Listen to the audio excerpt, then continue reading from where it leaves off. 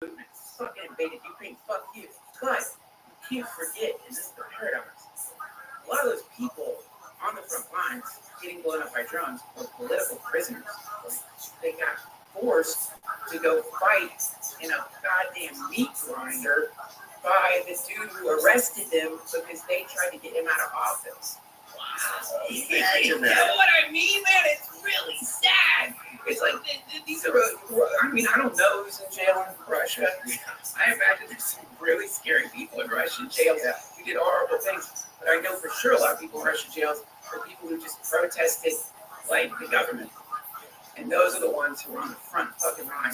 So it's like, you can't really celebrate the fact that some majority or some percentage of them are actually activists. Some percentage of them were just trying to make more democracy happen in Russia. Yeah. They got arrested.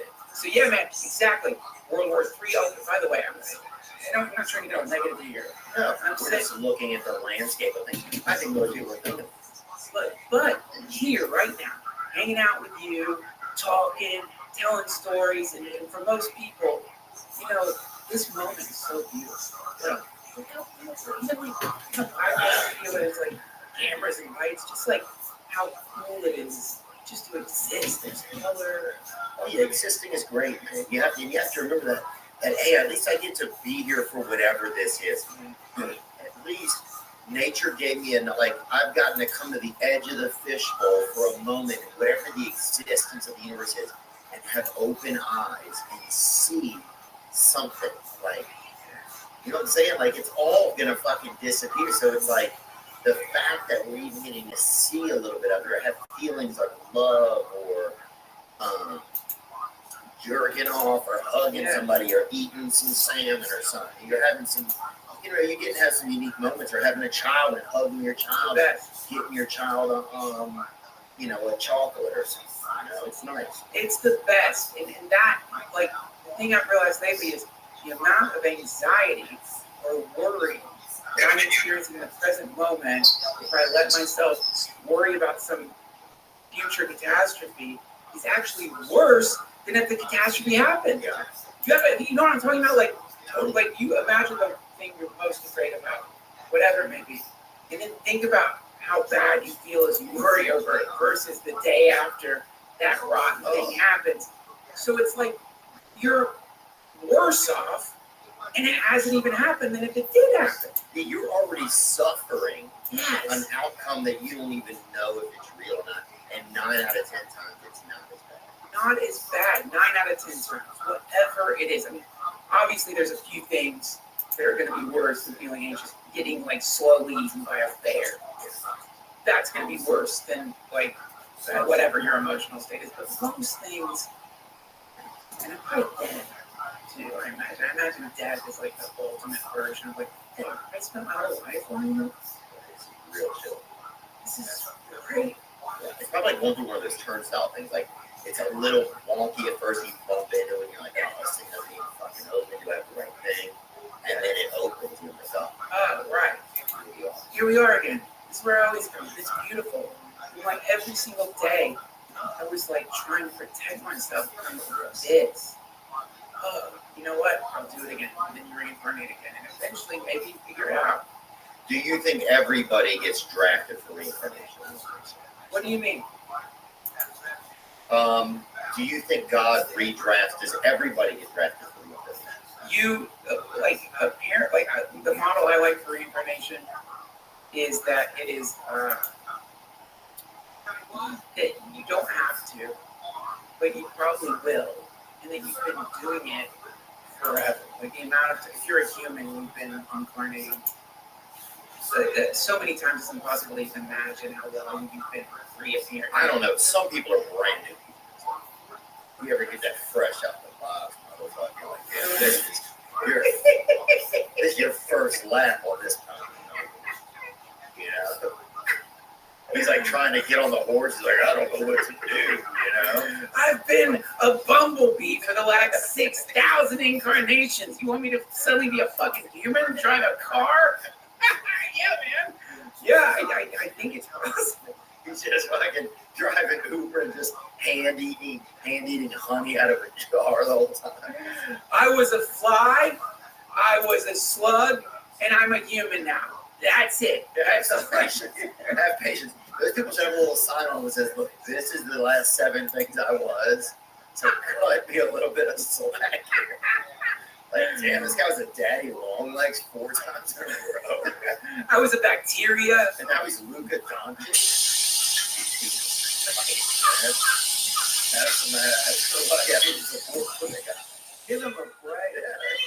Yeah, you're right. It's like bullshit. Like you're all these old souls floating around, like acting like this human being, flowing with every moment. They're just making it seem it's like, no, fuck you. You're like the guy that's in. You're like the guy that's in the perfect fucking body. He's been working out that whole Wow, and that belt, and he has the weight just hanging off the belt the whole time he's at the gym. What is that? It's crazy, yeah. I think this is why I love myself. Being running into the message themselves for being the bad and being up. You don't know what you will do. You want to talk about epigenetics, that's the kind of behavior pattern.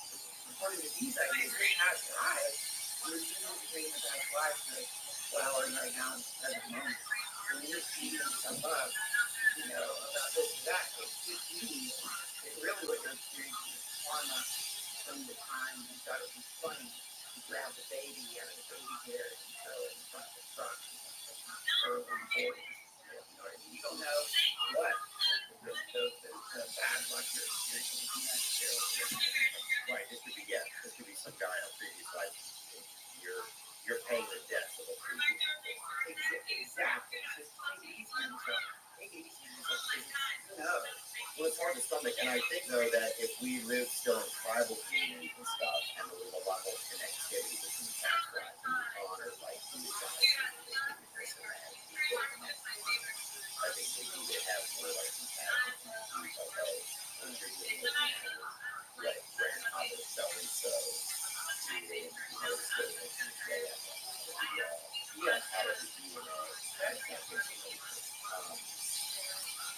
yeah, Whitney's having that baby, man. Congratulations. Mazel tov, Whitney. That's great. That's great. So cool. It's the best. I heard you guys ever dated? No. If you want it, maybe, open the mind, maybe a date or something. I think there's something that happens as you get older, if you don't have a family, and when it starts to think when people start to start off, my best friend Scott just got engaged, you start thinking, I know what you're talking about. You're experiencing a version of what we're all going to experience in our 70s. My meditation teacher, he's a servant of the Olympic States, said to him, when you get old, so now what you're experiencing is like pre-death. They're going into a new life. They're being reincarnated. And you know, no matter what they're saying, no matter how much comfort they may or may not be offering you regarding their presence in your life, you know, it's just not there. They're going to bleed out of your reality. It's going to change. It has to. Everything shifts. Everything. And there's just like no way around this. I mean, it's a full-time experience. But you know what we experience? The breeders we experience, our friends eventually being like, not asking us if we want to go get a drink. Because they know. Every time they ask, how do you get a baby? Say, I can't. I'm doing this or that. And then, so it sucks at that level, man. It makes you disappointed. I'm sorry, you know what? Maybe it's time to start seeing your life partner. I think some of that is true too, I think I had, when I went to, and I did ayahuasca. So that was the first time that I started having an experience with like the younger me, like the child me, and realizing that I just had never wanted to grow up because I never got to see the child I wanted to be. I had this, and I'm not like having self-pity, I'm not trying to just like, but there was a lot of, I think I had a huge grudge against the childhood, and then of just life, the way it played out, that I hadn't gotten to have the childhood I wanted. Right. And there wasn't enough lessons in it that would help me to easily adapt into the world. And so I didn't know that until I watched it. She was right there with me on herself. And that was pretty crazy. Like, oh, wow. It's time for me to be kind of a parent. Somebody at some point has to be a parent to my child inside. Otherwise, I'll just forever be their child inside. So if I want to have an adult life as well, then I'm going to have to start to evolve. And so that's kind of sad because you're basically watching this child, like, you're helping this child grow up, and you're letting the child know, like, hey, I'll take it from here. I love you. I'm going to take care of you. You're not going to let me go all the time. You got to do that. Yeah, I think go through these micro things because it starts out you're so in love with this baby. You're so in love with her. Like just what they obviously they grow. Yeah. And that baby goes away. It's gone. And there's a period like, look, it's so sad. It's like beautiful like kid is gonna like change to something else.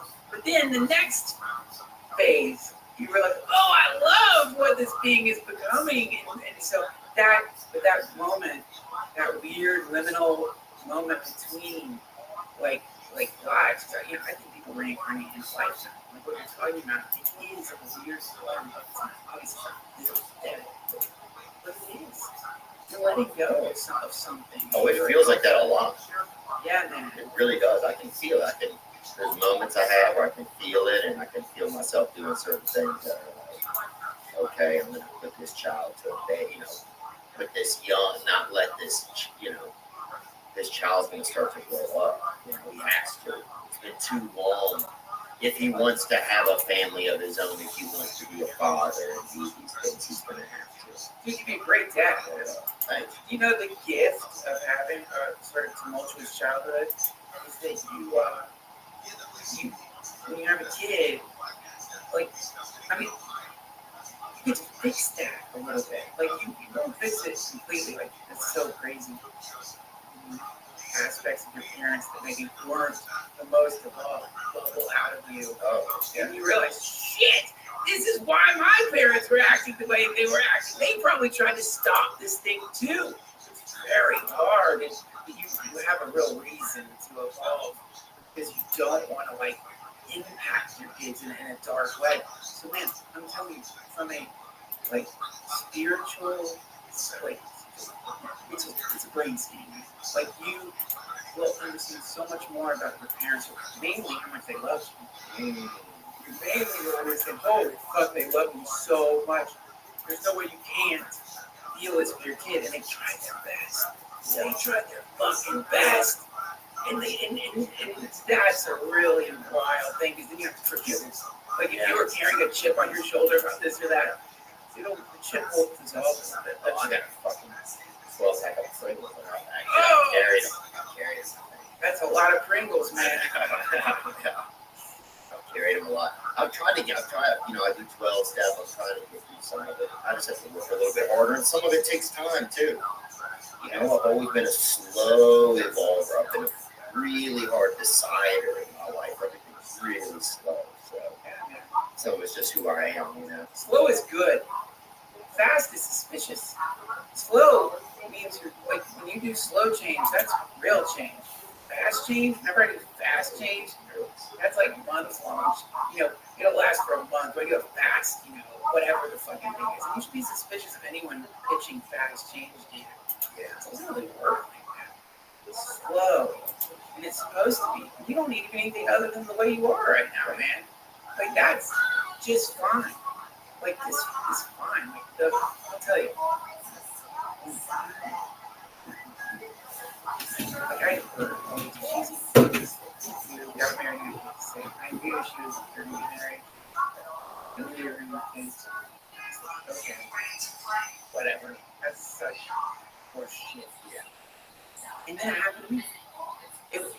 wasn't like What happened? You started talking to him, and what happened? You get that privilege. you got it, man. What happened was, it's like, you know, it's like you watch people who put their foot in fast moving road, and it's just like they're gone. It's like that, you know, like the concept of control when it comes to like dating and finding someone you decide to like spend your life with. I think it's a little naive. Like, I think there's big years in the universe that we can't see, like behind the watch face, that are just turning. And I know this sounds so new agey and cheesy, but sometimes I think it's like you meet the person at just the right time because the souls of your kids are ready to come into the universe at that time. That makes sense. Like, you know what I mean? Like, right now, your kids could be like in their 70s or 60s right now in a previous life. About to expire in a few years and they're ready to pop back in. Yeah, and that's when you meet the person who they choose you, and then they bring you together, and then you are like, that's when it happens. Yeah. I mean, again, obviously, this is probably just horse shit, but you're like, when it happens, you realize, like, I don't know how much of this happened. I don't know how much I chose this, and how much I was chosen for it. And so that was fun. Yeah.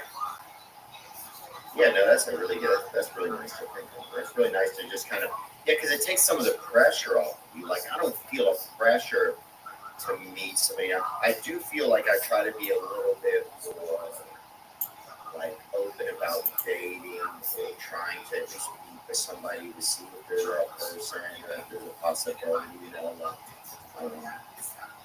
But it's been interesting. Yeah, but I like that you know, the next phase is supposed to come into the universe and what that first thing and how we use just part of the stepping stone for the next part of life. Because in a way, that's really all you are. Like, we have a ton of thoughts about, like, if you just saw two animals go hunt in the woods somewhere and 2 months later they had a child, you'd be like, oh, it's...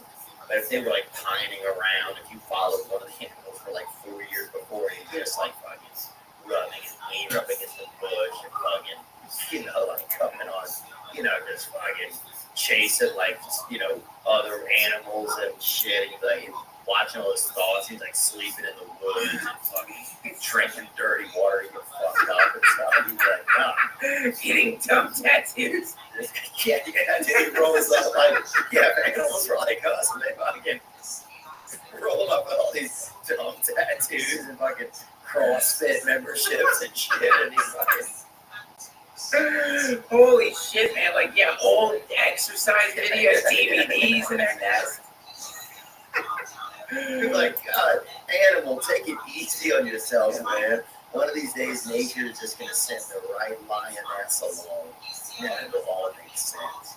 Yeah, exactly. Like, think of like what got you to where you're at now, and then when you really look at it, like, obviously you made a choice to work hard. I think that is something we have control over. I chose work. You chose to work hard, but then if you look at all the people who helped you, and all the people you met, and all the inspirations you got around a corner you didn't expect to turn down, and all those things, at some point you have to be like, I don't know how much of this I'm responsible for, other than working. So if that's the case, for everything good in a person's life, it's going to be the same for meeting, you know, the person that you were going to be with in a serious way, in a marriage situation. Because I think you rush the shit, or you, or more importantly, you pretend you're having the feeling that this person is being reveled versus really having the feeling. There's night and day difference between the two. You're in trouble. You can't listen. You know. I mean, it's nuts. Man, it was the weirdest. It was super.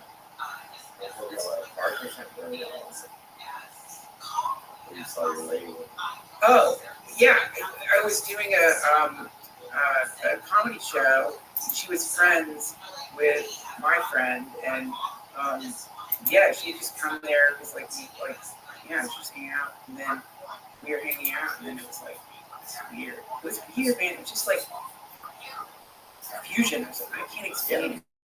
This is not to say it was perfect. It's not to say like credits roll movie, like happy, romantic movies for. I mean, I don't think any marriage possibly be like that. But it was just, I don't know how to explain it other than, oh yeah, we are already married in some weird way. It's like rippling backwards. Who knows? Maybe it's pheromones. You know what? Maybe the materials are right, and it's just like her. Enough of the stink was on My stink and her stink was a good combination of stinks. Maybe, but I don't know. I feel like it was something bigger than that. I think it will be for you too. It will be, and then you'll be like, oh shit, wow, I'm fucking married, I have kids, abandon all that freedom. What have I done? I'm just kidding.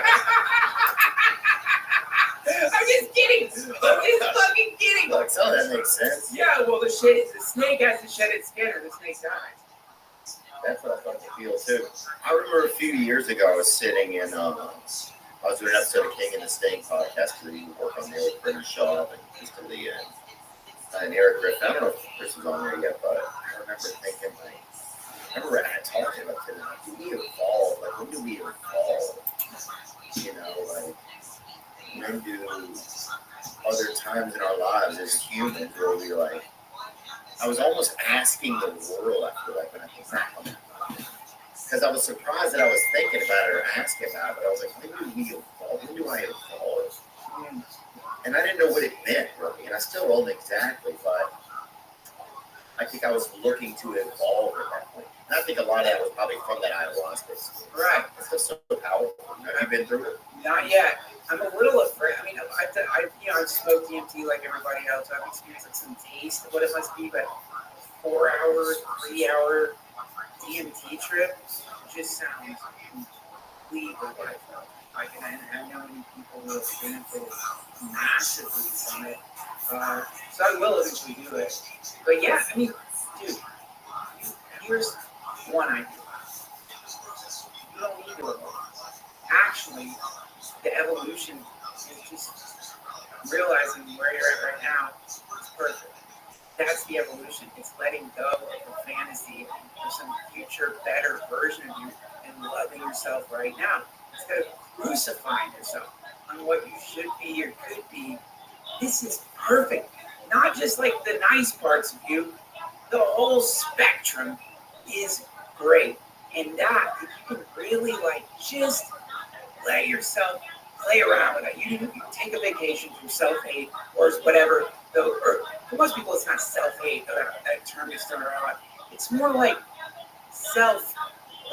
tiny micro aggressions against oneself. Tiny moments where you judge yourself as being, somehow unevolved or not enough. Yeah, and then you know what happens for a lot of people doing that? They get hit by a fucking car crossing the street. They never evolved. They died. Their last thought was hating themselves. Or I didn't know where it was. Yes, dude. So this is to me, that's the, anytime I'm not able to do, I'm very neurotic and quite often I will get down on myself. Anytime I'm able, especially in the midst of really bad times, not resist that. Just this is what's happening. I'm part of the universe, and right now, fucking stink, and I'm tired, and I'm annoyed, and I'm just an asshole. The guy putting doorknobs on the door in my house, but this is where I'm at right now. This is it. Yes. Somehow that's where the aggression that causes all the things we didn't do dissipates. And then it's how you see the universe. You're just part of the web of everything. Boy, it's a hype. Yeah.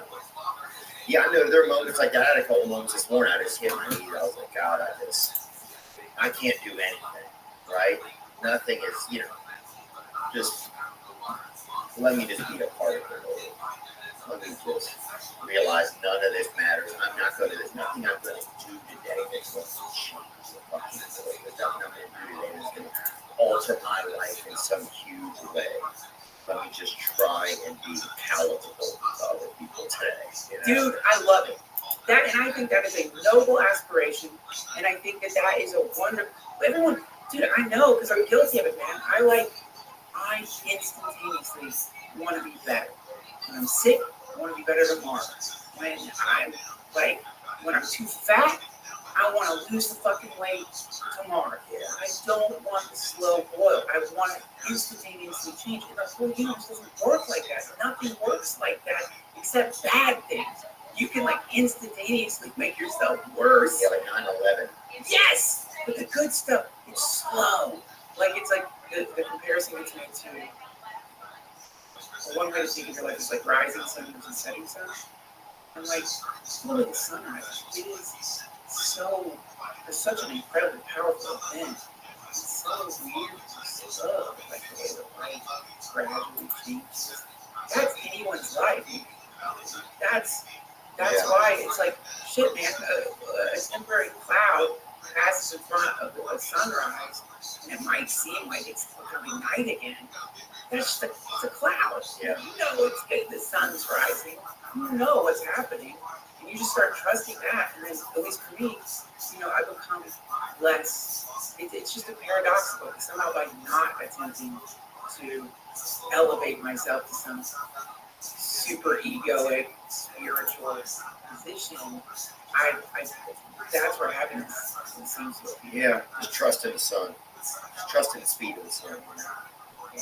Trust in the speed of the sun. It's been a long time. It knows what it's doing. I think it knows what it's doing. Yeah. Yeah, at this point, let's rely on a few things that know what they're doing. Yeah, you can trust the sun. I mean, maybe not getting the sun over in glass by solar flares and whatever. Spiritual apex we just hit.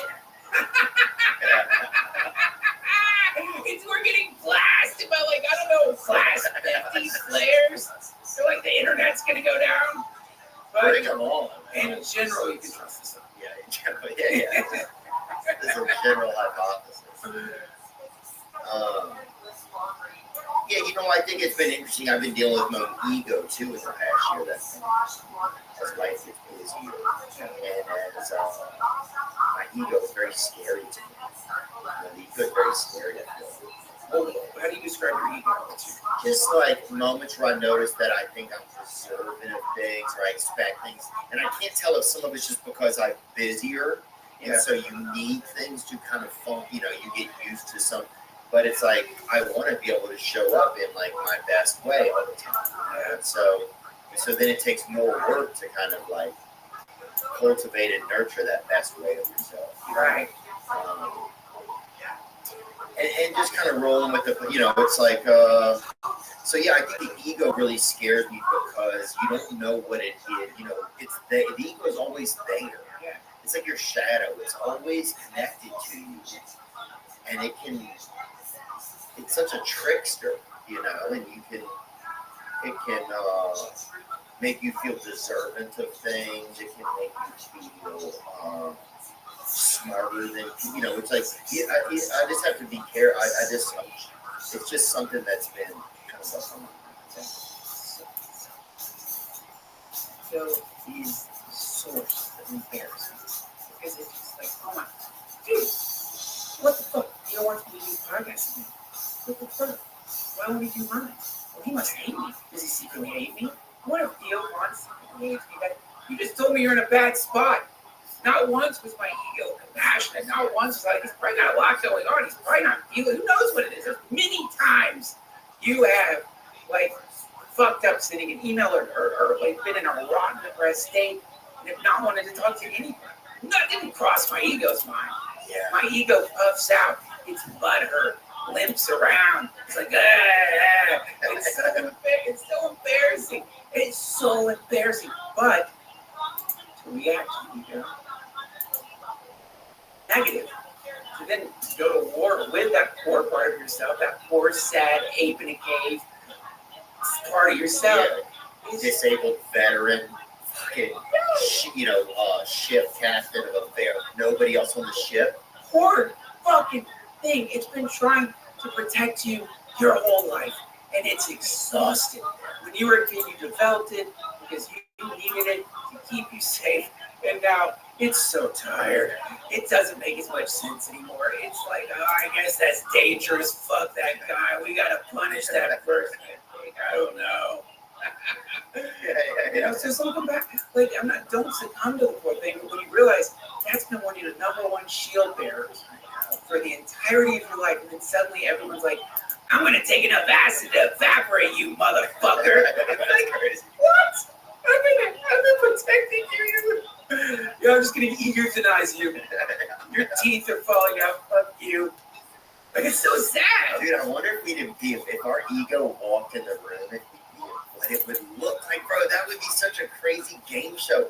What if we're able to get to a point one time in existence where where people have to show your ego? It's like, move that bus. Who was that dude that used to do that? Move that bus.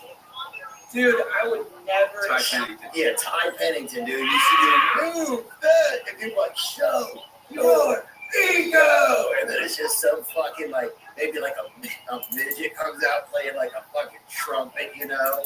And he's got a bunch of whores with him. Like, oh, damn, my ego's fucking.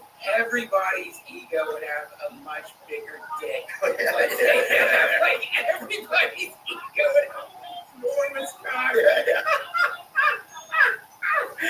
My bald spot would be gone. I would have embarrassing flowing locks. I think I might have a gold chain. Like, I think there would be gold chains, and there would definitely be spandex involved. Maybe like a fashion game. Yeah, and somebody carrying a microwave for you that just makes unlimited pancakes coming out. Yeah, there would have to be. Yeah, your ego would. Like, you would also have to present your ego as imaginary entourage. Like, all the people your ego fantasizes being surrounded. One of mine would be China, that wrestler that died a long time ago. Oh, fuck yeah! I know. I would want. Yeah, I would definitely want.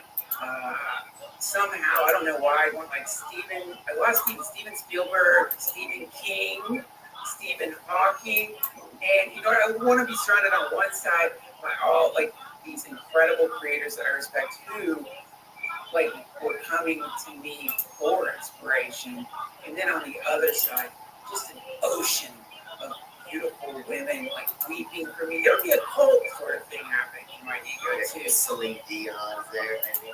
Some Celine Dion, Deion Sanders, maybe. Deion Sanders. Celine Dion Sanders.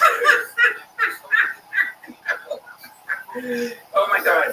You know what? I think you could animate that show. Actually, I think there's a way you could do that show without having to have some futuristic technology. But people would have to be completely honest with you and not afraid to. And I think it would be good for. When all of a sudden everyone witnesses, oh shit, everyone's got the same thing I have riding around in their roller coaster. That'd be good. It's good for people. It'd be good. Yeah, I think it would be interesting if there were game shows that were more bearing of our souls, in ways. Maybe that will come as we get more technology that tells us more about what's going on. Like, that's the plane we're missing a lot of times. A lot of medical intuition or discovery through like MRIs, and it's like, I wish there was another type of MRI, like we were saying in the beginning, that could evaluate where we are, what lab is our soul on, what are we, so then it's like when you met somebody, like, oh, I see what's going on here. It's like, yeah, it's some intel. This guy's on the 6,000th lab. This dude was an Egyptian for fucking 2,000 years. Yeah. Or this dude is his first run ever. He's based out of Minnesota. Yeah. Yeah, this fucking asshole is Hitler. He's like driving an Amazon delivery. What the fuck? So let's just get him what he needs. Okay? Yeah, you're a great artist. No, really, you're an incredible artist. I love your art. Yeah. Please don't do another Holocaust. I'll buy the painting. It's great. Whatever you want. NFTs. Oh, he's making NFTs. Buy the fucking NFTs. Just buy them. It doesn't matter. Dude, it's crazy. Well, when our body starts to... Did you see that video? You see that Tito Ortiz? Can you pull that up? It was a Tito Ortiz video where he hit Mach 7 or 8. Whoa. And it shows you... I think it made me think about, wow, what goes on inside of us and what a shell our body is. Yeah, man. Yeah, man, it's so wild. There's a whole ecosystem happening. A whole psychic ecosystem. I know, there's like turtles in the turtle swam up on the beach the other day in Maui, and I went for vacation, and a turtle was there, and it was just fascinating. They're so mystical. The Hawaiian turtles are like holy creatures. You feel lucky to be around them. They're so beautiful. You ever go scuba diving? No. You see them in the water. I mean, when you see them on shore, obviously that's like not their best pitch on shore. They're kind of clumsy. Yeah. Holy shit. They're just, they seem like they would grant a wish or something. Yeah. They're beautiful. Well, it makes sense then, and that's one thing. What is this? Thank you, friend. This is Tito Ortiz. Yeah, passes out. He hit 9 Gs. Who is? I'm so sorry. Tito Ortiz is a UFC wrestler. He is a. He's also. He does. One thing that's really neat about him. He does all of the meals at the Laugh Factory. He goes there and passes out food. That's on Thanksgiving. He's a philanthropic dude. That's cool. And he's a famous UFC fighter. Can you go back and let's see that video? But watch what happens. It's interesting to see what happens to the shell of us at certain levels. Yeah.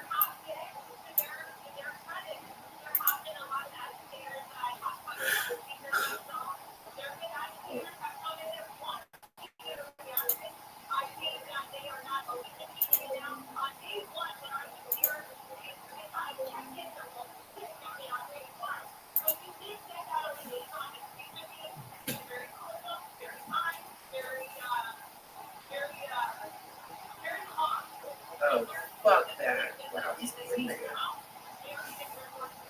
This is a 9G simulator. Holy shit. Wow.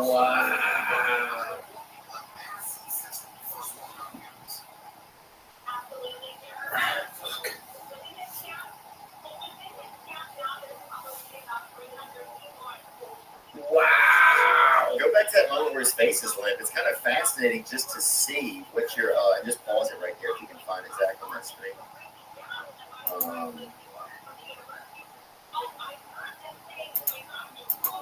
Oh my god. Right there I was like, wow, we are just, oh god, it's just such a shell. I mean, here's one of the toughest men. How old are you? I'm 43. I'm 48, and that is what I look like when I wake up. That's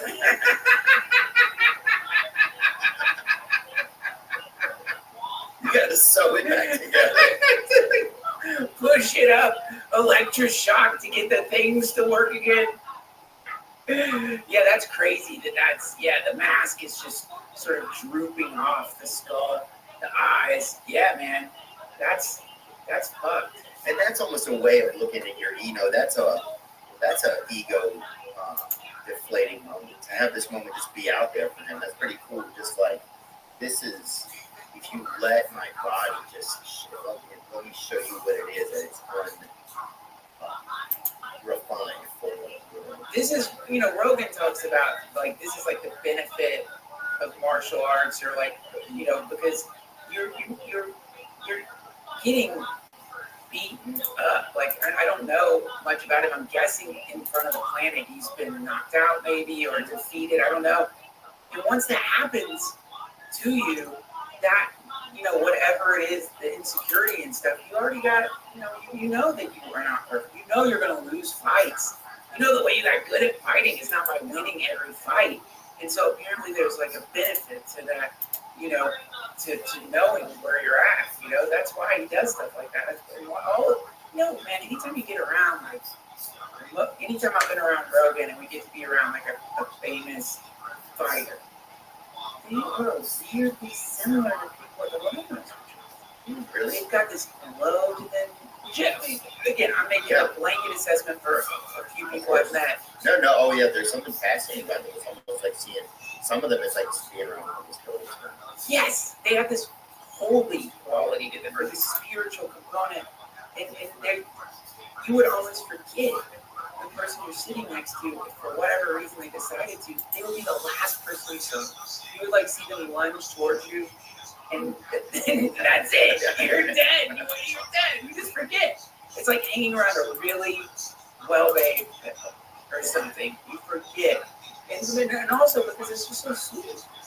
They're so sweet. And there's something interesting about being able to be knocked out, like to being able to put yourself in that risk space, you know, like Yes. because it's such a defeating thing, you know. Being knocked out, it's everybody's biggest fear. What if I was unconscious in front of other? Like you have no control of yourself. You are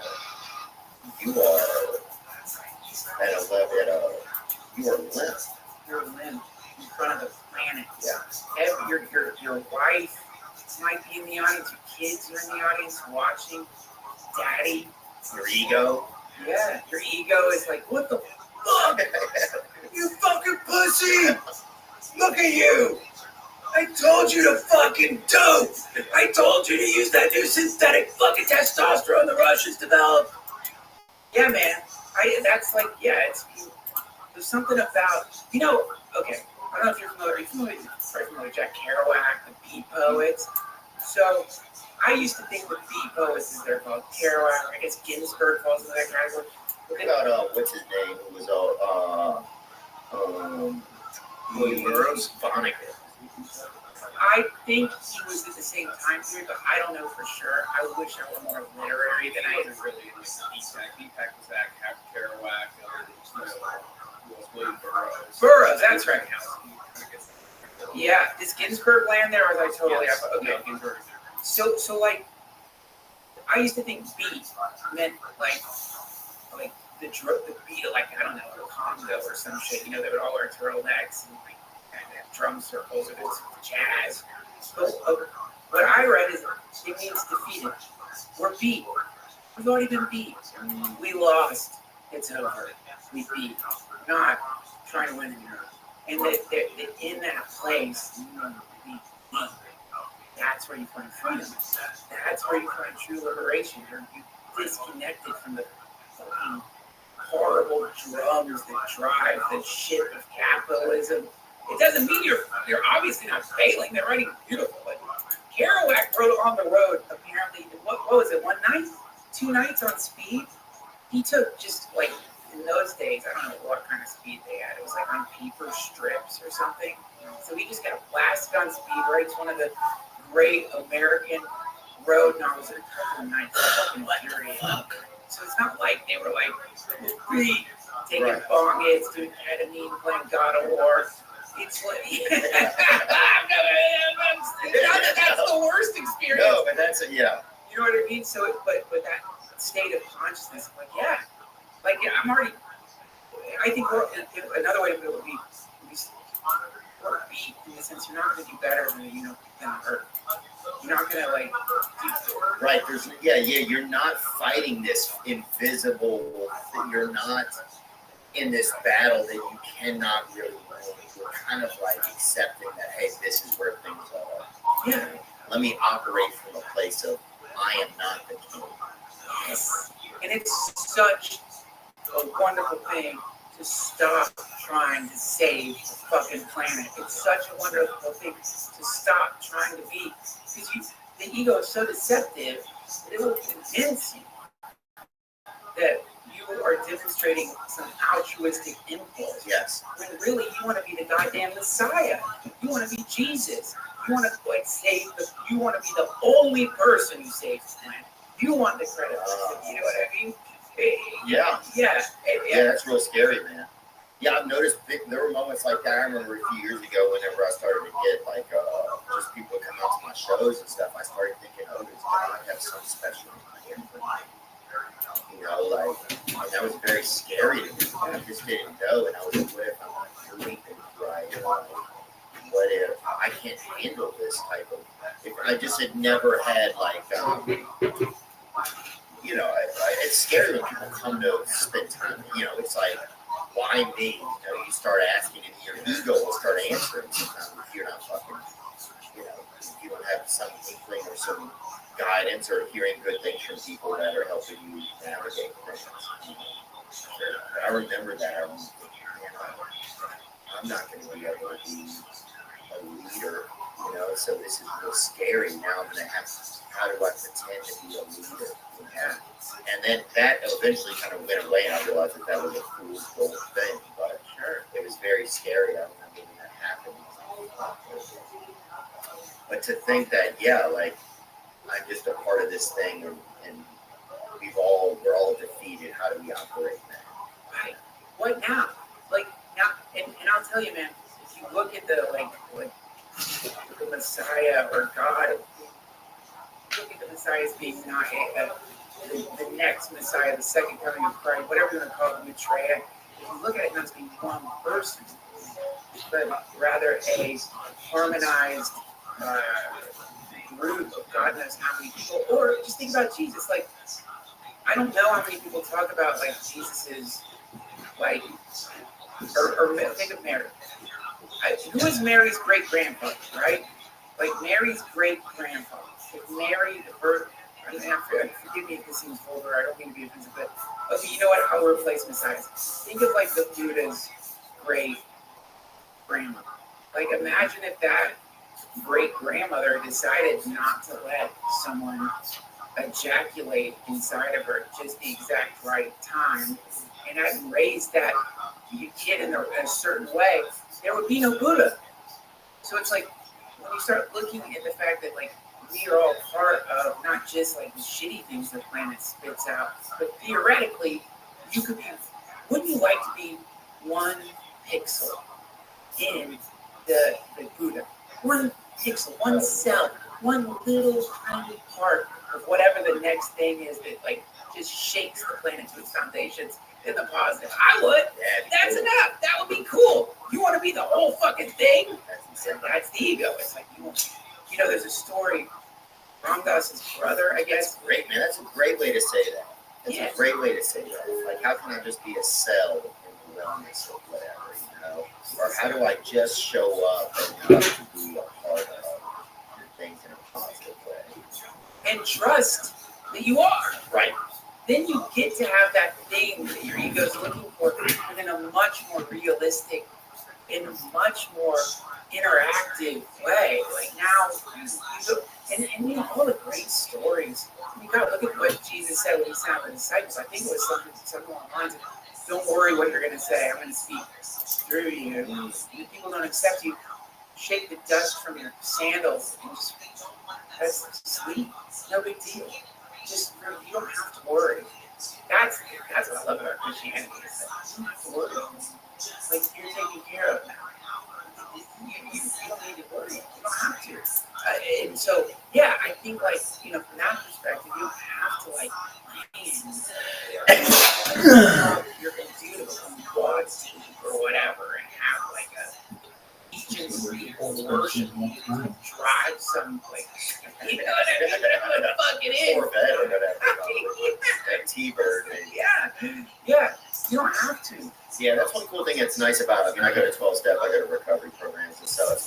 One of the coolest things I feel is when I'm in those rooms, and it's like people are listening to each other, and everybody's there for the goodness of one another. There's a feeling I leave out of there with, like, man, I'm part of something that feels good. And it doesn't feel like it's about me. It feels like it's a part of something that feels good. And I think everybody, like, I think there's a general, I think as a society, we're like, I wonder if we'll look back on our society, like thousands of years from now.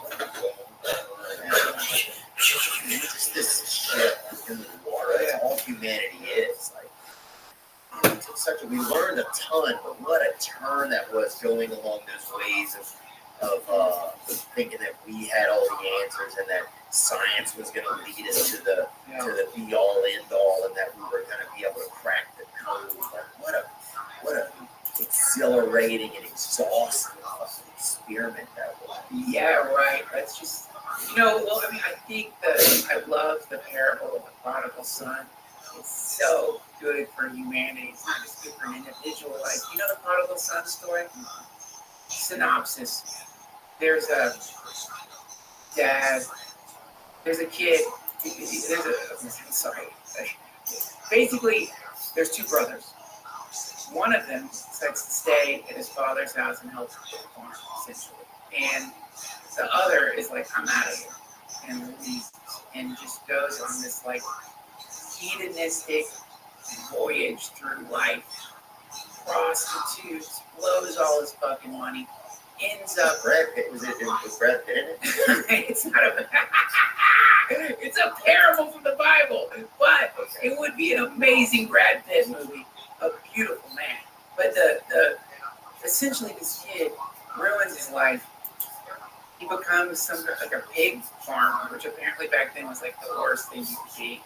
And so, in shame and humiliation, he realizes I'm gonna have to move back in with my dad. Like all the shit I said about how I was gonna be famous great dancer or whatever bullshit he was saying, it didn't happen. And which also, let me tell you this: if you're telling your dad you're going to be a famous break dancer, 9 out of 9 times, you're probably not going. I don't know the statistics on it, but it's got to be worse than famous comedian. It's got to be much more probable. So, yeah, basically the story is he goes back home and his dad takes one look at him and he's like legitimately like, I fucked up. I let my ego take control. I thought I was going to be able to do the caterpillar and the moonwalk or whatever the fuck, and I suck at dancing. Body rolls and all that. Body rolls. And what I love about at least the version I read is before he can finish the apology, his father embraces him. Before he can even finish the apology, and he says like, let's throw a huge party. We're going to throw this massive celebration. Meanwhile, the other brother is out in the fucking field and like realizes what's happening. He's like, how come you never throw a party for fucking me? I didn't go try to become a break dancer. I didn't buy an embarrassing parachute fucking pants and crypto and dude start with fucking NFT AI company or try to like use that AI to sell my stickers on fucking Etsy. What the fuck? I've been out here with an oxen.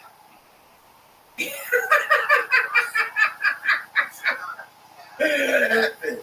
Well, his father says to the son, like, you know, we're celebrating. You've been here. You've been alive. You're alive. You've been here. We're celebrating because that which was dead has come back to life. That's the celebration. My son was gone, lost, dead. Now he's back. This is the joy. So what you're talking about with in any individual life, especially like when you finally get into a 12-step program, you break that addiction. Dude, and you look at your life when you were tanking your fucking life on blow and booze, and you look at how you weren't even there. You weren't even there. You were dead. You didn't exist. You look back, you were blacking out. You were fucked up. You weren't there. It was in the very best, a waking dream. And you can't remember a lot of that shit. And then suddenly, holy shit, you start coming back to life. That's what it's about for the individual. But for what you're saying is like for humanity as a whole, I think that's what's beautiful about it, is there's a possibility for the entirety of the species to reorient itself into another way of being. And at least because it's obviously in the Bible, it's theistic. The message is God doesn't care how much money you spent in the stupid breakdancer clothes you were wearing, your failed Etsy business, you all the people who lied to you, all the people who stabbed in the back. As long as those things brought you back. That's all that matters. As long as you're able to come and say, I'm sorry, and be. That's what I love about that story. And I think like that's what humanity has to look forward to.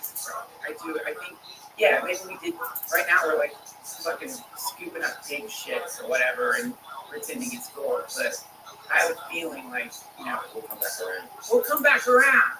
Yeah, if a person can come back around, all of us can come back. Yeah, because all we are is just a person. We're all just one person. That's you're right, man. It's one very complex, very, very big person.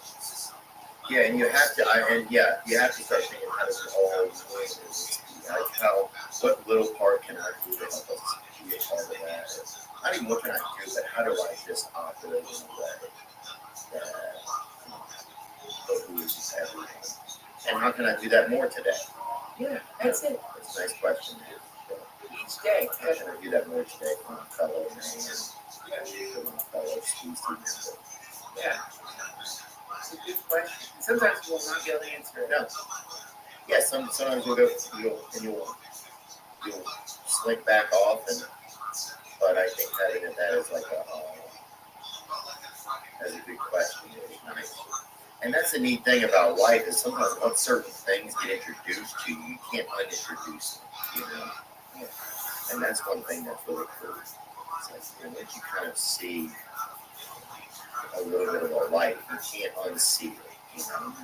That's one thing that's neat about getting into recovery programs. Even like you were saying, like you were dead. Like once you can look back and see that, like, oh, I wasn't contributing to myself, to anyone. I wasn't able to love my sister. I wasn't able to love my brother. I wasn't able to love myself. And I even started to do those things better. Yeah, man. Being times I've been in those rooms when what's cool about it is you see people who, like, you thought you had fought. Like, you see people who, like, fucking, they did the same thing China's doing right now, where, like, they're trying to dig a hole to the center of the earth. You're like, are you kidding me? What the fuck? You know, the stories are crazy, but the fact that you're looking at them, they're healthy. They're happy. They're doing great. That is where you realize how incredibly powerful it is to be a human. Yes. They sure as fuck shouldn't have climbed out of that hole. Yeah. Some of those holes, man, you know what I'm talking about. There's 7-story holes. 8 stories, 12 stories. Like, how did you get a hole this big? How did you do it? You didn't have a shovel. Like if I told someone, I'm going to pay you, I will pay you $500,000 to destroy your life in this way, they wouldn't be able to do it.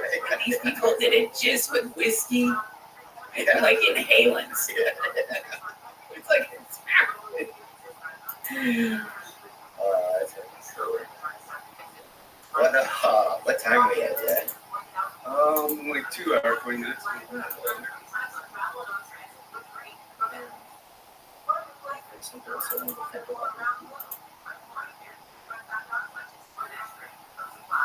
Talking about sex in the graveyard, I can actually chime in on that. I worked with a guy at a pizza shop who, this is a true story. I delivered pizzas to this guy's seat, and he would take his wife and kids, and they would hire a sitter every Saturday to have sex in the graveyard. Are you fucking kidding me? Yeah. His wife's name was Angel. She was 390 pounds. What? And were they Mexican? Because a lot of Mexicans, they weren't. Like that. A lot of Mexicans go, that's one thing I love that Mexicans do. They do that El Dia de los Muertos. Yeah. And they go celebrate in the graveyard with the deceased Mexicans. It's a big part of the culture. Like, if you're in LA, you can go on Halloween to the graveyards, and it is like, you know, it's like a damn saloon, you know, like concert. Hollywood Forever Cemetery it's incredible. It's awesome. It's beautiful, and it's not. You expect it to be like morbid or grim, but it isn't at all. It's celebratory. It's beautiful. You can see how they're honoring these people. It's really incredible. Yeah, you can eat an empanada with a 700-year-old Mexican. Yes. Yeah. You can. Oh yeah, the Ramones are buried there. That's right. That cemetery is pretty wild. It is. That's where I don't know if they do it anymore, but they used to do movies there, like on the weekends. Yeah, I actually went with James Blake. He's a musician. He's been on here before. He's a really amazing British producer and musician. He and I went to El Dia de los Muertos one time. They had music and they had this Mexican family just sitting with their deceased ancestors. Yeah, it's really sweet. I mean, it's so sophisticated. Like the way a lot of people do death is really fucked up. You try not to think about it. You just try, like someone dies, and you just try to put them in a head. I mean, and they don't, and they don't really disappear. It's funny because I can think about my father, right, and I can think about how he moves, I can think about what he wears. I can think about his voice is alive inside of my head and in my heart. I can feel it. I can put my hand on my heart, and it's his heartbeat. Like the beat of my heart was made by 2 other people's beats. It's a fucking song that's inside of me that was created by, so it's really, we really do that poorly, I think, or I've done that poorly in my life, is honoring the deceased, honoring the people that put their time in so I could exist. Maybe part of the problem is it's so bizarre when you lose someone, when you realize somehow, even though their bodies aren't here, they're closer than they've ever been to you. Like, you have a sense, no, they're here. I mean, not like a ghost paranormal way, but like something deeper than that, just like what you're saying. And it's hard for people to deal with that. It's almost heartbreaking, in a way, or you're afraid to connect with them. You have a sense anytime you do, they've just been waiting for you to reach out. Oh, that's interesting. It's almost a shame. There's a little bit of shame. If I were to sit and really just go spend time like in a room or in an open field and tell my father I wanted to talk to him or spend time with him, part of me would feel ashamed that it took me so long to do it. Yeah, and you know what? When I like presented that shame to like my mom's soul or whatever you want to call that, the response is always, I love you. Yeah. There's no like, why didn't you fucking use ayahuasca and talk to me? It's just a sense of like, I love you so much. Enjoy your life. Enjoy your life. You're doing great. I love you. This place is for love. Nothing else. That's always been the sort of the message, That they don't seem to even see shame. Right. I think whatever it is. Why are you watching Dateline? They're never like that. Why the fuck were you obsessed with Keith Morrison? Yeah. Why did you work for a week to try to do a Keith Morrison impression that you could never pull off? But what about that avocado? Not bad. Yeah, man. It's just. Yeah, it's like, why do you go to that Duran concert the other night? Yeah. They're not. It's like, I think whatever is on the other side, as they call it, is so beautiful. Where I'm at is it's like taking off a shoe that's too tight. It's death. Death is like taking off a shoe that's too tight. Whatever's over there is so beautiful, so much more real than this place. That beings that are there, they just want us to be happy. They are just love. And also, as a parent, like, my kid somehow reaches through the veil to communicate with me after I'm dead. I'm not gonna be there. Look at your fucking shitty shirt. Why you gravy all over your shirt? Change your oil. You're not gonna be yelling. Change your oil, boy! I taught you to do that! I taught you, you're gonna burn your engine out! It's easy! I'll buy you that fucking car! It's an inheritance! Yeah, dude, it's like, they just love, that's it. That's a fundamental fabric of everything. It's that kind of energy. Yeah. And you're right, the darkness part. It's like, turning on a light. You just turn on the light. That's all it is, man. It's like the darkness is really the weakest of things when you consider how it's so. You just flip a light switch, light a candle, it's gone. Yeah. It wasn't really there. And you usually need other people to do it. You need. Yeah, that's why isolation kills so many alcoholics and so many addicts. That's why isolation creates so many school shooters and like severe, like violent nihilists. I don't know what nihilists mean. Yeah, nihilism, the idea that all you are is atoms. I mean, if you want to take it to the furthest point, it's like this is essentially an accident. Big Bang happens, and just by like time and molecules swirling together, we became, what did you call it? Reactive. We became reactive meat. Earlier on, you had a really nihilistic description of human beings. We're just temporarily sentient. We are doomed to die. We didn't ask to be fucking born, and here we are, mortals in a universe of infinite atoms. But whatever we are, it's just a fucking accident, like just a bad collision between the wrong organic molecules a long time ago, and so on. It's fucking oxygen and suck it. And Do you believe that's true or not? no, I don't believe that's true at all. My experience of life is the opposite of that. And it's interesting because I feel like we've created a society kind of in America, where if you're not careful, you can get lapped in a belief in that. We have a society that really, we created a lot of things that mean a lot to us, or that should, or really just wares for sale, Yeah. or that even our important moments, or I don't know. I feel like there's been some deviation, but I think there's, like you're saying, there's a lot. If you cannot see that, if you can find other people and listen, if you can just be open to possibilities, you can quickly get back to this place that feels good.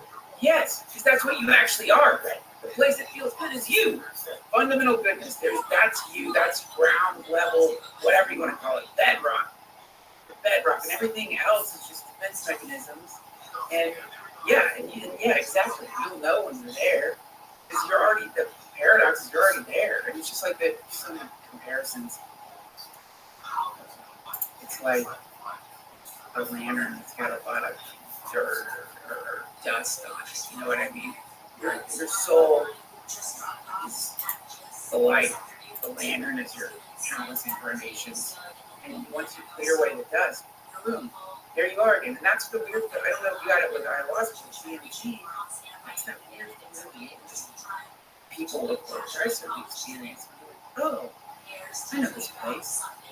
There's nothing to be afraid of. This is just a place of love and joy and delight. And look, I've been so hard on myself. Yeah. That was a tough 50 incarnation. Just like you said earlier. What was I doing? What was I doing beating myself up? Yeah, I'm doing great. I'm doing great.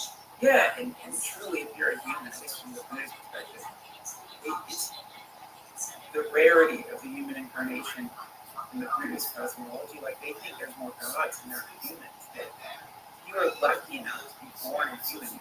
You probably weren't a cockroach. Like, you have done some heavy lifting to land in the human realm. And especially, there's a weird kind of like multiverse aspect of Buddhism a lot of people don't know about. But to be born in a realm where there was a Buddha, where there was a Jesus, and you pick your Messiah, because there's the possibility of being born in a time when nobody had any kind of spiritual technology. So to be in a world where that, you have to volumes of like incredible spiritual technology anytime you want to connect to is very good. Very good. What a great point. It's very good fortune. Do you think if they proved if there was some proof of this, like, and obviously if there was some further proof that really set in everybody, like everybody was like, was like, wow, they're there, they're out there. What would that do to religion? Do you think that would strengthen it, or do you think that would weaken it? Well, I mean, I think it depends on the religion and the lineage of the religion. And if you've been living in a religion that is doing the same thing for humanity that we used to do for planet Earth, the Earth is the center of the universe. If you've been living some mindset that humanity is, the sum total of, or like the final part of God's creation or something, then yeah, it's going to fuck with your head, because now you have to deal with the fact that no, there's the universe is teeming with life on every level, from the subatomic to the to giant planets to God knows what. To the point where we might be some atomic portion of something we'll never understand. So yeah, but I think a lot of religions already have built in the idea that we're talking about the source of all reality, and super intelligent, progenitive, benevolent creator force that just delights in making stuff and delights in like sharing its creation with the things it makes, and we get to co-create with it. It invites us to like sit down at the potter's wheel with it and make stuff while we're here. So it's really wonderful artists, whoever it is, whatever it is. And it's the best kind of art. Where are the signatures? There's no copyright. There's no IP it's claiming for the sum total of all things. It's that incredible. It's like Banksy. Nobody knows who Banksy is. It's like that. It's just like, here, have it all. I'm giving you all of it. Let's see what you do with it. Yeah. It's beautiful. So I think from that perspective, aliens, sure, why not? With aliens, they also had a god too. But they built up a god. We would figure it out. Well, yeah, that's what would be so exciting. It's like, what? Who are you worshiping? Who is your God? What is an alien God like? What do they think of our idea of God? They're like, oh, like Richard fucking Dawkins. It's not God, you dumb shit. We made you. We're your fucking God. Look at it. Big black eyes, emotionless face. We made you. You just hallucinated all the other stuff. We built that into you. So I believe in a God, because that makes you easy to control. We would. Oh, I think we would. I think we would fight that gods. the first alien, human, world star fight, like when a human finally just punches an alien. It's weird to think our kids might see that. It's weird to think that we might see. I don't think. There's a lot of beef between black. I have some black friends and they said there's a lot of beef between like blacks and aliens too. What? Yeah, that's like we don't hear about because they're not, I guess in that culture. But yeah, there's a lot of like black aliens. Yeah, they don't get along, or they don't. Yeah, they don't get along that much. I mean, how many black dudes do you even know were like, yeah, it's not like alien posters or anything like that. I mean, I honestly, I don't know anyone that's alien posters, but like, I do know black people who are like super into aliens. But maybe, Maybe I'll go black folks. you know, maybe, who knows? It's like, I don't know. I mean, I know there's a lot of people that like, think they're demons. I mean, that's one of the threads of like, that's one of the explanations for them is it's like, these are legions of Satan coming to the earth, pose as aliens and trick us into getting on this fucking ship.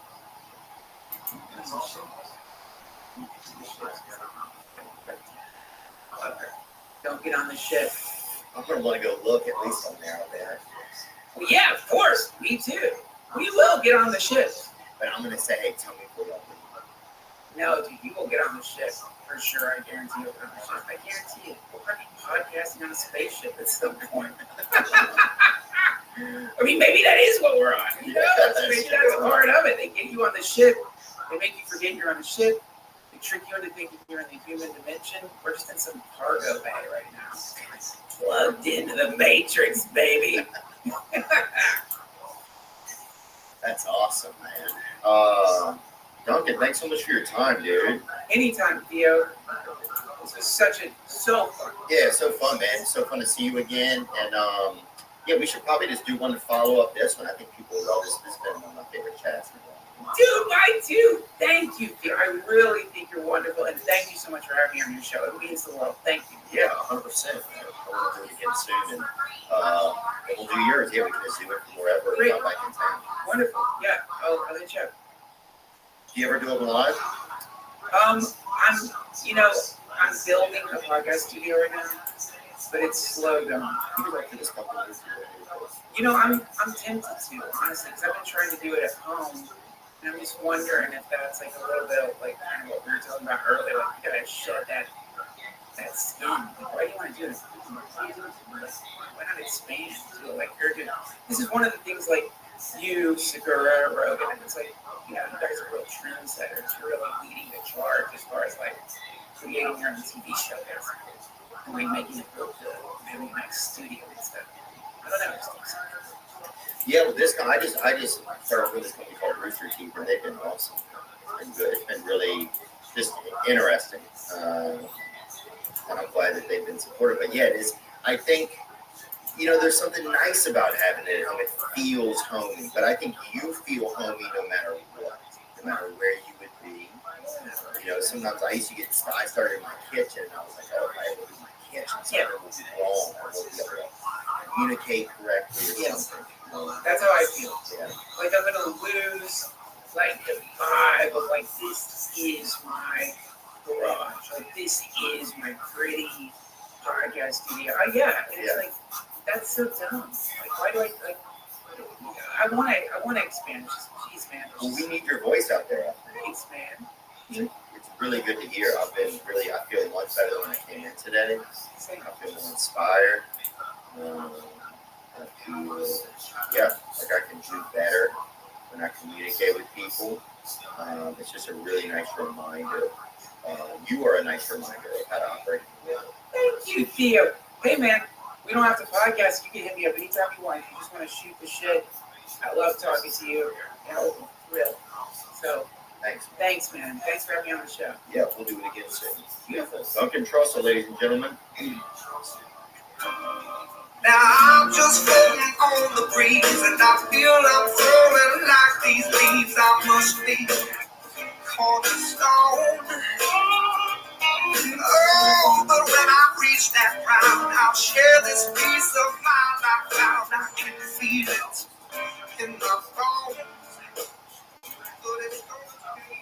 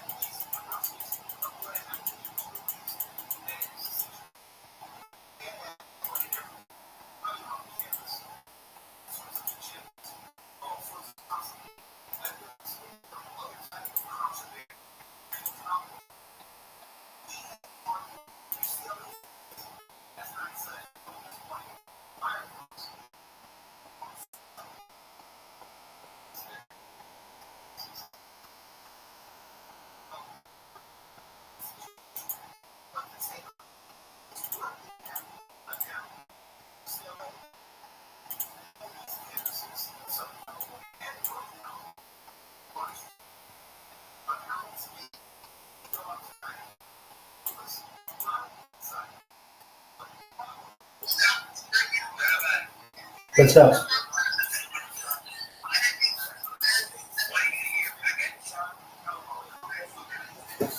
I think tomorrow.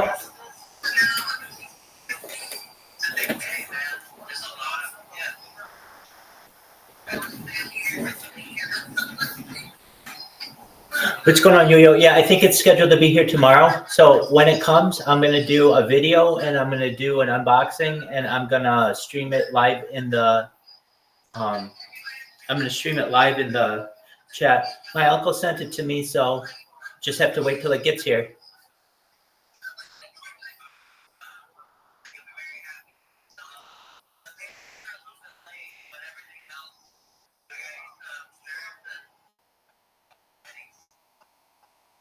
Phenomenal, my friend. I will make sure to tag you in everything that I do tomorrow, assuming I think you'll be here by tomorrow night. So you can expect something within 24 hours. Okay, Yo-Yo?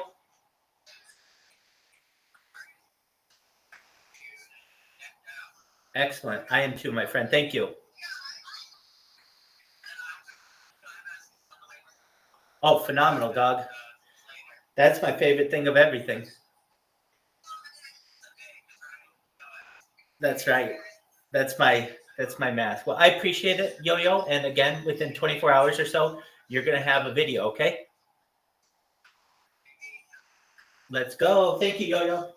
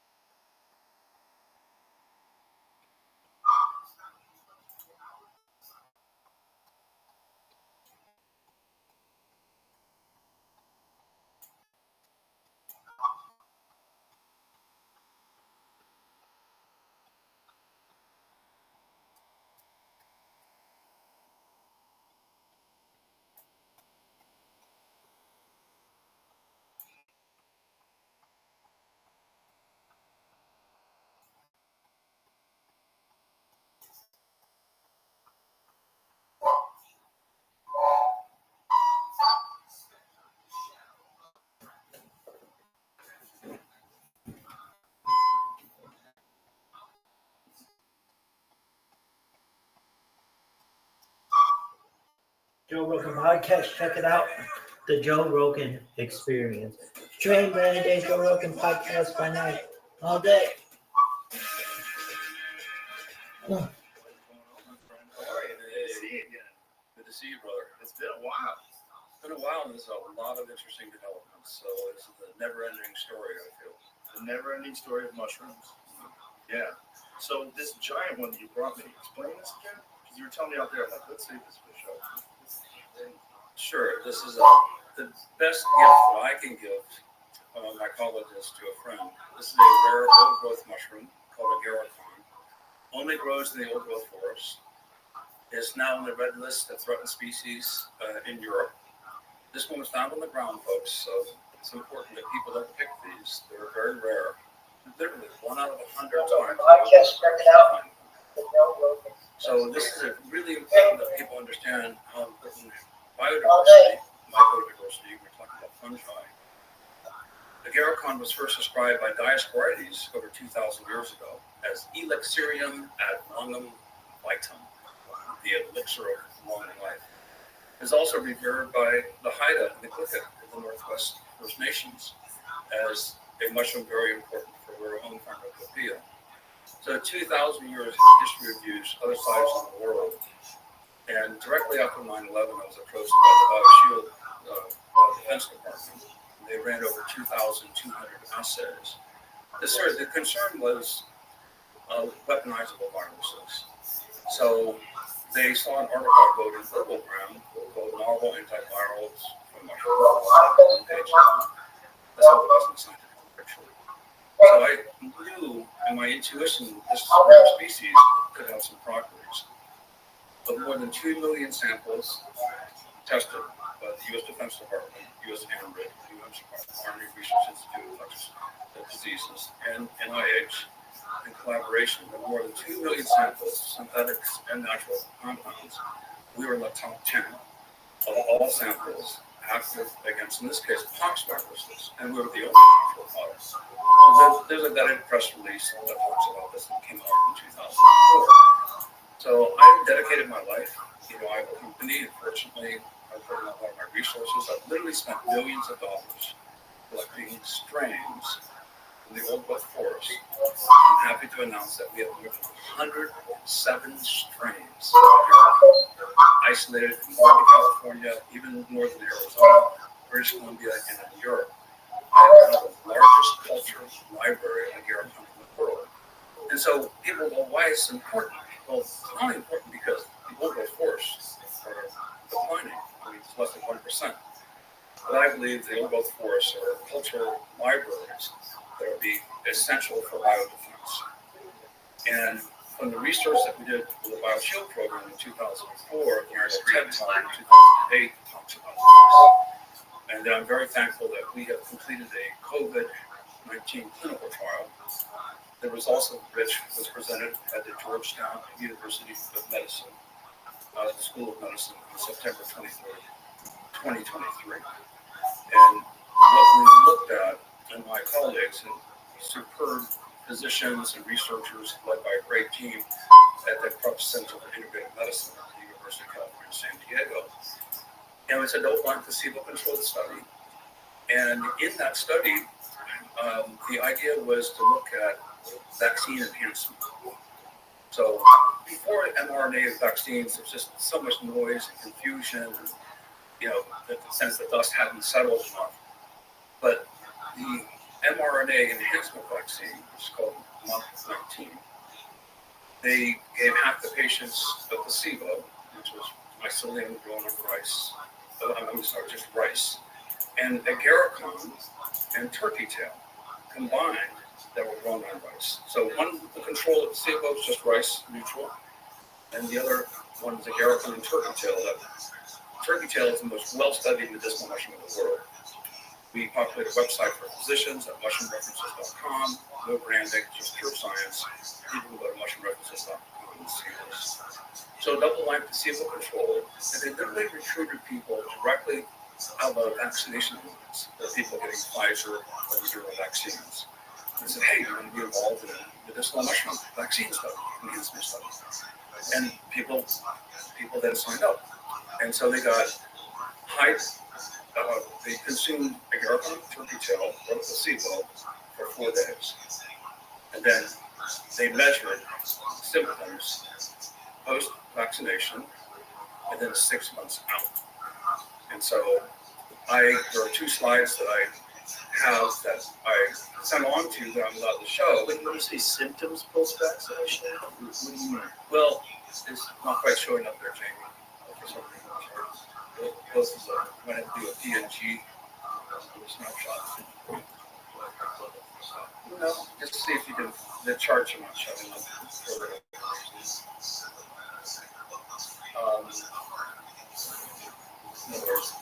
So what happens, I thought mRNA vaccine, you feel like you're hit by a truck, right?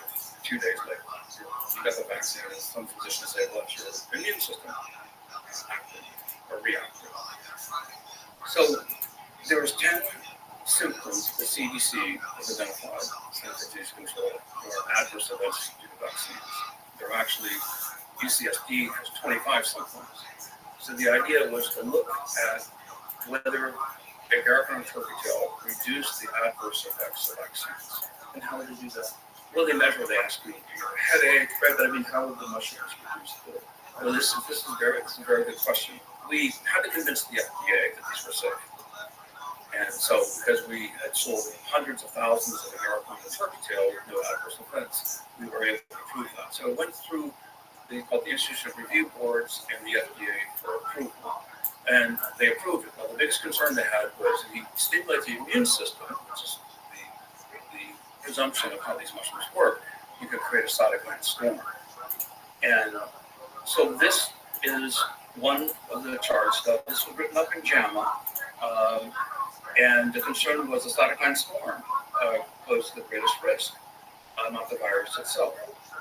And so when people took agaricum, day 1 is where the vaccination occurred, Moderna or Pfizer, mRNA. And then if you look at the black line, that's the placebo, which is just the rice. And the FOTB is foamy Thompson fish knowledge trinity versus bogus agaricon and turkey tail combined. And you'll see that at day 2 and day 3 on the scale there's almost no adverse effects. And whereas those people who did not take agaricon and turkey tail had a massive increase in adverse symptoms. Now, an article just came out this past year. 30% of people avoid vaccinations because they fear the adverse effects. Because they hear people miss school, miss work, they feel terrible, they go, I don't want to get a vaccine. Not just that, the really scary ones, myocarditis, pericarditis, heart attack, strokes, all kinds. So the reason why the FDA approved this, we have an argument, is we found that these not too much stimulated what's called anti-inflammatory cytokines, interleukin 1RA and interleukin 10. Now, when you have immune response, many of these interleukins are part of your natural immunity, but they can cascade, and they can then unthrottle great cytokine storm. So those people that die from overstimulation of the immune system, inflammatory reaction. We found that with agaricon and turkey tail, we were able to reduce the adverse effects, which are inflammatory effects: headache, sore throat, insomnia, muscle ache, soreness, malaise, etc. Insomnia was also included. So this was a big surprise. It was the one to see. I had no access to any of the data until it was unmasked. It was just normal. So we found that, and then something else very, very surprising. And it's to credit to my colleagues, they came up with this idea at the University of California, Crufts Center for Integrative Medicine, is let's look at antibody extension. The idea with the vaccines that you create an antibody is to prevent the spike protein from docking on your cells and gaining interest in infecting your cells. So they looked at people 6 months later. Now, 89 out of 90 people, I think, came back 6 months later. Tremendous conformity. Let's take your blood 6 months later. And Jamie, if you pull up the next slide, and this is what we found that was so astonishing, is 6 months later, with the short exposure to agaricon and turkey tail, there was a carrying on where the antibody response was far greater than that of the reservoir of antibodies just from the vaccine. Are these people that actually contracted COVID as well? These are what we call naive. We want them. When you get COVID, then the antibody response is very cloudy, and then you have antibody response when your natural immune system didn't have the vaccine itself. So these are called the vaccine naive group. The virus naive group. We did not want them to have the virus. So we tracked them to make sure that they did not get the virus. But this elevates you into a state of immune readiness. And this is the thing I did not know. I did not know if you're immunologically depressed, you have immunological lower activity due to whatever reason. If you get a vaccine, your antibody response is not that great. Your immune cell levels are very low. They're not very active. What's exciting about this, the immunologists, is that if you can upregulate immunity and then get the vaccine, your immune cell population is much more robust, much more responsive, and so the antibody response is much greater. And this is what we found. The fact that it's been about 6 months, we didn't go out a year, we didn't go longer. And this is just for a short dosing. Short dosing of only 4 days. And this was a dosing that happened right after the vaccine. Right simultaneously the same day the vaccine for 4 days. Now, this is where one of my favorite phrases, like Voltaire told me, the perfect at the end of being the good. You can twist yourselves into pretzels if I explain how this works. Right. But the bottom line, it does work. And if you could upregulate community immunity of the population, the problem that I did not realize is immunologically depressed people, when they get a vaccine, their antibody response is not only poor, but they become a breeding ground for vaccine resistance. So you have a lot more virus replicating. You want to stop the viral replication early on in the process. So the more antibody response and more robust response is specific to this virus and other viruses.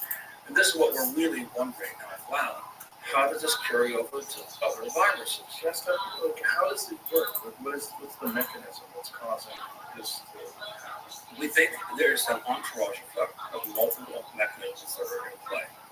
We know that it increases cell immunity, so daughter cells who are created don't pass on the virus. We've been able to show that, which is extraordinary. It speaks to host defensive immunity. The immune cells, your immune cells are enabled, your endogenous immune system is able to prevent the virus from replicating. And that's what's so exciting. We know the anti-inflammatory effects. So we have this, as one person said, putting on the gas pedal and we put on the brakes at the same time. You can augment immunity and decrease inflammation. Now that's what these vaccine companies are spending billions of dollars. Let's create a vaccine without any adverse effects. The fact you can take a natural product that's been used for thousands of years, Dioscorides is one of the fathers of medicine. The fact it's been used for so long, we know it's safe. And now in this time, we are finding we have 100 plus strains of agariflots. I think we have a super strain in our library, and that's what I'm trying to discover. What strain in our library? 107 strains now. We just used one strain and we saw these effects. So if we can boost community immunity, then we can ameliorate the spread, of pandemics, obviously. And when you're saying there's all these different strains, there's 107 strains? We have 107 strains in our library, the largest library in the world. There's probably hundreds of thousands of strains, if there are hundreds of thousands of mushrooms or millions of mushrooms, but there aren't. This species is rapidly on the brink of becoming extremely threatened, if not extinct. Can it be repopulated? We can culture it in the laboratory. All we need is a tiny piece of tissue. Can we introduce them to players? We have inoculated from snacks, which have been unsuccessful. The idea would be we'd like to reintroduce them to the forest, or these forests are like islands, genomic libraries of islands that we can protect. And this is why I made the statement in my TED Talk, we save the overall forest as a matter of national defense. That's not quite correct, but international defense. Viruses don't care about borders. And we've entered into a period of viral storms. We're going to have viral storms converging at us all the time. And it's due to factory farming, the collision of industrialization, suburbanization, ecosystems on those margins. What we're facing now, that's currently in the news, is bird flu.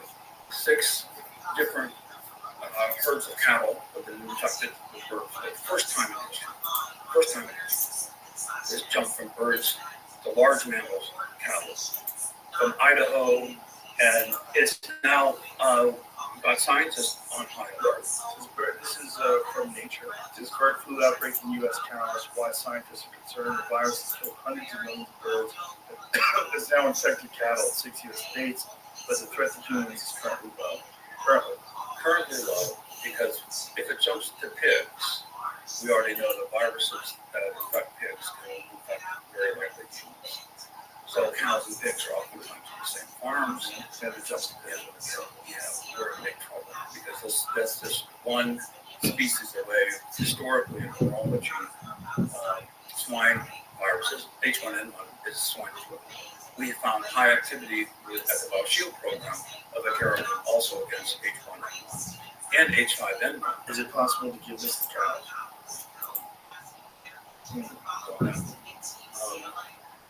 So my concern, and those of other virologists that I've been in contact with for over decades now, is it strains at 6 herds of cattle from Idaho to Oklahoma to Texas. They spontaneously get bird flu. It's not like the cattle make contact with each other. So there's more than one epicenter. And you have these zoonotic centers where the virus can jump to larger mammals.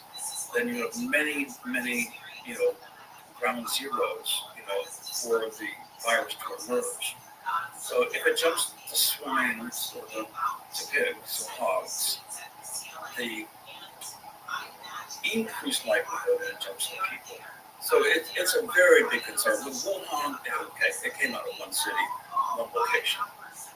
This is showing epidemiologically that the virus is jumping to larger mammals simultaneously. Right now, it doesn't have a mutation, so there's very low risk. Let's be very clear about that. There's very low risk, but virologists are in extremely high alert because of this unusual pattern of sudden occurrence, first time ever. It's jumped to seals and bears. all things. And it's devastated hundreds of millions of birds around the world. Do they have any idea where this case? So it originated with birds. Yes, it's called bird flu. And do they think that it's just birds traveling to these different birds?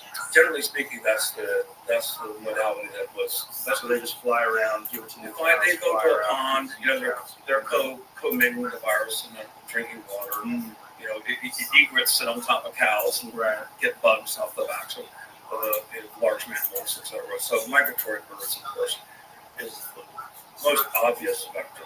Mm. But when you have factory farming of chickens, and hundreds of thousands of chickens this past year, I think hundreds of millions of chickens, if you look it up, have been euthanized in the past year because they did get H5N1. And so the chickens start sneezing and they get sick. It's extremely communicable.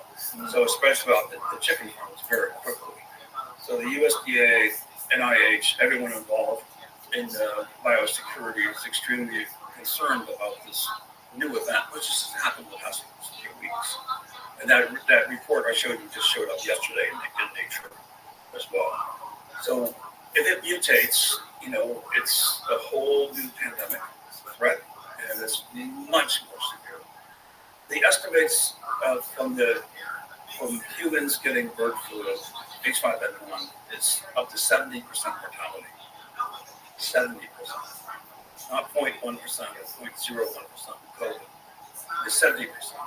Now, some people say 40%. Okay, we reduce it by 30%.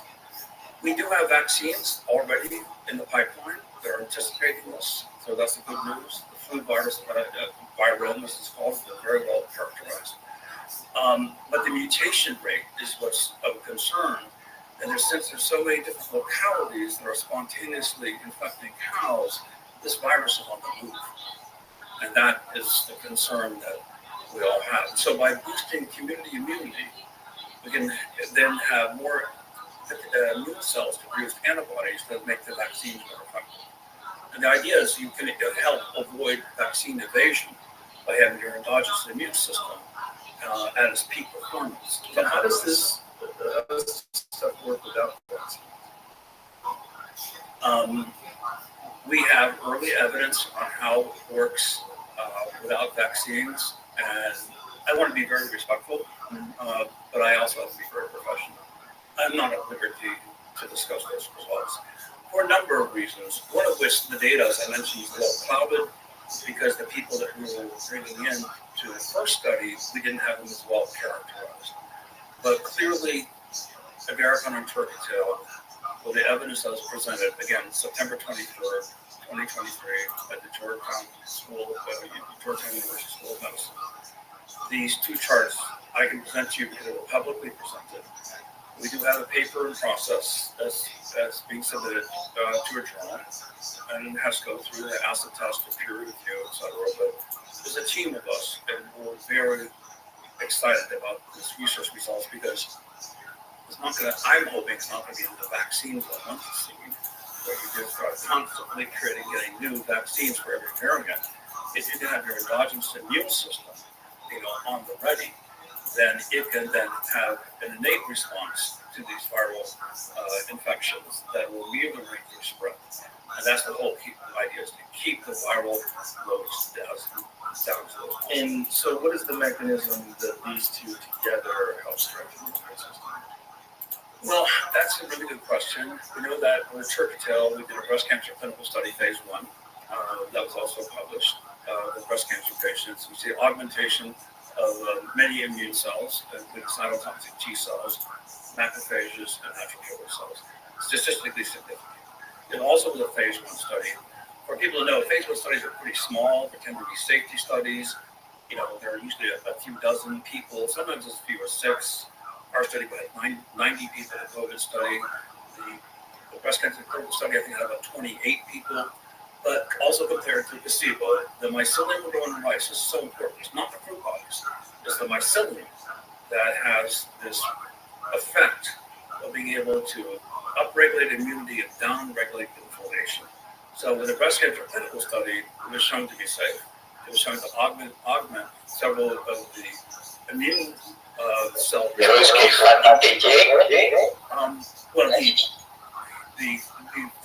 there's three ways of answering it. There's the amplitude of immune cells, which is, I think, if I remember, six times, basically. Immune cells in terms of their activity and how they increase. But the significance value, I think less than 0.6, they showed highly significant effects, which are outside of our chance. And so we were able to show immune regulation. The breast cancer clinical study did not measure anti-inflammatory. And so, again, we have this incredible complex immune system that's developed over hundreds of millions of years. And it's not this magical bullet approach that medicine are focused on. It's the entourage effect. And so when you have the entourage of enabling stimuli that help the immune system react, a lot of us believe there's a crosstalk between the receptors. The receptors like, okay, this is helpful. It awakens other receptors, and then you get this sort of foreign response of the immune system at a higher state of readiness without being detrimental to the body as created the immune system. So the cytokine storm and overreaction of inflammatory responses is a huge concern with any immunosuppressant. So that's why in JAMA, the letter it was written up concern of the cytokine storm. I co-authored an article with the University of Arizona School of Medicine physicians, also warning people to be very careful about immunostimulation, even with medicinal mushrooms. But we have this evidence already that the mushroom mycelium throttled back the inflammatory consequences by upregulating interleukin-1RA and interleukin-10. And at mushroomreferences.com, you can see all these references right on the very front of the website. So all this stuff has been used forever, right? It's been used for thousands of years. And what do we know about what they used for, or how they found out that it worked, or anything like that? That's a really great question. Actually, it was used as an anti-inflammatory, as a poultice to reduce muscle aches. The fruiting bodies would be powdered, and fruiting bodies.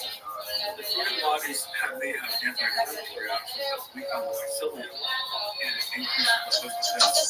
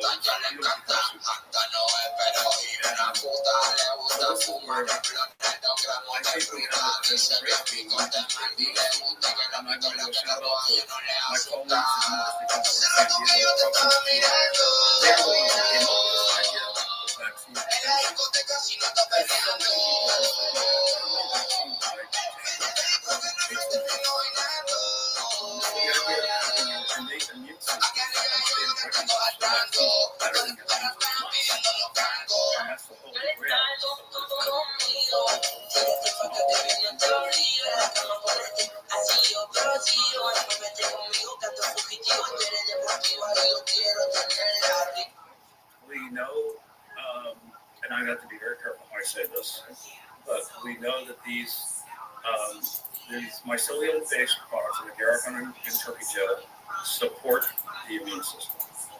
This is clear. Now, the immune system has many challenges: bacterial infections, viral infections, cancer. Cells getting old and dying, not having apoptosis. Apoptosis is important for you to get rid aging and death cells. So it's a very, very broad landscape. So I'm not trying to be, I'm not dancing around the definitions, but I am very much restricted on what I'm able to say. I can say that these agar-agar gel supports the immune system. We have very good evidence for that.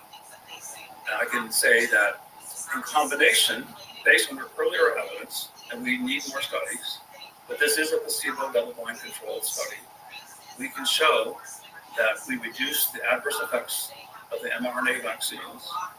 This population that we studied, 90 people, those who did not take agar-agar gel had adverse consequences significantly less than those people who took agar-agar gel did not have adverse. So it helps people not avoid vaccines because of their vaccine hesitancy. I have a dear friend and their family's very conservative Christians, and they just refuse to get vaccinations. They isolated themselves. And at first I was on the other side of the fence. Wait a second, why aren't you getting vaccines? I've come to understand why they didn't want vaccines. I totally respect their opinion and what they did.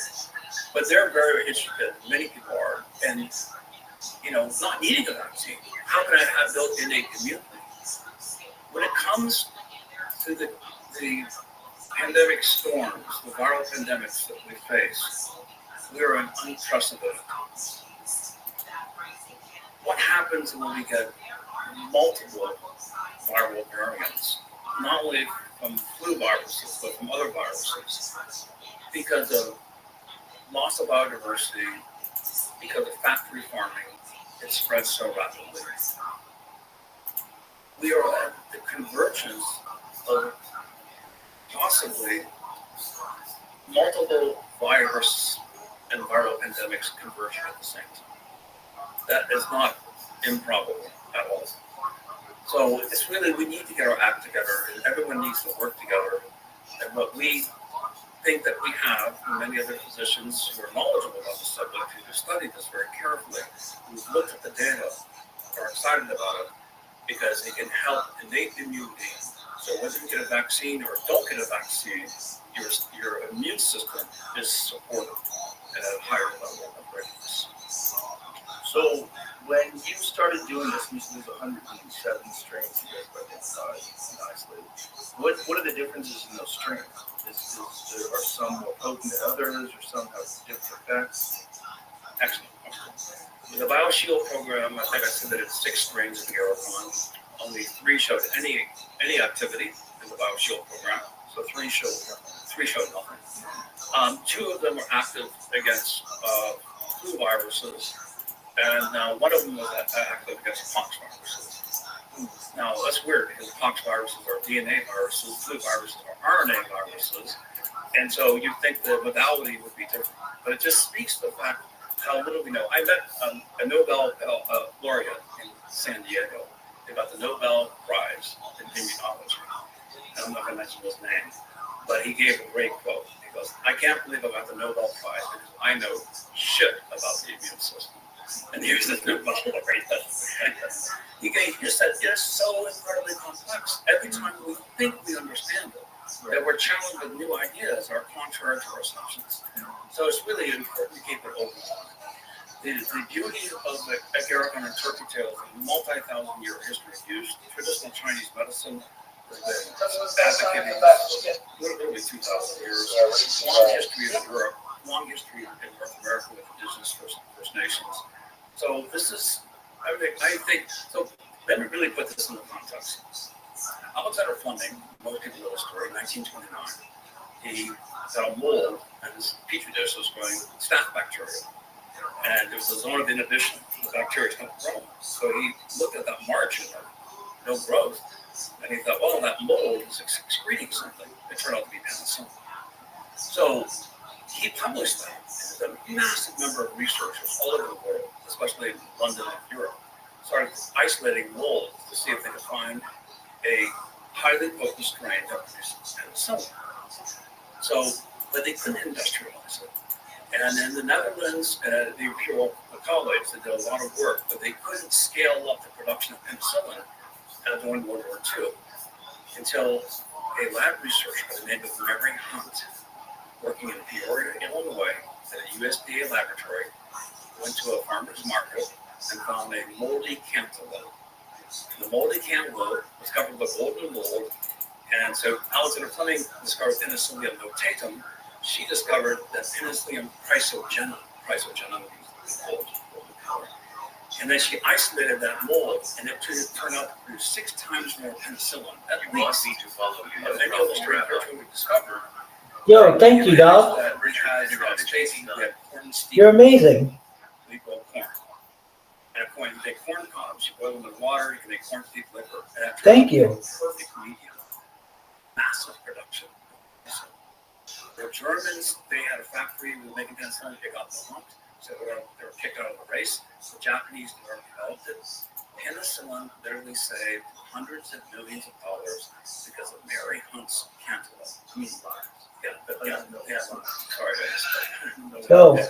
Hundreds of millions of dollars because of her cantaloupe. And just like the Agaricon. What's going on, Yo-Yo? When we started sequencing, when we sequenced whole genome sequencing. Am I on Twitter? No. Go back to your question, we have found 4 or so different clades. These are subgenera. Oh, I stream on Twitter right now. And in those lineages, No. just beginning to see early signal of lineages I'm live on 6 different streams on Twitter right now. as anti-inflammatory and also for. So it's my biggest contribution to science. I hope historically will be because of this library, and I've literally spent millions of dollars on one example, millions of dollars. Right. Kind of. I use the RTMP software. Basically, I use a broadcasting software that logs into Twitter and then streams it on Twitter.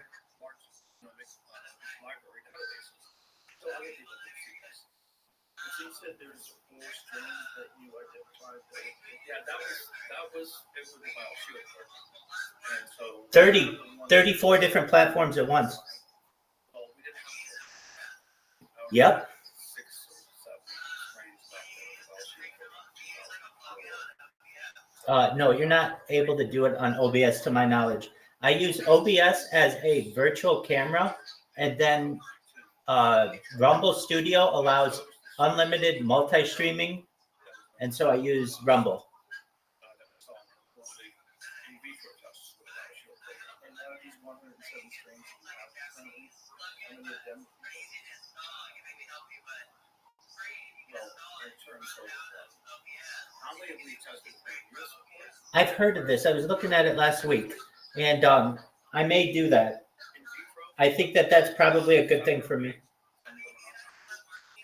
are currently involved with another university who is now testing multiple strains in vitro, and we have new signal now. And I want to show you how big these agaricons get. So, Jimmy, it's so good that when you identify ones that are active. RTMP? Yep, absolutely. Fuck them, see if you can try them for Excellent. things that would be beneficial to the human body, or do you just only look at the immune system and you assume one mechanism? The answer to that question, I'm very Is that just from the OBS Studio website? There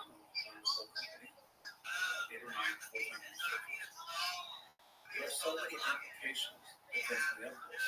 You have to be very narrowly focused on what you can achieve. I gotcha. That's a resource issue. If I was part of NIH, and I made NIH applications, made it through. But it's very, very difficult. That's okay. I'll take a look at it. I'll take a look at it, and when I have questions, I'll let you know. So most of these Seems like if there's a finding, I appreciate it. Thank you. mushrooms, seems like it's beneficial to everyone. Excellent. Take care, Yo. You bookmark these ones that don't have efficacy towards a specific goal. Is it possible that we would be missing out on some of the other additional benefits of these mushrooms that we're not aware of? These different strains? As an immunologist, our team says, because inflammation is such the root cause of so many illnesses, The fact you can upregulate immunity and downregulate Damn it. has implications across the medical field. Right, but they don't all show disability. That's correct. And the ones that don't show disability, what I'm saying is it possible that they have other effects, beneficial effects that we're not measuring because we're only looking for this? Absolutely, have antifungal effects. The weird thing about agarikon, from my experience, it's the only mushroom that grows on the old growth tree. All these other trees I find 4, 5, 6, maybe 10 different species. But when I find agarikon, this is an example. It's my good friend Scott Baker. He climbed 100 feet up to this agarikon. We got a tiny piece of tissue the size of your fingernail on the bottom of that, and we got that in culture. 4 or 5 years later, a storm came through, broke off that tree. That agarikon now is not there. So we saved it. We've saved it from fires, the agarikon. We've saved it from logging. I've actually had some logger buddies of mine who know about this. This is the biggest one we've ever seen. That's when it's over 100 pounds, over 100 years of age. And it is, those are annual growth rates, basically they're annual growth rates. I have to say, this is my kind of guy. He's known as Yosemite Sam. I do have permission to show this, so he looks like yeah. But this guy, that is a massive agarikon, the biggest one I've ever seen. So think of it, he is all global force, subject to vast weather changes, wind and rain and snow, and they live for 100 years and they don't fall. What is about this fungus that allows it not to run? So it seems to have a host defensive protection innately. And since we're more closely related to fungi than any other kingdom, and the antibacterial antibiotics that we have, mostly come from fungi, but very few antifungal pathways. And so research is also showing that these agarikons and other polypore mushrooms are active against pathogenic fungi. So it's an interesting nexus point that agarikon is in the center of antiviral, antibacterial, and antifungal, and yet has such a long history of use and safety. So we're really at the threshold. This is where science can get ahead of itself and be so reductionist. But we are whole systems of enormous complexity, and science tries to decomplexify and disambiguate things. So it's very narrowly focused. So the stimulus response they can measure. That's not the way the human immune system works. It's the entourage effect, the synergy, and keeping that in balance is the key. There's between 2 and 20 million species of fungi. About 10% of 140,000 species to 200,000 species or so are mushroom forms. We've only identified 14,000. There's another real curious phenomenon. About 1% of mushrooms are poisonous. About 1% of them are edible in choice. About 1% of them are psychoactive, or psilocybin. The other 97%, they're just, they just don't taste good, they're not poisonous, they're not of interest. Well, what do you think is going on at that muscaria? The Amanita muscaria is one where there's this there's all this mythology that's what up, baby? To Santa Claus and shamans and elves and all these different things, but most of the people that I know that have tried it have not been able to experience extreme psychoactive effects. I have consumed Amanita muscaria and Amanita pantherina on multiple occasions, and my Amanita muscaria with higher doses, it's somniferous. It can put you to sleep. I get dull yellows and browns. It's not a euphoric experience. Dark yellows and browns. You get dark. The colors are not bright. It's not like that you're flying saucer in the background here. Everything is very, very diminished in terms of the colorama. It tends to be muted colors, reds and browns, but not blues. Fractals. So you're talking about what you see that is a hallucination, or are you talking about actual colors that you see? The actual colors I look at are different. So it changes the visual spectrum. It changes the visual spectrum. Now, Amanita pantherina, see, Amanita muscaria has muscilol, muscarine, and ibotenic acid.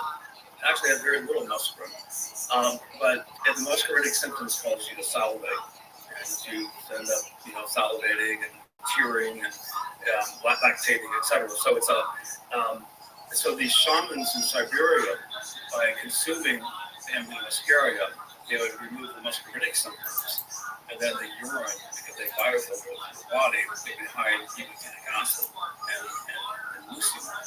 And these are in a sense, purifies it. So, I mean, this is a legend that's mixed up with fiction and fact and fables.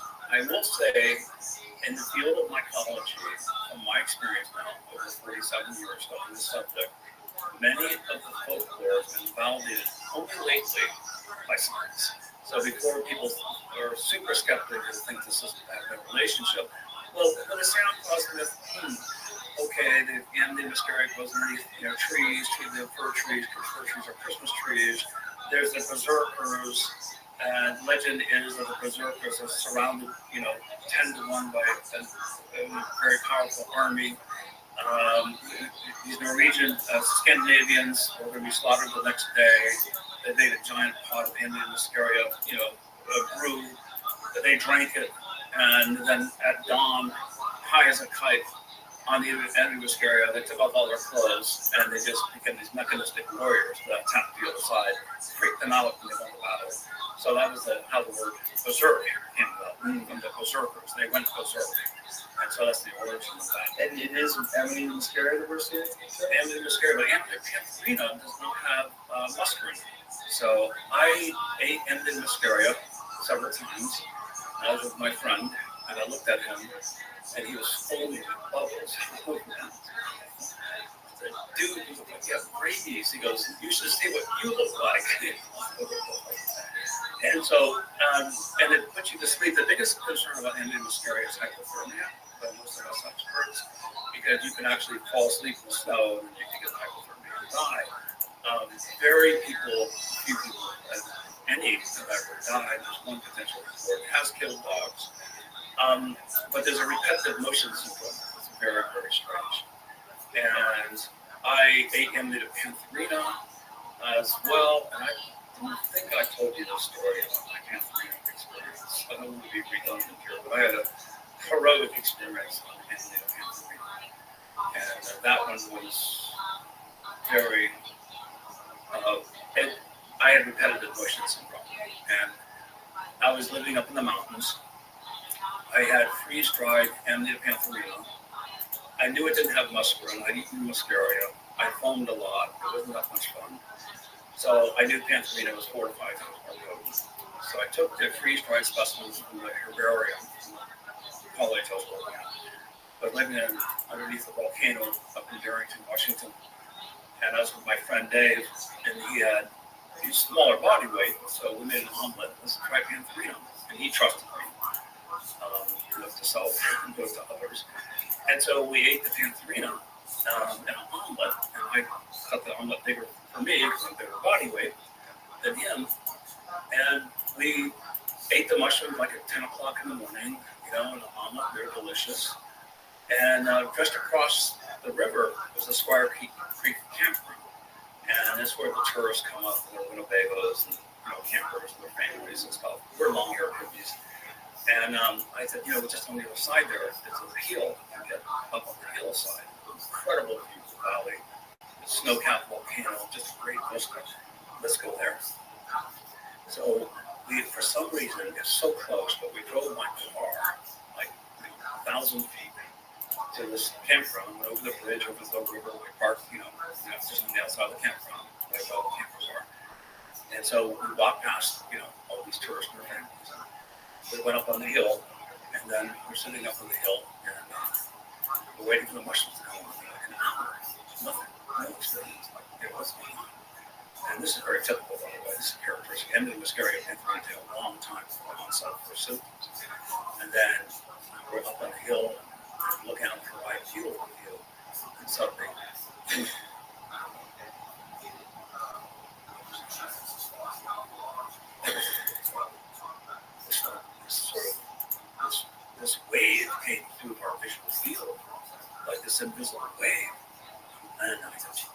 feel that? They go, wow, I felt that too.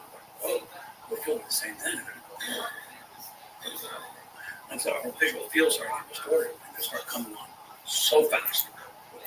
Holy shit, we gotta get out of here. You know, if this is coming on too fast, let's go back home because it's more intense. So we walked back through, and I have a Rolleiflex camera, 35mm, and we're walking through the backside of the campground, and there was all these kids, families, Winnebagos, camper vans, and then I remember this one Winnebago, it's like the longest Winnebago in the universe. Every time I was walking, it was a Winnebago, I couldn't get past this one Winnebago, I kept on walking. My friend, and then finally, we get past this Winnebago, seemed like it's forever, and there's my car. And for some friggin' reason, I locked the door. And I had my keys. I looked at the key, go to the door, I looked at my keys. There's that one. There's that one. And my real friend goes, everything okay, Paul? Everything's fine. Just give me some time. And, you know, after how many times, magically, just like, in fact, I tried so many times, it just slipped into the lock and unlocked the door. That's right. Okay, so I sit in the car, and now I have to put it in ignition. And I go, oh, boom. My friend goes, maybe you shouldn't drive. Yeah. Good advice. Maybe I shouldn't try. So it's just no way. I couldn't. I was getting more and more intense. I was not responsible for driving. It was absolutely the right decision not to drive. So then I got out of the car, and the camera's on.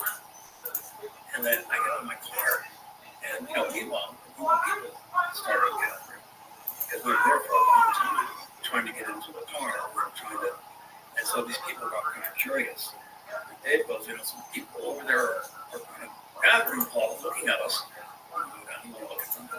So we get out of the car, and my camera falls, and it hits the ground.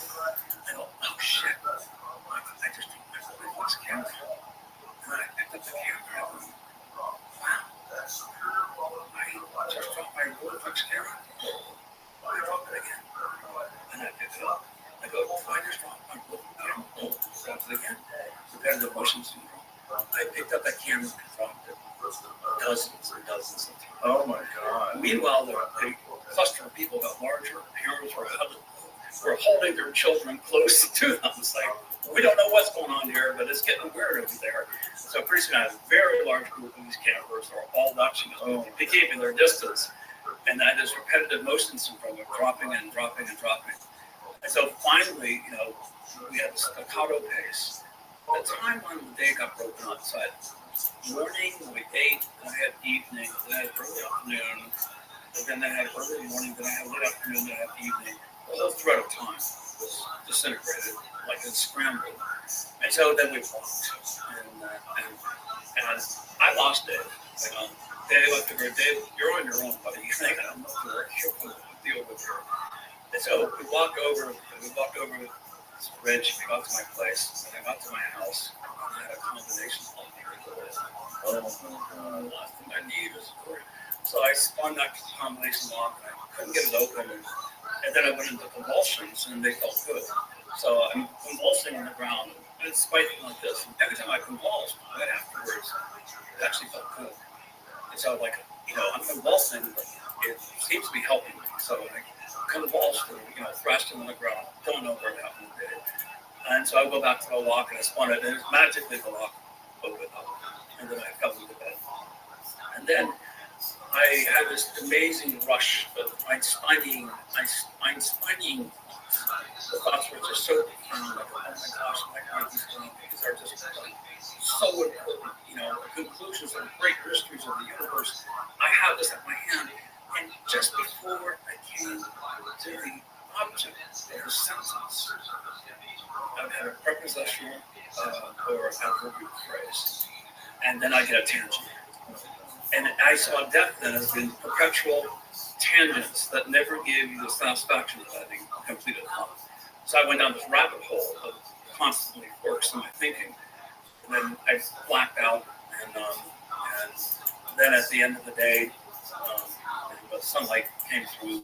The 12-hour experience is a long experience. And so it was in the summertime, and at the very end of the day, the sunlight came through and flickered my lips, and I woke up. And my friend was convinced I was trying to kill him because I was a machine expert. So I had no idea this was going to be this intense. So, Where but was he doing this then, he ended up in a cabin and safe, but he was like a statue. He was just there, sitting when I got up, just looking straight forward. And we spoke a few words the next day and for the next few days, and then Dave went on his life journey. I think he's convinced to this day that I knew what would happen, but this speaks to the berserkers, the idea of repetitive motion syndrome. Andy Weil, who you had on the show, he was at Cougar Hot Springs, and he was going to the trail at Cougar Hot Springs. Somebody ran down the trail and said, "We need a doctor, we need a doctor." And this person up there's trying to kill himself. And he's a doctor, so he goes up there, and there's this big hippie guy, and he's on this log or on the bridge, squinting his legs wildly, covered with blood. And before Andy's eyes, this guy throws himself off the bridge and right onto the rocks in the creek down below, 10 feet or more below. Smashes himself, gets stunned, and looks around and walks back up and gets on the bridge again and throws himself off the bridge. So this is why if someone had killed somebody on the Emily Muscaria or Pantherina, I would testify as an expert witness they're out of control. They have no control of their repetitive motion syndrome. If you watched Tales from the Crypt or witnessed something point, because when you remember, you reenact. There's no control of your memory and your actions. So pharmacologically, that must be really interesting. We're a scientist that was studying this for a long time. We can't quite figure it out. But I think this underscores the point that mushrooms are chemical wizards. They have enormous potential for exotic molecules that interface with human health. And there's a huge mycopharmacopoeia inside of mushrooms that have not been fully explored. I think it's true with the Garacon, I think it's true with psilocybin mushrooms, it's certainly true with Amanita muscaria, etc. So, ironically, Amanita muscaria is legal. There's no restrictions. You can possess 100 pounds of it, but you can't possess a tenth of a gram of psilocybin mushrooms without breaking federal law schedule. So how can a mushroom that makes you happier, less violent, resolve your PTSD, depression, etc., how could that mushroom remain illegal? And yet Amanita muscaria and Pantherina are legal. So it's just a juxtaposition. But for the record, no species should be illegal. It's the hubris of humans think that we can dictate that a species is illegal. That is fundamentally Agreed. My question was about the Amanita muscaria, because you're talking about Garacon and how many different strains there are and how different strains are effective at different things. One of the things that McKenna believed was that, because he had never really had a positive experience with Amanita muscaria, but there's so much attached to it, he thinks that it was probably variable genetically, variable seasonally, variable. So much like a Garacon, there's probably many different strains of Amanita. So these ones that they were attributing to, like the sacred mushroom of the cross, John Arco, that goes book on Amanita muscaria and the Bible. Do you think that it's possible that at one point in time there was psychoactive strains of Amanita muscaria that vary from the ones that people have that have different sort of more mundane effects? absolutely. We call them phenotypes. You can call them strains or phenotypes. Right. It's a variety within a species. But pharmacologically, we already see that with the psilocybin mushrooms. Some of them are really high in psilocybin, very low in psilocin. High in beta-cystin, more beta-cystin, more psilocin, lower. So we see this not only cross species-wise, but inside of a species with the phenotypes. Some phenotypes of psilocybin cubensis are extremely potent, and other ones are not. So strains do matter. And this is where with agarikon, I think strains are do matter. The fact that we found one strain of agarikon that supports immunity and it looks like it helps extend the efficacy of vaccines, is a home run. You know, what are the other strains capable of? Right, that's what I was getting at. It's like, God, you seem so underfunded in something that has so much potential. I'm funding it, you know. Well, I'm glad you are. So I spend enormous amounts of my financial resources on research. That's why I created my company, you know, started my company packing boxes by myself. You know, I'm not ashamed to admit that I laid in bed crying many, many nights. I was bouncing checks. My suppliers were shutting me down. No one was there to help me. I was by myself. I packed 30,000 boxes before I had a single employee. I got accepted to 5 graduate schools, and I couldn't afford to go. I didn't have a scholarship. My daughter, I was very adept at catching my daughter from her backpack as I leaned over to pack a box. Cellophane tape will not stick at 35 degrees, I can tell you that. And I actually, I don't want to flood the airways, but if you call us 360-426-8255, you'll get the public utility district. Why I know that number ingrained? My lawyer said if you call the utility company and tell them you're sending a check, they legally cannot shut off your power. So I thought, okay, for 10 years, at 8:01 in the morning, on the date of disconnection, I would call the public utility district to say I'm sending in a check. And after a while, I heard this noise, and then many years later, I messaged with people and goes, you know, you're a legend. I go, what do you mean? He says, we all gather around the phone at 8:01 on disconnection day, betting that Stamets would not call. And everybody who bet that I would not call lost their bets, and at the end, everyone would just cheer. It's Paul. And I think we're having a party in the background. No, it's Paul calling at 8:01. That's hilarious. I maximized my cash flow. Wow. And thankfully, I had a local bank, and the local bank, one of the board members said, how much money do these pay in overdraft fees? Extraordinary. $5,000. And he goes, oh, he's one of your best customers, man. You should keep him. So I built this business, blood, sweat, and tears. Now I have 150 employees. I own the whole company. I'm very grateful to them. We call it a Starship FP, just like your founding clubs, the mothership, right? So our company is known as Starship Fungi Perfecta. And people want to track us down at fungi.com, fungi.com. I registered that myself for $28. Nice. Where did you get that? 1992. Oh, yeah. Network solution. Yeah, super early to get that. Yeah, that's funny. People will write it down. I go, it's a kingdom. You want to write it down. It's fungi.com. So that's amazing that you got that. But I've used your stuff. I've had your stuff in the house. That thing's great. And I'm so happy that you're out there. I really am. I'm happy that there's not a lot of Paul Stamets. There are a lot of unsung heroes. I have a lot of attention. But my point is that it's like you really need research on this stuff. We did a lot of research, and the research is becoming increasingly credible. It's at University of Arizona Medical School, Andy Wiles Center for the Program for Innovative Medicine, University of California, San Diego, UCLA, Harvard actually, and other institutions. They're very excited now because this has been sort of like weird science, you know? Yeah, that's what I was going to get at. I was going to say that there's this real reluctance to believe that people in the past had answers that we don't have today. This almost religious belief in modern science, and also this belief that the transition of knowledge has been fully complete from ancient people to today. There's nothing has slipped through the net. That doesn't seem to be the case. But also, for sure, they didn't have the ability to document things, at least, and preserve those documents to today, like we can today, in regards to research, in regards to what you can find out in the modern laboratories, and just what you're able to do to find out which of these mycelium strains are effective, which are not, at least for the particular thing you're looking for. Like all this, you've got to assume at one point in time, people had some sort of knowledge about this stuff that we just have lost. We had to.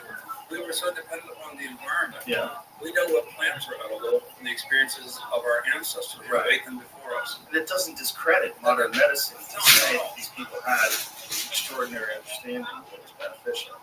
Absolutely. And this is where the hubris of science, we should be very careful, right? Because the importance of biodiversity cannot be overstated.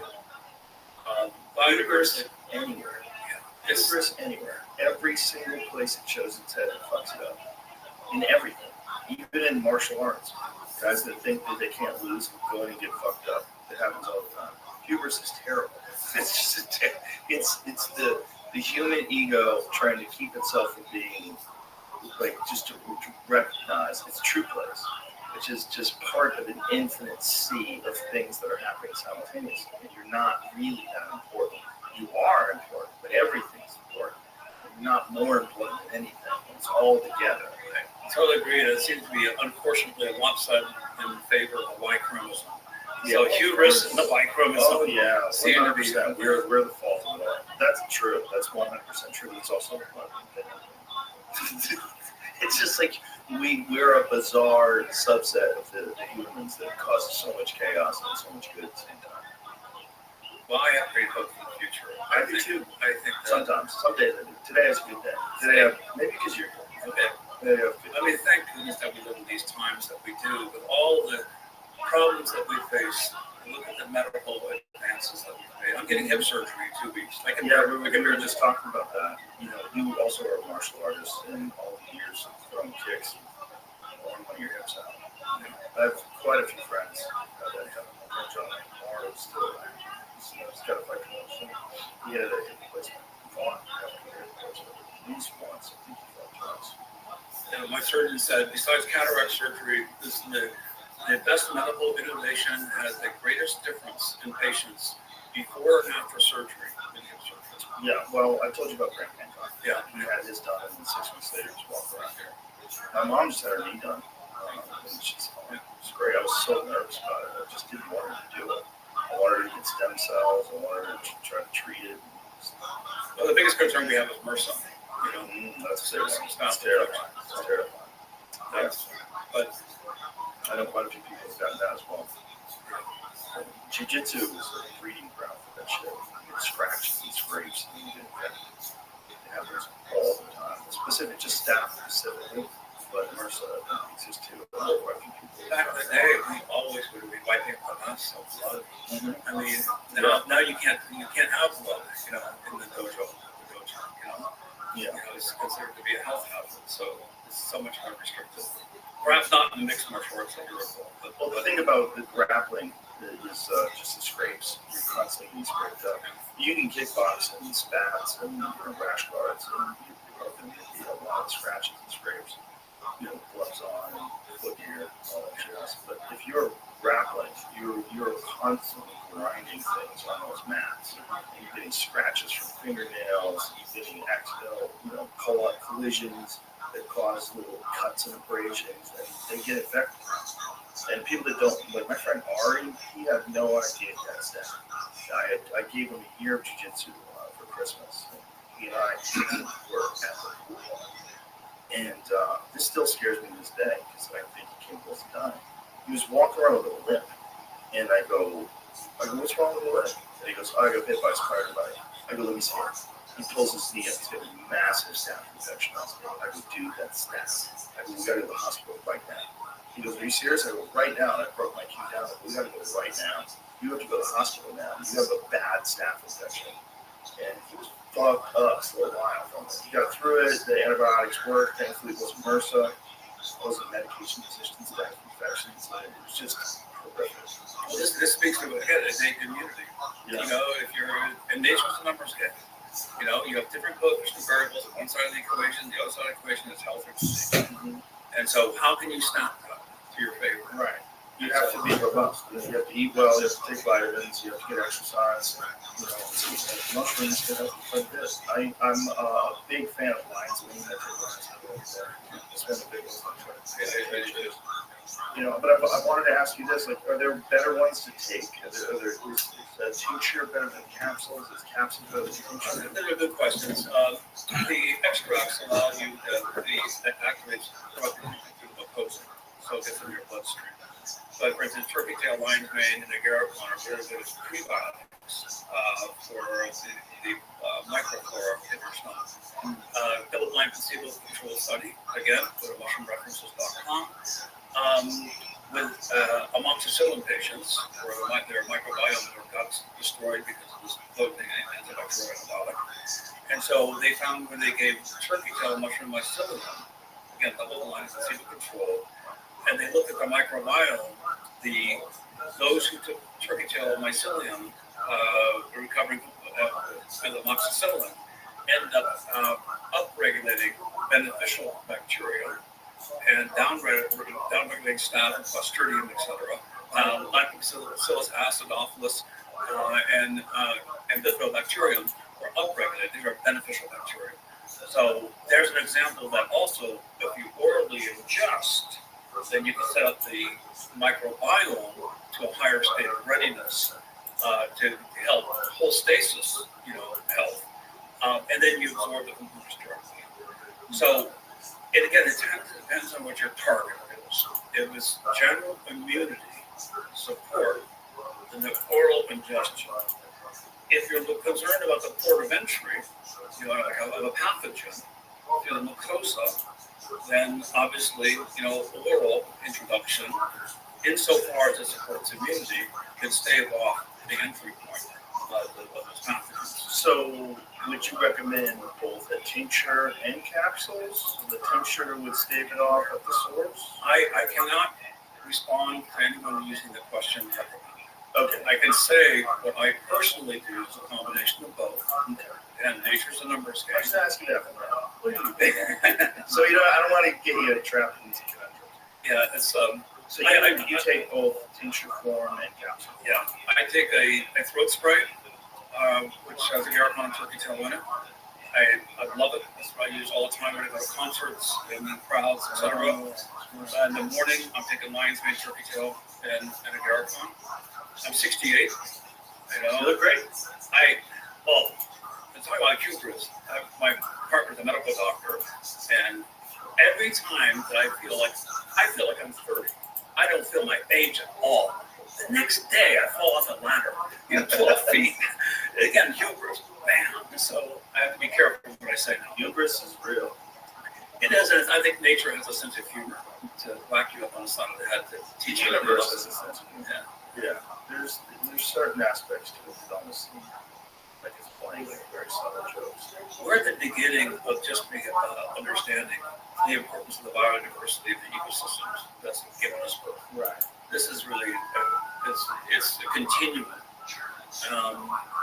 But that's why I'm really excited about the innovations of what's happening with psilocybin and psilocybin and lion's mane in particular or something.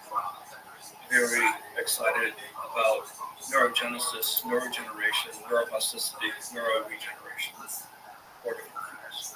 But they all segue into this concept of the neurological systems being improved using components within mushrooms. And that's something that I think has a lot of potential for us, especially as we age.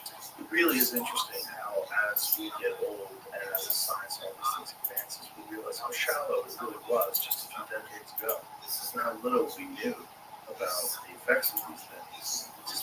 Just including vitamins and minerals and all the different supplements that people take that have shown to be beneficial. It's like, this is a very recent thing in terms of human history, our current understanding of, our scientific understanding of the mechanism of vitamins. I'm keen on it. It's the absence of vitamins that you see the deleterious effects. So it's like, research by absence without vitamin C, without spurging, etc. But I'm very keen on stacking, the microdosing. That's something that we've got a lot of activity in. I'd like to give you a huge thank you. And this is very sincere to you and to the JRE audience. And Jimmy, can we put up that sign, the Nature article on microdosing?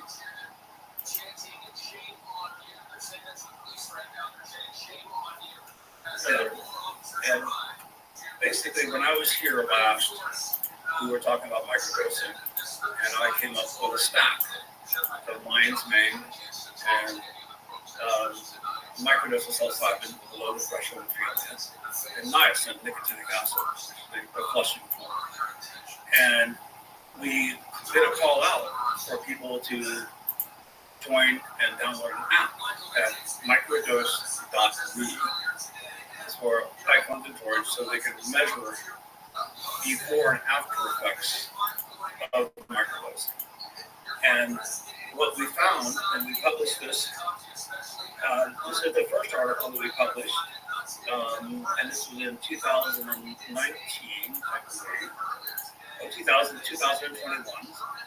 This is under motivations. If we go to the next article, we can stop here for a second. Let's just look at the title here. Adults who microdose psychedelics report health-related motivations and lower levels of anxiety and depression compared to non-microdosers. What does that mean, health-related motivations? Why are you microdosing? Because you don't feel creative, because you're depressed, because you have anxiety. This is the extraordinary metric. And this is something you may not realize. The majority of this came from your audience, this audience right now. If you look at that, 4,600 non-microdosers and only 4,000 microdosers. Joe, do you have any idea? We have more citizen scientists who are non-microdosers who jumped into this app. This is why the editors at Nature liked the study, because it was called So Well Weighted. It was so well weighted because the non-microdosers exceeded, in this case, fairly comparable, but 4,653 non-microdosers who downloaded the Microdose.me app to measure performance and how they felt. And Jamie, if we could go to the next. So let's be clear here. They're non-microdosers, but they microdosed for the study. Nope, they didn't. All they did is got these challenge tests, memory tests. So they took the app, they downloaded the app, but they didn't do anything to their consciousness. They didn't do any microdosing at all. Okay. So, and this is why they were then. And then, why do you think so many of them that don't microdose signed up for that? We have no freaking clue. You tell us. Wow. I think it may have been citizen scientists who wanted to get a baseline first, and then They just consider people lying because they don't want you to know that they microdose. it's anonymous, you know. Yeah. And the next one, if you will, for the Offering graph. correction, psilocybin microdosers demonstrate greater observed improvements in mood and mental health at 1 month relative to non-microdosing controls. Yeah. Why did they have to Well, let me show the next slide with the graph. You can see it. The reason why is that there was a typo in the original article, and it's the one with the bar graph. You can see it. And no worries. How long have you had this company? I started that host defense brand about 2004. Is when I started. I see them everywhere now. I see them health food stores and shit. We're the number one mushroom-based immune product. Okay, this is we'll just go. This is the app. We go through 4 slides here. That'll be great. So this is the app, microdose.me. I encourage everyone listening to help us because now the app has been improved. It was a little bit laborious before. We want to go out for 3 months. We want non-microdosers and microdosers, but please, the non-microdosers, we need your input. These are challenge tests, and So these are acuity tasks? Acuity tasks, yes. They're actual apps. There's vision, hearing, memory. There is how do you feel, etc. So Can I ask you before I forget? Yep. Who was the scientist that ran those studies a long time ago, where they showed that psilocybin at low doses increased edge detection, it increased your ability to see whether 2 parallel lines, one of them had gone parallel. I do know of the reference. I do not remember. Foreign scientists, Yeah, I don't. German, Yeah, you have a good memory, but better than mine. I don't remember the names of the scientists, but this is a long time ago. long time ago. Yeah, this is probably in the 60s or something like that. So, and then if we So these tasks Have they demonstrated that the people that are taking the microdose have better results in these? Absolutely. Are you filtering out for, healthy user bias, IQs, applications? We have, it takes 5 minutes to enter into the data set to create your profile. It's anonymous. You own your data. It's gone through institutional review boards at the University of British Columbia. Right. It's all been carefully vetted. You own your data. Nobody else gets to see what you've done or your frequency. It asks you your age, it asks you your income, your nationality, or your occupation. And not how to pass occupation. Education. Education, yes. Yeah. Whether you have a college degree, high school, or whatever. So we have a tremendous, we have literally millions and millions of data points. The data field is so robust, and now we're trying to narrow it to confirm what we saw in the first studies. Microdosing is associated with massive relief of depression, a relief of anxiety, an increase in mood, and now we have customized it for more, not so much subjective effects, but cognitive demonstrated skills. Because, of course, when people feel better, feel better. Some people could say that's the expectancy or a placebo. It's ironic because it's like a patient coming into a doctor saying, I feel better. And they go, no, you don't. You can't feel better. It's placebo. But doctors use expectancy all the time. Every time you go to a doctor, you expect it to have a medicine or medical advice. You want a kind and caring physician. Every time you go to a 5-4-star restaurant, you expect the food's really good. So you can't, we're humans, we're complex. You can't divorce one's motivation for getting a treatment away from the expectancy of that on that treatment. Right. So does the expectancy enhance the medicine? That's the question. If people are not depressed, not less prone to suicide, and you save them from suicide, isn't that what physicians want to do?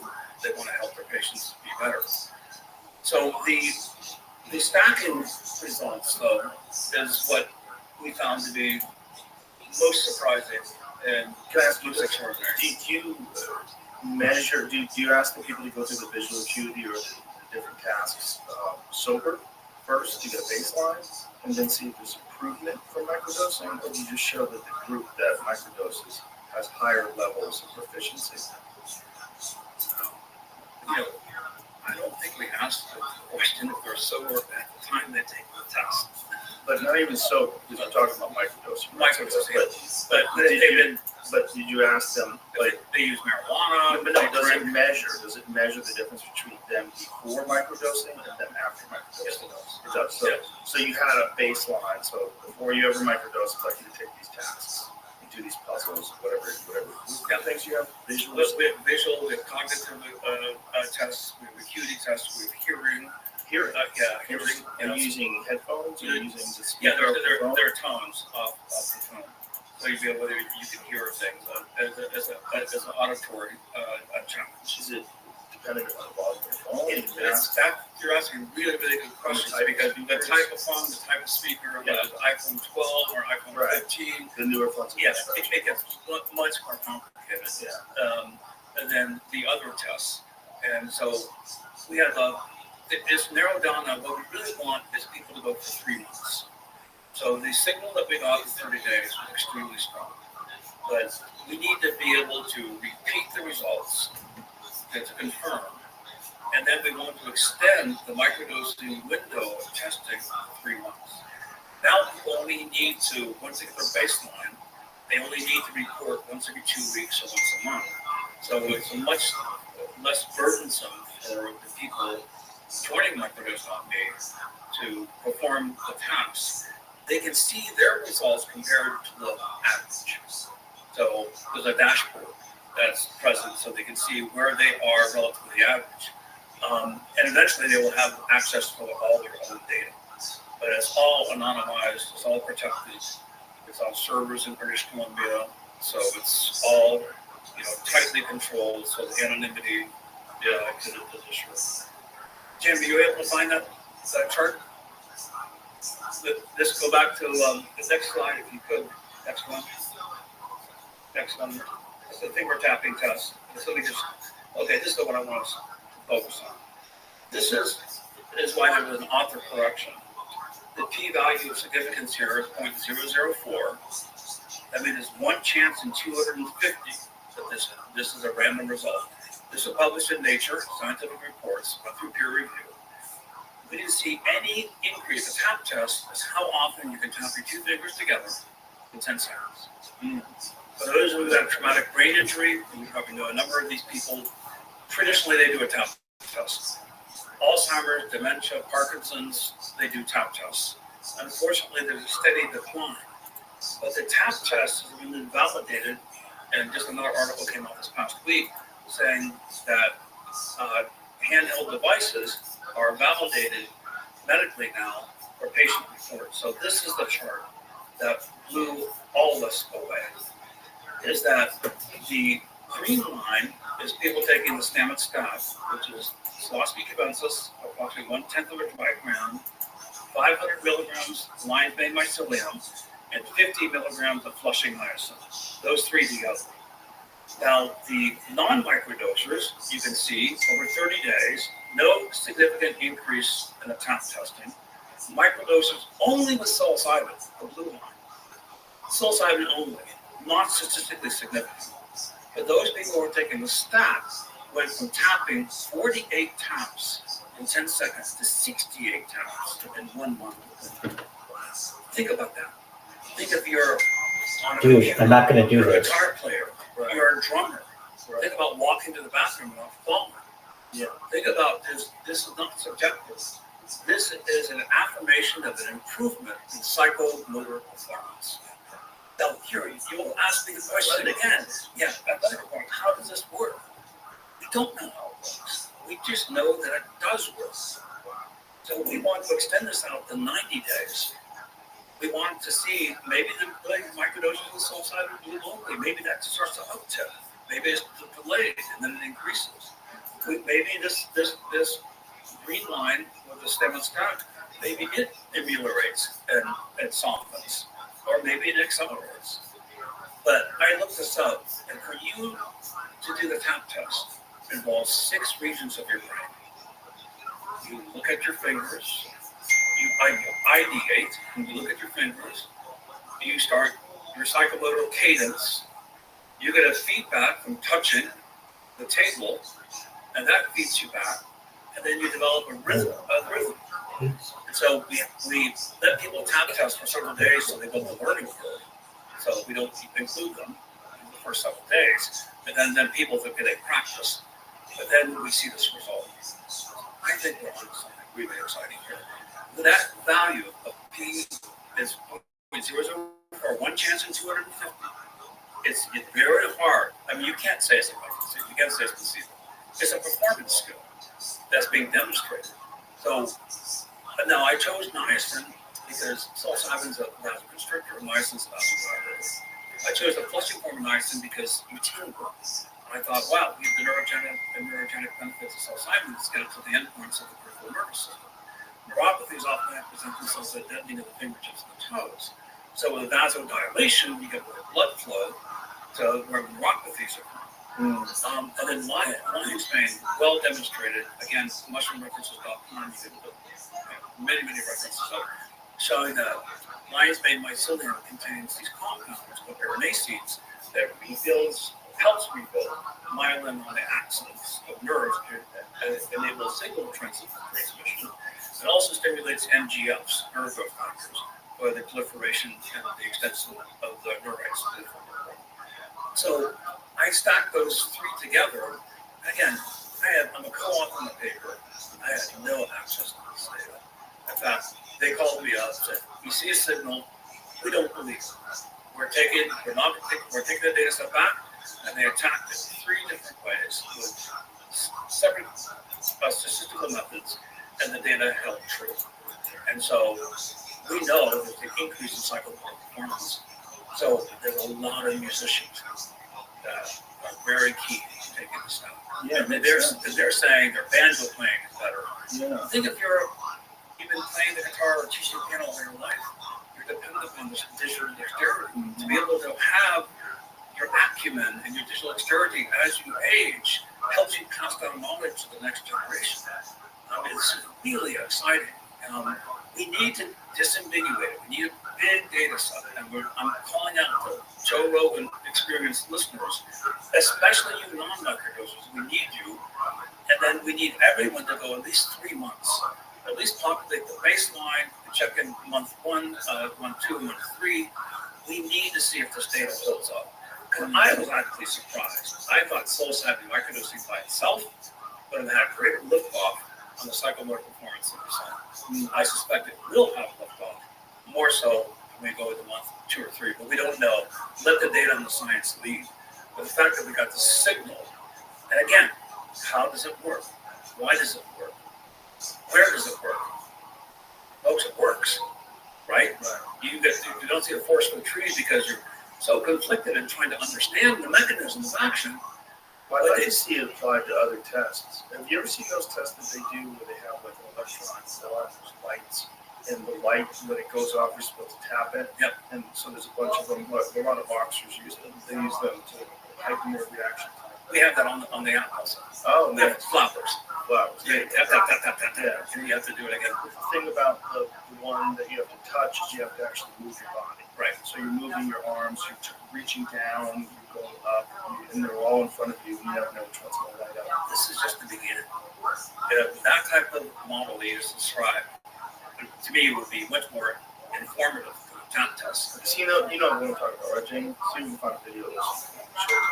But I always wondered, like, what's that doing? Does that really help fight? Does that help fight performance? I'm not sure. I mean, I think sometimes like trainers get caught up in technology and they have you doing certain things. I think your time would probably be best spent using technique, but I don't know. I mean, is there a reason why that, with like lights going off, would somehow or another make you move better? Well, see, look at these things. I mean, what is that doing to your mind that is so beneficial? That person is exceptional. That guy's not a coach right now. He's on the stamina stack. Those girls use their feet. Interesting. Be faster. Does it actually make you faster? I think it would. I think that to the point, everybody plateaus when they practice. They end up practicing to hitting 90% of the optimum work performance, and then they hit sort of a new baseline. It's hard to get above that. Right. You get that ceiling. How do you break through that ceiling? Right. This, I think, is an opportunity to break through this. And it would be really fascinating to see if it could be applied to skills. Sports, athletics, martial arts, things along those lines. So it would be interesting to see. Archery, it would be interesting to see if it increases people's abilities. Yes, there are so many stories of performance enhancement on low doses of psilocybin. Yes. We've all heard them. It's just, there's something there. I've experienced it in the pool. Cool. Yeah. Like the game becomes like 10% easier. And see, this is why these observational studies are important to medicine. Mm-hmm. Clinical studies are based on early signals. And the clinical studies are trying to refine, reduce the variables to see the cause and effect. Right. But the only clinical studies already started, there's no other clue. They have to have a good theoretical basis, observational studies by tens of thousands of people to create the signals. So the data set we have is so big, we're going to try to use AI to say, what else is hidden in this data? The reason why we went to the TAP test is that so many of our beneficial outcomes were depression, anxiety, mood. These are all subjective. And so when I asked a physician, what is an objective test that's not subjective? She said, we have the TAP test. So that's why this is a demonstration of something that is happening that is performance related, outside of subjectivity, expectancy, etc. This is performance measurements. That's solid data. And now, think about this, Joe. They're getting the psilocybin mushrooms in the underground market. We sell 50% of what lion's mane products are out of the market. The other people are selling lion's mane products. They're getting variable amounts of niacin. Those are all confounders that reduce the significance of that data. That means that this data could be understated. If you standardize everything, to a standardized amount. So we don't know how to optimize it. How far do you think we are from some sort of legalization of psilocybin? I think within 5 years. Yeah. I think we'll go from Schedule 1 to Schedule 3 after the election, or Schedule 2 for sure. But psilocybin. Why do you think after the election? Because everyone's so worried about margins. If you piss off 5% of the people, you lose 5% of the vote. Right. No, So so they they makes it yeah, it's something like. But see, this is the beauty of the psilocybin. What I am very encouraged by is law enforcement. I've met so many law enforcement officers. Now let's be real about this. You're a law enforcement officer. You have 100 arrest encounters. Are you going to be perfect with 100 of them? No. If you're a veteran and you have 100 expeditions, are you going to be perfect with 100 of them? No. Or if you're a doctor, are you going to be perfect with 100 of them? No. And you'll make a mistake. Everyone has a really bad day. Do you want that bad day to define the rest of your life? As a skeleton in your closet or a monkey on your back? Or you did something that's fundamentally wrong, but you can't talk about it. And then you then act out against other people because you're internal. There's so many law enforcement people that have turned churches. There's one called the Divine Assembly Church in Salt Lake City. There's another church called the Church of Ambrosia in Oakland, more than 100,000 people. They're clothing themselves inside these churches for civil rights protection. But when they get together with a community of other veterans, the law enforcement officers, and they can share their grief, their sorrows, their mistakes, and not be condemned for it. We lack forgiveness in this society. We don't have enough people acknowledging their mistakes without fear of retribution and saying, I'm better than one bad day. That's not going to define my day. And so what's happening in Canada and the United States to a degree is law enforcement officers know that other officers are benefiting from this. So they are deprioritizing psilocybin, decriminalizing it, because they're benefiting from it. So it's a big thing. It's a big thing. So I've met so many. Yeah, many results are very, very beneficial experiences. I believe humans are generally good. They're motivated by goodness, but they get hijacked because of a very bad day or sequence of bad days, because then that becomes an inflammatory pathway. Sure, it's the stress of the job itself. Every day you shot, every day every person is alert with things windows like you imagine walking up to a car, the windows up, the unknown person, and you have 1 second to 2 seconds to make a life and death decision. I don't want that. Many of PTSD, they probably already back inside. So probably already experienced so many things that most people can never imagine. That depression, anxiety, frustration creates an inflammatory response that depresses the immune system. That then can lead to diseases such as cancer, vulnerability to viruses, and the anger issues emanate outwards. All of us, I think, have been affected by cancer. In my county, Mason County, Washington, 17 people died in 2 weeks. 17 people, small county. The mental crisis is killing some of the best of our youth. It's terrifying. It's terrifying. It's terrifying because it's unprecedented. There's never been a time so many people dying And this should be the priority of law enforcement. Because law enforcement are going to be on the wrong side of history, busting somebody for psilocybin. So that's going to go on their resume, and 10, 15, 20 years, maybe 5 years from now, it'd be like busting somebody for marijuana, which is legal in so many states. Right. What do you think that the solution to the mental crisis is? Is it legalization? I mean, that's a tough one, right? Because legalization scares people because, and I would agree with this, that for sure, if hard drugs are illegal, more people are going to try them because they're more available. They're going to. But you will at least be trying the actual drug and not getting like street Valium that has fentanyl in it, or you get criminal syndicates. Yes, that's the other part of it.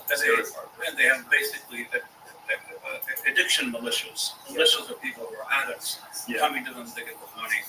I'm not an expert on drug policy. There are other people that are. I would first take the step that all natural products containing any Schedule I substance should be legal, not illegal. Psilocybin, mescaline. You know, you can make the argument for LSD. I think that that's the first step. Is all natural products should be legalized. Decriminalization, if you cannot get legalization, and then having decriminalization with therapy. I think if we don't have legal constraints, just like speed limits and crime limits, do you really want anyone to drive as fast as they can? We do need limits. We have to throttle this down so our structures are in place for us to be able to make the best positive impact with the least amount of harm. And that's the quagmire that we're in. Other countries in the world, and all different community well can speak to this eloquently as many other people. But I want to stay in my lane with mushrooms. And I think there's over 200 species of psilocybin mushrooms. 162 species in the genus Thalassemia. And just recently, I'm happy to say, I have a new species named after me. My mycologist honored me by naming a new psilocybin mushroom, Thalassemia stemmetia. So This is a new one that they discovered. They discovered in the rainforest in Ecuador. It's very rare. Please don't pick it. It's no greater honor in mycology than to have a species named after you. You never name it after yourself. In the field of medicine, you can do that, like Parkinson's and Alzheimer's, etc. But in the field of mycology and botany, it's an honor to speak with you by other scientists. So there are 162 species all over the world. There's been over 5,000 collections of psilocybin mushrooms since the 1800s. So they are bridges across cultures, across centuries, I would argue across millennia. And any peoples living in that ecosystem long enough will stumble upon these psilocybin mushrooms, especially things like Thalassemia cubensis, which is a big golden mushroom that's associated with cows. You can't miss it, right? You can see Thalassemia cubensis folks 200 feet away driving 55 miles an hour. If you're tuned in, you can see them in the fields. They're that glaringly obvious. You pull them. I can't help myself. What do you for research? You're a researcher. You're an actual mycologist. What's your take on Dennis McKenna's experience that he had in Amazon, where the reality sort of broke down for a couple weeks? Dennis is a dear friend of mine. I love that. And Terrence was a dear friend of mine. Terrence and I were best buddies, and I love them both. And my brother John died. He was my mentor. And Terrence died also. I was with Terrence to the end. And as Terrence always said, Dennis is a real scientist. I'm a psycho philosopher. In the best command of the English language, if anyone knows Terrence. And Dennis and Terrence, I think have been courageous in their viewpoints of pushing the envelope. And this is where it's really important. Again, where is the forgiveness in people? You don't always have to be right. The fact that you try and you fail. You're talking about some Terrence's. Terrence and I, it was our theories. I mean, Time Wave Zero. Time Wave Zero is bullshit. I mean, I'm sorry. I challenge Terrence on this. Yeah, Time Wave Zero. Explain that to people that don't know what we're talking about. Time Wave Zero is an algorithm of historic events that steer the course of humanity, as best I remember. And Terrence invented this. But the problem with Time Wave Zero, that I pointed out to Terrence, he said the birth and death of Christ was not a historically significant event. I said, Terrence, I know you're not Christian, but you can't deny that the birth and death of Christ was not a historically significant event. So it was not in Time Wave Zero. Well, he was skeptical of the existence of Christ as an individual. But even if Christ did not exist, the event of that period would have been a significant event. The Crusades occurred, all the stuff that happened. Just even the creation of the Christian religion. The creation of the Christian religion was a historically significant event that ramified throughout history. So Terrence is my way to see what the recognize that. To the best of my understanding, I talked to Terrence about this a lot. And then he had the end of time being the death on his birthday, which and so, but Terrence was the defense. He had the best answer I could ever have thought of. Because I was saying, I'm vilifying Terrence. It's bullshit. He goes, oh, this is an ever-changing algorithm. I'll just keep on adjusting it.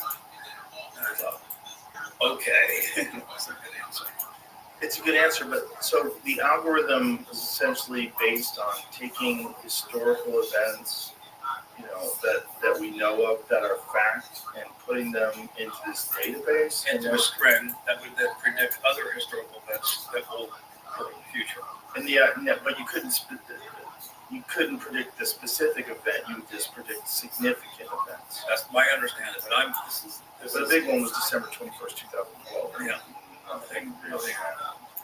But did something happen? Maybe we're not aware. There are many things happening of which we're not aware. But is it possible that a significant change in the world happened that we're not aware of? Well, I mean, you're asking me to. I mean, the world today is one thing. If you did go back to 2012 and looked at the world, and then looked at the world in 2023, it's radically different. It's pretty fucking wild. And if you had to say, like, what happened? Like, historically, when we look back at the collapse of Western civilization, let's say it all goes sideways. We want a nuclear war. If it goes down, we're back to Stone Age people. If anybody survives. If you go back to, this time, if 1,000 years from now, people look back on this time, they'll be looking at a sequence of events. Like, what happened that caused all this? What was the catalyst? Was it social media? Was it the December 21st, 2012 is a random number, relatively. But just 2012 is a significant beginning of the change of society in terms of social media use. Yes, I would agree. I think it parses out where every single day is a historical Right. of greater or lesser significance depending on your point of view. ChatGPT, of course. You look at things like that, and ubiquitous use of AI, the fact that it seems to be getting far more powerful, far quicker than we can predict. Yeah, artificial intelligence, I think, is misnamed. I call it digital intelligence. It can be that, but it's ultimately natural intelligence. We have created artificial intelligence. We have given birth to this technology. It is from our natural intelligence that we have created a subset of artificial intelligence. Yeah. 100 million microbes in a cubic inch of soil. 8, 10 or more miles of mycelium, cross-talking, all these organisms, a core that's then constant by molecular communication. The infinite, not infinite, but the enormous amount of complexity that's under every footstep that we take, and we get so intoxicated by our new invention that we think it's the brightest object in the Christmas tree. I think AI is going to be fantastic for medicine. It's going to be fantastic for so many things. But I don't think AI will be able to capture intentionality or generosity or the emotional indebtedness we have. When you find somebody who's at a disadvantage, who needs help, Yes. reach out your hand in kindness. It's not a one-to-one transaction. Jesus, just a moment. The fact that you, Joe, helped somebody else when you didn't need to, and there's no obligation, circumstantially otherwise, you voluntarily help somebody. You've created a reciprocal debt of gratitude that cannot fall into any metric, I believe. That person's going to go, Joe helped me. That guy's good. I owe it to myself and to him to pass it forward. What's up, And man? that's what I think is also happening. It's like way back to psilocybin. When you look at psilocybin, the person's in turmoil, they're angry. Do whatever you A want to great do, whatever example makes you happy. here in Do whatever makes you happy. with the police chief and the police force. There's one bad actor. And other law enforcement officers are very worried this person will take them apart. He should not be allowed to angry, acted out. Alright. And they encourage him to go to a weekend church. you recognize he had problems. Excellent. That's certainly a valid take on the history of the Abrahamic religions. I mean, that's not anything groundbreaking. That's kind of the known history of these religions. So if what you're saying is I want to bring back Egyptology, or that's certainly something that you could do. I think that is still That emanates echo of goodness and goodwill. And that's where I don't think AI is going to be able to cover and quantify. It might try to. It might have a higher predictive value based on the data sets. But I just feel like, we need to train AI for our benefit. We need to learn from AI, but the art of humanity, we truly are, and thank you for love for each other, I think will always be this super force that governs the universe. What'd you say? Well, that's a beautiful sentiment. I think our ability to be kind to each other is very important to us. I don't know if it's very important to the sun. Yeah, no, I'm definitely in agreement with you.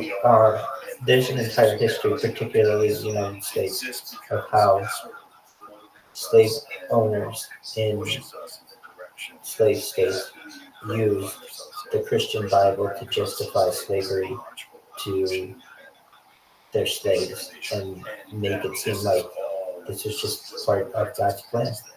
And I wonder if these life forms that we're creating, and I think we are, I think probably in two seconds now, that these don't have all of these same values because they're not us, but they'll also be free of all the things that do cause depression, do cause anger, do cause irrationality.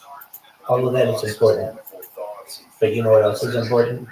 And painful memories and all those things. I watched These are Fistful of Quarters. Remnants of our ancient primate DNA that is necessary to us because we are trapped in it, but might not be necessary to And I have a bunch of questions for you. I can see that, but Firstly, how is that your favorite documentary of all time? Why? But they're finite. These are King Kong, Fistful of Quarters, or whatever. It is important currently. It's important. So not diminishing. The documentary you recommended to me, King Kong, Fistful of Quarters. I watched it twice. I did. And let me say, there are aspects of it that I think are really cool, but I was really disappointed with the documentary as a whole. I don't know if you remember it, but like that one guy, okay, we got the I forget the one fucker's name, Billy Mitchell, the guy who faked the tape. That guy was just a straight up pussy. And they were at the Funko or whatever. They were at all these places when this motherfucker could have just started playing, and he refused. And I don't know. I just don't like how. I didn't like a lot about how the video game industry refereeing worked. It seemed very oh, I'm just better friends with this guy, so his score is going to count. And let me give some examples. Under some conditions, they would accept a tape of somebody with a high score, particularly on Donkey Kong. But then in other cases, they wouldn't. There was all kinds of things like people could use emulators or illegally, but people were using emulators, and people were using illegal boards. And at that point, when people are doing that kind of shit, you just have to have a tournament and say, whatever person wins at this tournament, that's the official high score. Because this other shit of all this stuff just gets rigged. I mean, I could tell you, it would not be very hard at all to rig all of that stuff. And I mean, it's almost like that Billy Mitchell did, because you never see him play the video in any tournament. I was really unfortunate, and it just left me with very bittersweet. The other guy, the guy who worked at Boeing, whose wife was amazing, meaning like she put up with all her husband's video gaming and shit, and that family, they like gave everything that they had to for this record, and then I don't know, I just felt like very it left a bad taste in my mouth. Not the whole thing, just okay, so I really like the idea of the documentary on video games, the history of video games, all that is really cool. What I didn't like is that there wasn't like a showdown. Like these guys are finally gonna fucking go at it. Like if once my stream goes big, just for Yuzu, I'm gonna make those two guys fucking play Donkey Kong till their hands bleed, and we're gonna see which motherfucker's better.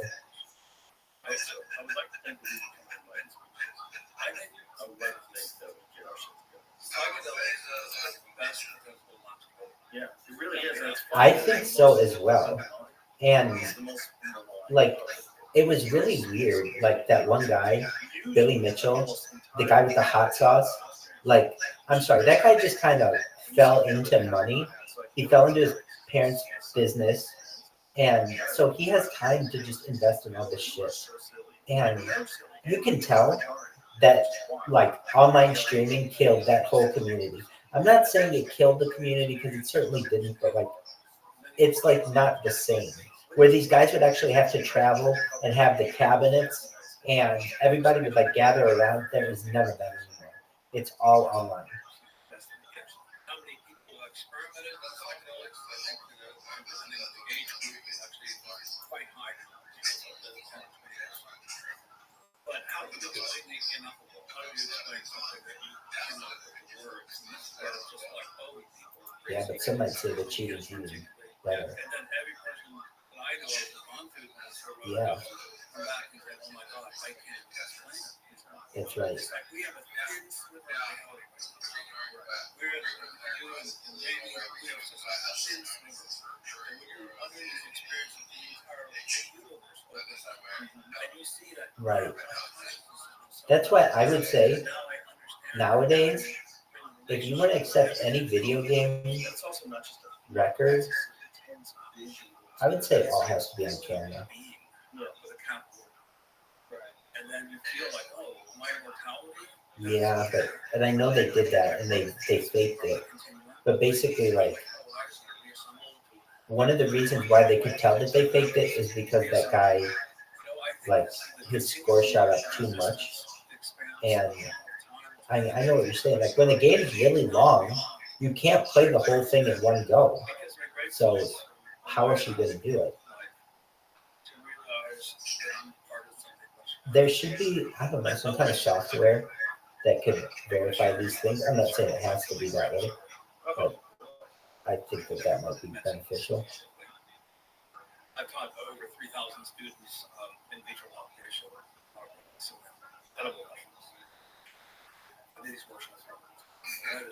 Okay, so I watched that documentary. What else do I think about it? It was, I mean, it made me really want to play Donkey Kong, but I remember playing it as a kid, and I remember just being like, this game is really difficult. And apparently it is. Apparently it's like super hard. Anyway, I watched it once, and I was really tired, and I was kind of falling asleep during it, but I was enjoying it. I was just really tired. Then I watched it again, fresh, just to make sure I was following it correctly. Like, you're telling me these motherfuckers never duke it out? Ever? They never play a game against each other? And they don't. And it's like,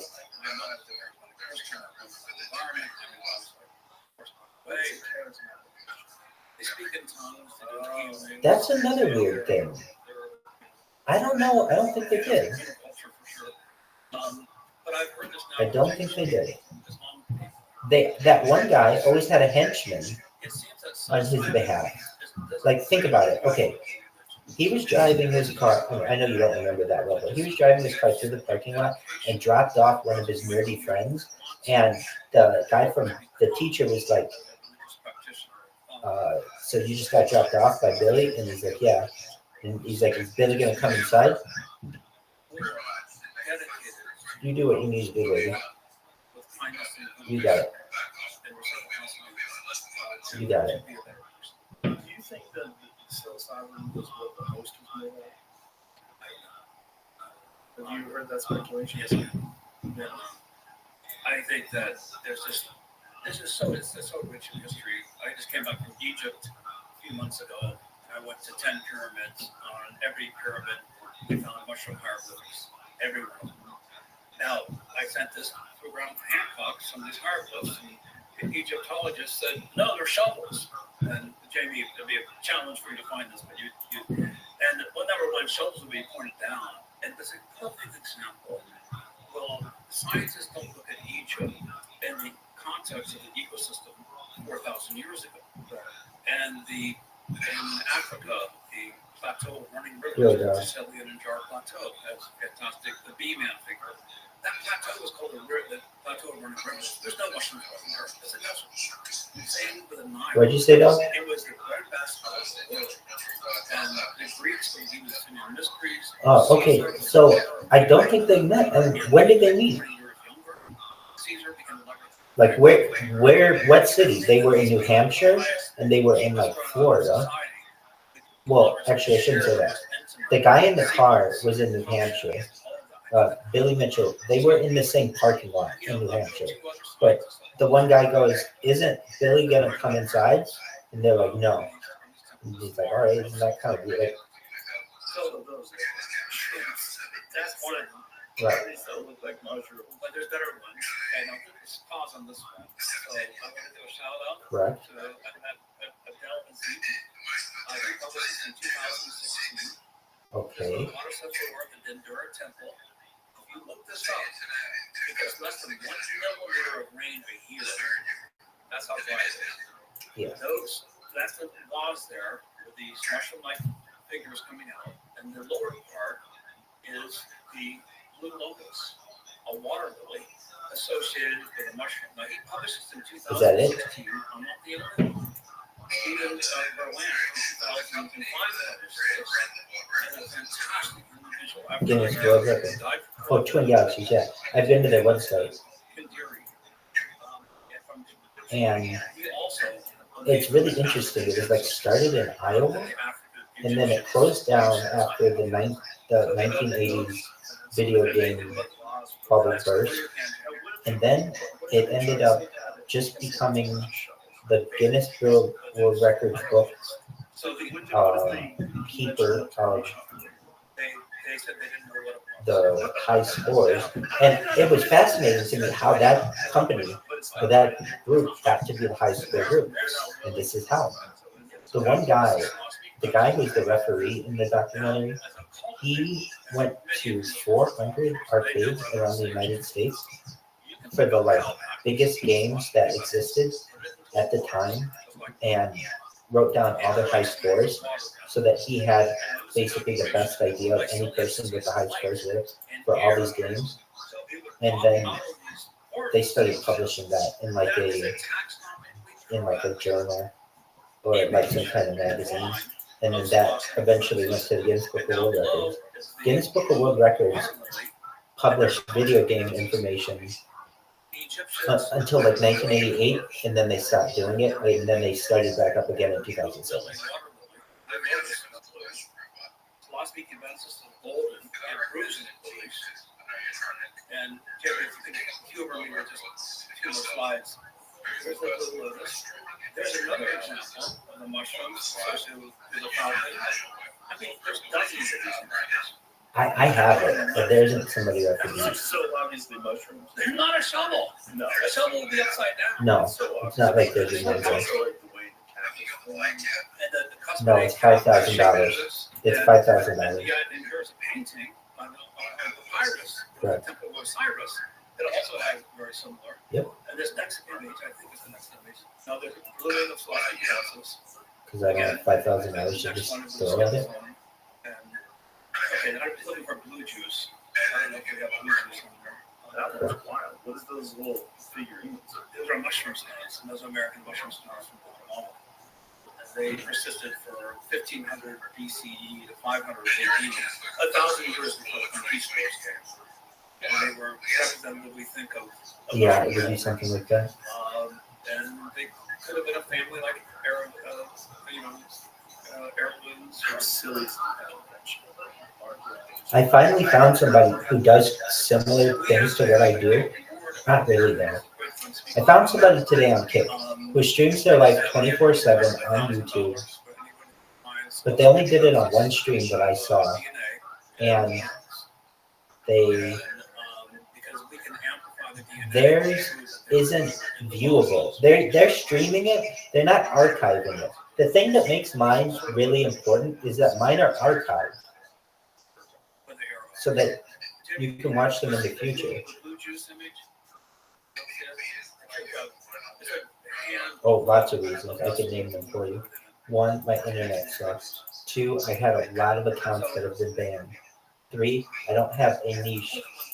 It's just a stream about streaming, basically. Those are 3 big reasons. Aside from that, hit me with it. This is something blew me away. Have you seen Dune 2? Amazing. Frank Herbert was a friend of mine.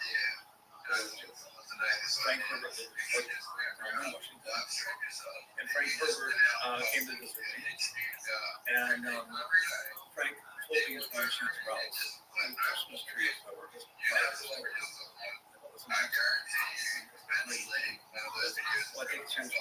Oh, definitely. That's very expensive, though. I did that for the first year and a half of doing this. I streamed all around California, from far north of Santa Barbara as far south as San Diego. I interviewed people. I went to Disneyland. I went to Santa Monica. Easier said than done. You also have to have data to be able to do all this, too. And I just don't have the money to be able to do that anymore.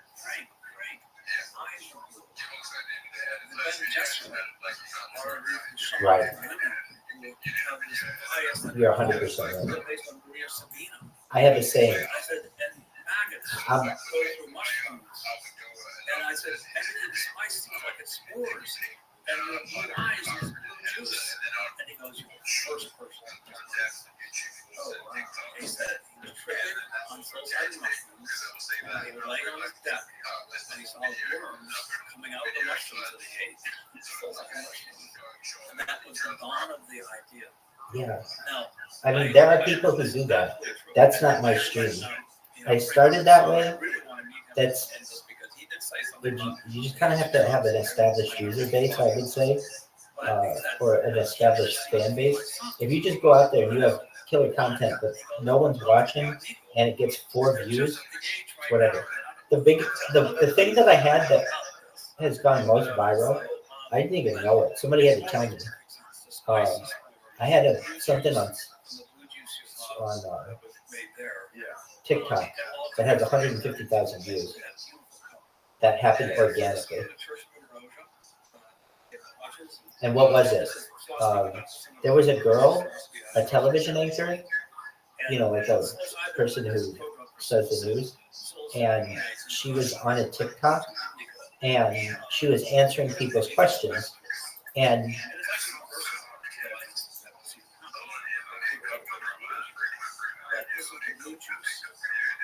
dog, I'm telling you right now, I have 1,000 fucking accounts, 1,069 accounts, and you max out at like 1,000 on 1,000 views. I'm not saying that it's not possible to get a huge amount of views. I'm just saying every fucking thing I've ever posted doesn't get more than 1,000 views, and I have one thing that has 150,000 views. And the thing that I have that has 150,000 views is I asked this news anchor if she used her left hand or her right hand to wipe her ass. And she was answering this in front of a lot of people. And she said, I'm right-handed. I use my right. And she goes, oh, I thought it said right, not wipe. Like, do you use your right hand to write? She thought, I asked, what hand do you use to write? And she says, I'm right-handed. But I said, what hand do you use to wipe? And she goes, oh. And I caught myself recording this at the same time. Anyway, I posted it. She got pissed off at me because I posted it. And it got 150,000 views. Making mistakes, making successes, thousands. Yeah. Anyway, back to that documentary. I want to see those two really play out. They should, I don't know. There are a lot of documentaries from around that time, just like that one, that I'd like to see sequels, follow-ups of like where are they now? I would love to know what happened with all of them. I mean, I read a little bit on Wikipedia, but like, you know, I mean, that teacher he had to wipe his kid's ass, and that was like recorded on the fucking video. That kid's gonna be like 25 years old now, or not that one, but like 20.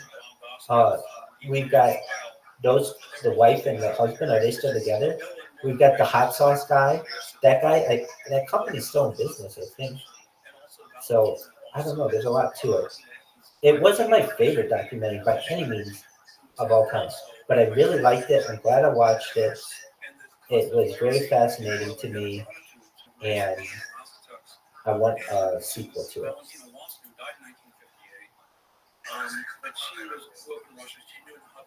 The sequel would be the guy from Bowen, or the teacher, whatever we want to call him, has to play the hot sauce guy in Donkey Kong, and they have to take a week off of work or whatever they do, and they can practice all they want, but then we're gonna get two fucking of those arcade machines or whatever, and they're just gonna have to play against each other, and whatever person puts a higher score up, that's it.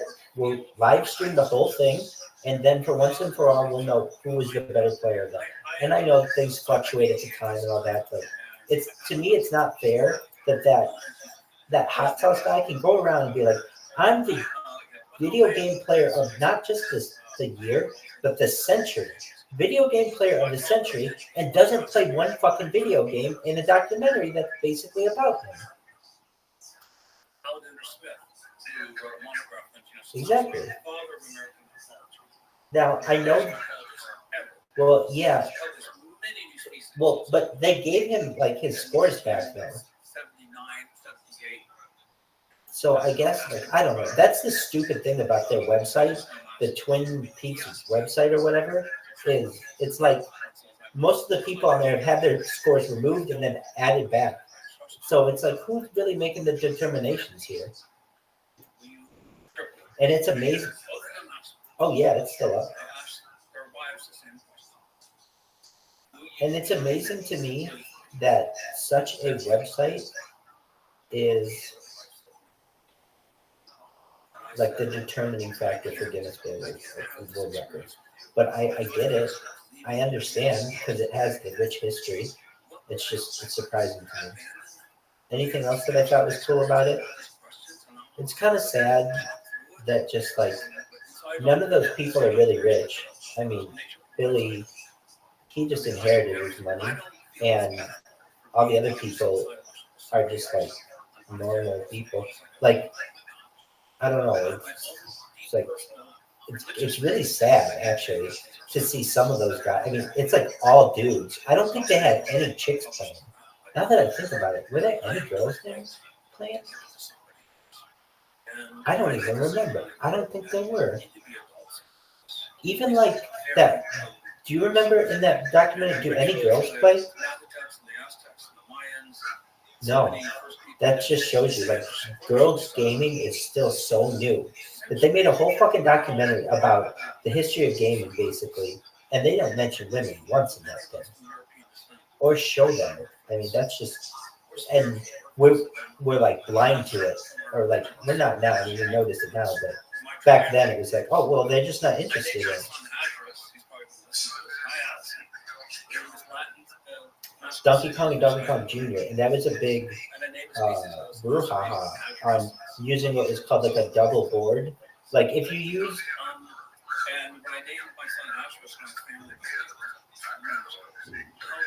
Yeah, exactly. And that was just the dickest thing I think I've ever seen. That like, okay, what's his name? Who's the dude? The teacher guy. He's breaking the record. He's breaking Billy Mitchell's record.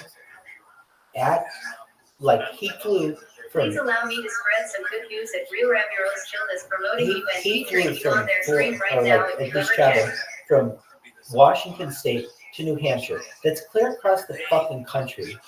He does that to play in this tournament, and then he ends up breaking the Billy's record, and then Billy submits a tape of him going over 1 million, when that doesn't even fucking matter because the teacher already broke the record earlier. It's just like they didn't consider it an official one because he had a box in his garage that was from someone who had bad blood with Billy.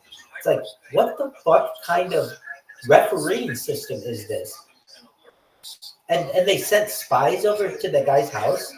They literally sent spies and like intimidated his wife and his mom so that they could view the machine. Just weird.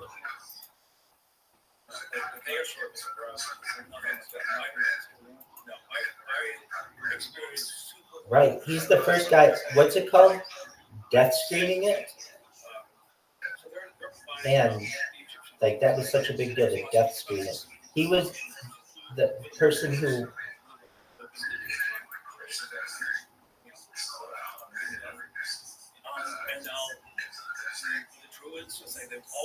Right. So there's so many other peoples now re-indigenizing.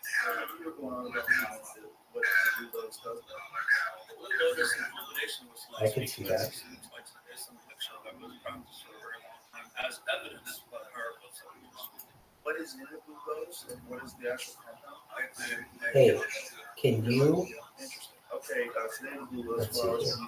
Do you have a Kick account? Anxiety relief, however, at higher doses. Can you look at the Kick account at Real Rabbi Rothschild and just see how I'm just. Let me see if you can tell what I'm doing. I'm not even going to tell you what I'm doing. Just tell me if you can see what I'm doing. I got a new computer and it's pretty slow, even though it's brand new. I didn't do enough research on it. It's doing the trick though. I bought another one already, and the one that I bought, the new one, or the other one that's coming, is an older computer, but it's fast. And like honestly, this computer's been okay thus far. I mean, it's not. It's working. I'll say that. It's a crazy case where a guy won and they lost against GlaxoSmithKline. Seems on the agonist and turned into asex and gambling app. He's a heterosexual man who had Parkinson's. You can see Real Rabbi Rothschild. Can you see me? Or can you hear me speaking? Excellent. You can see my screen.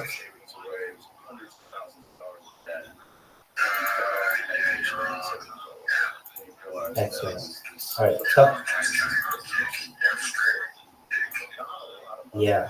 Now, what else am I doing? Can you tell what I'm doing over here? Yeah, the dopamine agonist. I figured that. If you Google pharmaceutical dopamine agonist side effects, they're pretty well documented. And one of them seems to be. Can you read anything that I just put in this guy's chat? Or a lack of control of the emotions.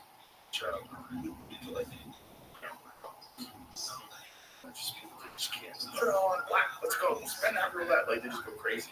They just want to gamble. Which is very strange. Well, it seems like Can you see this little chat box that I put here? Something along those lines, but also. It says, please allow me to spread some good news. At Real Rabbi Rothschild is promoting you and featuring you on their stream right now. If you ever check out any stream, check out at Real Rabbi Rothschild, part of the Rabbi Rothschild fan club of a family of celebrities and influencers. Rabbi Rothschild just signed Doja Cat and Drake to exclusive spokesperson agreements and are members of the Rothschild synagogue. People are gonna be like, what in the fuck did I just? What in the fuck did I just read? Doja Cat and Drake are part of a synagogue with this fucking guy on my kick. Like, I want people to be like, what in the fuck was that? What is the dopamine agonist? So I think that's what it is. All right, well, nausea, vomiting, orthostatic Yeah. hypotension, headache, dizziness, and cardiac arrhythmia are the most common side effects of dopamine agonists. These adverse effects are mostly dosage dependent. It's highly recommended to start these medications at low doses to reduce the risk of orthostatic hypotension. so at UZoop, we practice monism, MONISM, which is essentially just a unification of the world's religions. And at the end of the day, it just turns into taking care of your body and having a lot of sex. Parkinson's patient wins lawsuit over gay sex addiction. Look at this. So I think this was. Hit me with it, baby. Okay. Pfizer settles lawsuit tying sex and gambling addictions to dopamine meds. This was Pfizer. This is a different one. This is a different lawsuit. There's more than one lawsuit. Confidential settlement of 100 settlement Yeah, but I mean, patients. you can say that Jews are, well, not all of us know, and you can say that Jews are descendants of like Canaanite and Hittite communities.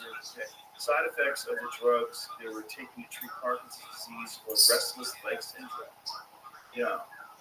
And so, like basically ancient Near East came from ancient Mesopotamia. So, in conclusion, and then that could even come from, like there are aspects of Egyptians in there. So, I would say actually no, we don't all come from Jewish people. We come from some of us come from Jews, but not all of us. In fact, if you want to know globally, it's only about 10% of people have any connection at all. UCB's Nutro and Miraplex from Bollinger, the German company was sued by a New York man and some of his doctors that took the drugs and turned him into a pathological gambler who ruined him as he gambled away $3 million. Yeah, I would be just a more confident when we headline articles like this. You know, there's probably a lot more. No, I'm sure.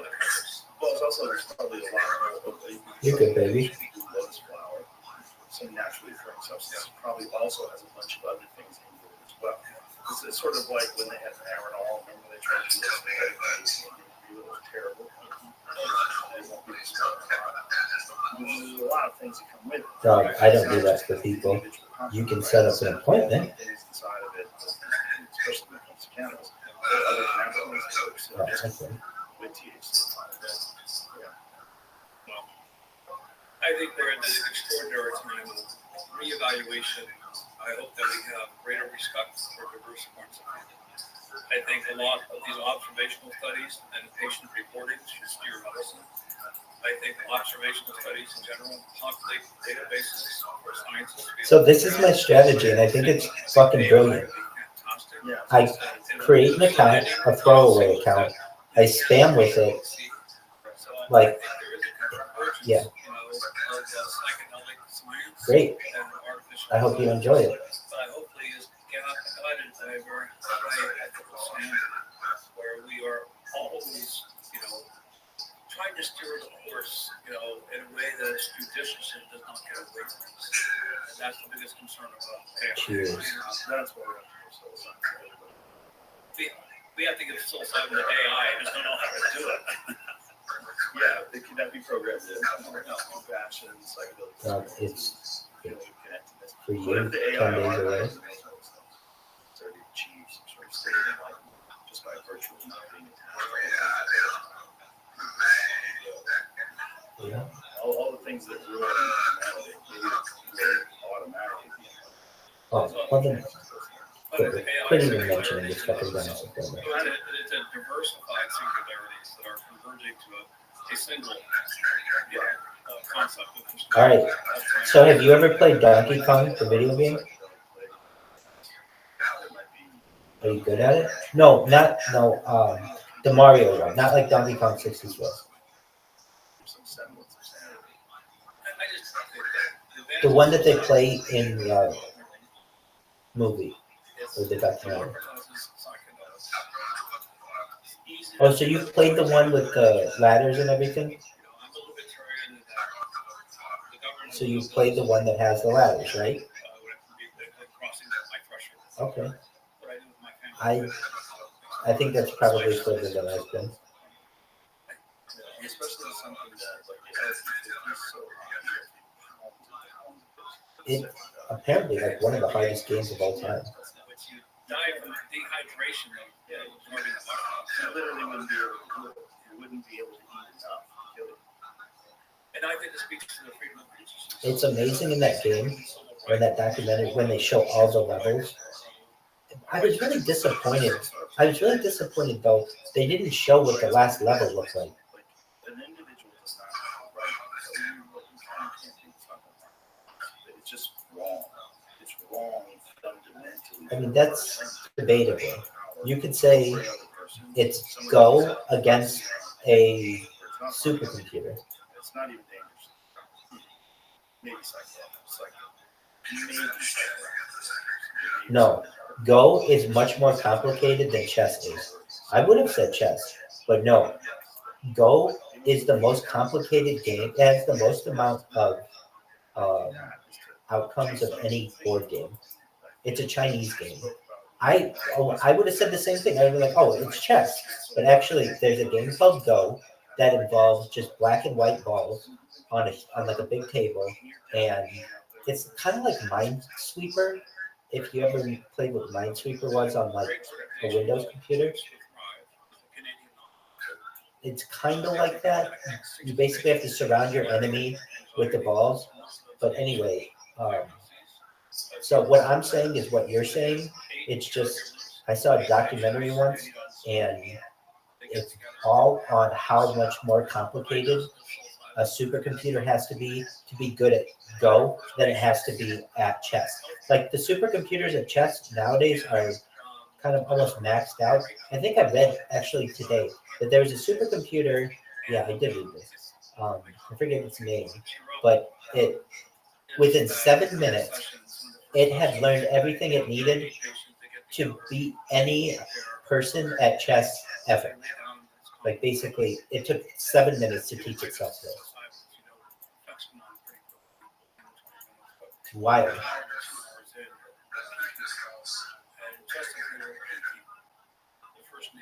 He has lost to supercomputers, and he's beaten supercomputers. It depends which one. The big one's Gary Kasparov.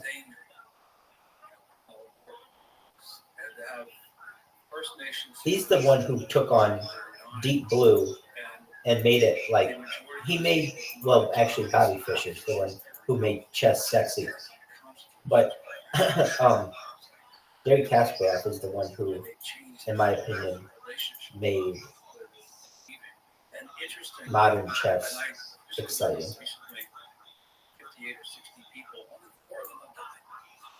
They all have terminal illnesses going back over 3 years now. So you think about, wow, mind over matter. If you don't have this anguish, yeah, poker's not that complicated in comparison to the total amount of maneuvers. We know that emotionally depressed people do have a depressed immune system. Exactly. It's just at the end of the day, it's based on what cards you get, which is different than checkers or chess or Go, because those start totally evenly, or as evenly as you can get. There's no like. You can beat someone in chess in, I think, 2 moves. I think basically spreading widespread panic, increasing anxiety and depression. Yeah, exactly.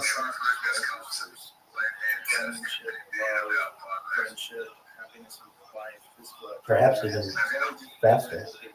No, perhaps even faster, though. Perhaps even faster. All those things are going to compound. It is a chess.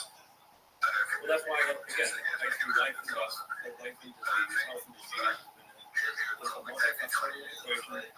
How many coefficient variables can you give? If you could even beat him then, probably not. He'd have an extreme head start on you.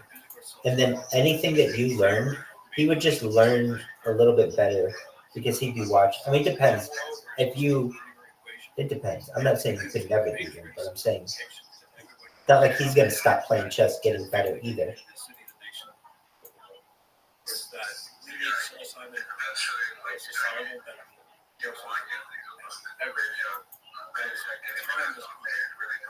Right. But is that really beating him at his best? I mean, you could break a chair over his head too and be like, okay, well, I beat him.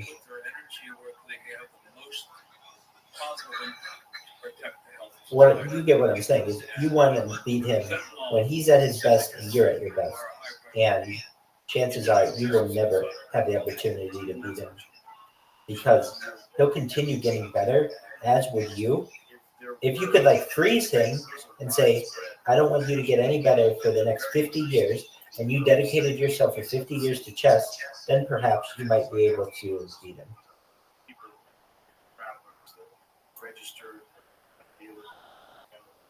We could do it in like a modern shamanic set. That can be done. Not that I love lawyers, but one of the best lawyer strategies I've ever seen in my life is the decriminalization of psilocybin and psychedelics to the lowest priority of law enforcement. So it is a violation of the officer's duty of their oath to use public 175 what? people for psychedelics. So it is at the level of There you go. right? It's basically the lowest priority of law enforcement, which means when a law enforcement officer tries to bring a case forward, it is malpractice of their ethos and of their ethical duty to perform their job to waste the public's money focusing on psychedelics. That was a good. And then that's just one step. I think decriminalization is the most important in towards legalization. Decriminalization. I think it should be legal. I mean, I'll make sure everyone knows that. But I think from a practical point of view, lowering the penalties and reducing What did you think about Tom Thurman's decision to not legalize it, not legalize it, and allow it for they wanted to allow it for therapeutic use, but they wanted to set thresholds first. And so no thresholds were established, no protocols or program was established. They do use thresholds. Well, right now, my understanding is Definitely, everything will die out eventually. Everything will die out eventually. They will not allow any research. There's a governing board for psychedelic substances in California. We'll go through different waves of what has value. So we'll have fiat currency, then we'll have perhaps cryptocurrency, then different cryptos, from Bitcoin, Ethereum, Solana, Shiba, those PayPal loans out there, and there'll be just different cycles of these, perhaps. And then eventually, you might go to a barter system. It's like somebody who's never flown an airplane, who then thinks they know how to fly an airplane, telling you, giving you advice on how and why you should not fly an airplane. Because they're just experience. You asked me whatever you was done. So, that's not good, especially for progressive. Whether I answered, I don't know. I can neither confirm nor deny that information. Why do I say that? It's actually a smart thing for me to start saying that more and more, just to. It's good for everybody basically to use that phrase, because then you don't know if somebody's using it, if they're trying to avoid a question or they just use that regularly. Anyway, if I were going to answer your question, is it true that nothing lasts forever? Well, if you think of the big squish or the big crunch, then perhaps, but maybe there's some way to interdimensionally, perhaps multiverse jump from like different universe to different universe. So if that's possible, then maybe things could be forever. But as we understand, everything is basically finance.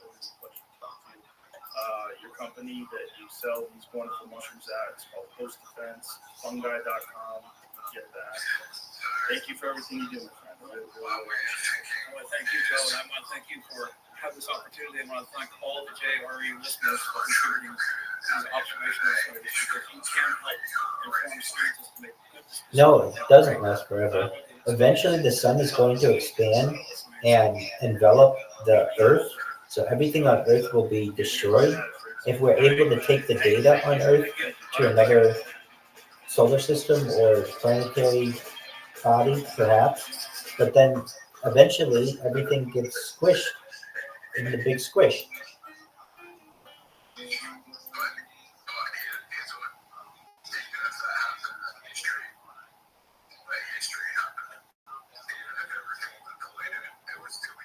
Well, it's the kind of question: if a tree falls in the forest and no one hears it, is it really heard or whatever? And there's no one to hear, is it really heard? Huberman, and I'm a professor of neurology and ophthalmology at Stanford School of Medicine. My guest today is Robert Greene.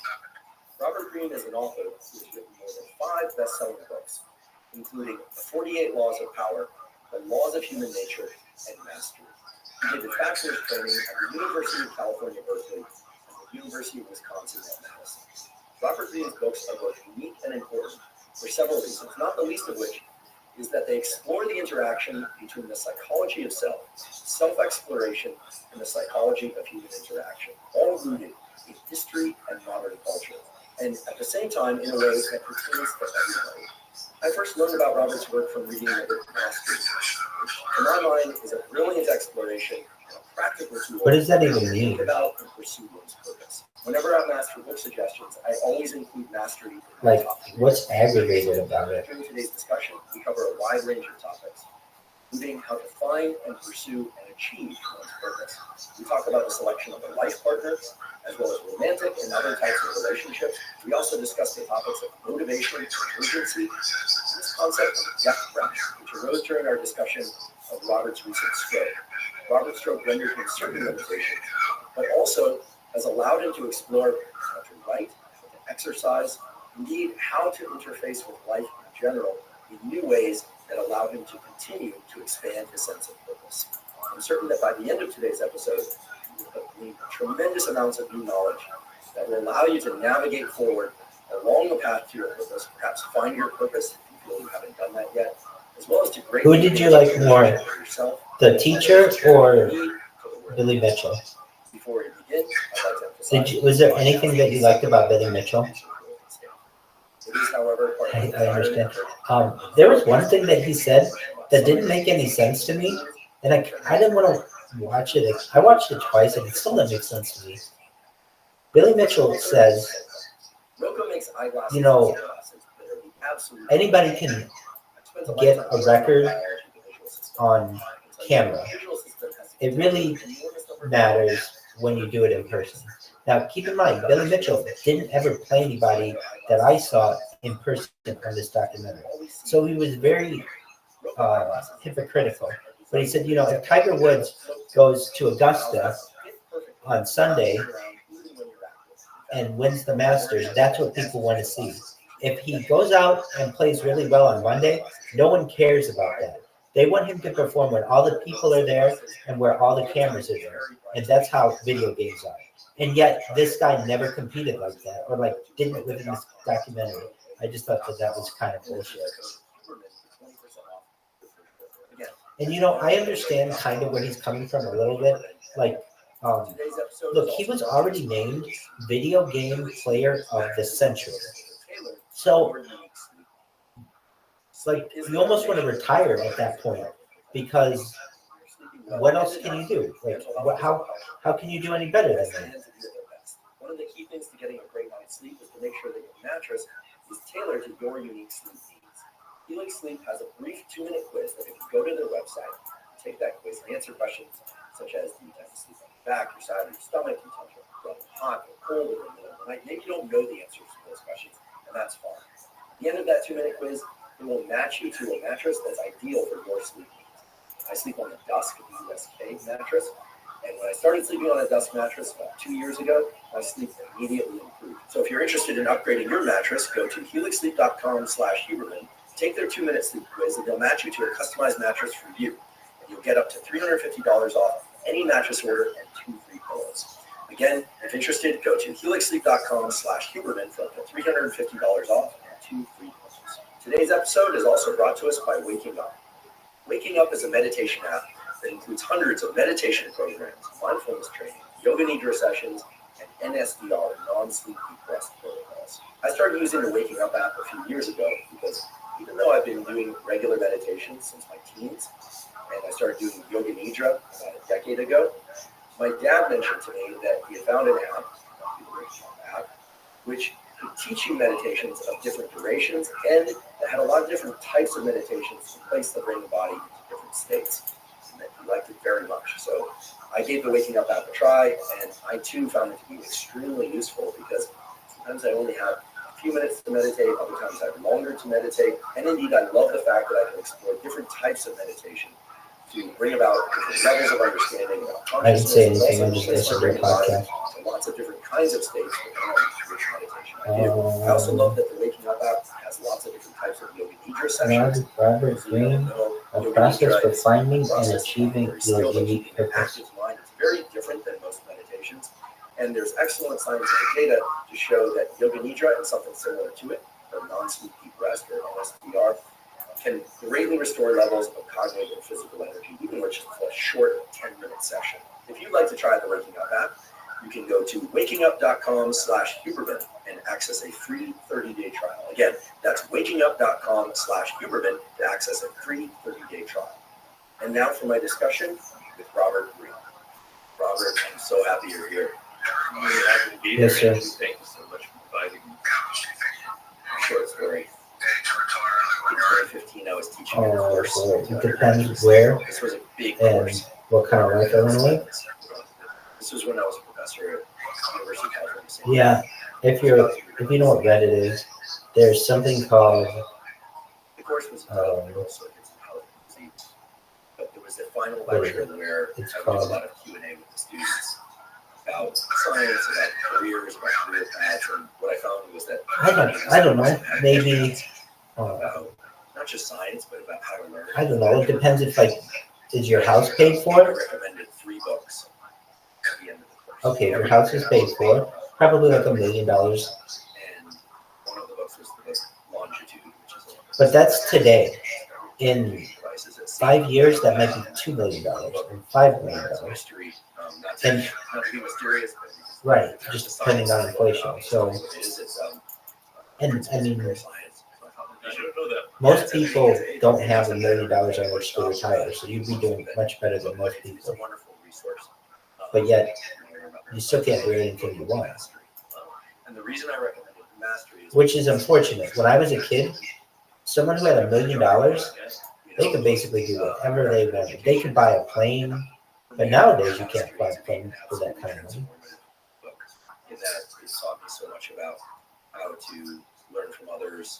I mean, it's not a huge plane, but you could have a private plane. But now today, I mean, that's not that great. I mean, it's good, but it's not vice versa. what it was. And talked about some things that we'll get into in more depth today, but not the least of which is about identifying that unique seed that exists within all of us and can guide our best decisions in terms of finding our purpose in it. And so I usually end with a great debt of gratitude. Zoot, do you know about the Zoot Suit riots? But I want to start with a great debt of gratitude. Mastery transformed my Are you an entire expert life. in them? In many ways, this podcast probably wouldn't exist were it not for mastery. But you are aware of the Zoot Suit riots? It's really embedded in me, this idea that we all have purpose. What were the Zoot Suit riots then? How to go about finding that purpose. So I tell you that, but I also would use that as a segue for No, what were the Zoot Suit riots? I know what a Zoot Suit is. How do you What were the Zoot Suit riots? share with us what it is and one's purpose and All right. early life? Well, here you go. As I understand, this took place in Los Angeles. There were 2 groups of people who didn't like each other. the Chicanos or the Mexican people and the World War II servicemen. And basically, since it was World War II and there was rationing going on of supplies, you weren't supposed to have like anything extra because there was a war. And the Chicanos would wear these suits that they would get made many times in Tijuana that were really flamboyant and used extra cloth that should not have been used due to the war. So the servicemen got mad at the Chicanos and started a big fight, and that's what ended up happening. It was called the Zoot Suit Riot. It took place during World War II in Los Angeles, California. How do you like that story, baby? Yeah. Was that the greatest story you've ever heard in the history of mankind? Close. You know it was close. And so it's not easy. And I understand that. There's no like. Do you know possum tits? Are you guys good friends? There's a process. I figured that. It's not a mystery. That's cool. She's nice. A very singular process.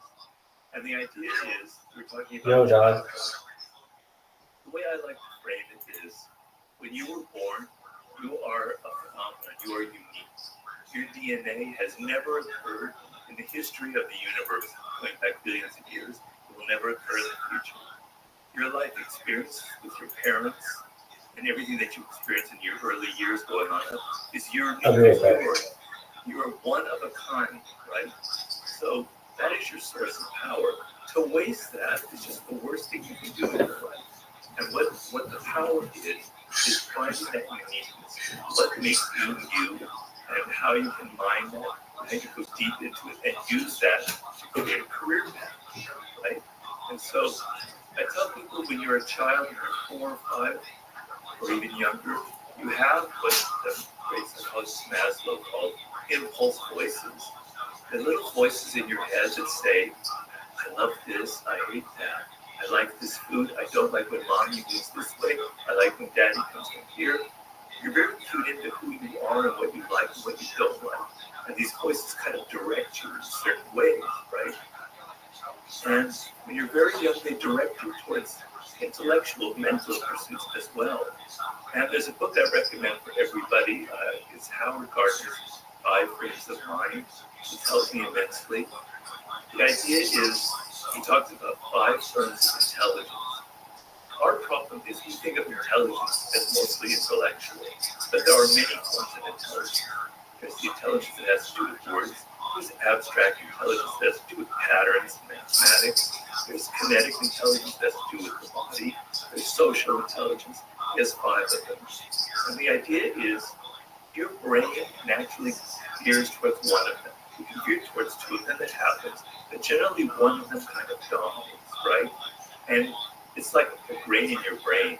It's going in a certain direction. You want to go with that grain, and because that's where your power will lie. So when you're young, if you go back and think about when you were 4 or 5, you can maybe get a picture of some kind of direction or voice inside you that was impelling you towards this. I know for me, it was words. I can remember when I was 6 years old, I was just obsessed with words, just the letters in words. Almost like in this almost slightly schizophrenic way. I would spell words backwards, I would take them apart, I would do anagrams, I would palindromes, right?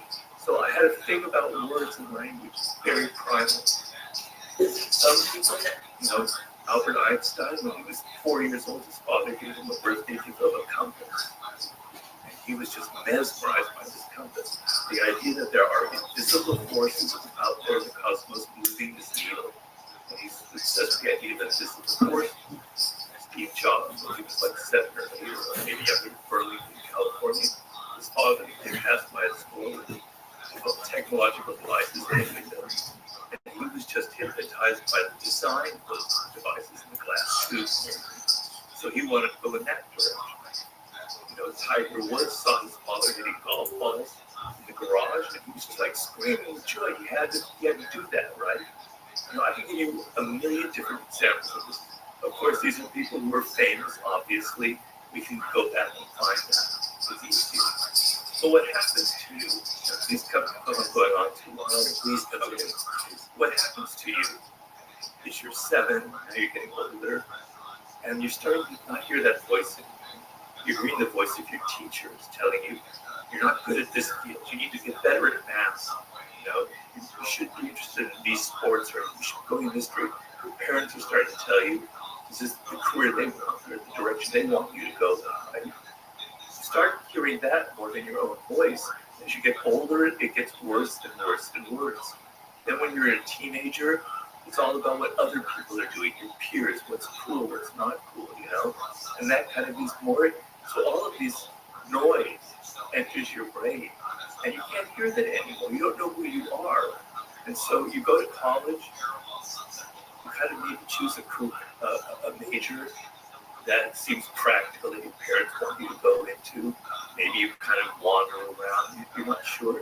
And then you enter the work world without that inner radar that I'm talking about. Brother, you're lost, right? Where should I go? Well, I need to make money, right?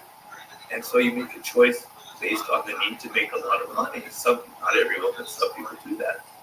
And I understand that need. We all need to make a living. But that can set you off on a very bad path because you're not connected emotionally. The thing is, when you figure out that primal inclination, that grain that's inside of you, then you have the energy to be disciplined, to go through boring tasks, to learn. You learn at a faster rate because you're emotionally engaged. When you're emotionally engaged in a subject, the brain learns twice, 3 times, 4 times as fast as when you're not. I always give the example. In college, I studied foreign languages, which was kind of a passion of mine. For 3 or 4 years, I studied French, and then I went to Paris, and I couldn't speak a word. It was useless because it didn't teach me anything practical, right? I was totally confused. And then when I was in Paris, and I loved it, and I wanted to live there. And I had a girlfriend, and I needed to speak French to her. And I can tell you, in 1 month, I learned more than those 4 years at university because I wanted to, because I was engaged, and my emotions were there. It was like I had to survive to learn French. Whereas, so most of us, we don't have a need really to learn the subject. We're paying half attention. But when you find that thing that really connects to you, you're paying deep attention, your emotions are engaged, you're learning at a much faster rate, okay? And so the thing is, how do you find that when you're older? When you're 21, I give people a lot of help, and it's usually not so difficult. We can go through that process. It gets harder when you're 30 Excellent. and you can wander around, but it's not impossible. I didn't really start finding my exact path until I was 38, 39, to be honest. So there's hope. When you get 40, when you get 50, it gets more and more difficult, right? And it's very sad if you wasted that seed of uniqueness that I'm talking about. And I tell people there are ways of going back. We go through a process like archaeology. You have to dig and dig and dig and find those bones from your childhood that indicated what you wanted to do. But when you find your life's task, everything opens up. Doesn't mean you figured out, okay, I've got to aim for this particular job when I'm 28. That's not how it works. It gives you a sense of direction. You can try different things. You can experiment. You can have fun when you're in your 20s. You're going to learn skills. But it gives you an overall framework instead of, all this confusion, this chaos, social media, the internet, I can go here. You're lost at sea. It gives you a very important sense of direction and compass.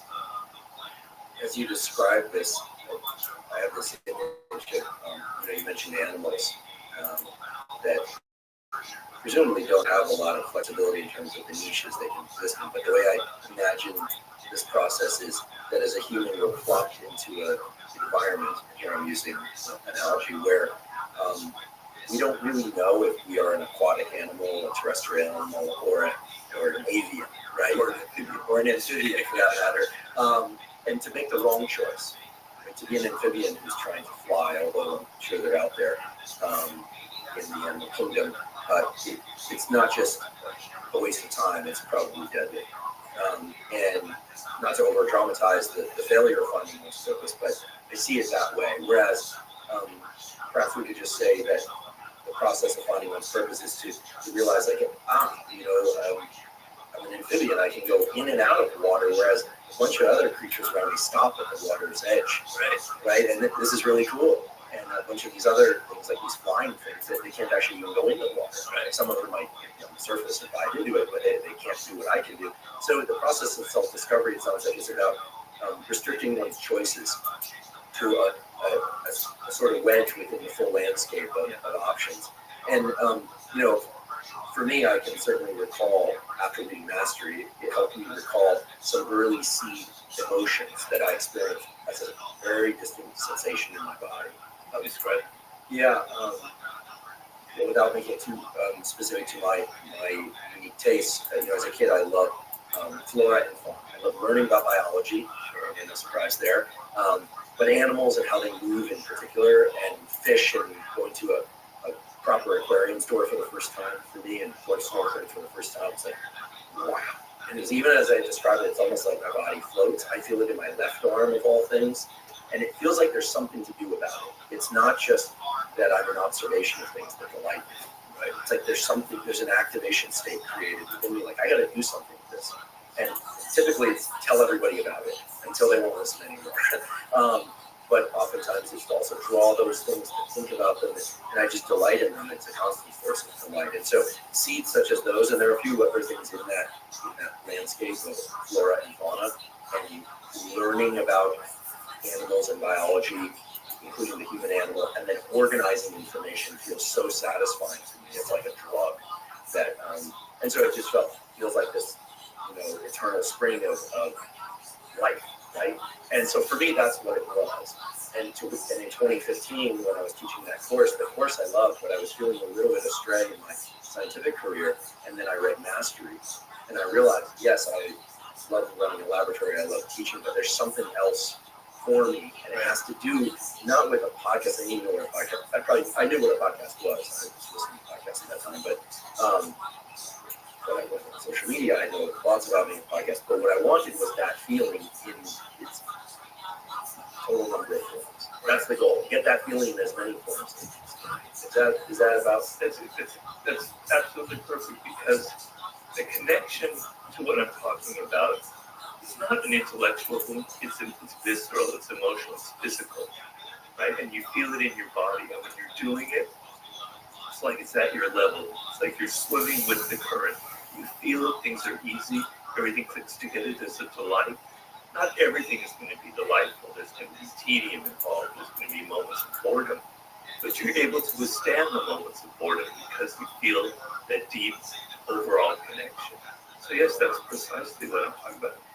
I mean, for me, it's a little bit a similar thing. Is I said about words, but the other thing that I was obsessed with when I was a kid was early human ancestors. Don't ask me why. I just was so obsessed with our ancestors millions of years ago, and how it was possible to be living here in the 60s or 70s with cars and everything, but to come to where we are now. I wrote a short story when I was 8 years old about a vulture. It was written from the point of view of a vulture watching the first humans kind of emerge on the planet. I'm sure it was absolutely awful, dreadful. But the weird thing is, I'm writing a new book, and all I'm doing in that book is going into early humans.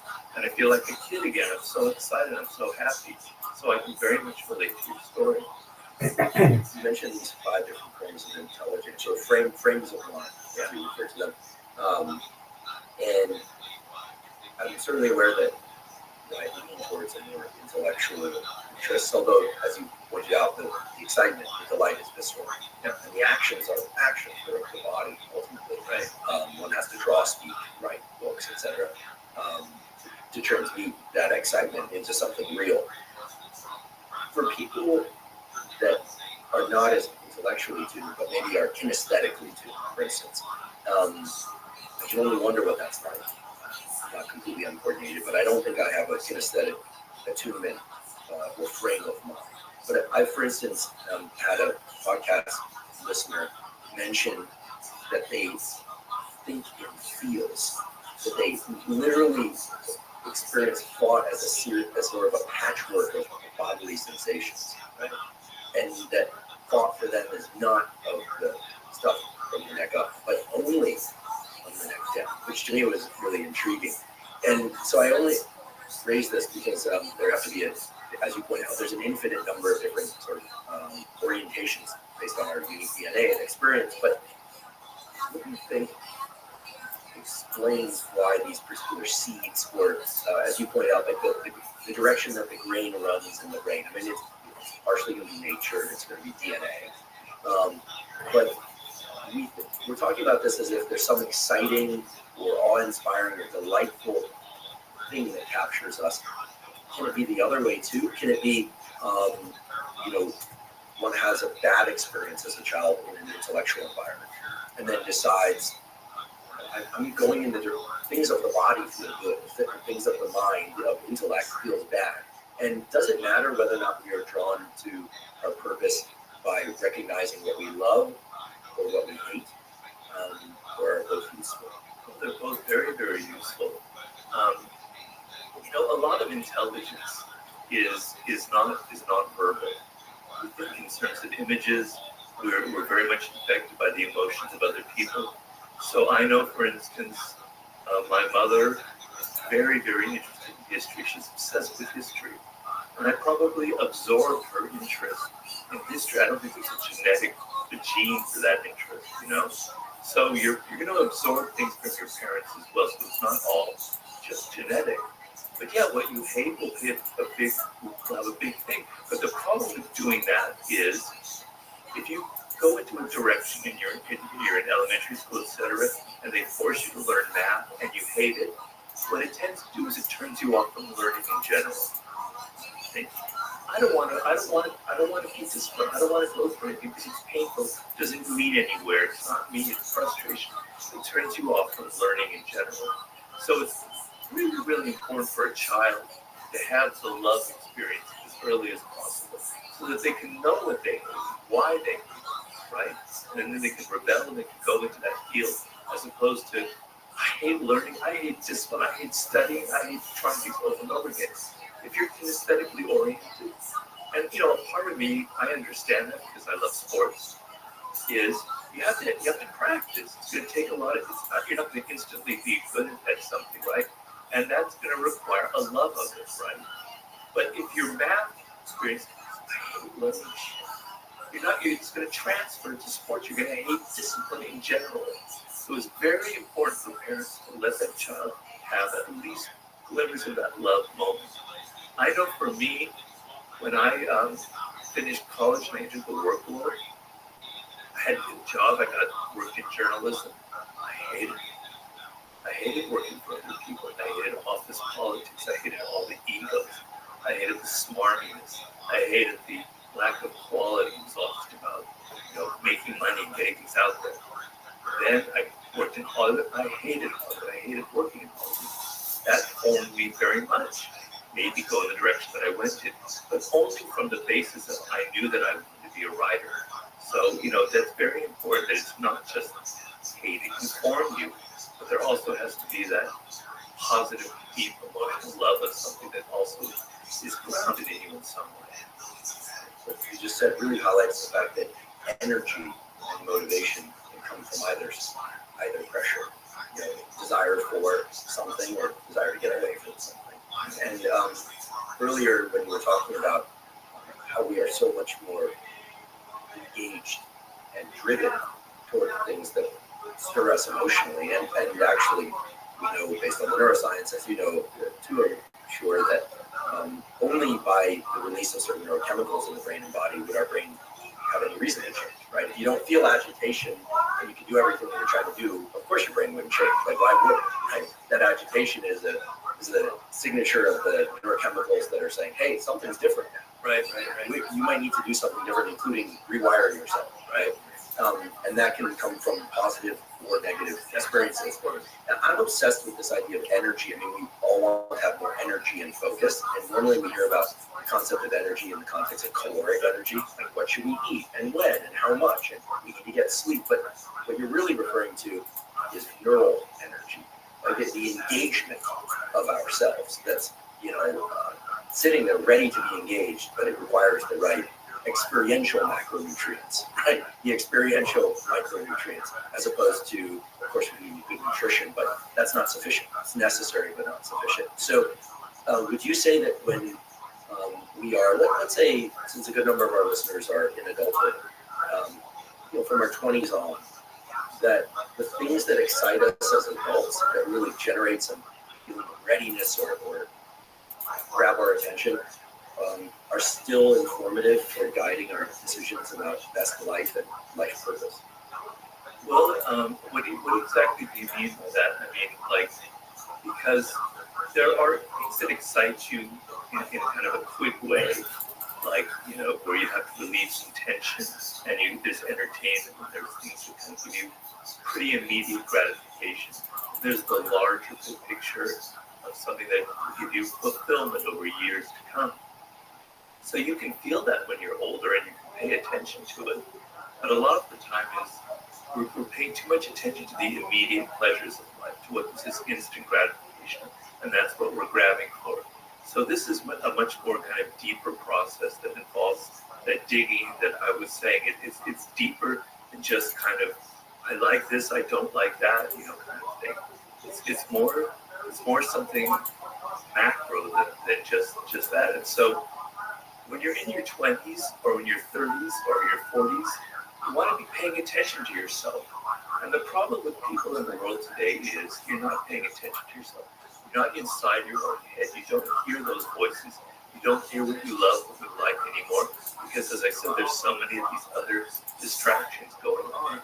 And so you're always like attuned to what other people want, right? Because you're in social media. This is what people are following. This is what they're interested in. As opposed to disengaging, backing off from that, and looking at yourself, and going through the process of, that's not me. Actually, I don't really like that. And so what you're talking about is, I think, very profound, is levels of frustration or anxiety are definite signals that you must pay attention to, that they're telling you this isn't a good direction for you. This is a waste of time for you. And in general, I tell people, self-awareness, being able to hear those voices, to understand that your frustration is telling you something. And sometimes you just act on it without understanding it. But understanding why you're frustrated, why you don't like your career, why you're not happy about where you're going, is the key to everything. It will open up, it will actually be able to, in your 30s, to return you to that childhood inclination. But if you can't listen to where those emotions come from, then they're useless. They're not teaching you anything.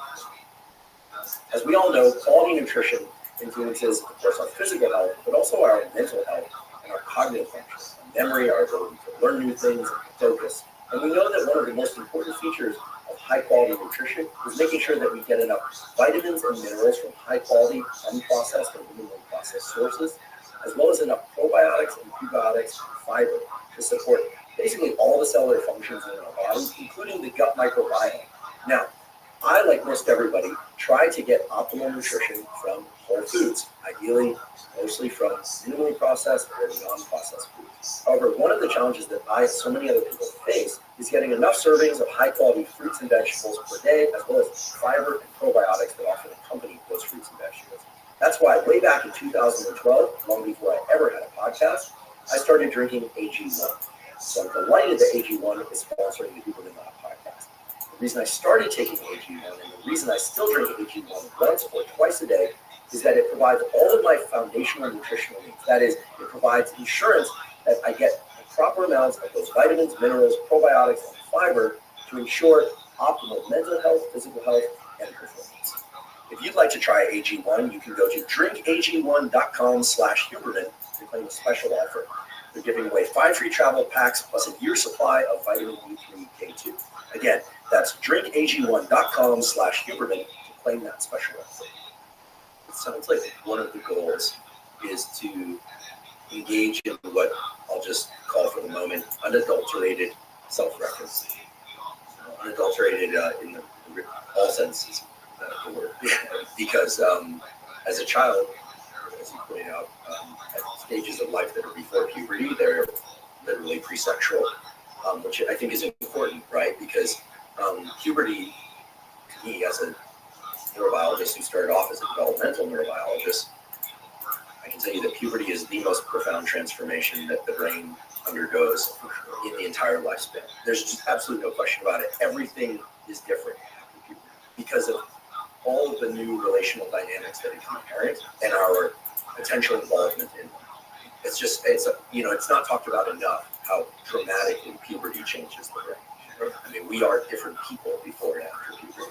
There's something crazy. The hormones are there, and it's not just changes in how we view the world, but changes in how the world views us. Yeah. And not just through the lens of sexuality, but also expectation of what we are capable of, what we are responsible for or not responsible for, our learning capacity. I mean, puberty is like this, it's also the most rapid stage of aging in our entire lifespan. Those kids that go home for summer and come back shaving, I was sort of I wasn't a late bloomer, but I had a long protracted puberty, but I remember those kids. I'm sure we all remember those kids.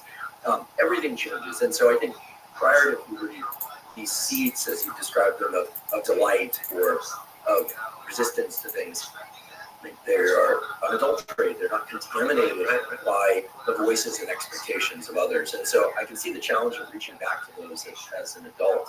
I wonder if this relates to something that I've heard you talk about before, although perhaps not as much as some of these other topics you've discussed publicly, which is the real versus the false sublime. Could you perhaps just define for us what sublime really is, what a sublime experience is, and the distinction between real and false sublime experiences? Because I feel like this relates to finding that seed, right? It's about finding authentic seeds within us, as opposed to when emotions can be distracting and misleading. You made that connection. It's the book that I'm writing right now, so thank you for that. Think about that. I'm writing a book on the sublime, and I have several ways of kind of illustrating. I generally like to use a metaphor, and the metaphor is that being a human being, being a social human being living in a particular culture, is that you live inside of a circle, and that circle of that time are the conventions of thinking, of ideas that are acceptable, of behavior that is acceptable. This is where you can go mentally, where you can go physically, all the codes and conventions. So that circle for ancient Egypt and for 21st century America, they're obviously very different, but it's the same circle, it's the same limiting factor. You're not supposed to go outside of it. These are thoughts, experiences, behavior you're not supposed to do. The sublime is what lies just outside that circle. The word sublime comes from on the threshold of, it's like, here's a door, and the sublime is literally at the threshold of the door. You're looking out into something else, right? And the quintessential sublime experience is a near-death experience. You're standing on the doorway, the threshold of death itself, right? And so in my book, I'm illustrating the different kinds of sublime experiences that you can have in relation to the cosmos, in relation to thinking about being alive. Just being alive is the strangest sensation you can possibly have. I know that very personally after my stroke. I go into childhood, chapter on childhood, sublime, your own childhood. I go into animals, relation to animals. I go into a chapter about the brain, chapter about love. I'm working right now on a chapter about history. Okay?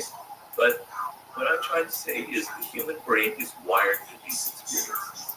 It's wired for transcendental experiences to take us out of the narrow little realm that we live in. Because we're aware of our death as the only animal truly conscious of its own mortality. And it frightens the hell out of us.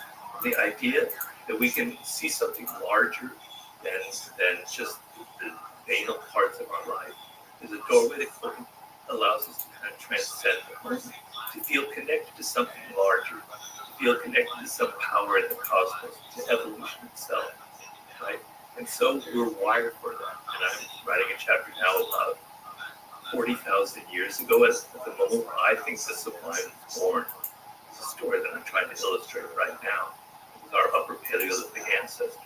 So it's deep inside of us. We need it. We have to have it. In the 21st century, we have very few avenues for any real avenues. Religion used to be the main kind of way of accessing And so, because it's so deep, we reach for false forms of the sublime. They give us the sense that we're transcending, but it's not at all, because sublime has to come from within. It's an experience that you have, that you're generating in your own mind and your own experience. The false sublime comes from outside. It comes from drugs. It comes from alcohol. It comes from shopping. It comes from online rage. It comes from joining a cause and just getting out all your aggression and violence, right? It comes from causes. It comes from addiction. Okay? It gives you a sense. It calms you down and makes you feel like there's something else going on in life besides your job that you're sick of. But it's not real, it's not lasting, it's false, it's an illusion, it's not based on anything real. It's not connecting to that deep part of human nature that's wired for these experiences. So what happens is you have to have more and more and more and more of it. You have to have, more of this rush. You need more of the drug, you need more of the alcohol, you need more of the sex, you need more of the porn. It's never going to satisfy you. But the real sublime, you don't have that feeling. It's like it's transformative. Once you feel it, it lasts for you for the rest of your life. It's what Maslow again called the peak experience. So that's the difference between the false and the real sublime. I haven't quite connected to what you were saying, but if I think about it, I think you're on something very interesting. I mean, maybe the connection I was trying to draw was doesn't hold, but yeah, for me,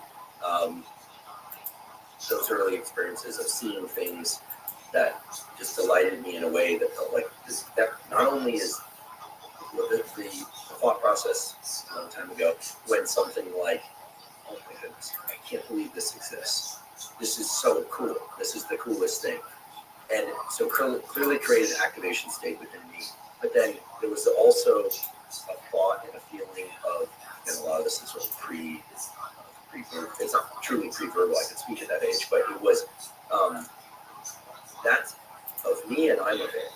Right? There's a connection there. And then it was, there's something to do about this. The activation state created in the body was, I need to learn more about this. I need to tell people about this.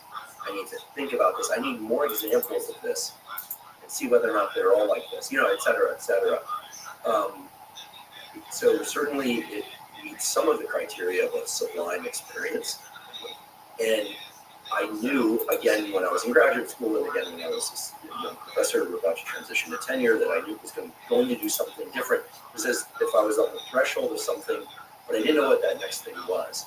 But I could trust it because of that early experience of knowing that's the thread. Like I'm an amphibian. This is my environment. Yeah. And you're an amphibian too. Yeah. Right? And we're different amphibians, but we're going to be amphibians together. Right. And there's a permanence to it. It does seem to transcend time. I'm obsessed with time perception, so I have to be careful not to go off on a tangent about that. But the human brain's ability to fine slice or macro slice time is incredible. And it's been said of not just addictions, but also interactions with toxic people that they murder time. That humans have I think it was Jung, I'll look it up, but one of the great psychologists said something to the extent that addictive behaviors, thought patterns, substances are humans' attempt to murder time so that they don't have to address their mortality. And that's always made a lot of sense to me. They kill time, it's an expression. Kill time through passive engagement, but also kill time through trying to get overwhelmed or overtaken by an experience or a substance. As opposed to when you're truly connected, you have that sense of flow, and 3 hours can pass by and you're not even aware of it. So time is a totally subjective experience. It can be extremely slow and tedious and feel very depressed, or it can pass by. It passes by without you even noticing it, and it's a wondrous experience, When I'm deep in my writing, I'm not aware of the time passing. I'm so involved and so immersed. It's a deeply, deeply pleasurable experience of time. It is sublime. And yeah, so I agree with you. I think your distinction is very interesting. Eagerly awaiting your next book, but we won't rush you. Well, I'm so immersed in this that I could talk for hours. But I also have a chapter in there about what I call the daemon, which is like that voice inside of you that speaks to you. And I'm writing a whole chapter about how sublime that is when you connect to that voice. So you act spot on. There is something very much connected to mastery in this book, but it's the next chapter that I'm writing. Can't wait. Can't wait. I'd like to shift slightly to a topic that you've written extensively about, which is power. And not just power, but also seduction, which you've written extensively about. And of course, you've written about finding one's purpose. So tell me if the framework that I've just given myself liberty to create is an accurate one. And if it's not, I'm hoping that it's not in perhaps some interesting ways. So to me, you talk about, and we will talk about power as a resource. It's something that it's there as a resource. It could be used or not used. And I think of seduction as one form of exchange between individuals. So there's a verb associated with seduction. Power, I'm thinking of more as a noun in this context. You're the word guy. And then, purpose is really about finding like what end or ends one's going to devote power, seduction, and the other forces that allow human beings to interact with each other in the world. But power as a resource that can be expressed in different ways and accessed in different ways. Maybe we could just explore that a little bit, because when we hear the word power, I think a lot of people brace themselves, like, here we go, someone's going to try and have power over me, this is about manipulation, and so on and so forth. But I learned pretty early on that every career endeavor, there are power dynamics. There's mentor-mentee, there are teachers and their students, and both have power. In romantic relationships, there's a power exchange. There are yeses and there are nos, there are maybes. There are covert and overt contracts. I'll do this because I want to. You'll do this because you want to. Great, sounds great. Overt contracts, but also covert contracts. Well, I don't feel safe doing that, so what I'll do is I'll take something on the interaction that you're not aware of, so that I can sort of ease my sense of danger and give myself the illusion of feeling safe, and all sorts of complicated human dynamics that have to do with us having this forebrain thing that can do all of that gymnastics. So maybe we could start very simply by just saying, how would you define power in terms of its functional definition, like in interpersonal relations? And then why do you think power is so essential to all relationships? That's really what I'd like to get to. Why is it so essential? Why couldn't it be something else? Well, the way I define power is I try to take it away from that kind of negative context that most people have and that you brought up. And I bring it to something very primitive and very primal. The way the human being is wired, the feeling that we have no control over our environment, and in the earliest period it was literally over our environment and wild animals and nature and climate, etc. But now the sense that you have no control over your career, over your children, over your parents, is deeply, deeply immiserating. And it compels us to act in certain ways, either attempt to find positive ways of power, or to what you call covert ways of getting power. Passive-aggressive, traditionally passive-aggressive means. So it's deeply wired in us to want a degree of control over immediate environments and immediate events. We can never have complete control, and the idea of having complete control is nonsense, and it would actually be very ugly, because you want a degree of letting go and letting circumstances come to you, etc., etc. So the sense of you want to feel like with other people and relationships that you can influence them, that you can move them in a certain direction, either to get you to love you and treat you better, or either to stop annoying, irritating behavior, or either to, wake up and find and do productive activities to your children, etc. You want to have the ability to influence people, to move them in a certain direction, either in your interest or in their interest, right? And once you have that need, and every single human being who's ever lived has that need, and we often don't recognize it because we're embarrassed by our desire for power, for our need to control. Every human being has it, right? And it's not easy because human beings are complicated. They don't, if you say, do this, I'm talking to your son, he'll do the opposite, or he'll do something else. You can't just force people in a direction, right? By being overt and telling them this is what you need to do, you create resentment, you create an enemy. They may say, yes, daddy, yes, husband, I'll do what you say, but they're going to resist you deep down inside, right? So people are tricky. They wear masks. They pretend to say one thing and they do another. They have their egos, and you inadvertently wound their egos or trip them in some way, and they react in a way that you don't expect. And so power is this kind of invisible realm that envelops society, where people are continually battling each other and struggling with it, but no one is like talking about it. No one's being overt about it. No one's saying, this is exactly what I'm trying to do. And so when you enter the social world and the career world, you're not expecting these battles. You don't know, no one's taught you, no one's trained you, your parents don't train you. Nobody trains you. And you make mistakes, and you realize how political people are. If you're a sharp character, there's a certain percentage of them. You realize, wow, I can deceive people, I can manipulate them, I can get what I want, I can pretend to love them, and they'll fall for me, and I can do all this other stuff. But for most of us, the 95% of us who aren't sharps, and I'm including myself in that category, it's very, very disturbing to suddenly enter that world and see all of that invisible power games. Almost no one's giving you any advice or helped you. And so take it out of the realm of it's just about trying to dominate the world and manipulate and exploit and abuse. It's something inside of you. You have this need, and your suppression of it will only make you come out in passive ways, and you won't be able to control certain things. If you want to move people, if you want them to follow your ideas, if you want them to be more aligned with your politics or your ideas, you have to be subtle. You have to learn psychology. You have to learn certain aspects of how to almost move people without them realizing in a certain direction, which is like the part of seduction. And if you're not interested in that, you're just going to tell people what you think and what you're going to do.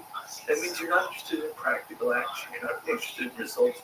You're just interested in venting your own frustrations or your own anger. So learning the subtle little dynamics of power is extremely essential because we're a social animal. It doesn't mean that you're going to get dirty, that you're going to suddenly go out there and manipulate the hell out of people. Most of the 48 laws of power is about defense, but how to defend yourself from the sharks about there, how to defend yourself from making classic mistakes, like outshining the master, like talking too much, like arguing with people instead of demonstrating your ideas, on and on and on. It's not an ugly thing. It actually makes you a better social individual. So that's how I like to say it. Very interesting. I think as a younger guy growing up, it was so important to me to know where I fit in with my friend group. And I didn't think of it so much as a hierarchy. Nor when I was in academic studies did I think of it as a hierarchy, even though it was. It clearly was. So much as the goal was to figure out where was my unique slot that I could do the most good for myself and others. Right? Kind of finding my spot. I don't want to say on a shelf because that is an image of something vertical, but let's make it lateral. A lateral arrangement of different people with different strengths, different life purposes, trying to figure them out. Where should I be in order to express that and also feel connected to others? And in order to do that, I did have to. I realize now, based on your answer, I did have to figure out, who's trying to have power over, who's pretending that they don't want power, but is actually exerting power. These sorts of things. And there's an incredible peace that comes from knowing that one is in the correct place, both profession, interpersonally, in relation to oneself, but also in the context of a peer group. And this is where I belong. Because trying to gain power when one is trying to move to a position that isn't right for them or in a way that isn't right for them just seems so energetically costly. Yeah. It seems like a waste of a life, frankly. Right? Trying to gather resources simply to have them, to give the illusion of power, but then being afraid of losing them just sounds like a recipe for whereas figuring out where am I most powerful in the benevolent sense of the word, that seems like a good pursuit. Well, it's connecting up to mastery again, finding your life's purpose. You know, I knew when I was young that I couldn't exert physical power because I was a skinny little runt. And I wasn't bullied, but people would kind of pick on me, et cetera, So I veered towards intellectual pursuits where I could have power. And in the end, you know, you might have been a jock, you might have done well in high school, but look at me now. I'm not saying that it's a beautiful thing, but that's part of human nature, the desire to actually prove yourself and find that niche that you belong to, so you don't have that kind of that sense of inferiority, which Alfred Adler, the psychologist, describes very eloquently. So a lot of it is kind of compensating when you're a child for things that are your weaknesses and finding what you're so good at that you do have that power. And people can't bully you, right? And you're like now a famous neuroscientist, whereas they're like, who knows what they're doing. So power definitely is connected in some way to that inner sense of what you were meant to do. And you feel it with the ease and the connection that comes from it, right? So I can honestly say that my dislike of working for other people and office politics and egos, I now have an existence where I don't have to deal with any of that. And I'm so blessed when I wake up every morning and I just pray to God, saying, God, I found this because it's the perfect lifestyle. You're can be accurately described as an intellectual beast. So it's which is like a compliment, right? We hear the word beast and we think a ferocious beast trying to harm others, but yeah, it's I think finding where we can be a beast, and for some people that's painting or gardening or whatever it might be. I think is again ties back to these issues of or this quest for mastery. Seduction is also a very loaded word, right? Even more power, because seduction kind of drips with the idea that somebody is tricking someone else into doing something that they otherwise would not want to do. But seduction is both our propensity to do it and have it done to us is hardwired into our nervous system and has a lot to do with the hypothalamus and a bunch of other areas that I won't bore us with the nomenclature. But seduction, to me, implies some sort of exchange. I suppose we could seduce ourselves through denial or convincing ourselves of something. But more often than not, when we talk about seduction, we're talking about the interaction between two or more people. So what are some of the core principles of seduction? And you care to play anthropologist a bit and a neuroscientist, I would invite that.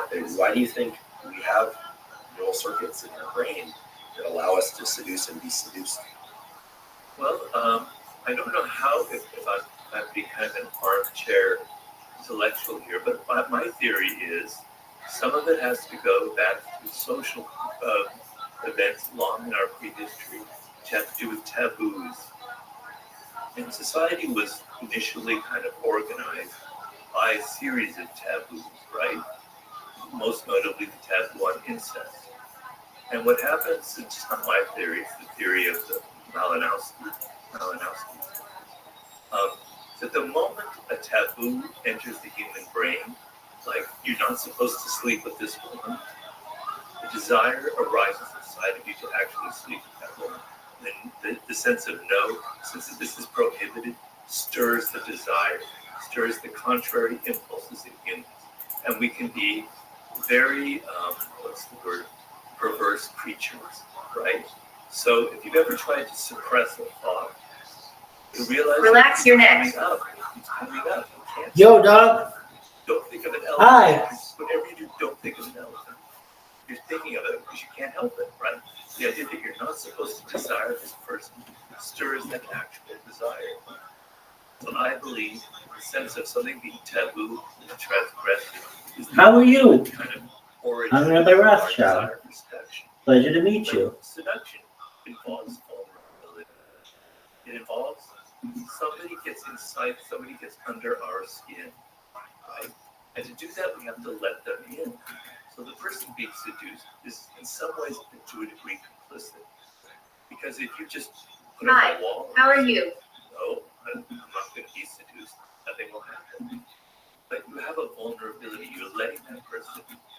cycling into your inner space.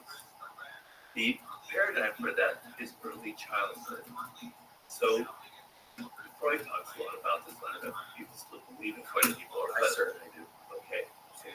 But the genius of both psychology and physiology, wrong about a lot of things, did a lot of things. You're like a peasant with some. Check out my other streams at Rabbi Rothschild and at Rabbi Rothschild. Bad ideas, but at the same time, he had absolute, like near supernatural levels of insight and brilliance into nature.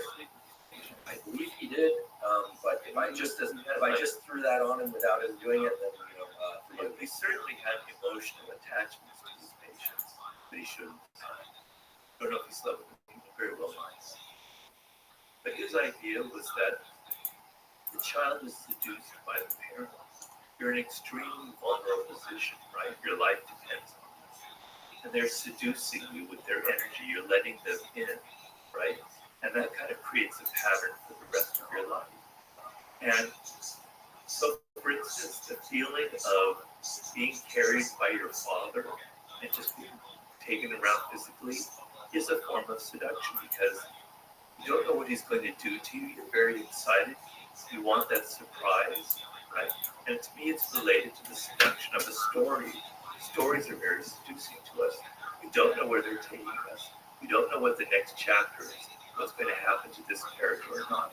The surprise lowers our resistance and opens our mind up to what's going to happen next. It's a form of seduction. Fairy tales, the stories you were reading as a child, your interactions with your parents, are deeply, deeply ingrained in you. You cannot be seduced unless you are vulnerable, right? And so I like to switch it around, get out of the negative connotations. Being vulnerable is actually a positive trait. I think a lot of people now in the world today, because things are so harsh and invasive, that people have become too invulnerable. They don't want to let anything in, right? And this now affects their relationships with other people. They don't want to be influenced. They want to be strong inside of themselves. They're afraid of giving in to the other person, of surrendering to their influence.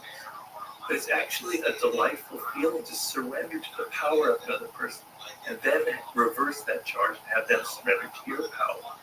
So when I'm reading a writer, and sometimes they completely seduce me, like Friedrich Nietzsche is one of my favorite writers, I let go of everything. I let him enter my brain, and I'm completely seduced. I let him lead me along. But then I encounter writers that I don't like at all. I'll mention one. Probably not a good thing, but Steven Pinker. I don't like Steven Pinker. I find him really okay. But I force myself to try and find a way to be seduced by him, to let him into my brain, to see where he's coming from, to open myself to the possibility that he could be correct. So vulnerability, letting people into your mental space, is a form of intelligence.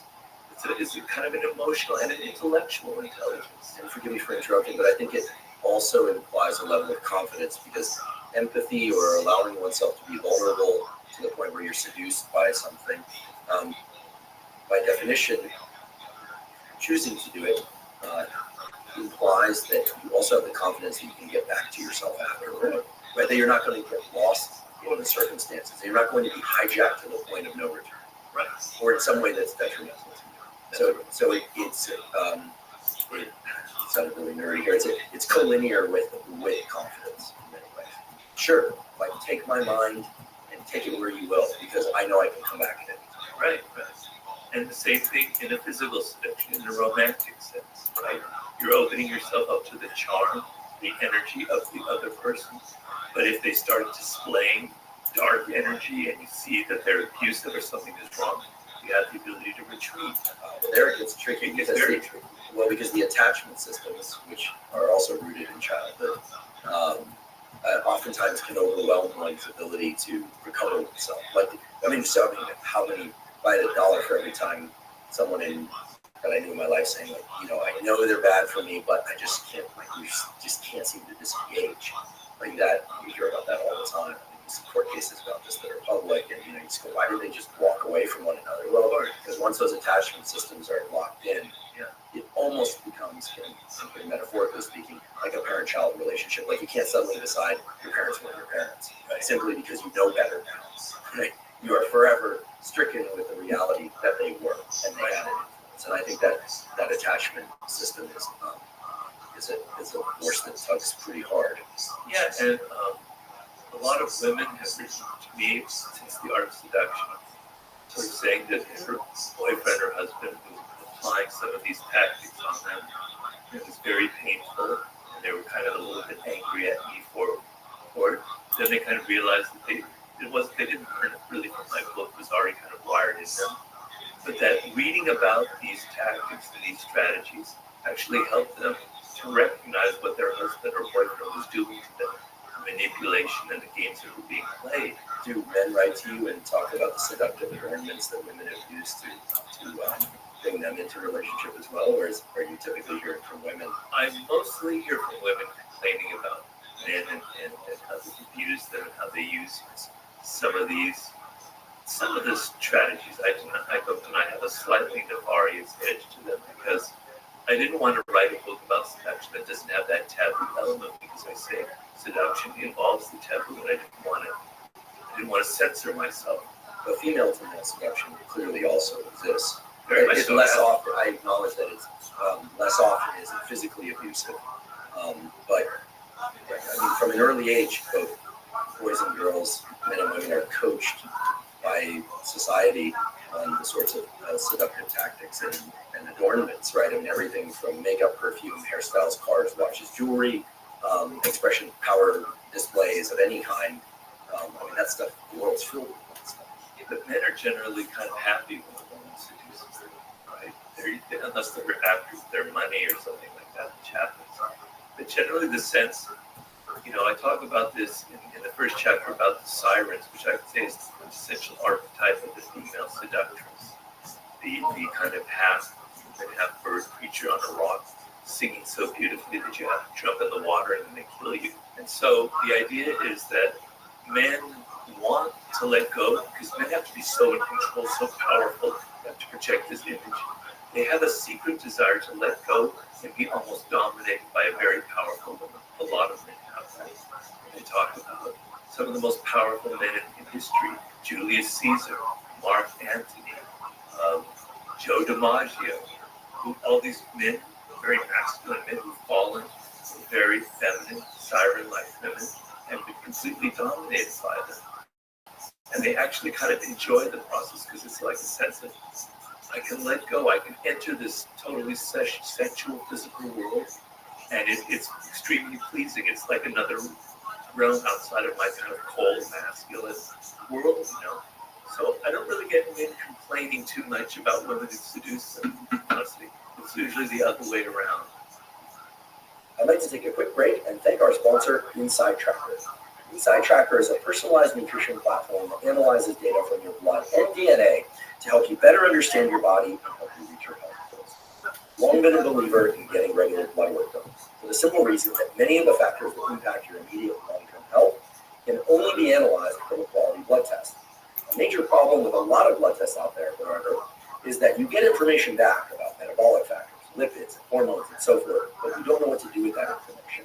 With Inside Tracker, they make it very easy because they have a personalized platform that allows you to see the levels of all those things, metabolic factors, lipids, hormones, etc., but it gives you specific directives that you can follow that relate to nutrition, behavioral modification, supplements, etc., that can help you bring those numbers into the ranges that are optimal for you. If you'd like to try Inside Tracker, you can go to insidetracker.com/Huberman to get 20% off any of Inside Tracker's plans. Again, that's insidetracker.com/Huberman. I've heard before, I promise this is not an original idea that I'm pretending to have heard elsewhere, that my friend asked me to ask sort of question, that in all sexual exchanges, there's a power exchange. Maybe you could elaborate on that, because as you were describing some of the seductive power dynamics that exist, a phrase that I've heard before came to mind that at first made me chuckle, but then made me think quite deeply about this issue of the relationship between sexual and power dynamics, which is this notion of topping from the bottom. If one is giving someone else the impression that they are more powerful, by virtue of the word giving, they actually hold some power, right? Power can be given or taken, but Oftentimes, seductive exchanges and sexual exchanges and romantic exchanges in particular are about both people buying into a temporary illusion. Let's pretend that you're in charge when actually I'm in charge. Okay, but I know that you think that you're in charge. Okay, let's just pretend none of that exists and just do X, right? And I think this is another example of covert contracts. And it's one that actually can potentially create a lot of problems post hoc, right? But I think the relationship between sex, romance, and power is an important area to explore. Well, I wrote The Art of Seduction with the idea that he was hardened by women.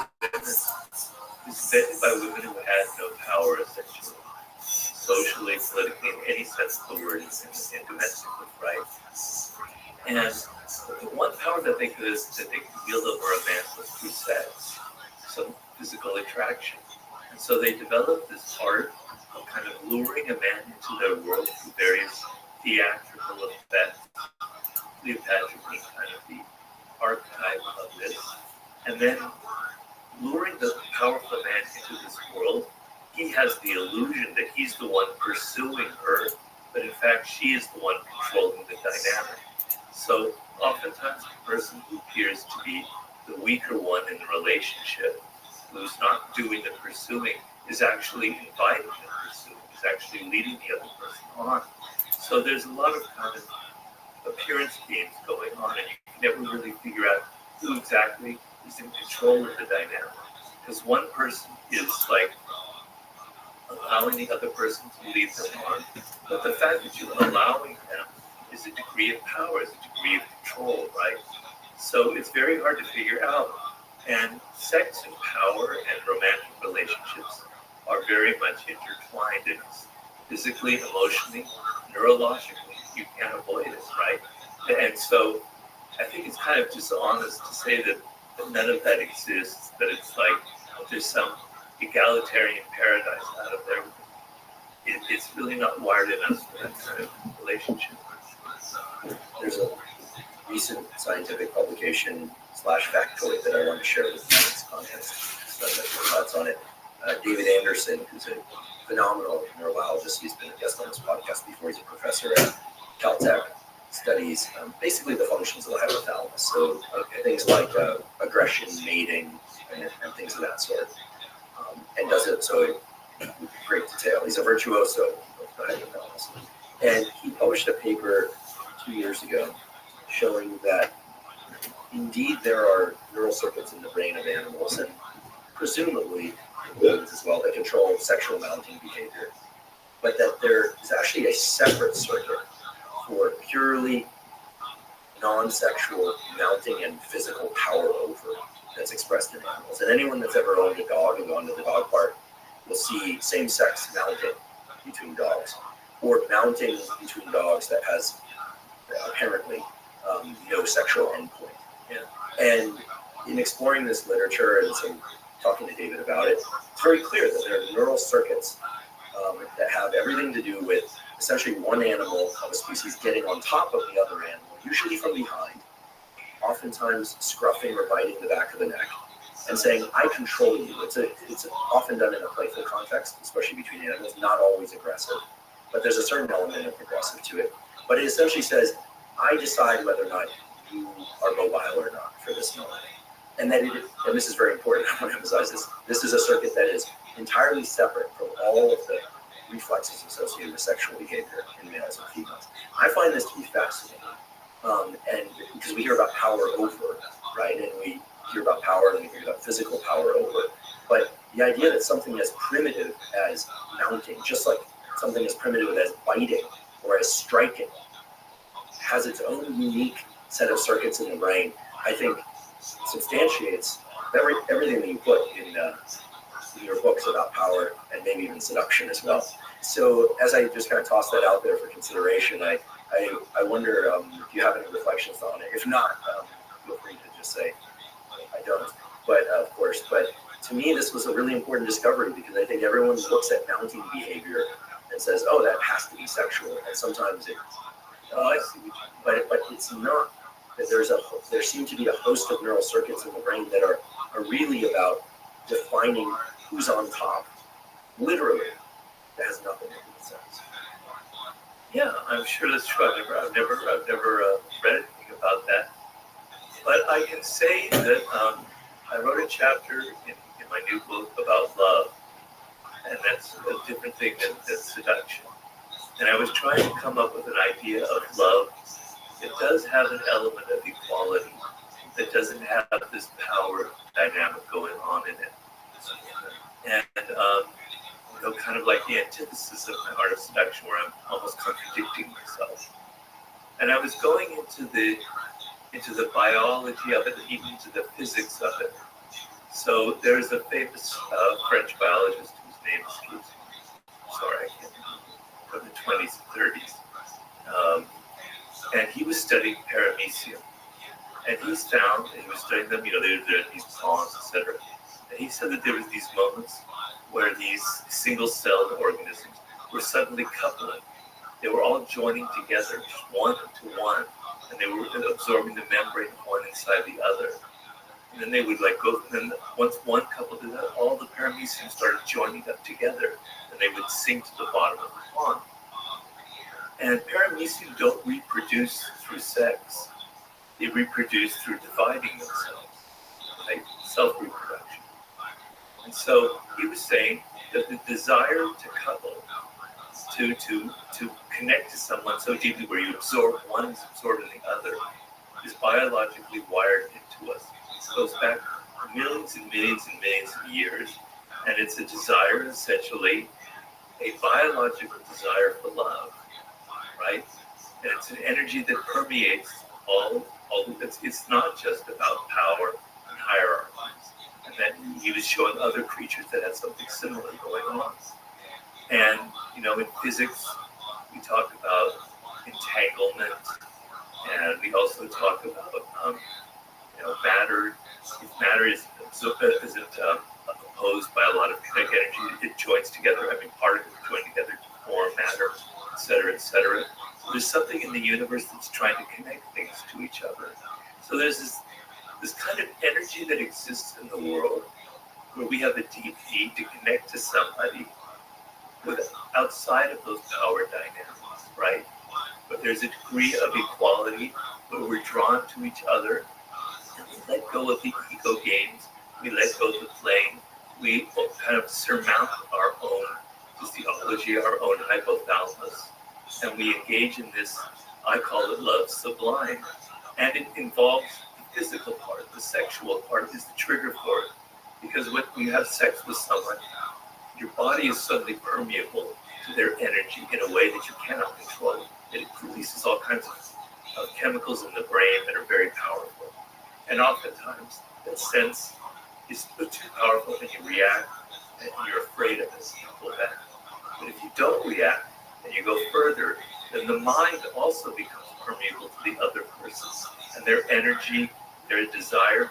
And so then it kind of creates a spiraling effect where the physical and the mental connection reaches this state that I call love sublime. Now, it's an ideal. It doesn't really exist that much out there in the world today, but there are stories in history that illustrate it, and I believe it is a biological necessity for us to feel a deep, deep sense of connection. We normally ascribe that to religion, to God, etc. But I maintain the essence of love, the model for love, is between two human beings, straight or homosexual, doesn't matter. And that feeling of surmounting our own neurology, our own system, and entering this zone is deeply, deeply satisfying. We all want it. And it has to involve letting go of the power dynamics, letting and everything being equal. It's not that the other person is exactly like you, you recognize their difference. But as far as being worthy of attention, being worthy and respected, you leave all that other stuff outside. So there is a zone that's possible. It's outside this power dynamic that we're talking about. I'm excited that you're writing about this. So this is for your next book. Yeah. I'm very excited. I couldn't help but think of some of the parallels between what you describe and what we're observing nowadays in the landscape of politics and social dynamics where clearly there is no setting aside of egos. People feel both sides feel attacked. Everyone in between feels confused, like, why do I have to pick a side? And there seems to be no hint of a future where people are setting down their swords, which means, if we were to go with your earlier definition, which I like a lot, that nobody feels safe enough to be vulnerable enough to allow the union of people to occur, which is just a way of rewording, a bunch of other things, and not nearly as eloquently as you described it. But if setting aside of power dynamics and making oneself vulnerable is the key to accessing love, in the romantic context, surely, but also in the societal context, what are the channels for that? I mean, I suppose there is the argument, not mine, that everyone should just take a boatload of psychedelics and see the interconnectedness of things. But that seems like an unrealistic route. I just don't see that being, 12th grade graduation curriculum. Nor do I think it would be healthy. To be clear, I think that you'd end up with a lot of expression of problems there. But short of a magic substance that could increase skills connectedness among everyone simultaneously. How are you going to save humanity, Robert? Well, I'm concerned about young people in particular with hookup culture, pornography, et cetera, et cetera. It's kind of rewiring the brain, and we're losing what I was just describing. And I see particularly a lot of young people, and I don't blame them because they've grown up in a world that's very chaotic, very hostile. Could I say, I think it's, and not to be nitpicky here, but I love what you just said. I think, in my mind, things like that are hijacking the hardwiring. Okay. And I'm right, just, right. No, I'm not, again, forgive me, the audience is probably not You can't really rewire the brain. Right. Well, I think we can expand and rewire upon our hardwiring, but so much of what you talk about in your books is about finding one's essence, but then also what I love about your book so much, and the other things is that it's about that dance between the hardwiring and the possible through effort. So anyway, forgive me for being that's very accurate. So yeah, how do you get us out of this? Well, you bring a big burden on me, but I think you're up to it. Well, I tried to do it in this chapter because I wanted to seduce the reader into the idea that this is something extremely pleasurable and extremely healthy. And the feeling of being vulnerable is a very positive attribute that will infect not just your romantic relationships, but will infect you mentally. So creative people are extremely vulnerable. They're extremely vulnerable to ideas. They're extremely vulnerable to the environment. And closing yourself off into your own ego, into yourself. So the chapter is called Escape the Prison of the Ego. And you're kind of trapped inside of yourself, your own thoughts and your own desires. It's like a prison. It's enclosing you, and you want to escape somehow. And you escape from drugs, you escape from porn, but it doesn't lead to actually escaping. You want to be able to let go of yourself and get out of this prison that you're in, right? So it's a desire that we all have. And so I wanted to frame it as this incredibly positive dynamic that you can engage in. And the ability to be vulnerable to other people, to open yourself up and to say that, yeah, they might hurt me, but I'm strong enough to take it. And if they hurt me, I'll learn from it and I'll rebound. And I know that's a bit naive on my part, but I want you to at least have that feeling. Because a lot of young people write to me and they say, I can't fall in love anymore. I don't like that feeling. The loss of control is too much. And a lot of their behavior patterns are in creating this sense of control, which you can have when you're locked inside of yourself.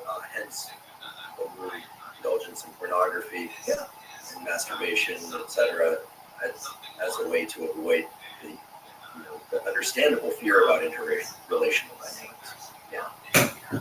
So, when you're young, you're idealistic, at least a lot of young people are, and you have these dreams and these hopes, and to let go of this possibility, which is deeply pleasurable and deeply therapeutic to the human animal, as a social animal.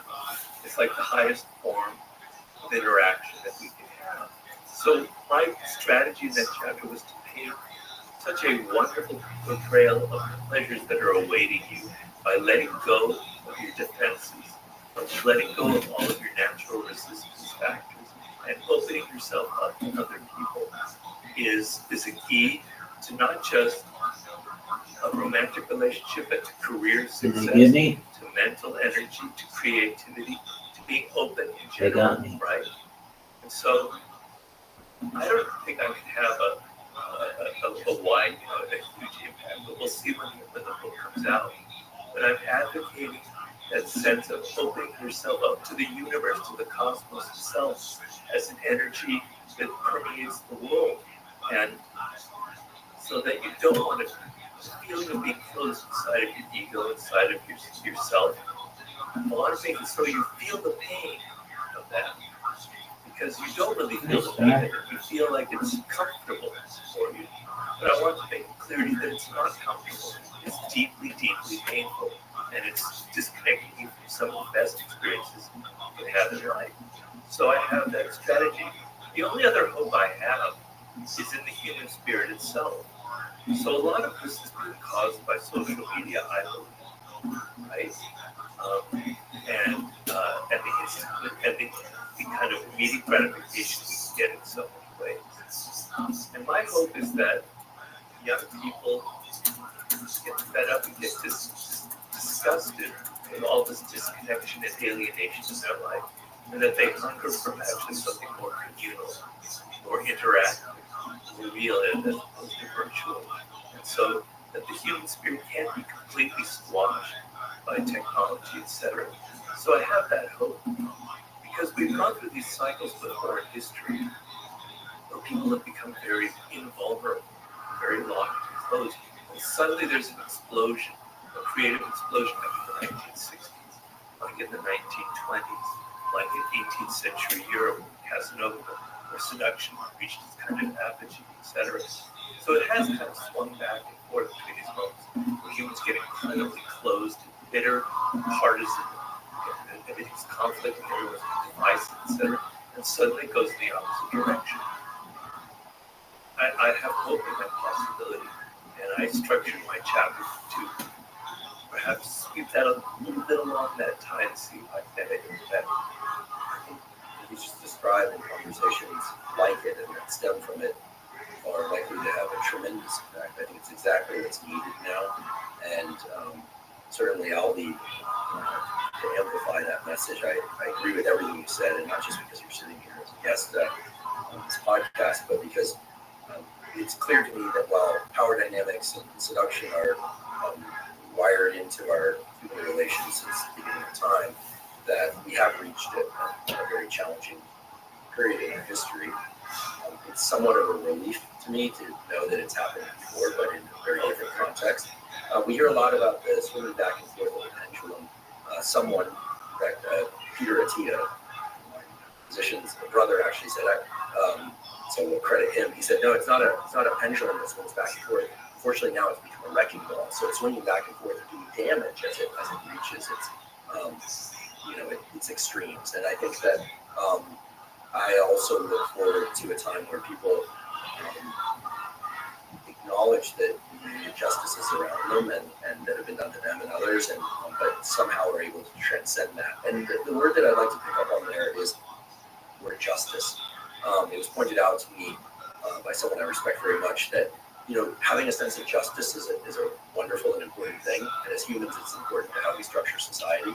But I do think that a lot of the negative things that we see out there nowadays have something to do with the availability of ready availability of pornography, high density calorie food, etc., a bunch of things like that.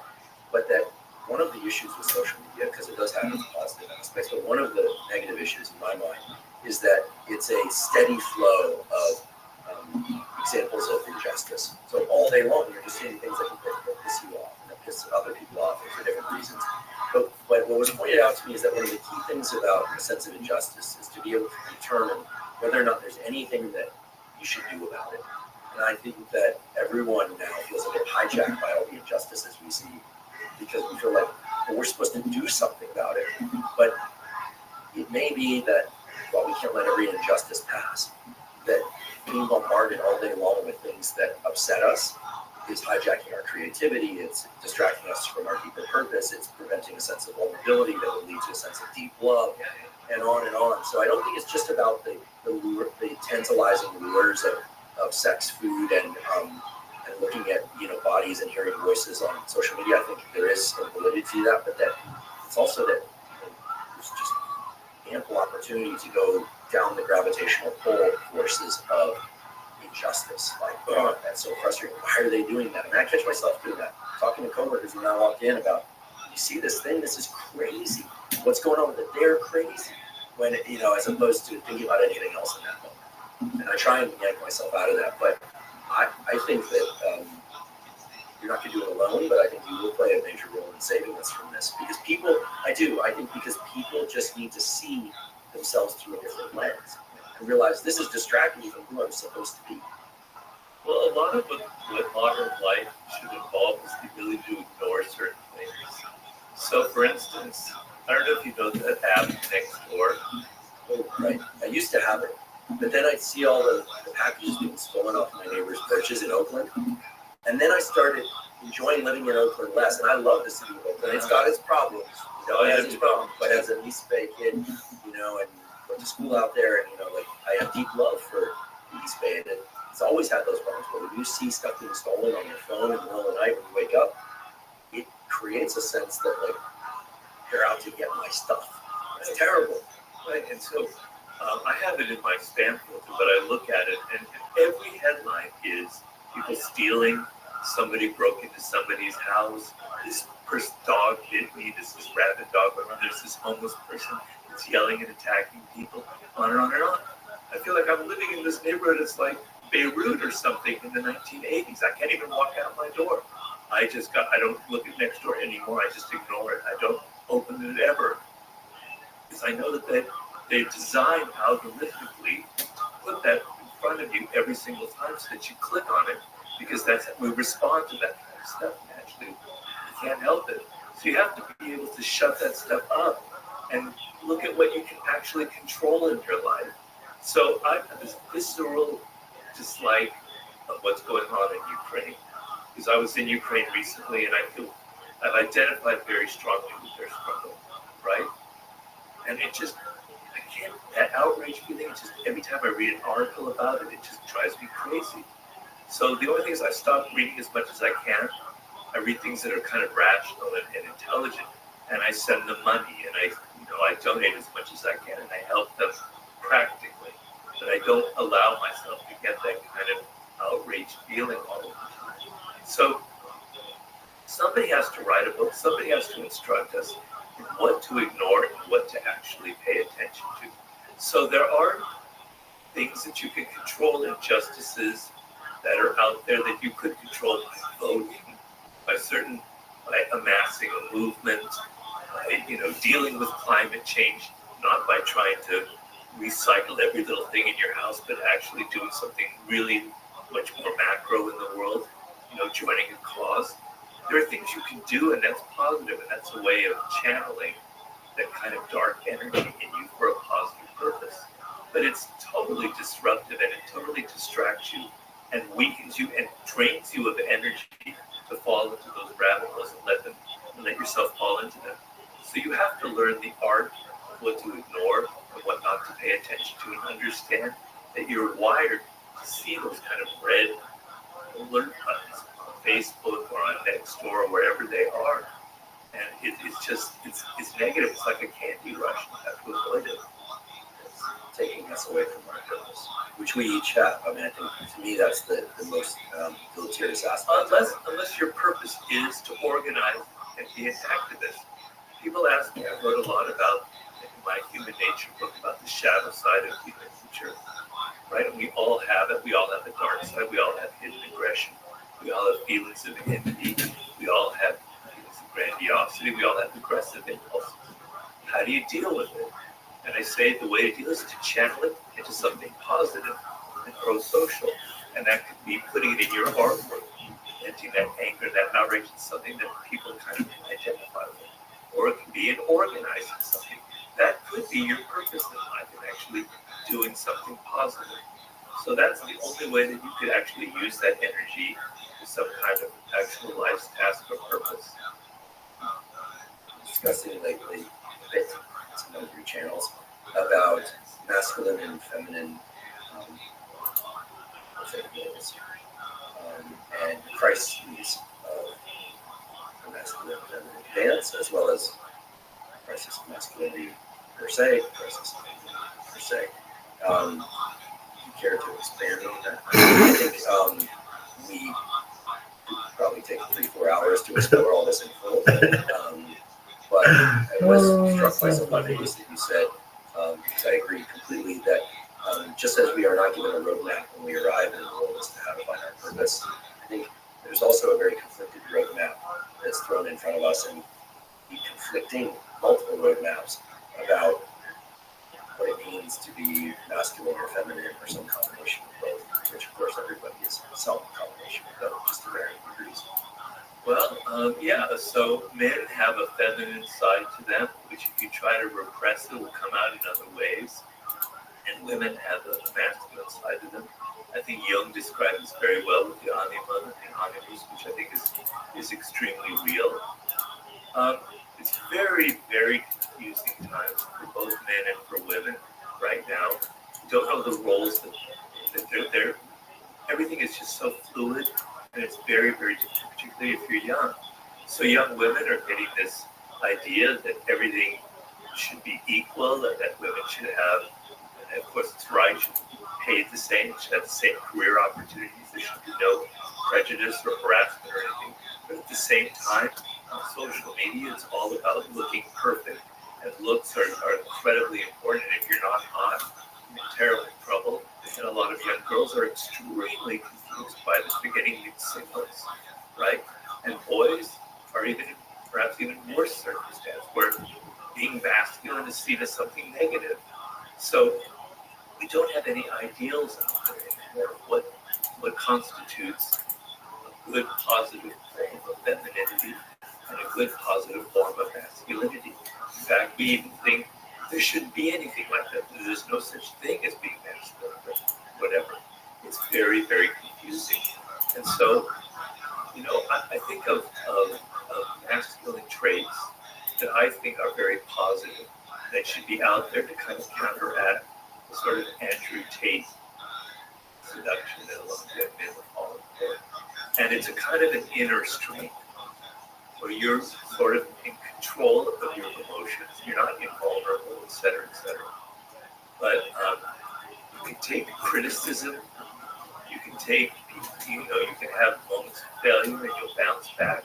But you have a kind of inner resilience and a kind of inner strength, a kind of a quiet calm that I think used to be exemplified by Benji Iger, Gary Cooper type thing, right?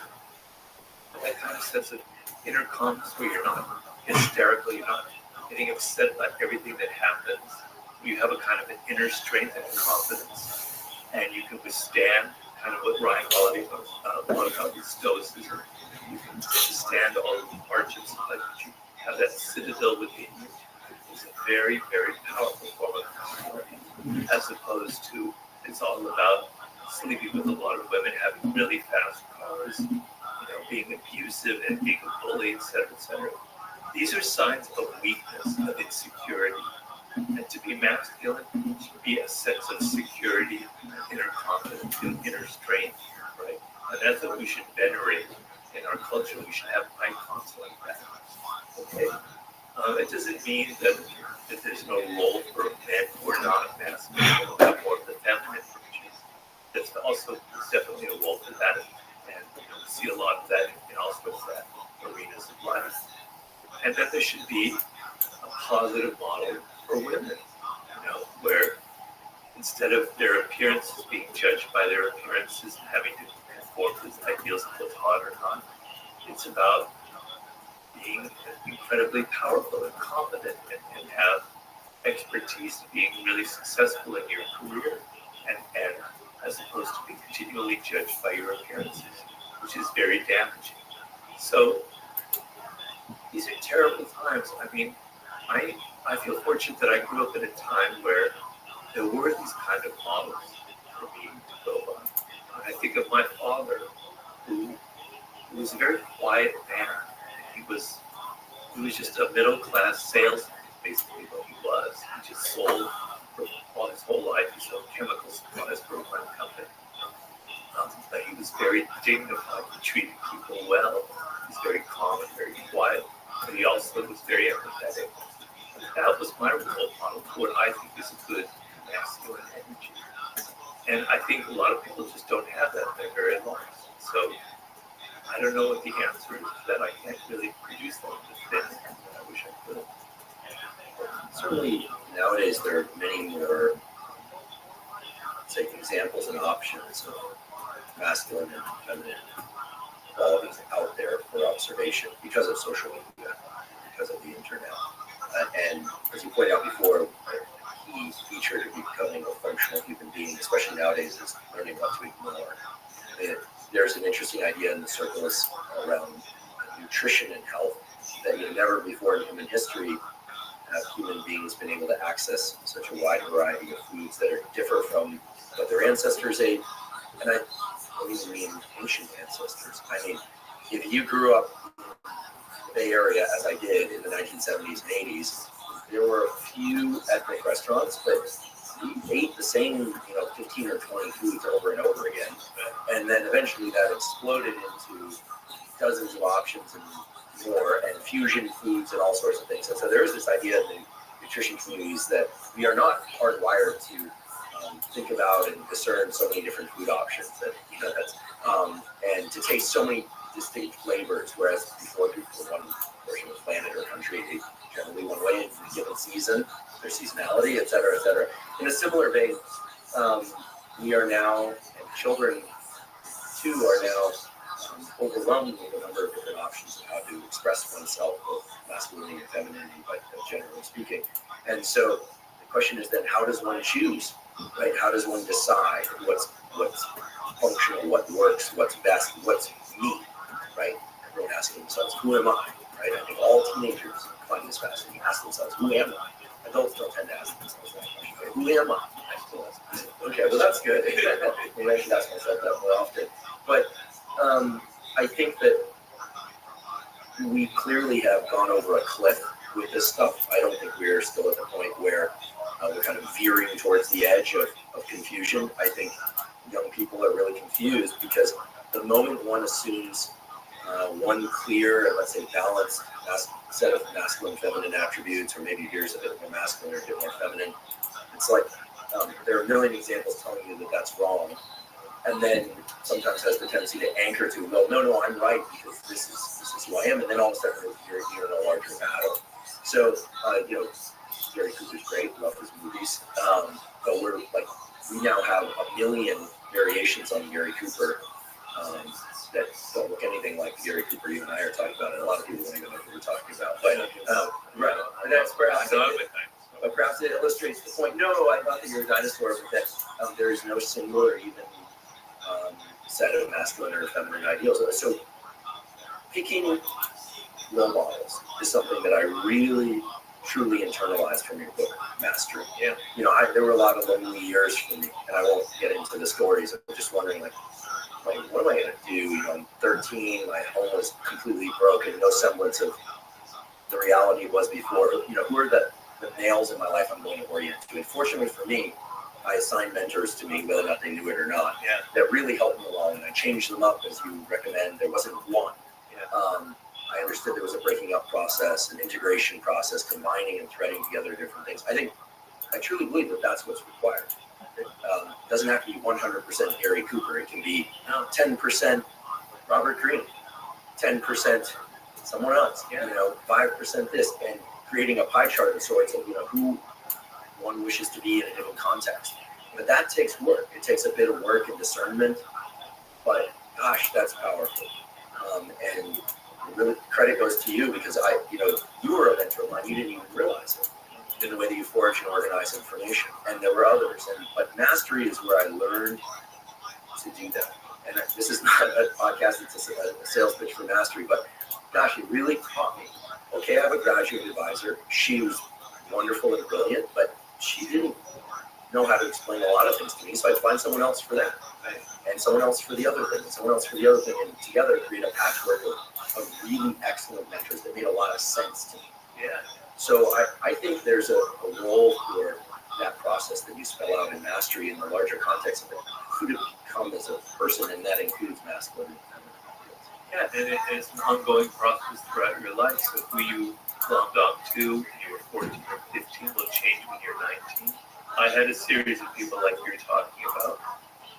My high school English teacher who had an enormous impact on me, who taught me basically how to write. I internalized his voice. When I went to Berkeley, I had a professor there who became my kind of surrogate father in Berkeley, who I deeply admired for his level of scholarship. So he became kind of an intellectual role model. Later in life, when I finally wrote my first book, I met a man, Yost Elfers, who was a book packager who understood the business, etc. He kind of saved me. He was sort of my mentor for the next phase of my life. So on and on and on, I found people, but they have positive qualities I admire. They're not perfect. Everyone is flawed. So at some point, maybe you see too many of the flaws.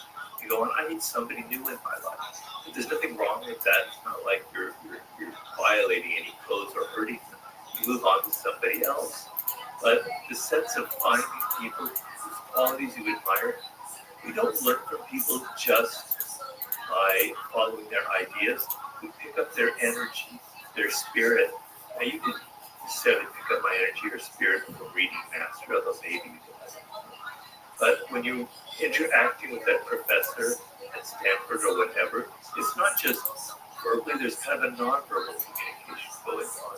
You're internalizing some of the positive qualities that you saw in them.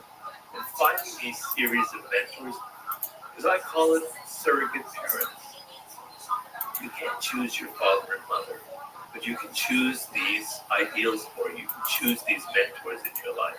You can kind of rewrite your family history and find that father figure you never had by plumbing on this person.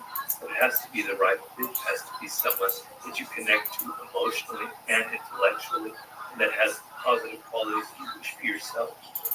Well, I'll embarrass you perhaps by saying that since I was a freshman in college, which is really when I turned my academic life around and really my life around, I've maintained the same notebook with a list of names of people that I admire and who I'm trying to emulate in some way, not in every way, certainly. And certain names have been crossed off, but most of them have survived. And certainly after reading Mastery, your name made that list. And being crossed off. No, not at all. Not at all. And through reading Mastery, there were additional names. I had the great misfortune of having all three of my academic advisors die, suicide, cancer, which sounds tragic. The joke in my field is you don't want me to work for you. That's what everyone says. But by being essentially scientifically orphaned, because there's a strong mentor-mentee relationship in science and progression through the career track, it forced me to go out and find other people and also to learn how to quote-unquote mother and father myself in the context of profession. And I got a lot of help. But I can't emphasize enough how valuable that practice is. And so when one looks out on the landscape of social media options, these are literally just options that people do. We call it following. But, it probably should be called something else because following, fall short of emulating or attempting to emulate. But I think that in the context of masculine and feminine ideals, this is so critical. But it's like a buffet of food is so enormous, right? I mean, you've got every cuisine on the table. And we're not wired. And I know personally, I get very agitated and upset. If I go to the market, I have to choose between 30 items and I have no idea what I want. It makes me really cranky and upset. Whereas if I know, I cannot have this food, I can't have that, I'm only looking for this. Okay, it's easy, it doesn't take 2 hours to waste my time. Too much choice is very detrimental to the human being, I think. And that's why I'm going back to what I originally said. When you have that sense of purpose about your life, about what's important, it not just affects your career, it affects everything you do. So eating this food is going to drain me of my energy that I need to create this thing that means so much to me. And energy and feeling my brain active and alive is incredibly important value. All right, I'm not going to eat all that sugar because it's bad for me, right? It means I'm not going to get outraged by these things on the internet because it's a waste of time. I can't do anything about it. It's just feeding on my, on my, I forget the part of the brain that's like the amygdala or whatever, right? So, no, I don't want to go there, right? And on and on and on. All these things in social media, some of it's good, some of it's interesting. I can follow Andrew Huberman's podcast, and I enjoy them, and I learn a lot from them. But a lot of these podcasts are useless. They're not helping me in any way. So it gives you this kind of filter and this radar to cut out those 100 different choices that drive us absolutely crazy. And I know maybe I'm a little bit, I don't know, I say it, I'm partially on the spectrum or something, but I can't stand too many choices. It completely drives me nuts. So I always have to kind of funnel my energy into something, some things that are productive. And having a sense of your purpose, whatever you discovered in your 20s, hopefully, gives you that ability to say, these are the positive role models in my life. These are the mentors. And the thing about following people on social is it's so easy, it's just a click. It doesn't mean anything. A mentor relationship takes work. It takes courage, because you have to actually go up to somebody and physically ask for their help. And a lot of people write to me saying, I'm afraid of asking this important, powerful person to be their mentee, right? So it involves a sense of social courage where you have to literally engage with another human being who you admire and you think is powerful. So it's building your social skills, etc. But it's a skill you develop. You can't just follow someone. You can't just watch their lectures. You have to engage with them, and you have to get over some of your fears and your anxieties in the process. I'd add to it. I think everything you said is absolutely true. And I think engaging in the various tools that they recommend is immensely helpful. Like I think hearing about a book is great. Reading a book is even better.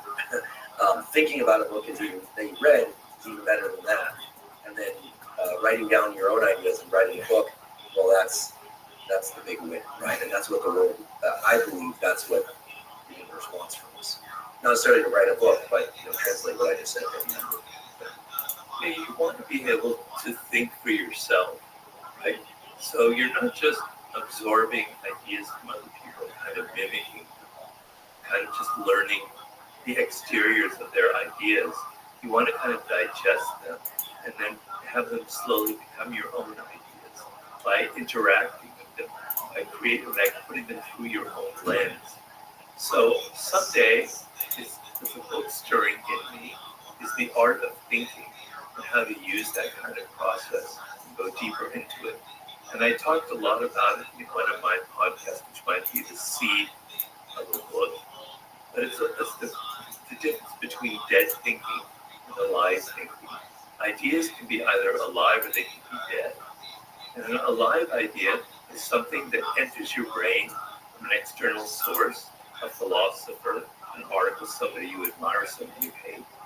And then you absorb it and you think about it and you decide, I'm going to turn it around into this and I'm going to make it alive, make it something that's part of me. Another part of an alive idea is you have an idea that comes to you about a book or a project or something about the world, and you go, maybe that's not actually true. Maybe the opposite is true. You go through a process and you cycle through it on and on, and you reflect on it and you refine this idea. And maybe it turns into its opposite. And through the process of reflecting and correcting and revising it, you turn it into something living, something alive within you, right? On and on and on. And what prevents people from going through that process, which would be the subject of my book, is basically anxiety. Because I think how you handle anxiety is the most important kind of quality that will determine whether you will be successful, whether you will find your career path, or whether you won't be able to. And I don't know if you can follow that idea. But anxiety is a signal to you that you don't understand something, that there's a problem out there that you can't resolve. And so what happens to most people if you're insecure is you glom onto something instant and easy. Get rid of your feeling of anxiety. I don't understand this problem. Oh, it must be A. A must be the answer because this person said that, right? And so you don't develop the ability to think. of ability to go to the next level. So if you take that anxiety and you go, all right, maybe A is an answer. And then you start going through A, and then you go, no, maybe A isn't the answer. Maybe B is the answer. You're able to surmount your anxiety and go past and further and further through. You don't rush the first available answer that's out there, right? You're able to go through a process of refining things. And so in your career, if you're anxious for success, if you're anxious for money, you're going to make the wrong choices. But if you're able to deal with that anxiety and say, maybe I have to think deeply about where I'm going, I have to come up with other alternatives, then you're going to make a much better choice on.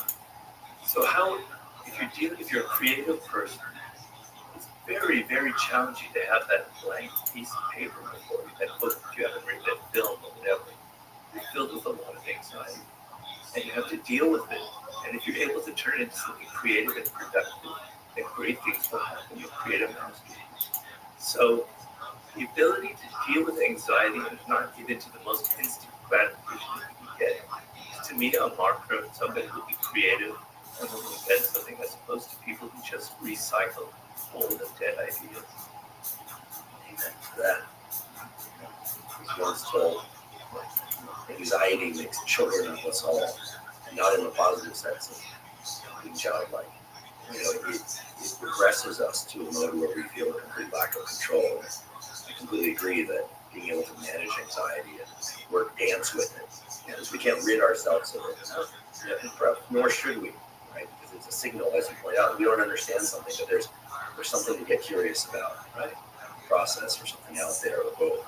And that really resonates. And I think a lot of people will benefit from hearing that, because we hear the word flow and we just all imagine. I even catch myself imagining that, when Robert Greene sits down to write, it's like there's a blank sheet, and then he just kind of meditates, and then boom, out come these books. But if I get realistic for a second, I'm sure that there's a lot of turmoil and anxiety.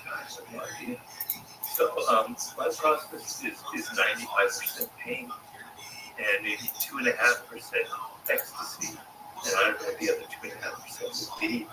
But so I write a story, because all of my new books and most of my books, I always begin with the story, history, etc. It is so bad. I can't believe how bad, how flat it is, how it sucks. I'm so embarrassed. I hate myself. And I go and I dig into it, and I start changing the words, and I start making it a little bit better. The second version, it's kind of palatable, but it still sucks. If I let it out into the world, it'd be very embarrassing. It's anxious, and my wife can tell you I'm a miserable being when that happens. Everything looks black to me at that point, and I push through it. So if I gave in to my anxiety, and it's happened with a lot of books and writers, I would just put out that second version, which isn't very good. It isn't very strong. It isn't thought through, because my ideas, when I look at them the first time, I go, that's not real. That's not the actual thing that's going on here, but you've missed the mark. You want to hit what's actually real in that story. So you have to go deeper and deeper and harder and harder and harder. So I don't just give up and go, here's the chapter. It's got to be better. It's got to be better. Until finally, after 2 months of struggling, it seems like it's gone to the place that I want it to be in, right? But I use that anxiety to keep improving and making better. And then when I reach that point and the story is good enough and I can let my wife read it and then my editor, I feel great. I have that 2% moment of joy. But it came through all of that anxiety. But I can tell you, the feeling of fulfillment when I finish a chapter is pretty damn great. When I finish a book, it's better than any kind of drug experience anyone could ever have. It's such a wonderful feeling of accomplishment, pushing past all the barriers, So my process involves a lot of anxiety, and that's what I'm talking about if you want to write a book about. Thank you for sharing that. I'm attempting to write a book and have been for several years, and now I feel a little bit better, but clearly I need to ratchet down harder. But in other domains of life, I'm familiar with the experience of tons of anxiety, and just, again, I just get to this one milestone milestone, and then I'll figure out the next milestone. But even that process of saying, okay, I'm going to break this down into milestones itself is anxiety. Sure. It's just that at some point it generates enough inertia that you just sort of stumble forward into the process and then keep going. So trying not to let you this out too much. I think a lot of people will benefit from hearing about that. In fact, I'm certain they will. So speaking of anxiety, you have a clip on the internet that we will provide a link to in the show note captions, which I think is absolutely fabulous, about how to find a romantic partner and or get more out of an existing romantic partnership. I don't even remember what I said. You're going to have to remind me. Oh, it's so good. One point in particular that I remember that I think is oh so true is that there needs to be at least one and probably several points of like real convergence in terms of one's interests or likes that go beyond like what food somebody likes or what type of house they want to live in, but that actually traces back to these early forms of delight. And you mentioned that for you and presumably your partner, that a mutual love and respect for animals happens to be one of those things within the context of your relationship, right? And not that a love for animals is required. For me, it sure as hell is. Right, exactly. I could never go out with a didn't love animals. Right. My sister used to tease me that if a woman gave me a birthday card or a card that had a drawing of a particular animal, which I'm really fond of, my sister used to have an older sister. She used to say, "Oh no, it's over. He's gone."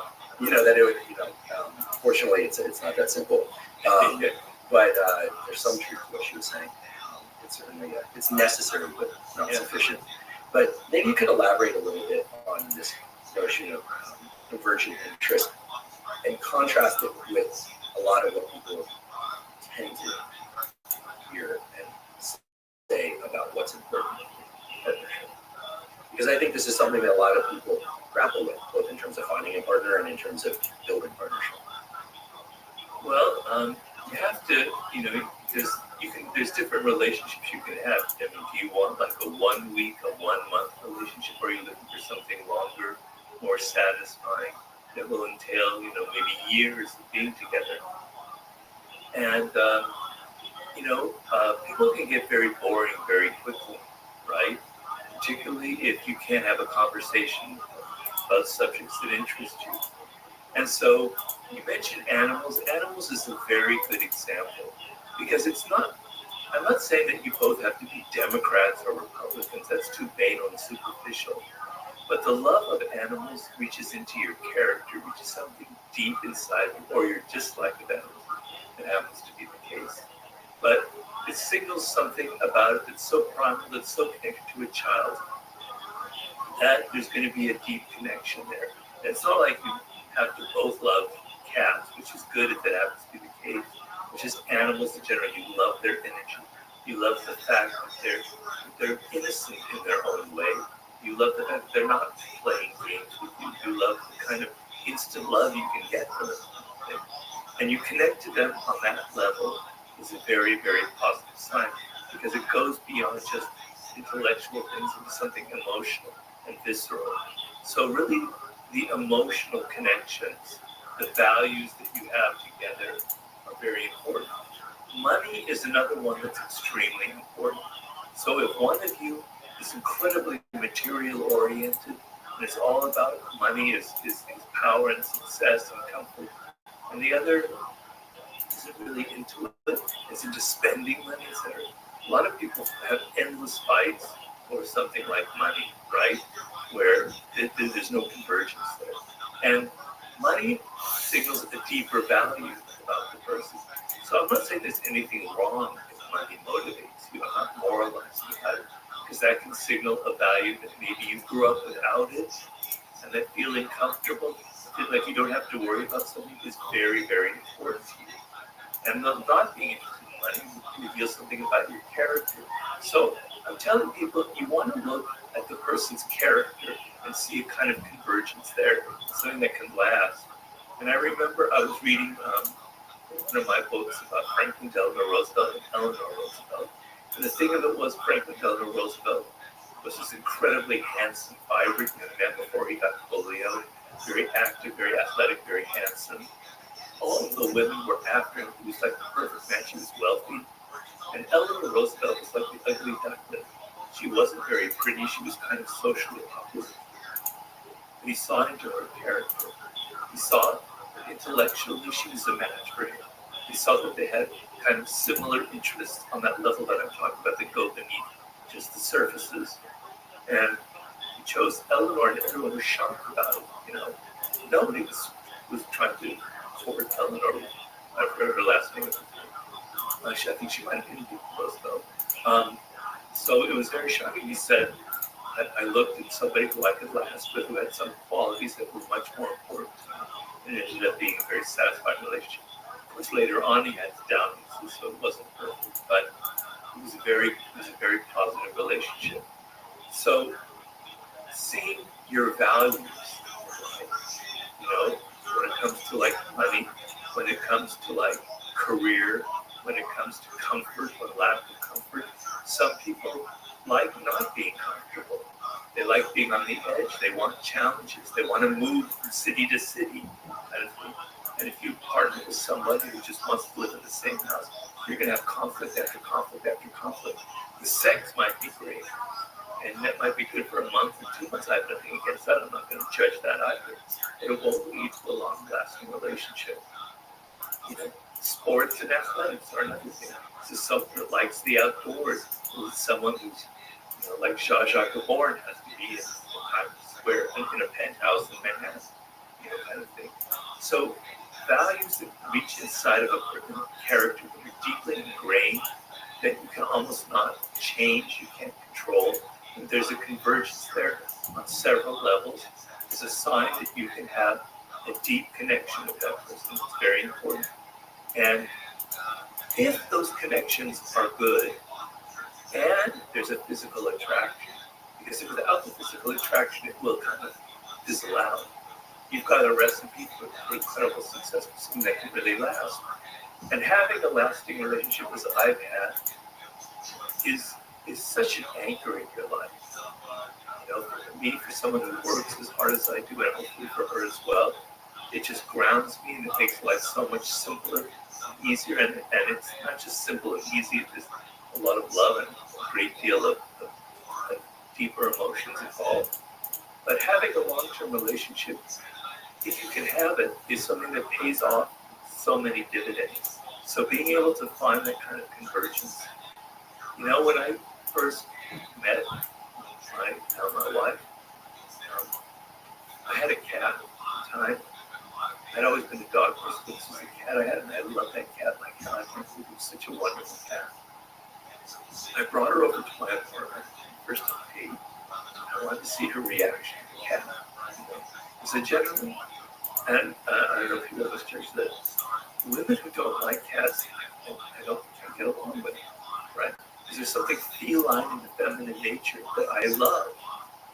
She loved my cat. Boy, that was the best sign of all. Things just lost me. She loved me for loving a cat. So there was a great convergence right there that we saw right away. And there were other things, but that was the first one. I love that story. And everything you just said suggests, I believe, that in order to find the right partner and to build an existing partnership that hopefully feels at least partially right to people, that it requires at least some knowing of self. Because unless you know your character, one's own character, then it's impossible to really determine if somebody else's character is going to mesh well. Self-awareness is actually the most important quality in life for all aspects. But yeah, if we go by social pressures, a man will choose a trophy wife who looks sexy and hot, and will impress all of his male friends, etc., etc. You go by the things that culture tells you that these are the bright images for you, right? And then there won't be any connection to you because you're choosing purposes that don't connect to who you are. And so you have to know yourself. You have to know what you love. You have to know what you hate. I think most people know that they love animals or don't love animals. I think most people know that they like stability or they like things to be kind of a slightly chaotic. I don't think you have to go through deep levels of introspection. But what you have to do is, when you're involved in a relationship, you have to think that those things matter. That's the problem. You tend to think those things matter. You think that sex matters more than you think physical attraction matters. Or you think that the person having a lot of money matters, etc., etc. You don't think that this other aspect is important.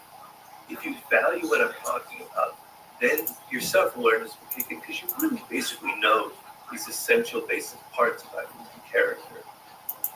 People sometimes get distracted by admiration of qualities that they might find admirable, but that don't mesh with their own character. I've seen this many times before, where someone will say, someone will start listing off the positive attributes of the person that they happen to be dating. Like, he does this, blank, blank, and blank. She does this, he volunteers, etc. And that's all great.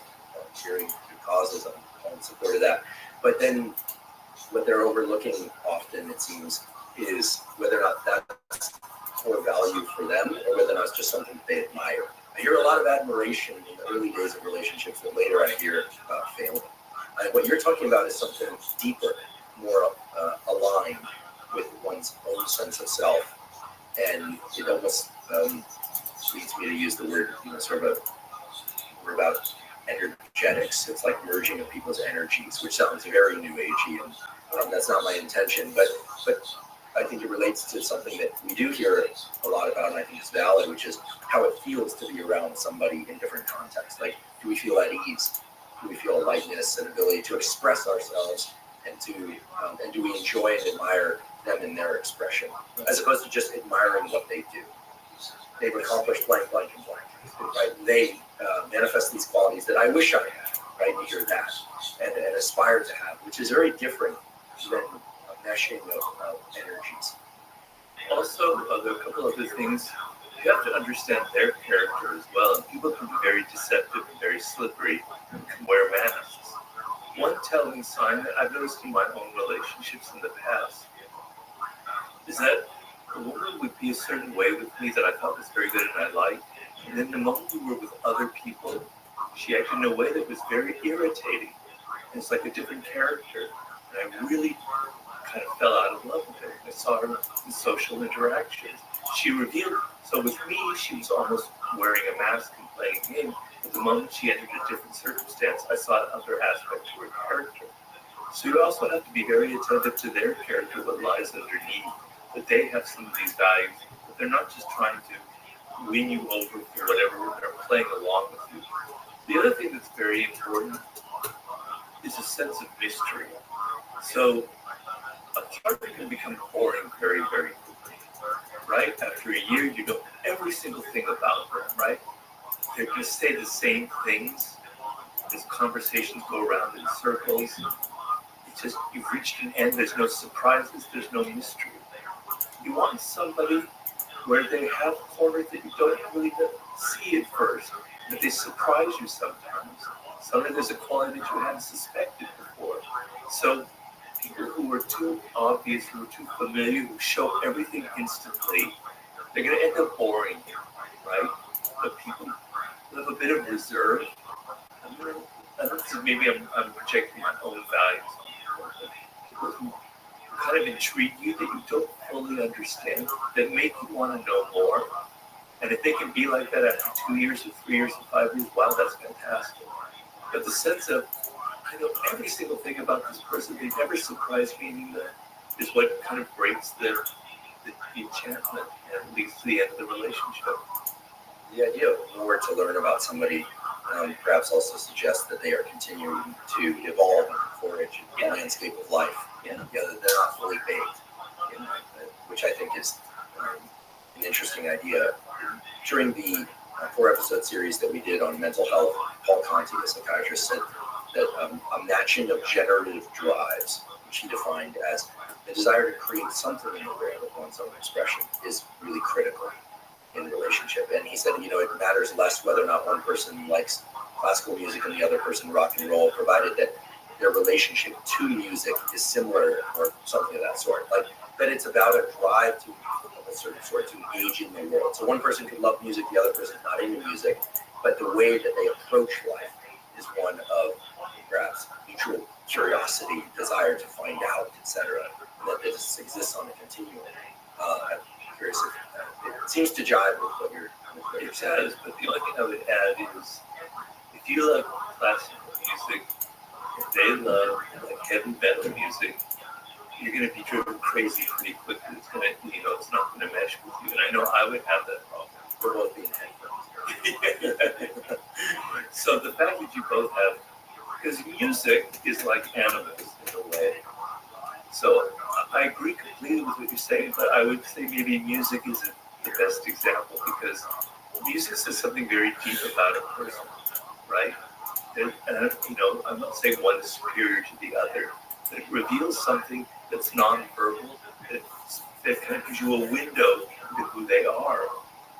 So if they like punk rock, like you do, and I grew up on punk rock, there's a rebellious thing. There's an anti-authoritarian quality that's very strong. You get to see that through them. If they like Mozart and soft string quartets, there's somebody that kind of values softness and tranquility and peace. And you're not like that. So the music kind of shows you something, quality about their character. It can be very telling, it can be very eloquent. And so it doesn't mean that you both have to love the Clash or Dead Kennedys or whatever, shown my own generation. But that you both have that rebellious streak. And that rebellious streak could be you like this classical music composers who can be pretty damn rebellious and angry. And actually I kind of like that. So that convergence, I think, is a positive thing. But in general, I agree with that.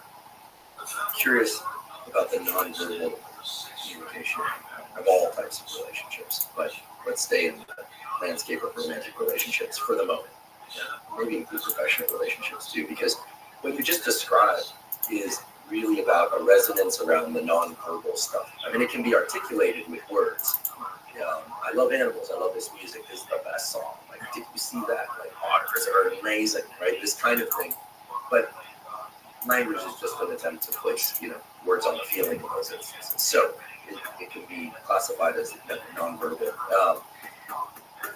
With respect to nonverbal communication, you've written fairly extensively about the fact that people often communicate with their body and facial expressions.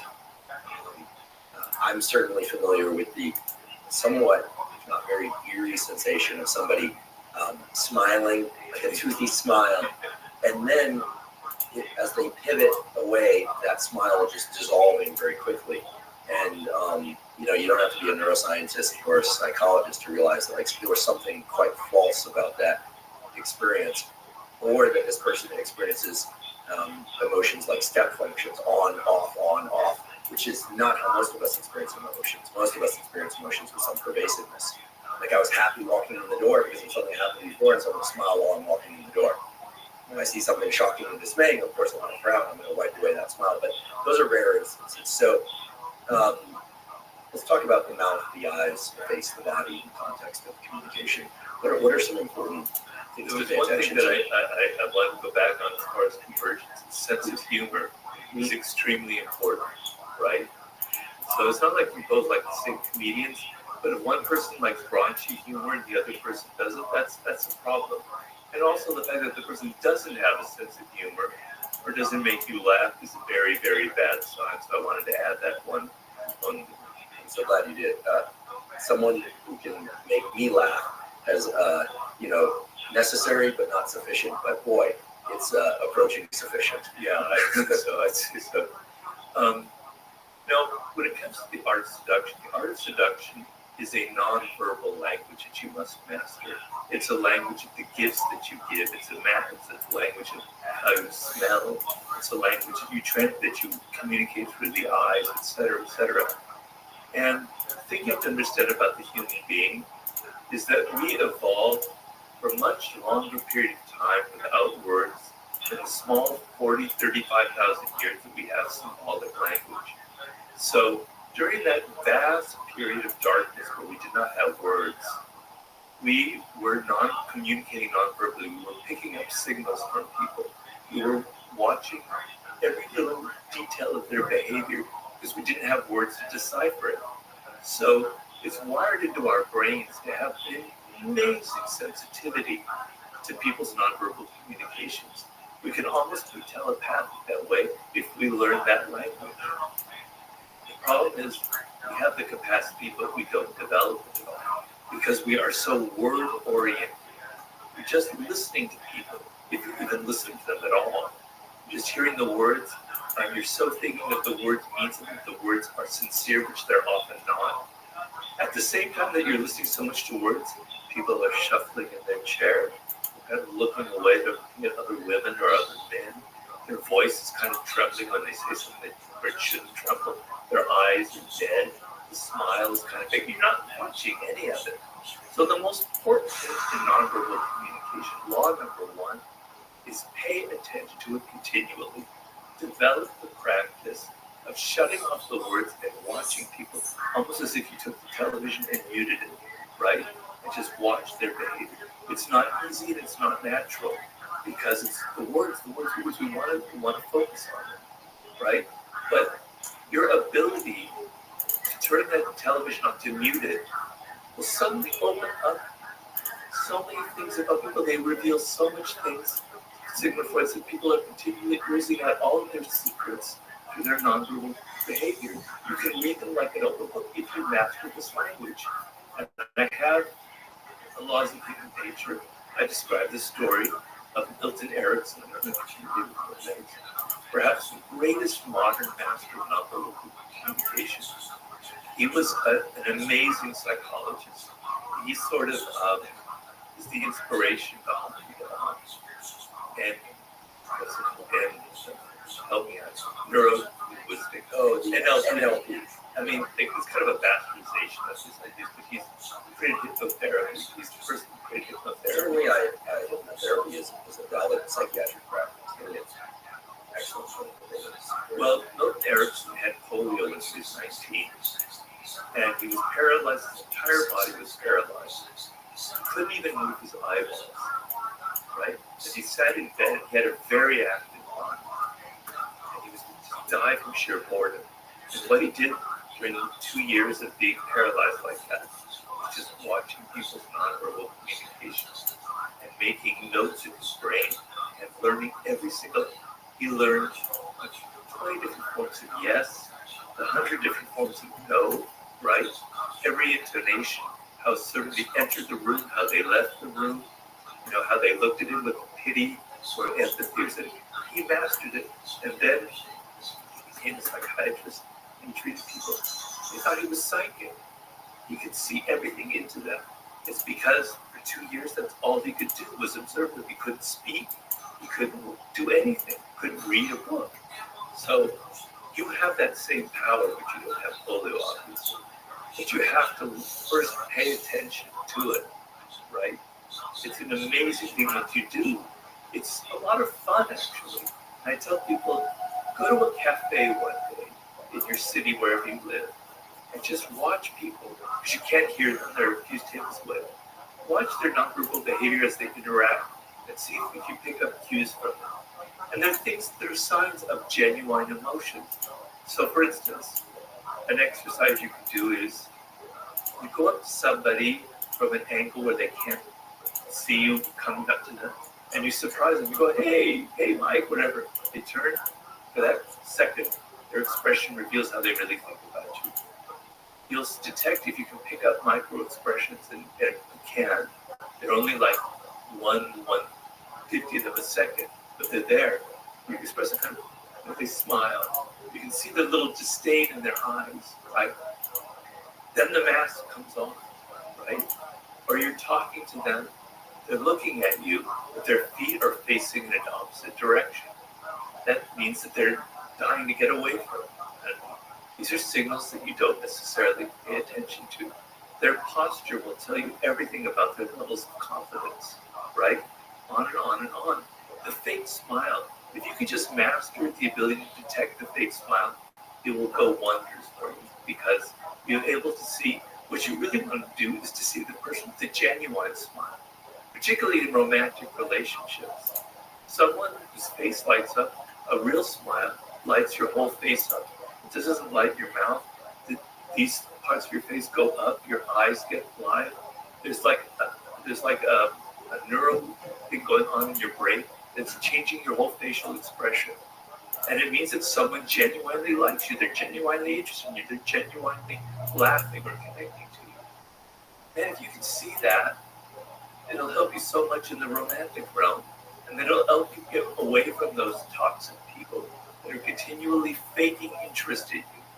Because a narcissist, a toxic person thrives by deceiving you with a charming, alluring front that makes you come into their world. And they can hurt you, and they can do something to you, rather than they have you in their trap. Right? So being able to see that they're not genuinely interested in you, that they're faking it, will help you avoid very toxic relationships. And as I said to you, I don't know if we were on air or not, but deep narcissists have dead eyes. They almost can't help it. They can fake the smile, they can fake everything else, but the eyes, you have to be able to read it, because you say, well, what are dead eyes? You'll know it when you see it. There's no life in them. They're like looking through you. They're not looking at you, they're looking through you. What can I get at you? You're what they call a self-object. They're an object for you to use. And that's how they're looking at you, like they would look at hammers.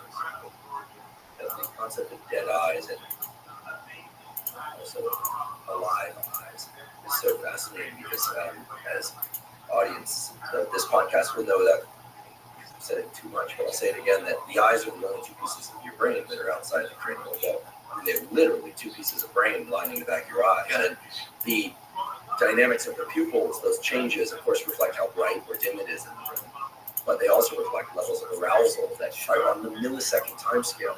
So as one expresses, words of glee, right, the pupils constrict a little bit. Dilate a little bit. And vice versa. As one feels less excited, sort of moments of despair, expressions of despair, the pupils should get a little bit smaller, because arousal is going down. And so I think, we pick up on these things at an unconscious level. We do.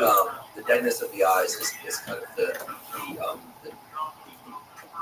sort of expresses, words of glee that lift that up the back of your eye. And the dynamics of the pupils, those changes, of course, reflect how bright or dim it is in the room. But they also reflect levels of arousal that are on the millisecond time scale. So as one expresses, words of glee, right, the pupils constrict a little bit. Dilate a little bit. Backwards there. And vice versa. As one feels less excited, sort of moments of despair, expressions of despair, the pupils should get a little bit smaller, because arousal is going down. And so I think, we pick up on these things at an unconscious level. We do. The deadness of the eyes is kind of the conclusion that pops out at us if we're paying attention. But the problem is, love registers unconsciously, and we don't give it any value to it. We trust our words, we trust our rationality as opposed to our intuitions about people. Sometimes when you meet a person for the first time, signals go up in your mind for something's wrong about them. And then you forget it, because you don't trust those initial unconscious signals that your brain is giving you, right? So you have to first kind of trust that these intuitions are very valuable. The other thing is, pay deep attention to the tone of voice. The voice, as actors tell you, is like the hardest thing to fake, right? It's very hard to fake excitement. Your voice either has it or it doesn't. It's very hard to fake confidence. And you can, books have been written about that. I'm not going to go into all the details about it. But the person will reveal so much of the emotions that they're experiencing, particularly levels of confidence. Like a trembling voice or something, or a booming, confident voice, which some people can fake, but often it's very difficult. You can still see through it. And on the level of seduction, men are very, very attuned to the voice of people, but we're not aware of it. Because the voice of our mother, had an incredible impact on us in early childhood. Her singing, the tone of her voice, that was probably the first seduction that we ever went through. And a woman's voice has tremendous power, right? And so hearing a voice that kind of grates or irritates you is something it's a bad sign. And that goes deeper than all the characters that we were talking about. But a woman's voice that kind of reminds you of that mother, that sing-songy, whatever feeling it was, that's something that can very easily seduce you. There's a place for naming this it's like subcortical courtship.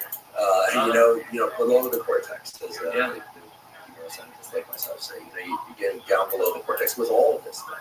The emergence of real loves and desires. I mean, we express with words, we sense the world using, of course, our cortex, but really talking about getting into the subcortical stuff that is the stuff of our history, the stuff of our hardwiring and our uniqueness. I couldn't help but think about the fact that earlier we were talking about the now infinitely vast number of choices of things to engage in, people to engage with, etc.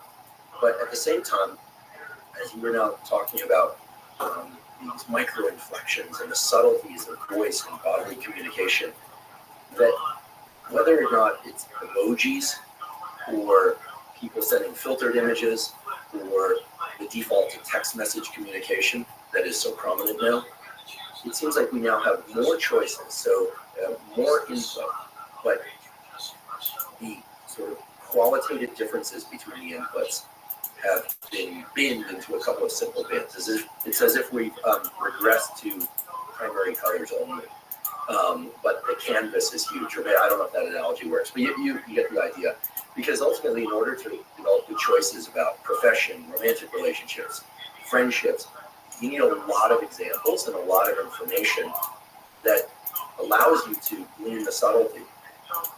But as long as it's emojis and filtered pictures taken at a particular angle, usually from above, ask for the picture head on and below. Send me a picture of your worst expression of all of that. It seems that there's now increased opportunity for deception. And I don't just mean people misleading others. I also mean us misleading ourselves. Yeah. Like, oh my goodness, how could I be so disappointed yet again about a particular landscape of life? It doesn't just have to be romantic interactions. It could be other landscapes. Like, how could I be fooled? Well, because the inputs were deficient. Not good data, as we say. Well, the thing is, if things are you're immersed in the virtual realm, it's very, very hard to master the nonverbal communication aspect, which is so important. So if you're dating from an app and you're flipping through and then you find that person, you've missed out on the greatest experience of life, which is actually having to go out to a bar or go to a restaurant or go to a social event and have to literally encounter another person and deal with looking at their behavior and kind of assessing who they are. It's a muscle that you have to pay attention to nonverbal communication. And if you're just, going through the emojis or going through the Tinder apps, that muscle completely atrophies. You have no power. You're not able to decipher anything. And that's what's happening with a lot of people who are using these apps. The social skills are like any skill at all. You have to develop them. It's a muscle you have to develop. And you've all noticed this probably in your own life. If you've gone through a period where you're kind of retreating, you don't want to be around people, and you spend a month like that, and then you go out, you feel awkward. It takes you like a couple days to get used to being around other people. You say stupid things, your body language is off. But if you're in a situation for months where you're constantly interacting with you on a film set, day in, day out, that skill starts developing. But you have to be out there in the world, you have to be interacting, you have to be looking at people's emotions, you have to be gauging them in real time. We're not built for virtual encounters. We're creatures of flesh and blood, and we need to be looking at each other in the eyes and paying attention to all these little details, these nuances that you can only get in person. Along those lines, what are your thoughts about AI and how that's going to shape our sense of self, sense of others, and relationships, as if that's a topic that can be covered in a series of minutes. But what are your top contour deeper thoughts about it? Well, I'm gonna piss a lot of people off, but I'm kind of very concerned about it. I mentioned before anxiety, the role that anxiety plays in thinking. You come upon an idea, and you go, yeah, that's so good. Then you go to the next level, and it becomes better. You go, oh, maybe that's not so good. Then you go to the next level. You go to level 3, and it gets better and better. You have anxiety. Another aspect of intelligence is self-awareness, right? You look at yourself, go, I have biases. I have confirmation bias. I have conviction bias. I have recency bias. I have to counteract these things. I also have a dark side. I have aggression. I have to be aware of how they color my thinking and my emotions. The third quality that goes into intelligence, I'm talking about now intelligence, not artificial. Intelligence is the ability to deal with anxiety, go to a third level. Intelligence is the ability to look inside of yourself and see your own biases. And the third thing is the ability to see a holistic picture, the kind of aha moment that scientists have, where you accumulate all kind of data points, and out of nowhere an image comes to your mind. Well, yeah, there's the answer. You see the whole thing, you see the whole gestalt. Right? Simone Weil compared it to a squared cube. You can only see a cube from one side. You can never see a square cube. You can only see a side of it. If it's rotating, you're still only seeing sides of it. Only in your mind can you picture the whole thing. So the mind has to go through a process to have holistic thinking. If they can invent a machine that can deal with anxiety and has anxiety and can go to level 3, if they can make a machine that can be self-aware, that can go, the people who program me have biases, therefore I have biases. I also have a dark side because people who program me have a dark side. If this machine can also think holistically beyond all of the data points and all the massive information it's combined, it can have that aha moment. All right, I can see human consciousness, I can see creativity there. The other thing I would say is, when I was a student in Berkeley, going way back, I was 19 years old, I decided one summer, this is a big paradigm shift for me, I'm going to take this class in ancient Greek. In 6 weeks, they teach you a year of ancient Greek. That means every day you have an exam, every Friday you have a final exam. 8 hours every day of a dead language. I thought this would be the best discipline for me after somebody who didn't be doing too many drugs, to be honest with you. Okay, and so finally at one point, they give us this paragraph of the hardest ancient Greek writer of all to read. This was Thucydides, or Thucydides as they say. I stared at it, so I had like the whole night to try and translate one paragraph. I couldn't do it. You have to understand the weirdness of ancient Greek, all the endings, the weird ways of thinking. The whole picture, that aha moment was eluding me. At one point I thought I got it, and I translated it, and I gave it to the teacher next day, and I remember it was this kind of hippie that you have at Berkeley, Dennis, class professor, but also a hippie. If I didn't know his first name. I can only remember his first name, Dennis. He said, Robert, I can see you're thinking, but you need to go to another level. You didn't have that aha moment, you didn't put the whole thing together. You were close, but you didn't. You have to try harder. And that stuck in my mind forever. Like, whenever I have a problem, I have to think harder. I have to go to that next level. Now, what would happen if I had pulled out my translation of Thucydides and just copied that out? Right? But what had happened if I put it through ChatGPT and it gave me the translation? That muscle in my brain that I have developed for 40 years that allows me to write books would never have developed. And that muscle is, I don't know the answer here. I have to go to another level. I have to try harder. I have to think. I have to have that engine whirring around, right? But if I just grab the ChatGPT, it's dead. And then we can have a whole generation of people who stop thinking, who don't go through that process.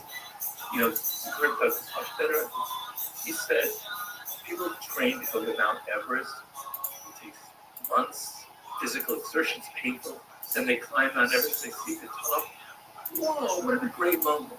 He said ChatGPT is the equivalent of taking a helicopter to the top of Mount Everest without any of that training and having the same moment. It's not the same, right? We need to go through that process. We need to go through that pain. And if you just, and the thing of the ChatGPT, we think we're so modern, so sophisticated, but really we're just seduced by magic.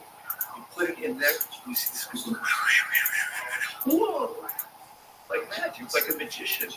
But it's empty, it's like not your brain functioning, right? It's the pagan part of us. We like that kind of magic, as opposed to actually having to go with the thought process itself. So I'm not against having tools.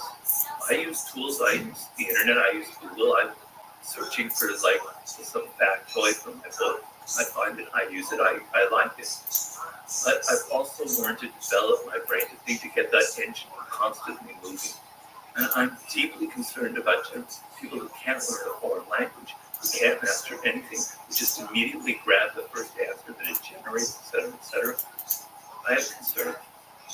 I am too, and I was thinking a moment ago that, like some people might hear what you just said and say, oh, well, the same thing was probably said about the automobile. Like, how many amazing experiences of walking from one place to another are going to be lost when people start driving from one place to another. But I think the key difference, and this certainly aligns with everything you just said, is that what you're talking about is not just arriving at the same destination. You're saying the destination itself is different when one exerts some effort and experiences some anxiety to get there. So it's not the same as automobile versus horse versus walking versus airplane. It's fundamentally different because the journey transforms the outcome. Yeah, I'm in agreement with you about many aspects of AI. I'm also excited about it in the context of certain things. I agree with you. It could be a tool, but are we operating the tool, or is the tool operating us, is what I'm talking about.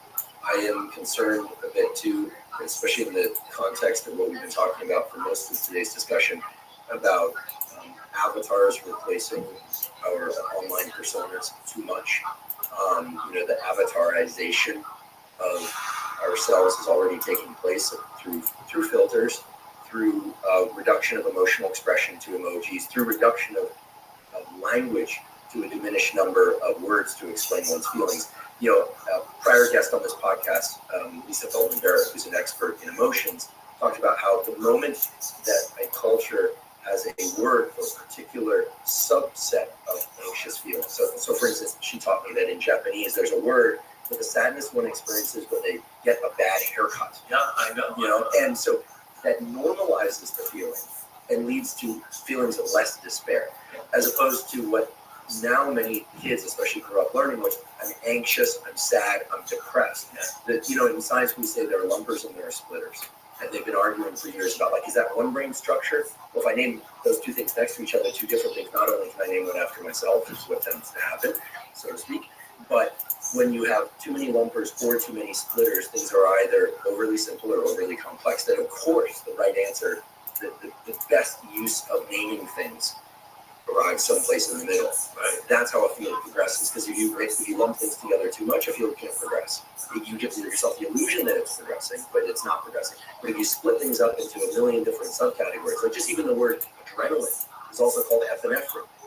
It has to do with basically people arguing over who got crazy. It's confused people for decades. Yeah, and there's another story there that, and I know far too much about the scientists involved, and that there was a love triangle about naming of certain parts of the nervous system. Oh yeah, people sleeping with other people's partners and love triangles have created more drama and enough nomenclature in science. I could do a whole hour on this. In any case, what I'm hearing from you is that we cannot afford to lose our sense of nuance, and also because that sense of nuance taps into what we're really experiencing. And AI threatens that we can become avatars of ourselves. Look at it this way. We worship technology. It's our new religion, okay? And we worship ChatGPT as if it's a god. Seriously, there's a religious element going on here. What we really should worship is the human brain, which is the greatest creation in the known universe, I'm afraid. It is the most complex piece of matter in the entire universe. The number of neurons, the number of synapses, the number of possible connections between neurons is infinite, practically infinite. It is a wondrous instrument. It is so powerful, we've barely scratched the surface of what we can use for it. Let us worship that brain that's in your head. You only have so many years to use it. You only have so many years to develop it. It is so wonderful and powerful. It can bring you such pleasure, so much power in life. So tools are fine. We all need tools. We all need hammers, we need nails, we need saws, etc.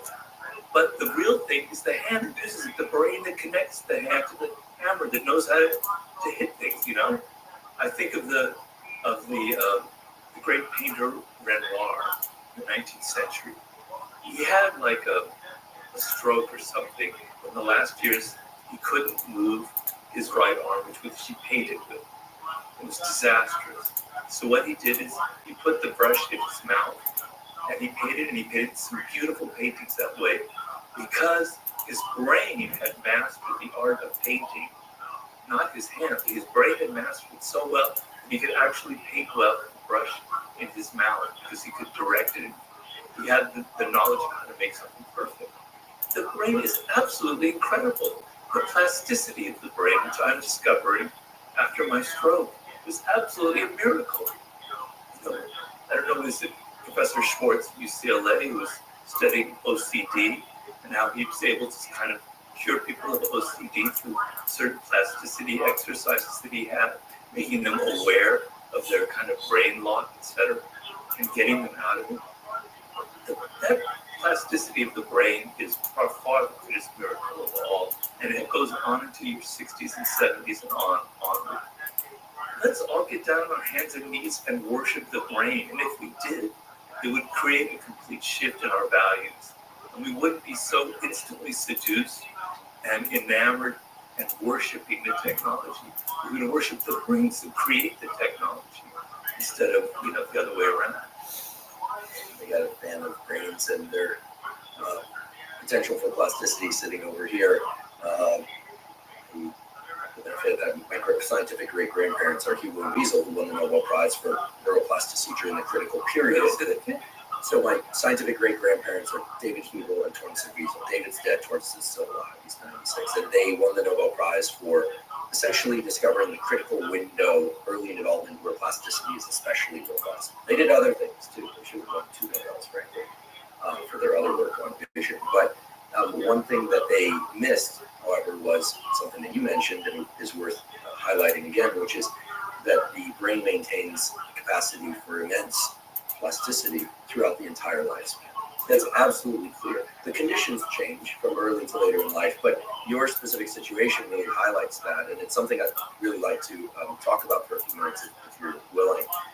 As you mentioned, you experienced a stroke, and perhaps it was aware to some, but perhaps not to all, especially the people just listening to this podcast and who are not watching on video, that your shirt, while very nicely designed, in its original state also includes some unique stitching. So maybe you could share with us and for those listening, there's a jagged line of stitching that extends from Robert's left short sleeve to his midline, to where the buttons on his shirt are, and from his right short sleeve also to the midline, offset from one another. This is the sort of stitching that looks like perhaps I had been at the sewing machine, and not somebody with skill, but they did a good job basically of putting it back together. Why are those stitches in your shirt? Tell us about the stroke, and let's talk about neuroplasticity. It could also seem like a fashion statement, but really it isn't. Well, it was May of 2018. It was my birthday, and my wife gave me this shirt. I have a love of plaids. It's like, I don't know why, I just love patterns.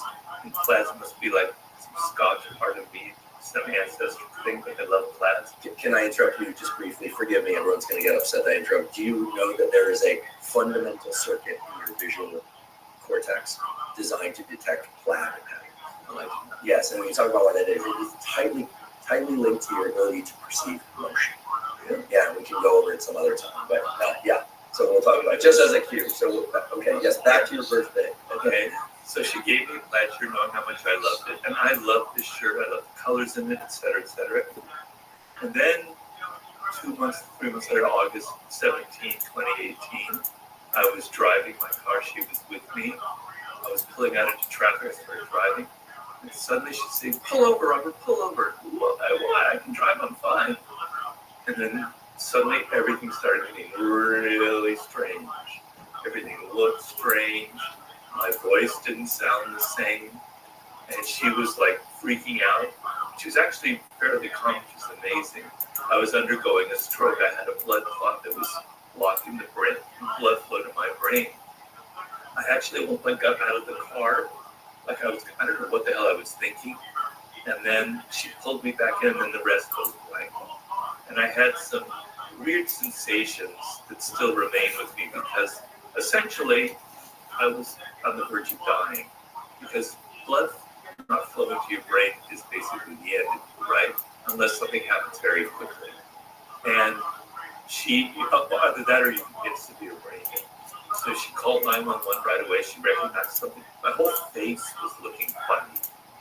And they got there. I was unconscious. And essentially they took this shirt and they just scissored the thing in half, took it off my head, and then they intubated me, I believe, in my hip area. I guess I think the blood clot was in my neck, and they were able to free it up, and they rushed me to the hospital. And I'm unconscious, and then I wake up, and I'm in a gurney in the hospital, and for a moment I think maybe I'm dead, because I'm lying in a gurney, and I don't feel like I'm in a coffin. I don't know what's going on, and I have all of these weird sensations. And I tell people, we're so curious about death. We think about death a lot. You know, is it final? What does it mean? We really should pay attention to dying. Dying is actually much more interesting in some ways than death. And people who have died go through a process if it's long enough. And people who have had near-death experiences like I do have gone through that process of dying and have come back to life.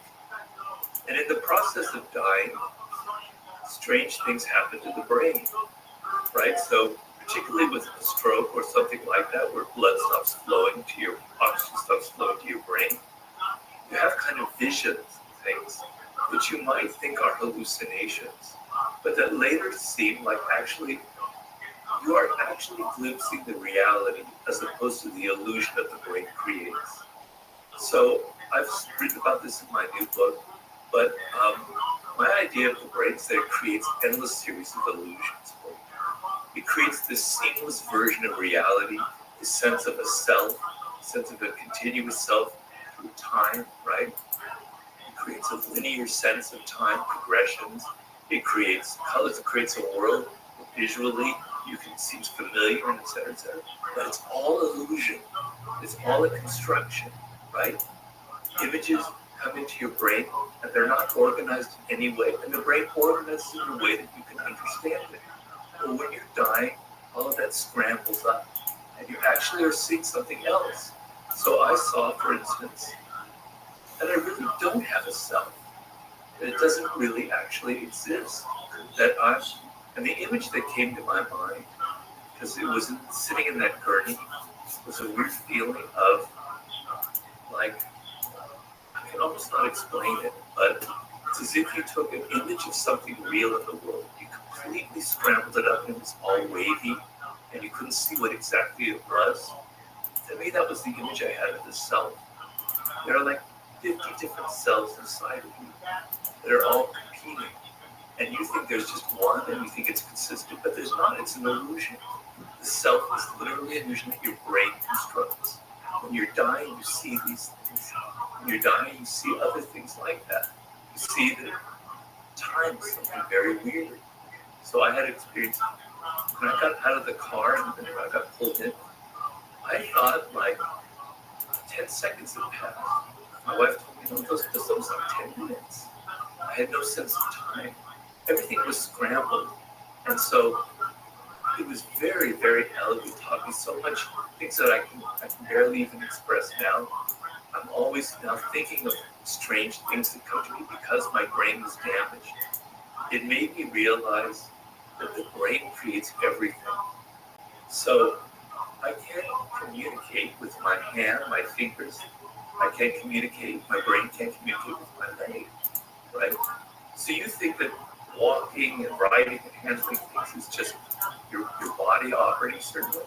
It's your brain telling you how to move these different things, when that brain stops functioning, you realize how much your brain determines everything. It all starts there. And when there's damage to your brain, your whole thinking, etc. Not to mention how you look at life itself after something like that. So it was a terrible experience. It's ruined so many things that I love in life. It's given me an awful lot as well in turn that I could go on for hours and talk about because it was the most powerful experience of my life. When you were going through your reemergence to consciousness in the hospital, did you feel as if you were observing these multiple versions of yourself? Maybe a different way to phrase it is, did you feel you were sort of behind the circuit board that is your brain, observing how you normally function and you could see multiple versions of self? Or was it something else where you sort of outside of your body and brain? I think it was more outside of my body and brain. I also had this other thing that happened where, sometimes you can't remember, your memory might be playing tricks on you. So I've also had to realize that maybe I'm not remembering exactly what happened, or that I've since translated in a different way. So that's a caveat. I'm aware of it. But I had this vision that I was dead at first when I first became conscious, and that I was up in the sky and I was looking down, and my mother and my wife were talking, and it was like over my grave, I suppose. And I had this feeling, everything's okay. I'm gone, but life goes on. They're doing fine. It's okay, right? So I don't know about that sense of self, whether it was like I'm aware of it, but I have a feeling there's something from the outside. I don't really know the answer to that because it's very confused.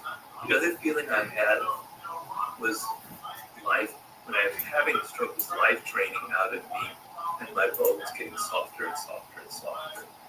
And I can't really logically explain that, the feeling of bones softening up and dissolving. But for weeks and months afterwards, I could access that feeling of my bones dissolving. So it was a feeling of all your energy draining out of you and you're dying, literally. So reading books about near-death experiences, because that's a lot of what a big part of my next book. God, it's really fascinating. There's so many interesting things to go in because it teaches us so much.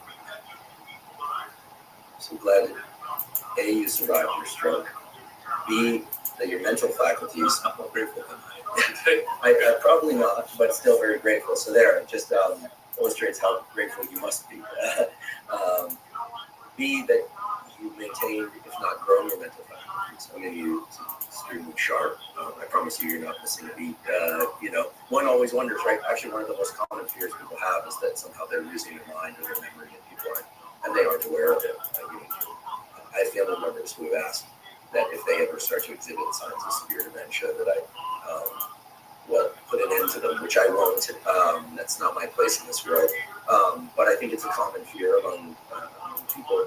But you're still extremely sharp, and thank goodness for it. And you mentioned that while you lost certain abilities, that new appreciation and new abilities have surfaced. Perhaps share what some of those are and what they mean to you.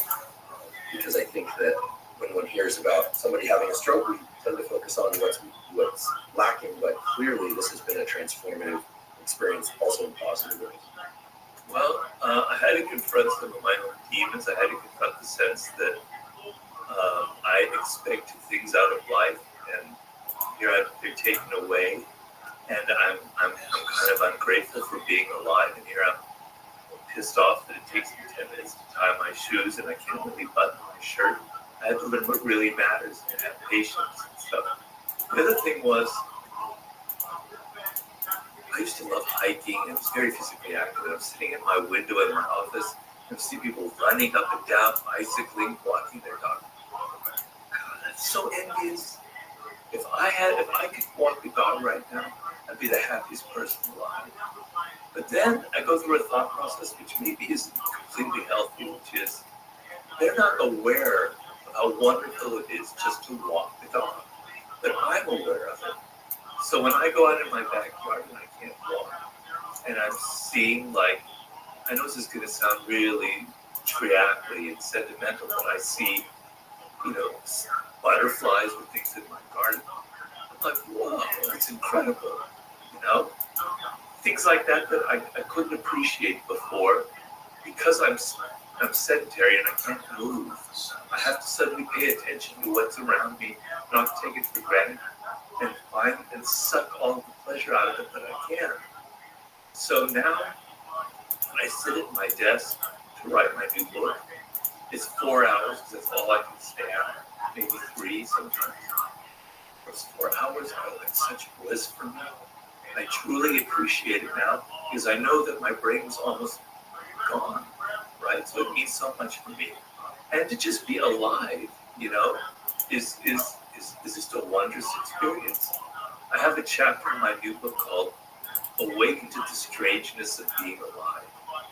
And it's about the fact that if you think about it and how unlikely it is that we humans evolve at all, even that we even exist, all the bottlenecks in evolution that we had to pass through, including the disappearance of the dinosaurs and the emergence of mammals, but there are 20 other huge bottlenecks throughout the history of evolution. We had to pass through all of those. We nearly went extinct 80,000 years ago from some virus that infected the world, 8,000 people, humans on the planet. All these different things. And here we are with Zoom meetings, et cetera, et cetera.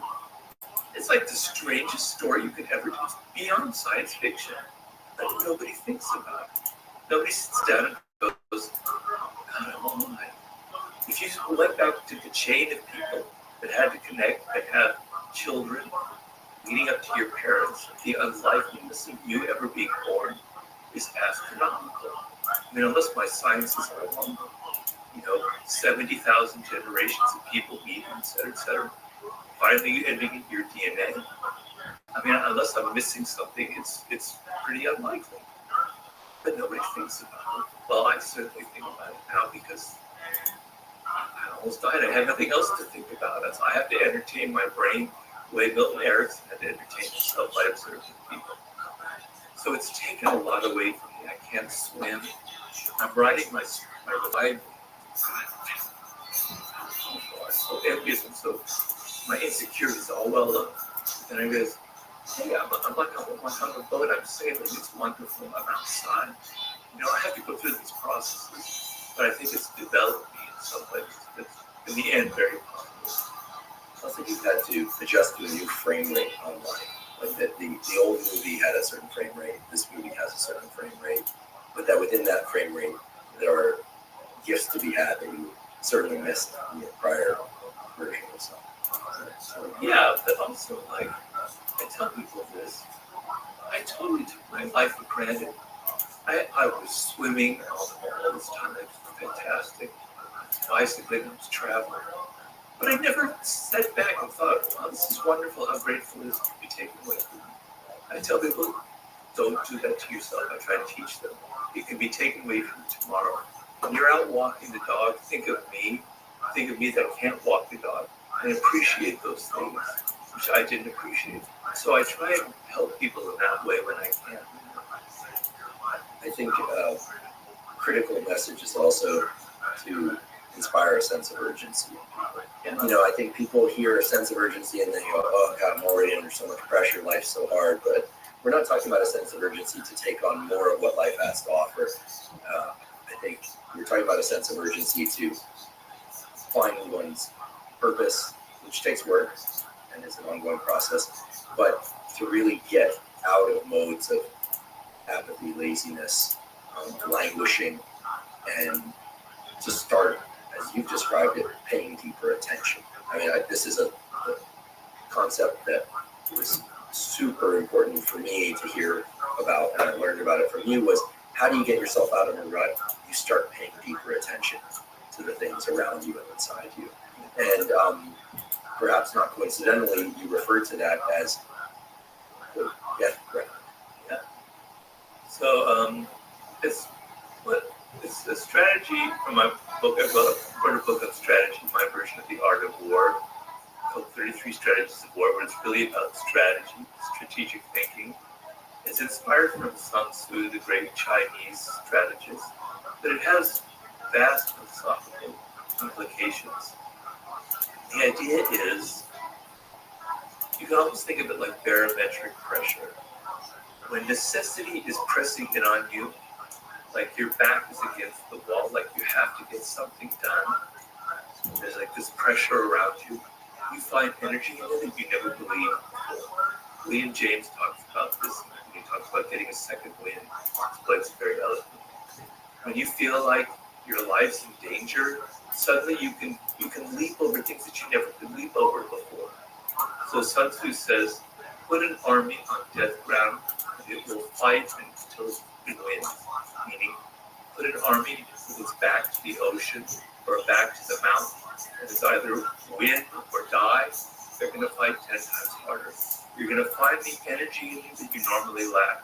When death is facing you in the face, or urgency, or deadlines, or people pressing in on you, when that barometric pressure loosens up, and there's none of it, you think you have all the time in the world, you get nothing done. Wow, man, I'm 23. I got all these years ahead of me. I'm going to figure it out, right? I'm not going to die. I got 50, 70, 80 years ahead of me. No, you don't. That pressure now is gone, and you're wasting time. You're doing all sorts of things that aren't leading to any kind of skill. You're not learning or anything. You need to put yourself on death row. You need to feel that barometric pressure, which is the actual reality. The actual reality is you could die tomorrow. You could have a stroke tomorrow. You could be fired tomorrow.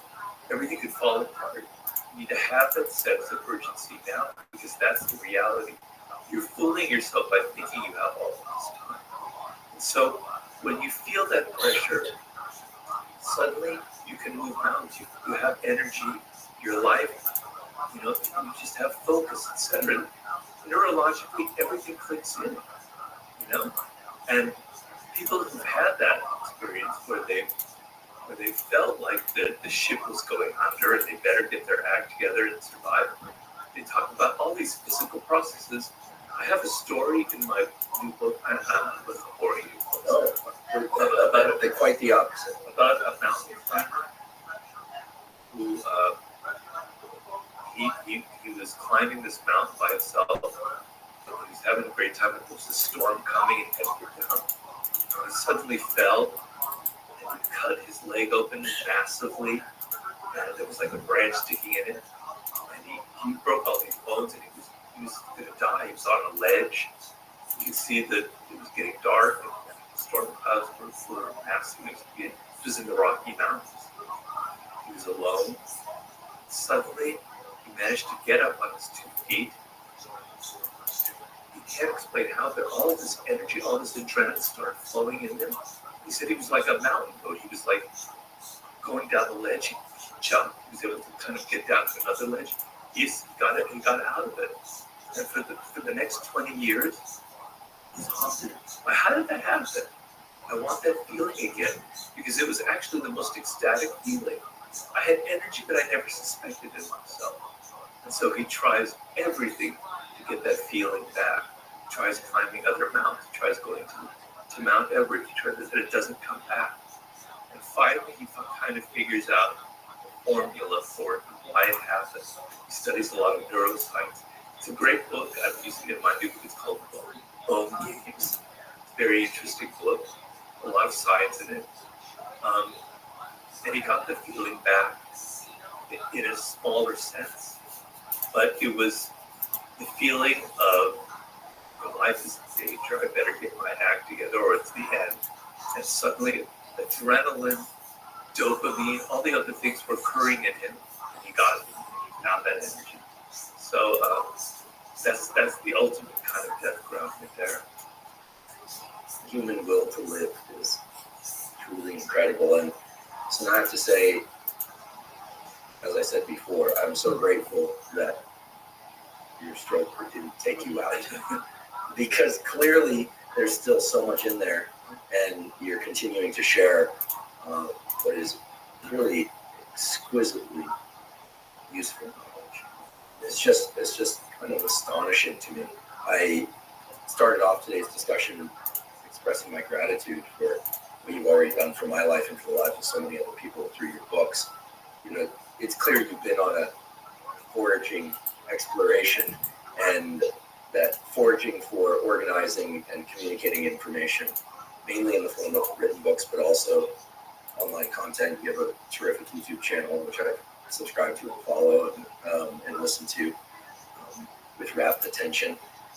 And the other venues with which you share information, including this one today, are really, truly valuable and appreciated. So I want to say on behalf of myself and those that have known you and your work for a number of years, but also for the many people that are now sure to know who you are and what you're about, that it's just so clear that this stuff comes from the heart, and that whatever early seed planted this, that we're all grateful for and better off as a consequence of that seed. So I could make this list very, very long, with the number of specific ways in which you've improved the journey through life and made it clear. I mean, life certainly can be hard, but it also can be really confusing. And I feel that the Robert Greene roadmap, even though it's but one roadmap, is an extremely valuable map to have and to use. It certainly has been for me. So just an enormous thank you. Thanks for sharing today, and thanks for all you do and all that you're still doing and sure to do in the future. Thank you. I wish I could find a word for explaining the kind of weird emotions that I'm feeling when I hear them. There isn't maybe Yiddish, maybe verklempt or something, I don't know, but thank you, yeah. We'll have to have you back here again when your next book comes out. Can't wait, but we will wait. Okay. Yeah, hopefully I'm still around. Confident you will. Okay. Thank you, Andrew. Thank you very much. Bye. Thank you for joining me for today's discussion with Robert Greene. Hope you found the conversation to be as stimulating as I did. If you're learning from and are enjoying this podcast, please subscribe to our YouTube channel. That's a terrific zero-cost way to support us. In addition, please subscribe to the podcast on both Spotify and Apple. And on both Spotify and Apple, you can leave us up to a 5-star review. Please also check out the sponsors mentioned at the beginning and throughout today's episodes. That's the best way to support this podcast. If you have questions for me or comments about the podcast, or guests or topics that you'd like me to consider for the Huberman Lab podcast, please put those in the comment section on YouTube. I do read all the comments. Not on today's episode, but on many previous episodes of the Huberman Lab podcast, we discuss supplements. While supplements are necessary for everybody, many people derive tremendous benefit from them, for things like improving sleep, for hormone support, and for focus. To see the supplements discussed on the Huberman Lab podcast, you can go to Live Momentous, spelled O-U-S, so that's livemomentous.com/Huberman. If you're not already following me on social media, I am Huberman Lab on all social media platforms.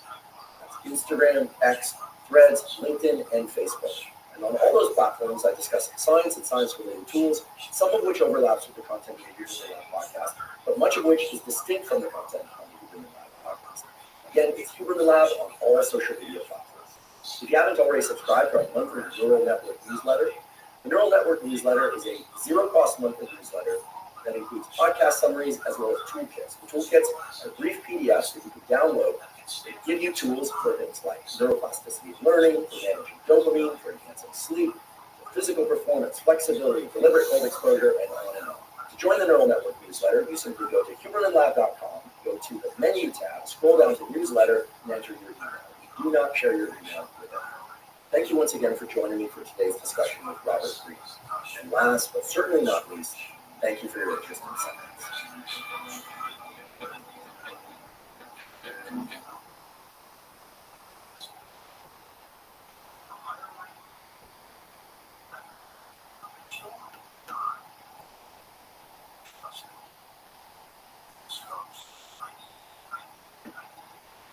What's up, Just developers? Welcome to a new build.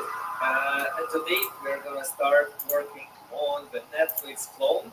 And we're going to clone it using React Native and AWS Amplify. I'm super excited about this build. And yeah, we had a poll on Twitter and on YouTube. And yeah, Netflix clone seemed to be the clone that everyone was waiting for. We're going to work a lot with videos, and this clone can be, the knowledge from this clone can be used in a lot of other applications that contains like video on demand, I don't know, courses, YouTube Live.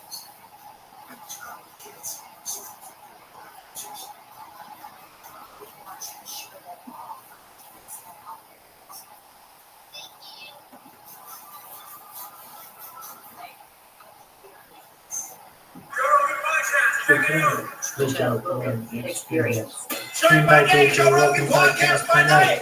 All day. Cheers. This is the I second feel time we great. ever worked out together. I know. I feel great. It was awesome, right? It's great. It's a great way to get the day started. It was perfect, actually. We do these the comedian boot camps. So we got today. We did it with Son, Derek, and Change and Gillis, and we have fun. So you get the workout in, and you talk a lot of shit, and you get silly. It's really fun. It's like real silly. Yeah. You know, we have a good time. Yeah. Thanks for the invite. It Did you was puke fun. still? I've been on Did the you road puke? for, I don't know, for weeks. And so, you know, if you're lucky, you get a decent hotel gym. Right. You got to be really creative. Yeah. Most of them, the best they'll have are dumbbells, and, you know, that's it. I just realized you're the second celebrity to do that with us, and the second Hawaiian. Because The Rock did it. So it's like there's something going on. Samoan pride here. Something going on with Hawaiians coming here. We'll have to figure out, you know, Max Holloway is Hawaiian and Samoan too. He didn't work out though. Max, last time he was here, he was just off of his. Yeah, he was he chilling. gets a break. Yeah, he's just after chilling. that, man. Wow. Yeah, take some time No, off, bro. I was telling you, like the sauna, I am definitely like from the islands because I'm okay with heat. Mm-hmm. So 20 minutes in the sauna, it was good. It was challenging, but it was good. Yeah. The cold, however, that ice bath. Fuck. I've done that like a quick polar plunge, briefly, jumping in, jumping out, but And that one was at the lowest setting in terms of the jets of water. And so what we have is called a blue cube, and blue cube is a type of cold plunge that has an engine in it that you can turn on to higher levels of waves. So if you turn it like to the highest level, it's just rushing at you like a river. is that It's better like or worse? Horrible. Okay. It's horrible because you never develop a thermal barrier. Okay. So if you can just like all cold water immersion is very good for you. It's good for cold shock proteins, norepinephrine, mood stabilization, makes you feel better. Right. All those things are good. But the still cold is much more tolerable for whatever. I don't know what's better for you. See, that's the question. Like, is it better? Is it just as good and more tolerable? Or is it better to be more to suffer for the full 3 minutes? Because if you It's a turn good that question. down, Thank you. Is the benefit proportional to the suffering? Is yeah, really I'm the not question, sure. right? I'm not sure if you suffer more if you get more benefit, or Right. if there's a point where you're actually hurting your body. Right. You know, like maybe there's a point. I mean, obviously, if you stay in the cold water too Yeah. long, you'll die. Yeah. That's what hypothermia is. Yeah. So, but there's a level where if you just get a few minutes in, it's really good for you. Jesus. So I don't know if it's better if you're miserable. Yeah, right. I don't know. But if you want to test your mind, that blue cube is the one to do. Yeah. That sucker gets fast. That sucker gets like a river. So you're just Wow. laying in there. It's like And shit. the salt of cold water. The moment it sucks when you climb in, that moment never changes. That's the difference. Because in a regular cold plunge, after a while, you develop like this thermal barrier. And even though it sucks, it only sucks like 80% of what it sucked when you first got in. Yeah. With the blue cube, it's 100% suck. The whole Every ride time. sucks. That sucks. So it sounds like you got to try it at least once Yeah. and figure it Well, you out. did just doing it the way you did it for 3 Yeah. minutes. Like I said, the first time I did it like a minute and 24 seconds. I'm like, I couldn't chicken out in front of all the guys. You know what I mean? It's like when Yeah. Hassan says, "Well, I did it 3 minutes to show up for the rocks." Like, Yeah. okay, I'm not going to be the one who chickens out at a minute. Yeah. That's not an option. well, you did it. You Yeah, did it. no, it was good. It was good. It was very challenging. It was good. We don't have a cold plunge like okay. I'm not going to go and like find bags of ice every single day from 7-Eleven and dump in the bathtub. So I just when I can, I just like dump my face in ice cubes and water. That's good too. Yeah. Yeah, I mean, that'll wake you up. Yeah. All that stuff's good. Yeah. There's some pretty reasonably priced options for coolers that you could actually do in a bathtub now. So there's a bunch of different ways to do it, but if you got scratched, like one of these blue cubes or something similar, Yeah. Rothschild makes a really good one too. They're really good. Yeah. I can see how that the after feeling Yeah. gets kind of addictive. I'm sure someone will reach out to me. Try to continue for sure. It's very good though. Yeah. But it's also like the camaraderie, the fun. For sure. Have fun. listen to music. For sure. Laugh a lot. Exactly. Yeah, this is perfect. Yeah, it's a good way to get a podcast started. Yeah. Oh, and by the way, congratulations to the marijuana enjoyers of the world, because the DEA officially rescheduled marijuana. It shouldn't be illegal. Yes. We know that. I agree. But baby steps.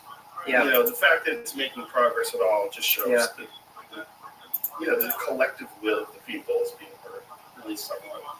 There was, I'm trying to remember who it was. Somebody was telling me that, like, the decriminalization crew, they gave an American flag made out of hemp to a member of Congress to fly above the Capitol. Because it's a normal thing, like, I would get people when I was in Congress calling and saying, hey, it's, my friend is retired from the military from 30 years. Can you fly a flag in honor of him or her? And so you get a little certificate with it. And this, like, there are many flags that go up and down every day that are given as gifts to people. So someone did it with a American flag made out of hemp. And apparently it caused major problems within the DEA and within the administration, saying, how dare you? How could anyone allow this to happen? It made zero sense whatsoever, but it just pointed to the backwards mindset and thinking and the sensitivity within the DEA and the government around cannabis, hemp, marijuana. It just seems a massive lack of education, Yeah. too. It's not as simple as, you're thinking of it in connection to marijuana. Hemp is a commodity that has existed forever. In fact, canvas that writers paint on, or that artists paint on, the original word canvas came from cannabis. It was made out of hemp. They made hemp paper as a better paper. They made hemp clothing. Yeah. It's far superior to cotton. The only reason why this is where it gets weird. There's a bunch of things that took place that took hemp away from being a common source of paper and clothing. But one of them was making slavery illegal. Because before they came out with the decorticator, with the primary way they used to process hemp fiber was really painstaking, because it's an incredible plant. Yeah. It's a very light plant, but it's insanely durable. Like, hemp clothing is so much more durable. Like, I have a hemp jujitsu gi from Gatsura, Okay. and that sucker never rips. My cotton gis, they're good for, like, you wear them for like 6 months, a year. Shit starts going. Even like really strong, stable cotton threads start going. These hemp gis are like, they're invincible. It's crazy. And hemp paper is so difficult to tear. It's like a completely different kind of paper. It makes no sense. Yeah. It's an amazing rope. It's like you could use it to make concrete. They make hemp. Have you seen that when they make houses with it? Yeah, my dad is a state senator in Hawaii. He's the chair of the Agriculture Committee, and for years he's been the state's biggest advocate for hemp as an economic driver and to try to help revive agriculture in Hawaii. And so he's talked endlessly about the houses and just everything, all of the different benefits of hemp. He's got some hemp aloha shirts and the whole deal. This thing that you're talking about, though, the federal government and the classification is the biggest barrier to this actually becoming a really viable and thriving industry in our country, because people are growing crops of hemp, but they've got to go through all of this crazy THC testing. And I've talked to people who are farmers and business people who are investing in this, and they've had to throw like entire crops away because of, I don't know the details about the testing, but it just, 1 + 1 doesn't equal 2 when you look at the reality of the benefits of hemp and the farming process and the concerns that they have within the DEA. So is the concern if it has any level of THC at all becomes Right. illegal, even if you're just processing it as a commodity and you're not using it? Right, correct. But they understand, like, it's very valuable as a commodity. Yes. This is it's so stupid. This whole thing is stupid because we're always concerned about, and rightly so, about cutting down forests to make paper. Right. Right? But guess what? Hemp paper, you can grow an entire, like, first of all, it's much more viable. You have much more product. It's much more durable. and you can regrow it quick. Exactly. It just grows right back, okay? Whereas trees takes years and years to grow them back. Hemp, you got another season. Whoop. Yeah. Okay, here's the hemp plant. Grows crazy fast, super light, super durable. Yeah. Just got to think about it as a commodity and stop connecting it to marijuana. Exactly. And you're going, well, this is invaluable because this could solve a lot of our problems, especially with deforestation. And then if you look at it for building materials, like, wait, this might be the greatest building material we can use. It's incredible insulation. It's very durable and strong. And again, renewable, like instantaneously. It grows so quick. Yeah. What's interesting, I mean, for us in Hawaii, I mean, tourism is the biggest economic driver we have. And every time there's, you know, in the post 9/11, when people were traveling so much during COVID, when everything shut down, businesses go out of business. Small businesses are driven out because if they don't have that driver. So the conversation always comes up about, okay, well, we've got to diversify our economy. And this is one of those areas that has huge potential for a small island state like ours in Hawaii. And what's interesting is Mitch McConnell, I believe he's from Kentucky, their state is also a state that is promoting hemp as a major agriculture driver. So there's opportunity there, but it requires a lot more education from those both in the administration and Congress to actually take down those barriers and allow it to actually truly be an industry in America. When we first started selling hemp protein at On, we used to have to get a can. You can sell it in America. Can't grow it. Like, what? It's just food. It's just hemp seeds. It's really good for you. It's like full of amino acids and rich in protein, and they're like, no, can't grow it. That shit's illegal. You know what's nuts too is the military. People who are on active duty in the military, they can't put hemp seeds in their smoothie. They can't use any CBD balm that you can buy at the freaking gas station or anything at all. Because CBD balm? Yeah, CBD balm. Anything that has your energy drink that has CBD? Yep. Yeah. Cannot. Not allowed. You could seriously get punished So they if you were caught. Are they testing blood for CBD? They're not testing blood for CBD. So it's just illegal. So if you get caught with the product. If you get caught with the product, correct. And their fear is like you're going to piss hot because, you know, you take the, you know, random urinalysis tests and everything else. But I laughed, you know, I mean, again, it's lack of education, it's fear, and it's like, well, this is banned by the federal government, so the military must comply. But at the same time, the guy within the Army, the civilian who was putting out this policy, he also said you're not allowed to eat anything with poppy seed. You can't eat a poppy seed muffin. I was going to bring because that you up. might That's the piss wildest hot. one. You will, yeah, you will. Like you can go to Dubai. So you go places where it's like seriously strict, Saudi Arabia, they'll test you for heroin. You'll test positive for heroin. Yeah. Poppy seeds are rough. That's a scary one. It's like, wait a minute, bagel poppy seeds? Right. Those things are you pissed off for heroin? Lemon poppy seed muffin? What? They tell you if you go in for a drug test, do not eat poppy seeds before you go. It's crazy. Like, what? Bagels. How Right. bad is your test? Right. How bad is your That's test? the point. Yeah, How how bad like is your test? technology, biology, like all this stuff, Your you guys test can't doesn't get know a that better I just test. ate a bagel. That's so stupid. You're gonna put someone in a cage for eating a bagel? Yeah, but like for a guy in the military, that could be the end of your freaking career. You You could. can take down for it. Yeah.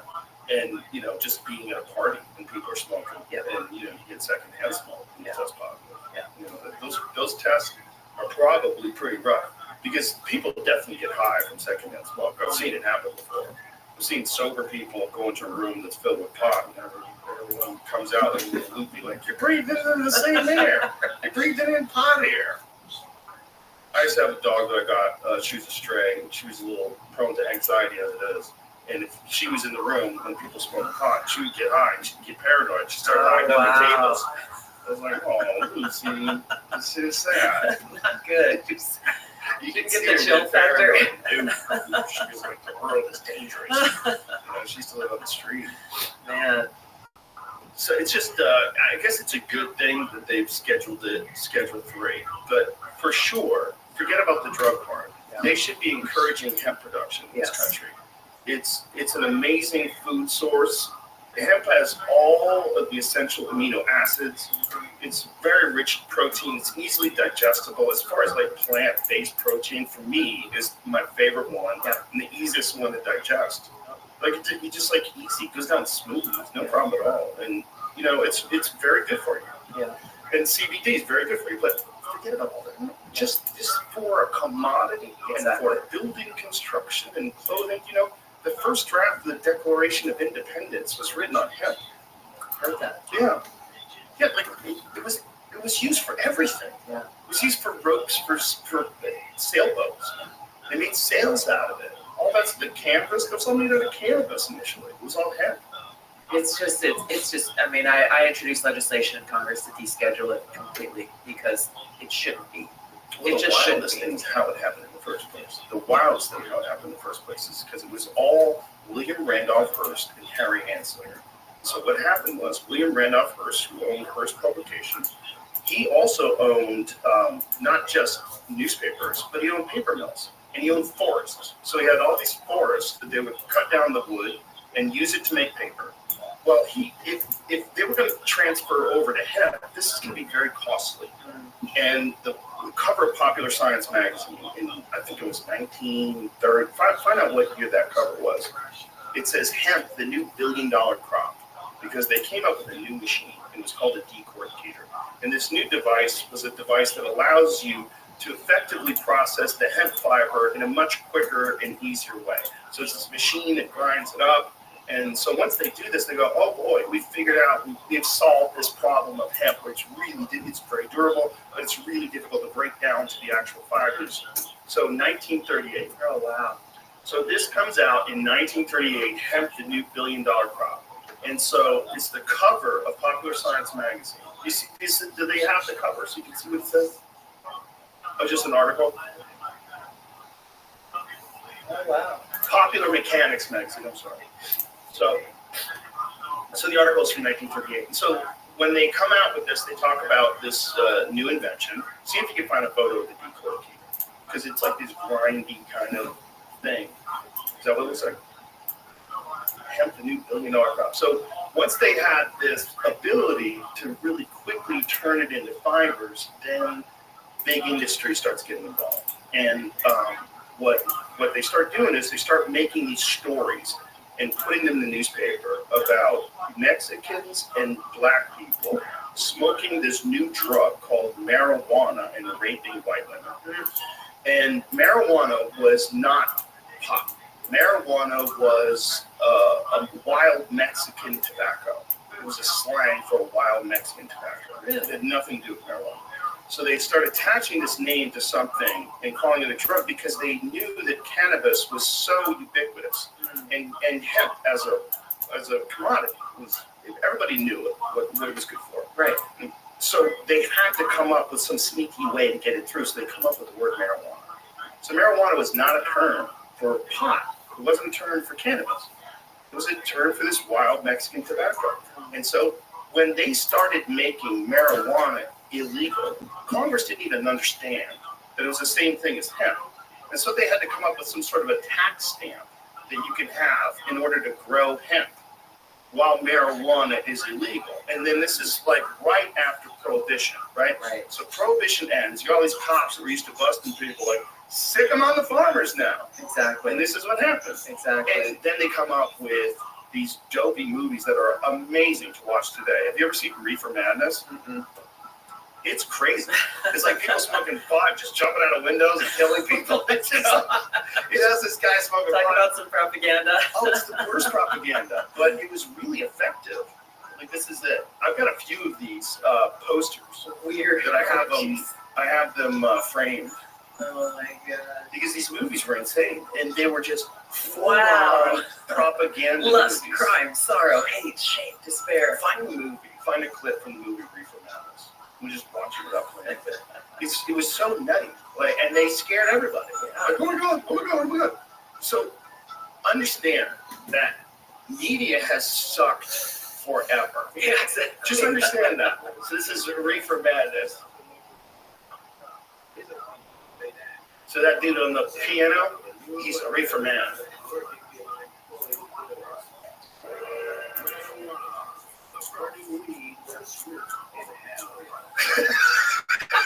Look it up.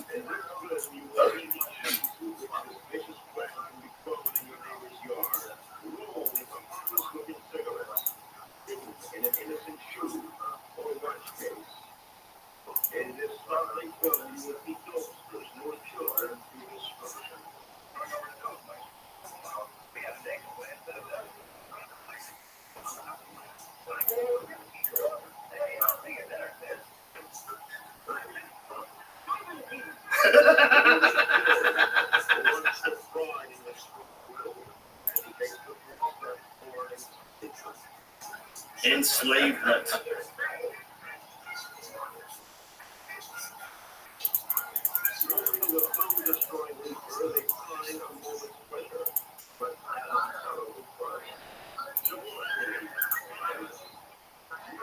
Oh, Wow. look, she's gonna jump out the window. Oh my God.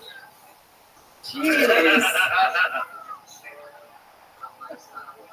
Apparently, it makes you act terrible too. You're right. Terrible at acting. Play fast.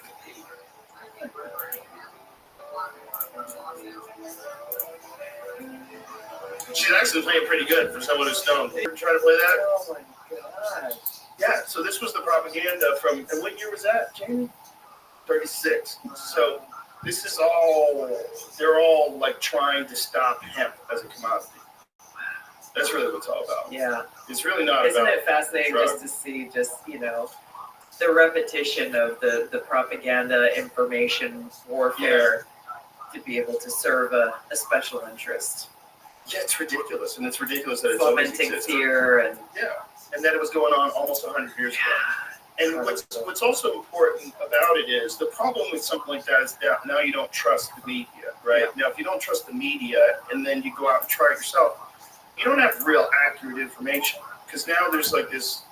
There's these narratives that have been created that aren't based on truth, and so you don't know where to go. You don't know what's real and what's not, and then you have people that tell you it's harmless, and then you have people tell you, And there's people like me that go, because I'm like, it's not harmless. Yeah. It's not, marijuana is not a harmless thing. You definitely shouldn't take it when you're young, and here's what's really important.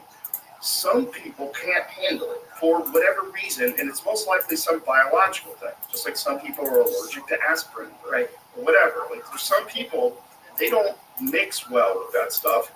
And there's a real connection between schizophrenia with some people that maybe are susceptible to schizophrenia. Alex Berenson wrote a great book about it called Tell Your Children. It's very interesting because there's real instances of people taking high doses and getting schizophrenic. Yeah. But if we're being lied to about it, no one knows who's going to give me the information? Where's the truth coming out? Because if one group is saying that this is a Schedule I chemical and it's very dangerous, then all your friends are just smoking weed and going to the movies. They're like, well, clearly, this is not that dangerous. Yeah. Like jiu-jitsu people and surfers, they're all getting high. Like, heck, what's real here? Yeah. And because we don't have the ability to just honestly talk about things without everything getting so weird and like the hemp thing, like having a hemp flag, right? Like this is the problem with the DEA. Hey guys, don't you have fentanyl to worry about? Why are you fucking with flags? Seriously, it makes There's no only sense. 10,000 DEA agents. I think there's 10,100 some DEA agents.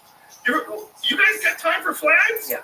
How many pounds of fentanyl is coming through that border while we're talking? Yeah. What you and I are talking, how much fentanyl is making it across in people's shoes and underwear and where the fuck they're hiding it? Yeah. No one's checking everybody. Yeah. No, it's true. It's and then of course all the medicinal qualities of CBD as well, and how many people and kids and just people are benefiting from that. Dave Foley told me that his arthritis was so bad that his fingers were kind of like locked in this position. He had a really hard time straightening up. So he started taking CBD. And then it's like, it was so much better now. Wow. Just like my fingers have full range of motion now. Yeah. I know so many people that take it for like aches and pains, and it actually helps some people with anxiety too, which is interesting. The conflict here is, as you know, as majority of states in the country have legalized it in some fashion, whether it's medicinal or recreational or whatever, all these different levels. But because of the federal prohibition, essentially, you've got banking. It is a multi-$100 million industry, at least at this point. But in order to be able to conduct business with the bank and the business owner faces a potential federal charge of a crime. And so it's the second, third, fourth order effects of this scheduling of cannabis is very, very far-reaching and creating a worse problem, which okay, so we do this on the black market. Is this become a cash industry, or where does this go? Yeah, and the problem also is by having some states have it legal and some states have it illegal, then you still open up a market for illegal sales in the country. And what happens is the cartel comes in and they start growing it on public lands. I had a guy on the podcast, his name is John Norris, and he started off as a game warden. So he started off as a guy who's going to check fishing licenses and stuff. And one day they find that a stream has been diverted, and they're trying to figure out why the stream is dried up. So they make their way up the stream, and they find this irrigation system that's set up for an illegal marijuana grow-op in the middle of public land in California. So then they develop a tactical team. So it goes from him being a game warden, now they have dogs and bulletproof vests. They're getting in shootouts with the cartel. So because they're making millions of dollars, but they're using really dangerous chemicals and pesticides that are illegal to use on crops in America. Right. They're just using that shit up there. So who knows what the fuck you're getting if you're living in one of these states that has illegal pot. Yeah. Because when California changed the law and made marijuana legal recreationally, they made growing marijuana without a license. It's just a misdemeanor. So these guys that are just doing it now from the cartel, like, you have nothing to risk, right? It's a misdemeanor, and we can make millions and millions of dollars. Yeah. And so they have these guys out there, they have rosaries and all this photos of Jesus and shit they find in campgrounds, and they pay these guys to go out there, grow this stuff, and then bring it out. Harvest it and bring it out, and they're selling it. He said that, John said at the time of our podcast that 90% of all the marijuana that's being sold in the states where it's illegal is all from these grow-ops. A lot of them in California on public land by the cartels. 90%. Yeah. 90. That's huge. Even good old-fashioned American pot-growing entrepreneurs, the illegal ones, they can't keep up with the cartel. And this is because it's illegal. And this is the same reason why fentanyl's coming in. The same reason, don't do heroin, kids, okay? But it should. If you keep everything illegal, you're going to just prop up the government of these countries that is allowing this stuff to come in, and they're allowing people to grow it, or they can't do anything about it because the cartel has so much money and so much power that the government is basically helpless. And it's being propped up by Americans. 100%. 100%. It's a rough thing to deal with. Because we don't want to say, let's make all drugs legal. Because, my God, the last thing you want is your kid to die of a drug overdose. Nobody wants kids to be doing drugs. Right. But also, if you don't do that, you're just going to empower our neighbors to the south, who happen to be drug dealers, some of them, and they think they're making billions of dollars selling drugs to America. Yeah. And you're killing kids at a rate higher than ever in recorded history. People are dying. There's 100,000 plus people every year that are dying from opiate overdoses, which is nuts. That's so much. Crazy. That's crazy that it's happening here in the United States of America. And the thing is, this is where it's hard. It's happening because it's illegal, which sounds so counterintuitive. The problem is, if it was legal, there would be a long period of time where it would be really bad. I think if it was legal, too many people would try it that wouldn't try it. Wouldn't have otherwise. Yeah, they're not going to go to a drug deal. Yeah. But if they can just go to CVS and buy heroin, let's see what the fuss is all about. Yeah. That's spooky. I think that this is the conversation that needs to be had, though. You know what I mean? It's the same thing about people unwilling to even discuss what is the right path. How do we handle this crisis that is a national crisis? Yeah, taking so many people's lives. Tell people not to do it. Yeah, right. Okay. It's like, well, that works out. It doesn't work. It doesn't work. We're in a weird spot. I was in San Diego a few weeks ago. We went out kind of to film a little mini documentary about what's happening at the border in San Diego. There's a lot of attention being put on, Texas and Arizona, but California's border is a whole different dynamic, both because they've got, a long stretch of border where you're crossing in and you're going straight to mountains, big open spaces, but then you've got the very dense urban corridor, I suppose, where people, whether they're coming in through the water or they're just coming across the border, where they can disappear into neighborhoods very quickly. But what was there? There's a few things that were very eye-opening and interesting. Number one is we know that the borders are open because we know how many people are coming through. The numbers that are being reported, I think, is close to 9 million now, just over the course of the Biden administration. What I saw there were people coming in, and we were just driving around, and we saw groups of people gathering in different locations from all over the world, illegal immigrants, and seemingly happy and going to the place where they were told to go, or they knew that Border Patrol was going to pick them up, and knowing that they will get processed, claim asylum, and most of them will be out with a plane ticket anywhere in the country within 24 hours. And so and I talked to some of the Border Patrol agents, and they're not allowed to say anything on the record, but just the frustration that's being felt where they can't even do their job. What is the justification for the plane ticket? They don't have the ability to house people where they are. So it's just like, where do you want to go? Utah? Okay, here you go. Where do you want to go? New York City? And I went and I talked to a lot of them. I sat down and talked with people from Brazil, from Egypt, from Colombia, from Venezuela, from different parts of Eastern Europe. People from all over the world coming here with the known plan in this well-oiled machine. And I'm talking about this because it is very directed to the cartel, directly connected to the cartels, who are being enabled in their multi-billion-dollar human trafficking operation across the border by our policies, by the Biden administration's policies at the border, which is connected to their ability to move fentanyl and other drugs across the border. So we spent a couple of days at the border there, and then went into the city of San Diego and went and started talking to some homeless people and talking to people who were clearly extremely high on multiple drugs. And we're walking around with one of the community relations police officers there who's just plain clothes. He's walking around and keeping an eye on what's going on there. But we talked to this one guy who had a crack pipe in his hand. He seemed barely conscious, but we had he was engaging in a long conversation with us. And, was asking you about fentanyl. He's like, oh yeah, I take fentanyl sometimes. But I usually take it at night to help me go to sleep. I asked him, like, aren't you afraid of not waking up? He's like, yeah, I've had a lot of friends who died from fentanyl, but I know how much to take, and I know how to manage it. Have you? He's like, yeah, I almost died twice, and I was revived. And then asking him, the police officer asked him, what would it take to get you off the street? What would it take to get you to a place where you can get some help and to get off drugs?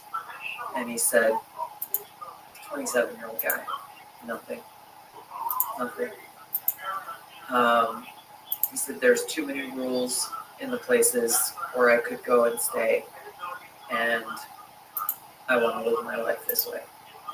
It was so heartbreaking to see him. His eyes were barely open and clearly in an altered state of mind, but even in that state, in this conversation,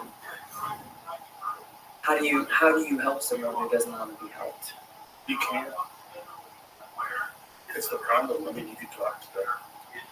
You could hope that you could get some information from you that shifts the way you think about that's what the addiction gets so deep. Yeah. And there's this thing that some addicts will say is that I feel better when I'm high. That it's the only time I feel good. It's the only thing good that I have in my life. It's when I get high. And if you take that away, my life's terrible. And if you've been an addict for a long time, the longer you're an addict, in fact, the more that's true, right? Because the more your life is a wreck, and then you're forced to deal with it, and when you come off, and you realize, like, oh my God, I'm 45 years old, I'm a heroin addict. Like, what the fuck? houses, and then now you're sober and your life is in shambles. And you try to like figure out how did you go so wrong, and then the only thing that made you feel good is heroin. You want to go back. You want to go back to that. And it's also people that get really scared of success, even success in staying sober. They get scared of doing things well, and they seek comfort in failure because they've become accustomed to failure. So the pressure of doing well and of like staying sober and like keeping healthy, like it's almost too much. Yeah. Just the maintaining, the psychological, the anxiety, all the fear that comes with failing, that you just want to fail just so you can just feel comfortable again. Then you don't have no pressure. Yeah, you don't have to deal with the pressure. Yeah. It's scary. The human mind is so susceptible to so many different things, whether it's cults or addictions or, I mean, we're very weirdly vulnerable to a lot of like very strange things. And a lot of these things, I think, a lot of the mental issues are accentuated by social media. I think that they exacerbate them badly. And I think there's a lot of undiagnosed mentally ill people that are just killing themselves by being online all the time. I believe it. I really do. I think it's terrible for you. Yeah, I mean, it's so easy to get sucked into it. It's so easy. And people that are like arguing with people constantly online, exactly. like, my God, what a terrible waste of time. Yeah. When that becomes your reality, dealing with people and perceptions and measuring yourself against whatever you're seeing and all of it, and you slip out of the real world and building real relationships and friendships and having real conversations. Yeah, they comparing too. Comparing something that you and I didn't have to grow up with. Exactly. And we're very, very fortunate because especially young girls today, Jonathan Haidt's work on this has been really interesting. His book, Just a moment. American Mind, is a great one. But it's all about what you can see, like exactly when social media is invented, all this self-harm and all the suicidal thoughts. Ducky, girl, how you doing? And suicide all goes up. And it's comparing themselves. Wow. Yeah, it's like such a bizarre super early there, isn't that it? a person can get super duper famous just dancing Okay, just a on moment. an app I want to that pay goes on attention and they to it. make millions of Yeah, dollars. I'm What trying you to were pay able to attention do. to a bunch of podcasts. I mean, Bear with me. you just- I want to give you my full attention. Happy belated birthday. Wow, so what, you're like the big 75 years old, something like that? Yep. Wow. So, Miss 24, what are you doing up in like the middle of the night?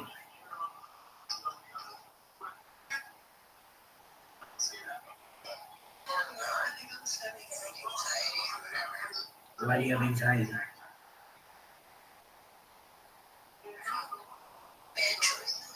Hey, we've all been there. All right, is it a dude? Yeah. No, it's a dude. All right, so there's a guy you like, right? Okay, and does he like you back? Okay. Do you spend a lot of time with him? Do you spend a lot of time with him?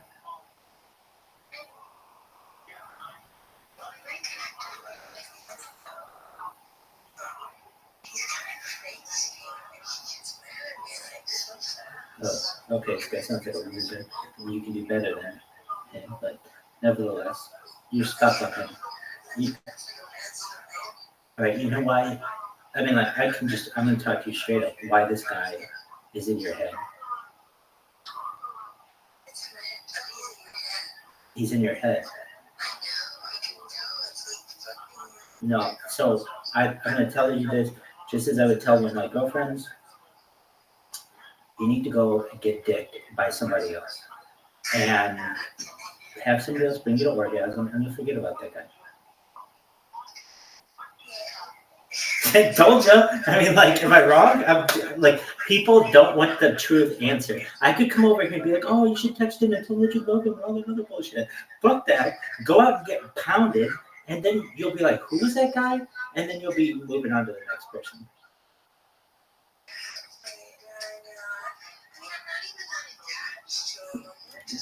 Dog, he brought you to orgasm, and now you're stuck on him. That's fine. It happens. Oh. Well, wait. There's nothing wrong with being a virgin, but it's wrong with being a virgin if you aren't taking advantage of the girl. Basically, like he's got a great opportunity here.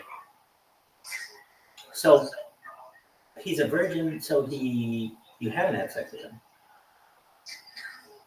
Oh wow, so it's a different story. So it's completely opposite of what I said. Well, firstly, it's never a bad idea to get dick down the girl. And to have mind-blowing orgasms is never a bad thing for boys or girls.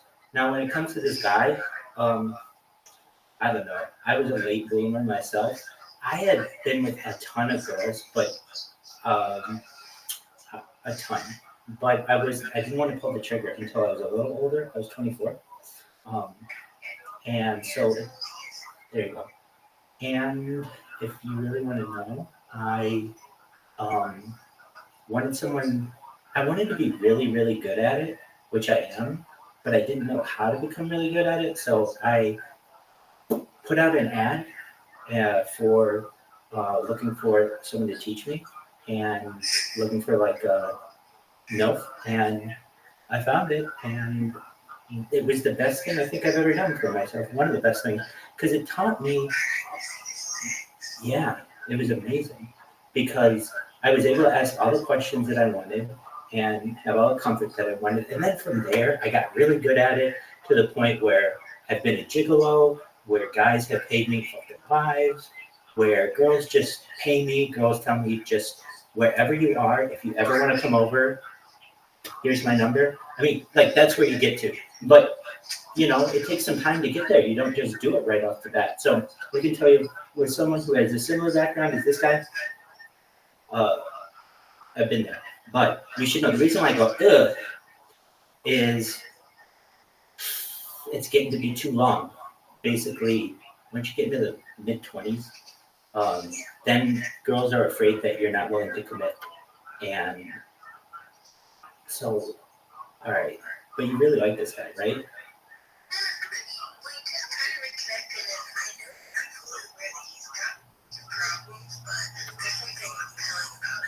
Yeah, well, he sucks. He doesn't treat you well. You even said that.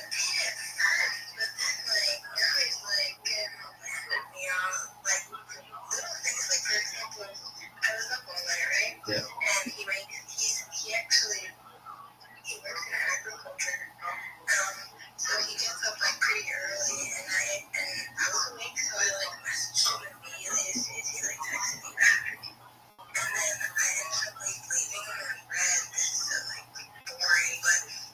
High school, soft high school.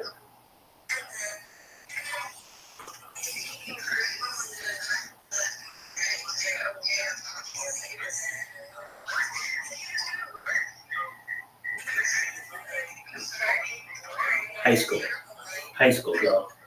I'm serious. Let's get you in the real world. You are a really attractive girl who can get just about any guy that she wants on any dating app. And I know you're like, look, all those guys just want to fuck. Not all of them do. There's some really good guys on there, and they just don't know any other way to meet girls because it's difficult. And so what I would do if I were you is the same shit that I do when I want to date and I just want to take over the world and get the best people ever. I use auto clickers on Tinder, JSwipe, Bumble, all your big ones. And then, so what I say in auto clicker, it's like it automatically clicks on the screen what I need it to do. And then at the end of the day, I just look at what girls I swipe, kind of mutual swipe. And I gotta be honest with you, I want to say I broke Tinder and I broke JSwipe and I broke a bunch of them because I was able to just get all the girls to swipe on me. After enough times, they'll just be like, fuck it, whatever. And to the point where I dated a girl who worked as a sociologist for Match.com. When I first, I had lived in Orange County, but I moved to Los Angeles County, and I started using these apps, and I used them to match with tons and tons of girls. And there was this one girl who I saw that she actually worked at Tinder. And that was like really weird to me. Like, who the, no. Well, yeah, she worked at Tinder and she's on Tinder. It's like, isn't there some kind of, I don't know, I would say there's a conflict of interest there, perhaps. Like, I don't know. It,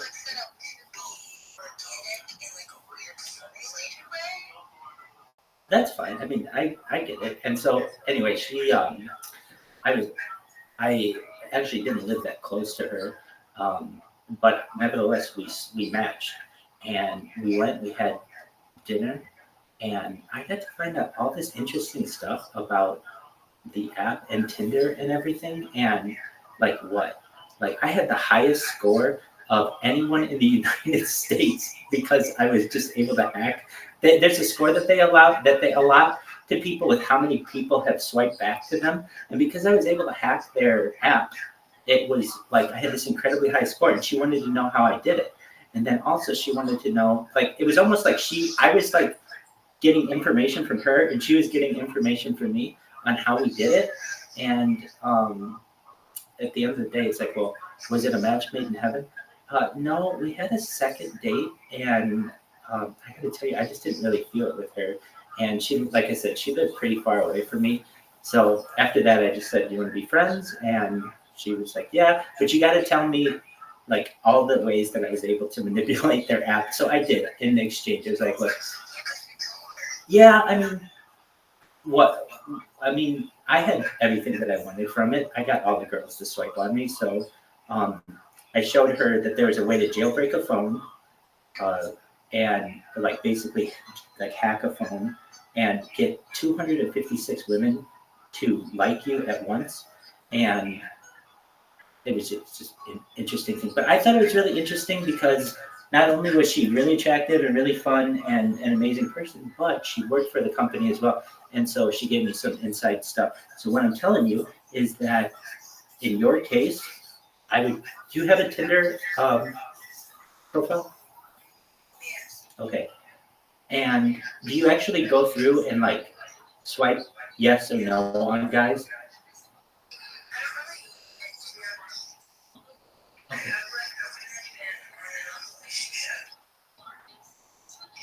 Okay.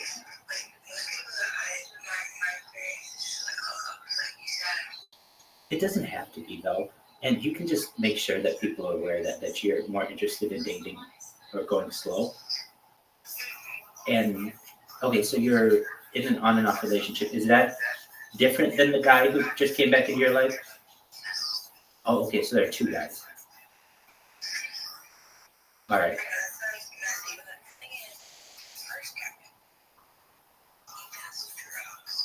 Like what drugs? That's not doing drugs. Is he prescribed it? Is he prescribed Adderall? Then that's not like doing drugs. But here's the thing. He sucks. You don't talk about him the way that you should. Ducky, you're too good of a girl, and frankly, you're too attractive to be wasting your time with these guys. I would love to sit here like your best friend on my bed, listening to you in bunny slippers and wanting to hear every aspect of your life. But as your friend, I got to tell you, I mean, I want to do that too, but I want to do it with someone who makes you happy. And it sounds like the guy who, neither of these guys make you happy. One of them you say has a drug issue, which whether he does or not, I don't know. But obviously, the way that you...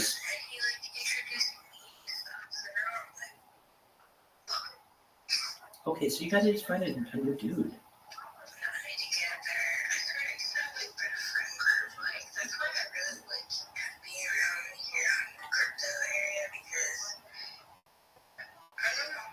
Well, you can get a better friend group. And the way that you do that is through elevating yourself and those with whom you surround yourself. So I'm telling you, the way out of this is you get Tinder, and you swipe right on every single guy. And then at the end of the day, you see what guys swipe right back on you, and you like discern, do I like this guy? Do I like this guy? Do I like this guy? Whatever. They'll send you messages, and then do whatever you want. You can take it slowly. You can go start with coffee. You can go to dinner. You can whatever you want. But here's the thing. It's got a few advantages. One, it's going to take your mind off of these other two losers. Two, it's going to open you up to new societal relationships. And three, you might find what you actually want, which is somebody who you really love. Now,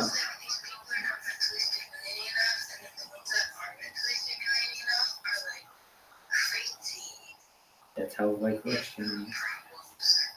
Okay, so then also, you want people who are mentally stimulating. It's kind of tough to find. Well, you're a sweetheart. I can tell you this. I'm kind of a unique person, so I don't know if everybody's going to be. I'm pretty unique, so I don't know if everybody's going to sit here and talk with you about futurology until the wee hours of the morning.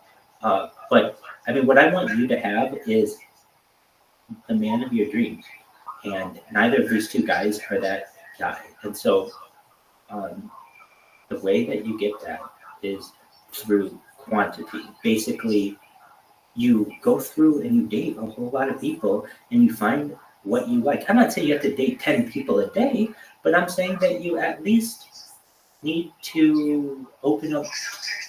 Exactly. See what you really like. Now, I'll tell you this, and this might change your mind on love, which is fine.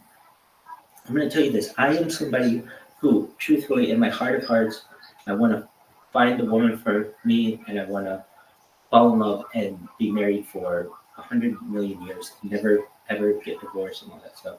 Why? I've seen my parents have more than 40 years of marriage. My grandparents had more than 50 years of marriage. People in my family are just like really committed to each other, and I want to continue that. Well, as I've studied people and relationships, particularly sociologically, I've learned that there's something called the 7-year itch. Now, there's a movie called The 7-Year Itch, which stars Marilyn Monroe and very popular. But what is the 7-year itch? No matter what relationship you're in, no matter how dedicated you are, after about 7 years, as humans, our eyes start to wander. We kind of get bored. And it's just something that happens after 7 years. So what does that mean for you? Well,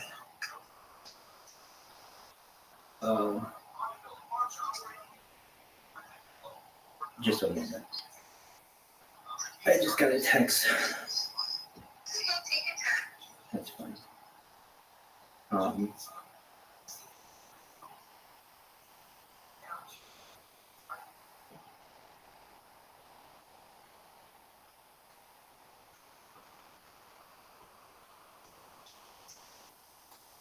Okay. Let's talk about you.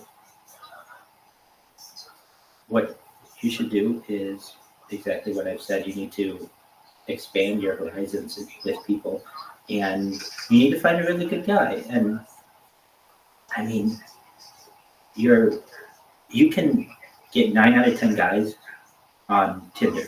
I mean, maybe 10 out of 10.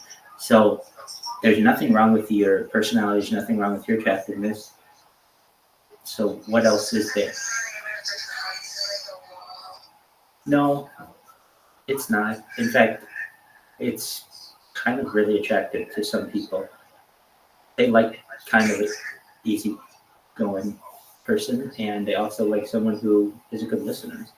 So you don't have to lead the show in order to be appreciated. Well, I appreciate that. I'm making you aware. The best thing you can do is expand your horizons with dating apps.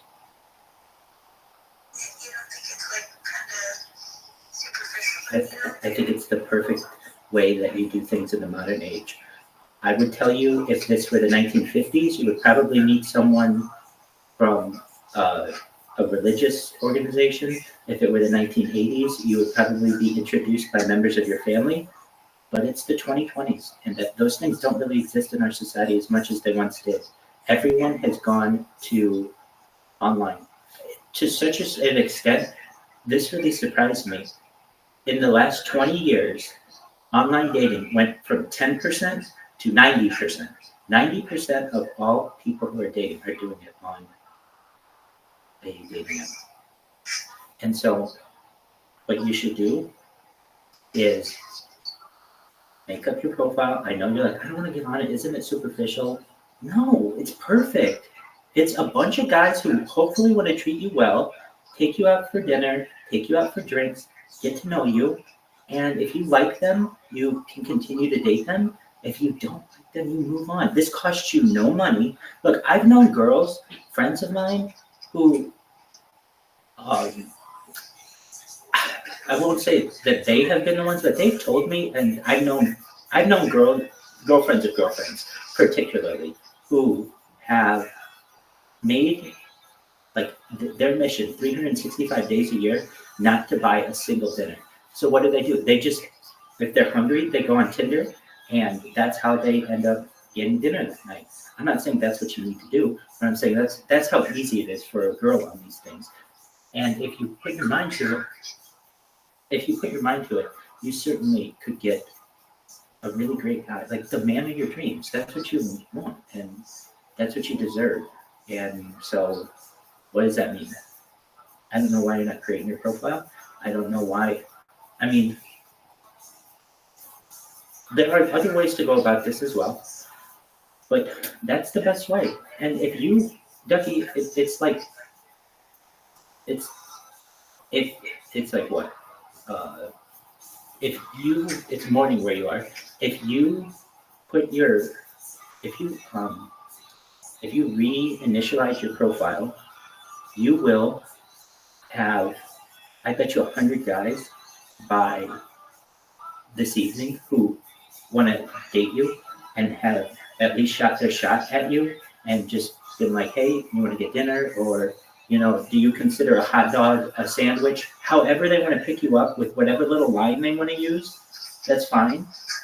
But the ball is in your court. All I'm saying to you is that these two guys who you've been spending time with, they suck. I know my girlfriends, and they're all married now. But when I knew them and when I say girlfriends, I mean girl space friends. I've had lots of girlfriends and lots of just really great relationships with lots of girls. So I know girls really well. And I can tell you that, like in a situation where you are, the thing that you have is your beauty, your intelligence, your charisma. You have everything going for you right now. And now is the time for you to try to find the best match that you can. And the two guys who you are, who are trying to court you aren't the right guys. Oh, when the girls I know have a great guy, they're unlike any other girls that I know. They're on top of the world. I mean, then they get married, and then, they have children, and they have these wonderful lives. That's what I want for you. But those girls don't come into conversations like, I got this guy from like a month ago, and then there's this other guy. And so your selection sucks. You need to go hunting. You need to go out and find something else. Simple as that.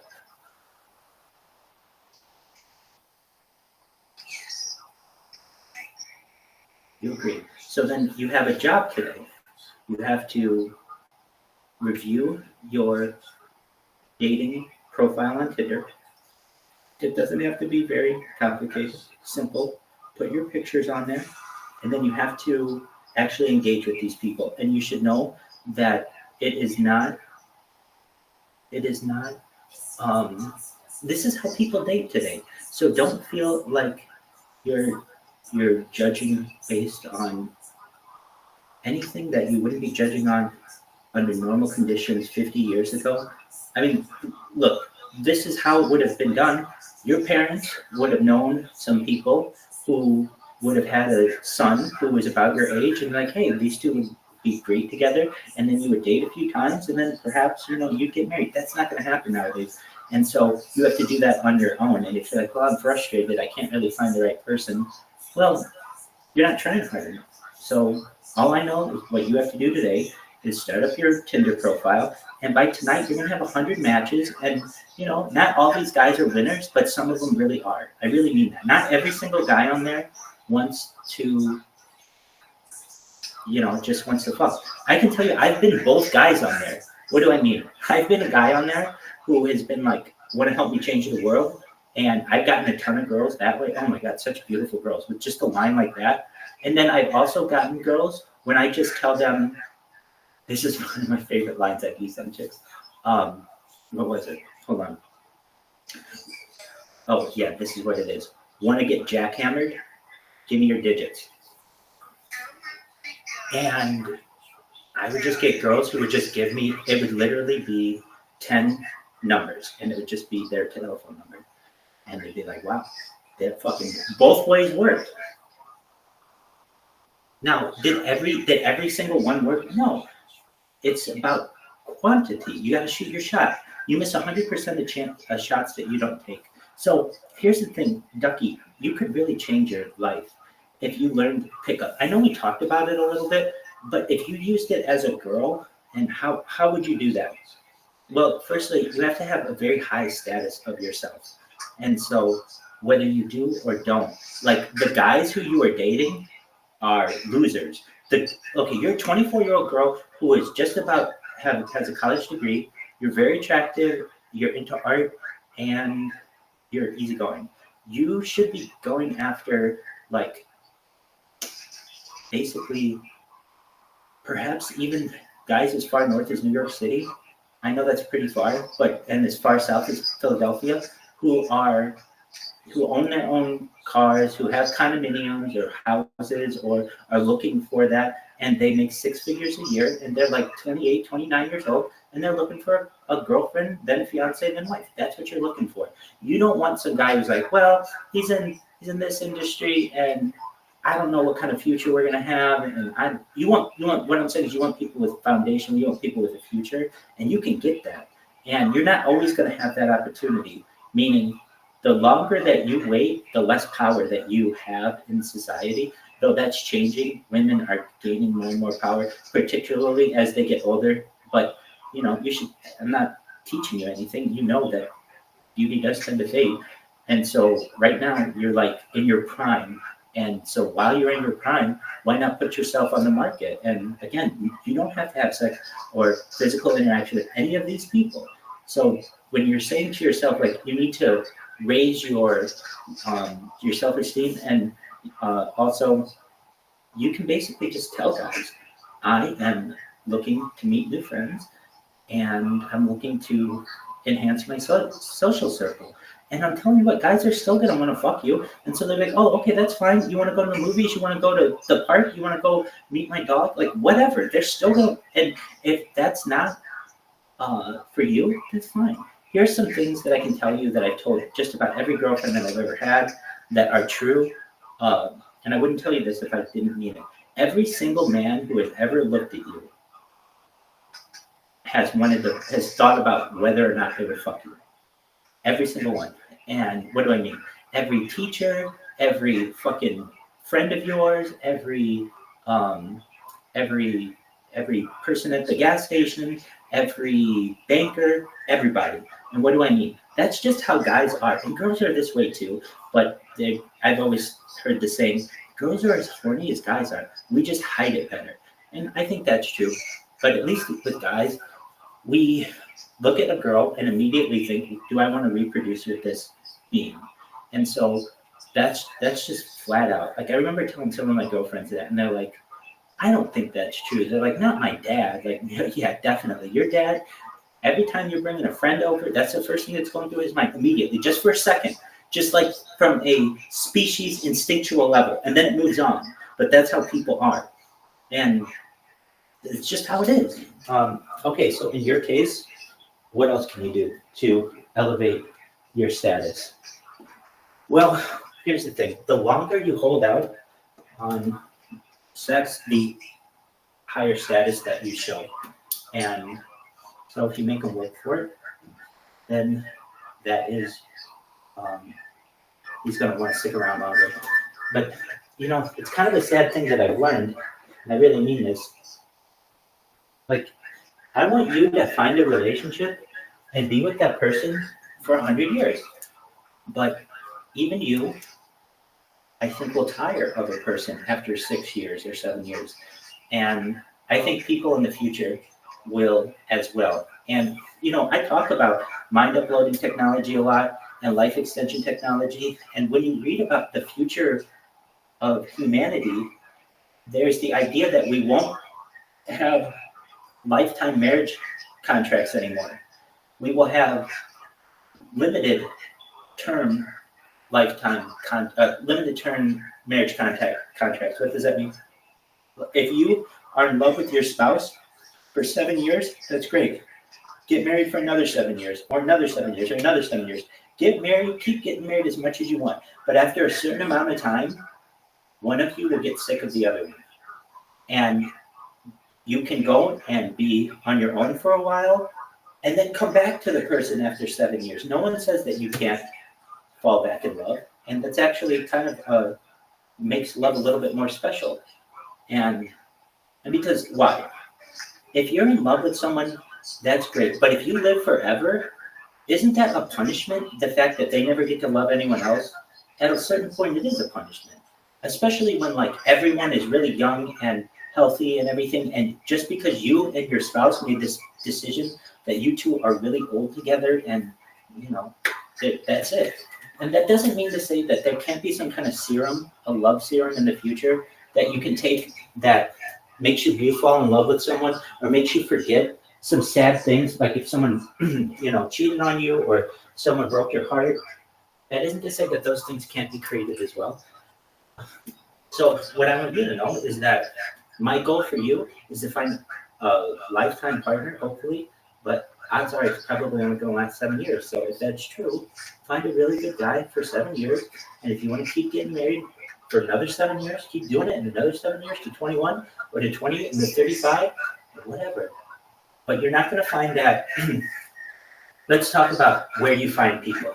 Where do people traditionally find people sociologically? And where are they most likely to get introduced to find a mate? Traditionally, it's been families. Families have put together people. Then additionally, religious or service organizations are really big. And then in a more modern era, the workplace has become really big. Because frankly, we don't have time to do anything else. Those are basically the only things that we have time to do, basically be at work and fall in love and all these other things. All right. So with 90% of people who are dating online, then that means that you may feel like, oh, isn't this just like an easy way out? This is the only way.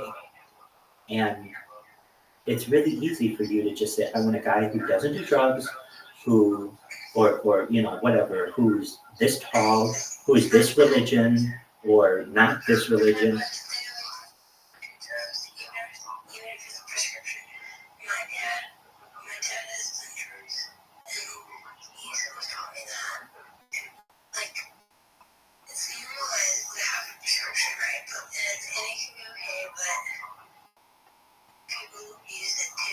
Oh, no, there's no doubt about that. I'm in agreement with you, and that's why you can choose who you want. Nope, I don't have any prescriptions. No, I don't. I don't take any prescriptions. I don't do. Yeah, that guy was bothering me, and you have to understand, especially recently.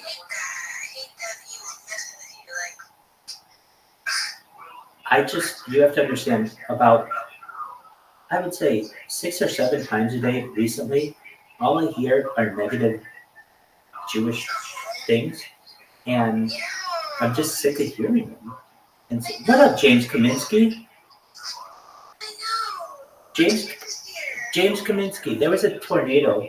Are you okay? Yeah, that shit was crazy, bro. Dude, I can't tag you in the I can't tag you because you're not an admin, but I did like put at James Kaminsky, even though it didn't highlight you, and I made everyone aware that I was worried about you.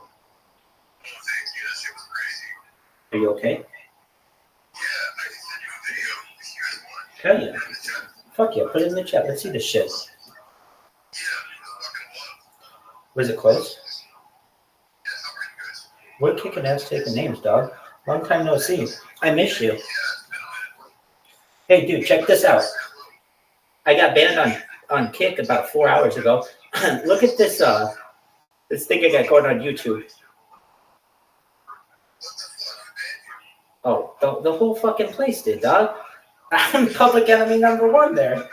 All right, so I love finding loopholes in these fucking companies' terms and conditions. And believe it or not, I actually read this fucking company, all their terms and conditions, and I'm probably one of the few people who has ever done that, but I know I've had to do it because I have run apps before and I've had to read them on my own. So I know what should be in there, what shouldn't be. And one of the things that they had in there, which I thought was very interesting, they basically have two parts of their terms and conditions, which is pretty normal. The first one is like all the stuff regarding arbitration and all that other shit. Then they have a link that says, what do they call it? Not terms and conditions, but like rules and guidelines or whatever.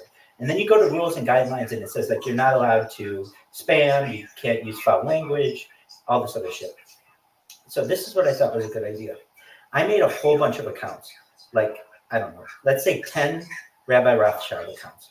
And I started streaming with those. No issue. I've been streaming with those for like, I don't know, a month. No issue. But not a lot of people come and watch my stream, though some have been, and like surprisingly. So then what I did was I'm like, you know what, I got to kick this up a notch. I'm going to start spamming the shit out of other people's chats so that people know who I am and that I'm on here. So I start creating a whole bunch of other accounts that aren't those 10 Rabbi Rothschild accounts. Now remember, the 10 Rabbi Rothschild accounts were created before any other accounts.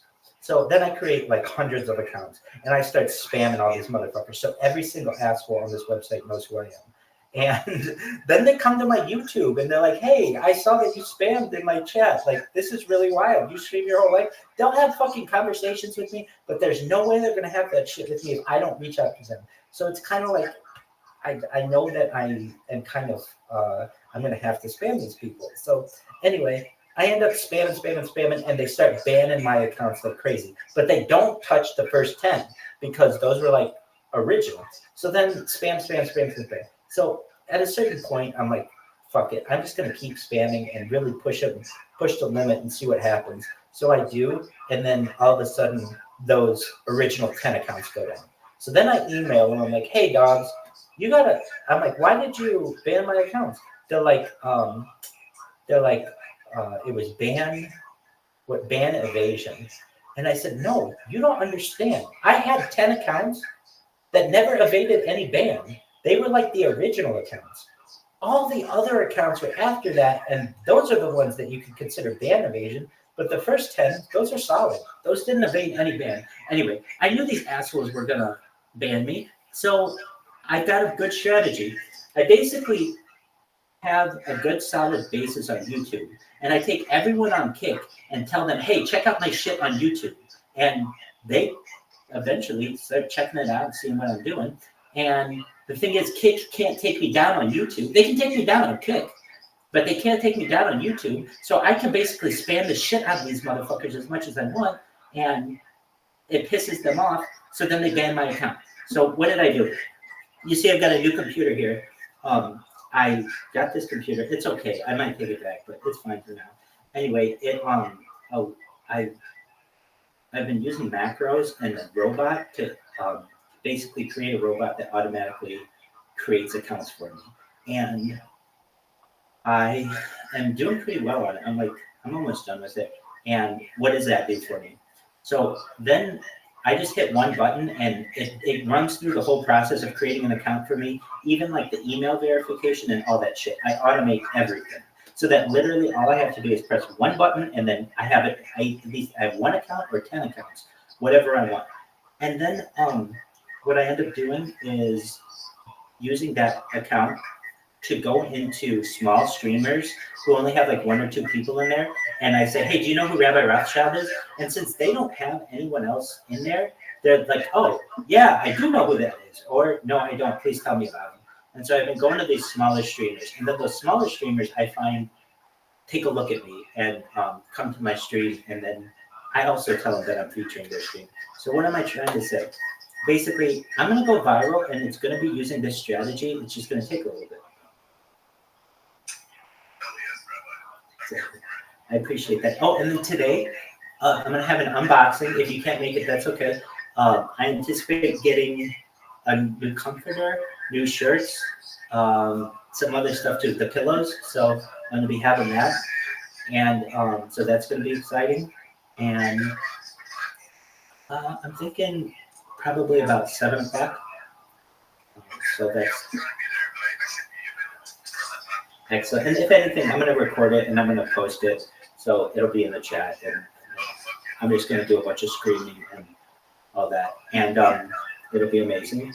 What else? Excellent. James Kaminsky, I'm glad that you're here. I miss you. And come back whenever you can. Oh, Ted, I'm looking at it right now, dog. I did think about, I not only thought about you, I was like, I hope he's okay. Holy shit. Wait, that you took this video? Oh, wow, you've actually seen a real fuck. Is this the first tornado you've ever seen in real life? Dude. Dude, that's closer than I've ever known anyone to see a tornado. I don't know a lot of people who do tornado stuff, but like you're kind of like a unique person in my life. I've never known anyone to like video their own tornado. So that's amazing.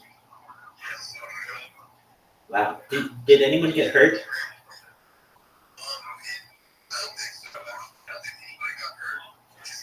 Dog, we haven't talked about Caitlin Clark. Okay, sounds good, man. Have a good night, or have a good day, my friend. Bye, James. Love you too, baby. All right, Ducky. Do you have your Tinder profile up yet? I mean, girl, it's pretty easy. Sometimes people come in here and they have really difficult questions for me. Like, hey, how do I get this job? Or what do I do about my kids? Yours is super easy. You just have to find an attractive girl and date. So hard to do in this earth. All right, so what do? You gotta just get that profile going. And I'm telling you, like when James comes back tonight, you're gonna have 100 matches. Oh, listen to you, Miss Huge Ego here. I know, they're there. They're just sitting there. I've got them on the back burner.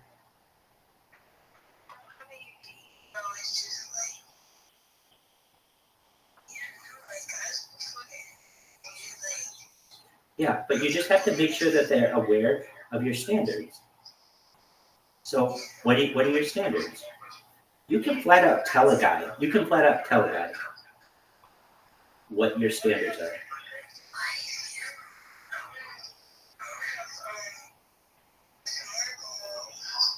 Exactly. So these are things that you talk about with them. I mean, Ducky.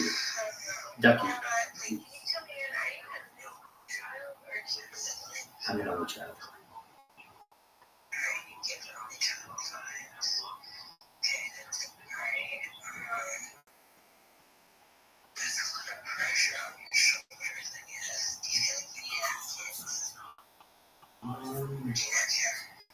No, I do care. Complicated question.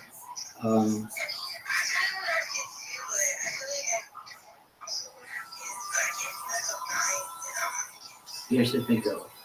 For someone like you have a whole different world than maybe your mother or your grandmother. You, and I know this, I have a lot of friends of mine who are professional women who have spent $5,000 per egg to have them frozen. And they have children at later ages, 50, 60 years old, and it's not a big deal.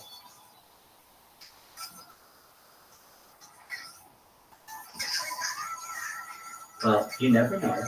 You never know, and you may have a career, or you may have children and then want to have children later. You never know. What I'm trying to make you aware though is that before, when you had the biological clock, you don't have that anymore. So don't worry so much about that. Worry about what makes you happy. And okay, so here's the thing. You're like, all the guys want on there is the same thing. Quit saying that. You want the same thing too. Again, girls are just as horny as guys are. They just hide it better. And so I know you may not want it immediately, or you may not want it under certain conditions. I certainly get that. But at the end of the day, you want a relationship with someone. And so if you're like, well, it's going to be too fast. No, it's not. What do? You put your profile up there. You're going to have 100 guys who say, hey, I like you, whatever, let's have dinner, whatever. Okay, so then you go through and you look at the guys who you're really physically attracted to. And you say, okay, do you, like, what are your goals, or what do you know, whatever. You make small chat with them, or they'll make small chat with you. And then so you'll have 100 guys. Of that 100 guys, let's say you're physically attracted to, like, really physically attracted to 25 of them, okay? So you're going to start with, like, a lot of guys, and you're going to narrow it down to 25. Then those 25 guys, you're going to narrow it down to the top 10 who have goals, who have jobs, who have their priorities straight. You're going to start running into guys who have children and guys who have all kinds of baggage, and you don't want that. You want still young people who are unattached and ready to take on the world, and you can still get that. So then you're going to take those 10 guys, and you're going to move it down to maybe the top 5. And then you're going to go on 5 dates, and whatever 5 guys, whatever one of those 5 guys you like the most, you're going to start dating that guy if you want. But you know how great that guy's going to be? He's going to be the top guy out of 100 guys. So what do we know about him?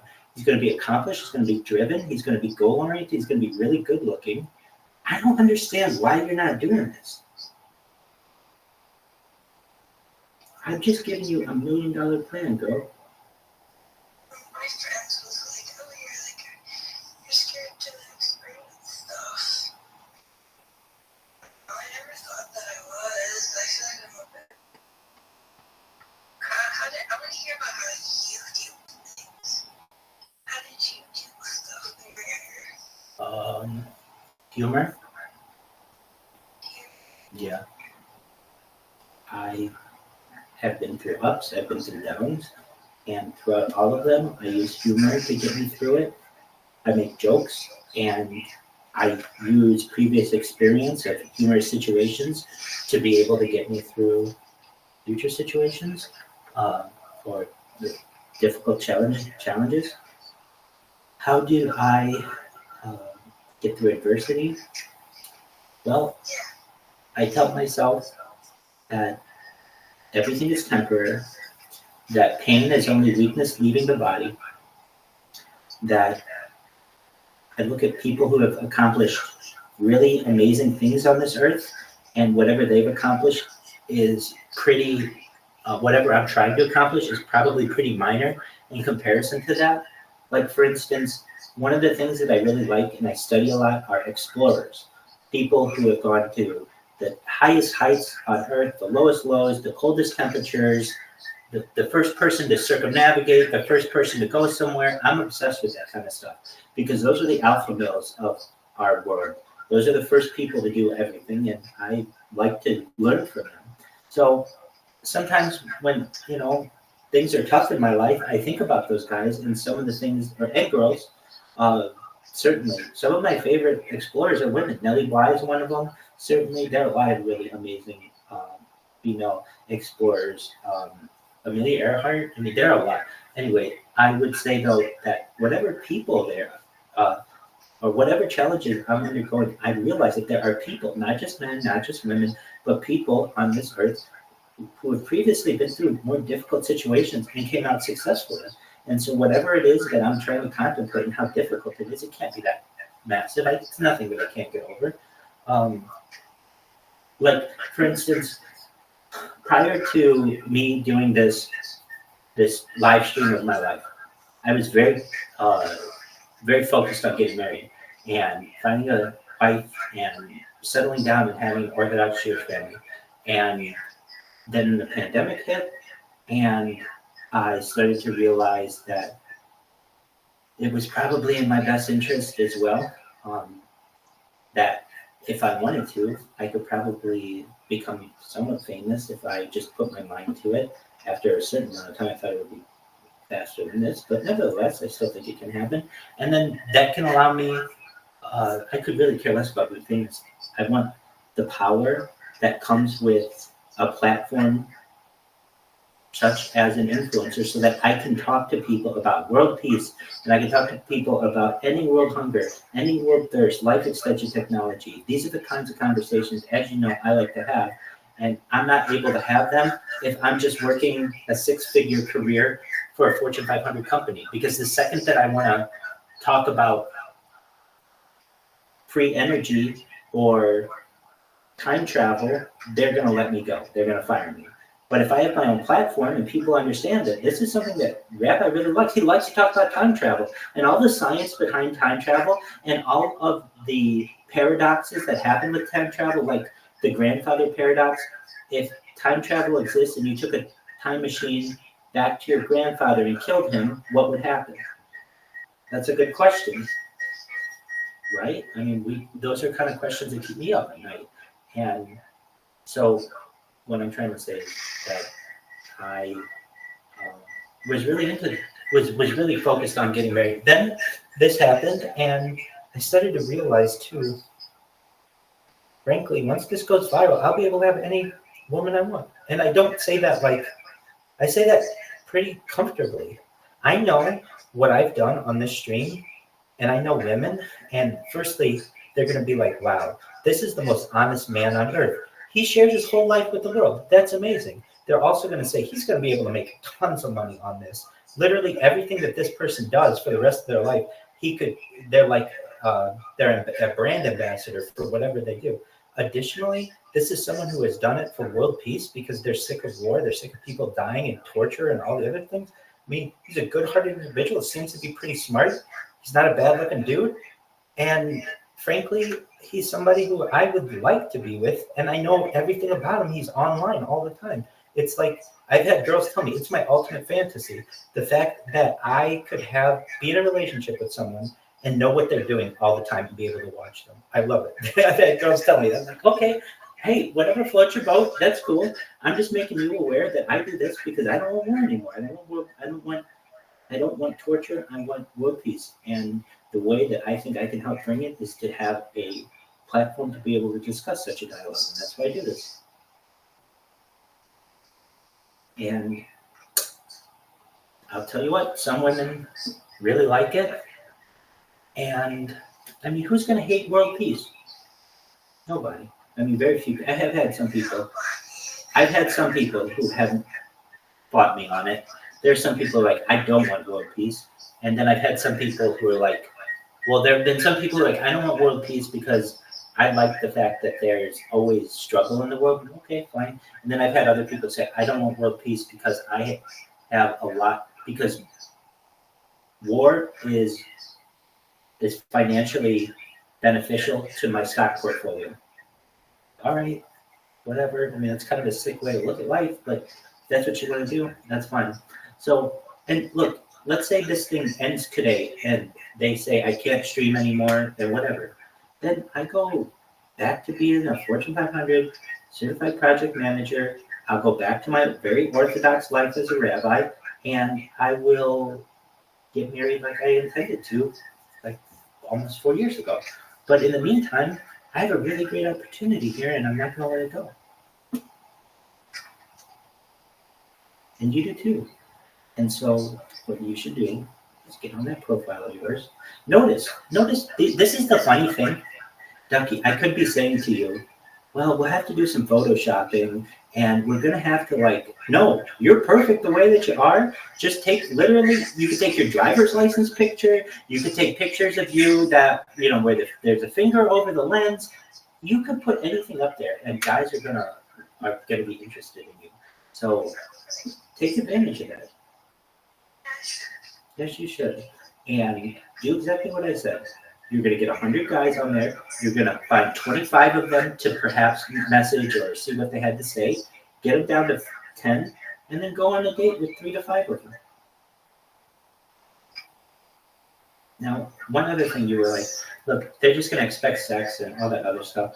No, and you can set ground rules and make people aware of what you want. So this is how, I mean, I've had it both ways. I've had it where, like I just told you, like, you know, hey, want to help me change the world? Or give me your digits so I can jackhammer you. Like, whatever it is. Both work. And it's just kind of depends on the girl. So you, I think, would probably, it'd be in your best interest to, if what you're saying is what you want, which is true, you find out about a guy's goals, you find out about his plans, you find out, I mean, look, I don't know if this is a bad question. I've never known anybody to ask it, but I think it's a good question to ask. Have you ever cheated on somebody? I think it's a great question. And it's becoming more and more common today that a lot of people have. I never have. And I'm proud of that. I'm very proud of that. And definitely. And in fact, when I'm in a relationship with a girl, I couldn't live with myself. I couldn't live with myself. And in fact, when I'm with a girl, I don't even go on the computer. I'm very dedicated to the person, and like they're all I think about. And that's how it should be. Now, there are some people out there who, you know, have different relationships and do whatever they want, and that's fine. But what you can do is find what you, like, everything that you want. And, like, there's nothing holding you back, literally. And in 10 hours, you're going to have 100 guys in your inbox.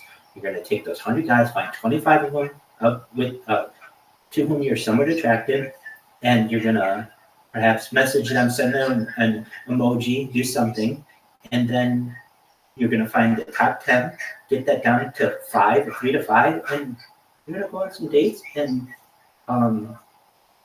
so there are some questions. Okay, all these guys just want sex. Well, so do you eventually. So it's just a matter of time.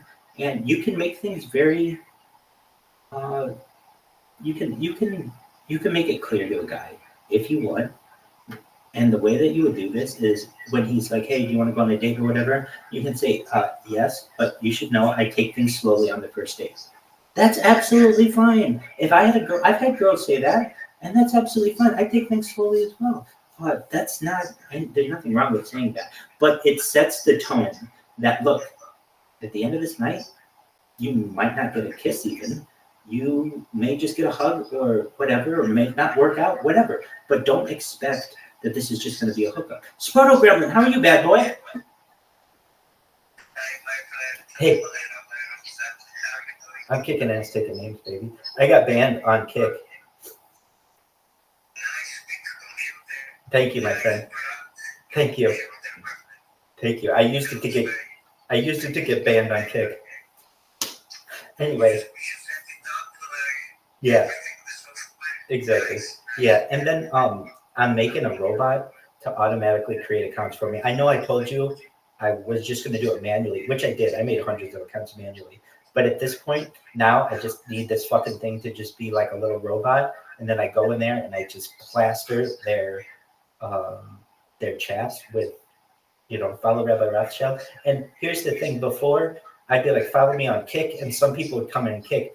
But now, since they banned my accounts on Kick, I just have to tell them, go to YouTube. And that's fine. The second one of these influencers sees, hey, this asshole has more time on YouTube I've ever seen. They have over 1,000 TikTok accounts, many of which have thousands of followers. There's something to this. They're going to be interested in it. Just you watch. How are things for you, Sproto Gremlin?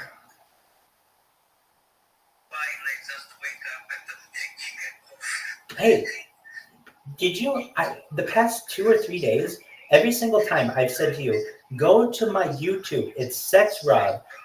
It's SEXROV. And you're always like, oh, okay. And then you leave and never come back. So I'm going to show you what I've been wanting to show you. This is what my stream looks like.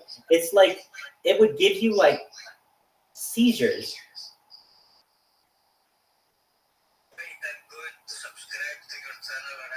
Please do.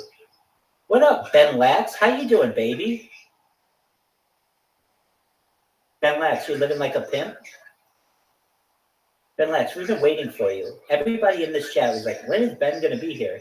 And finally, you showed up. How are you, Ben? What's new?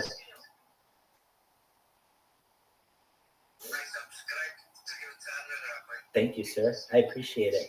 Woo, woo. Do you like it? Oh, I'm kicking ass taking names. How long have you been in the Harry Potter Obama Sonic 10 Enu community, Ben?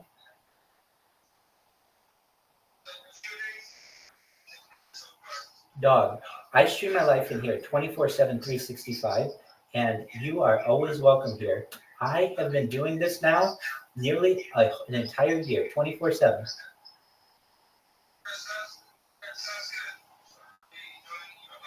Please do, whenever you want.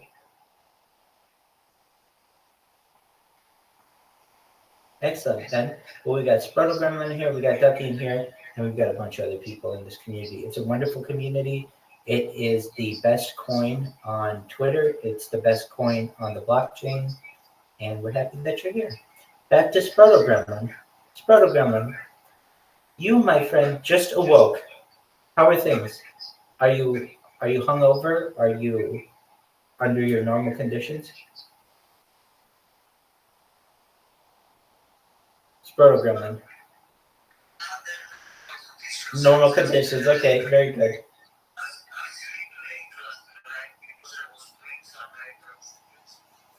Hey, you know what? 13, 14, something like that.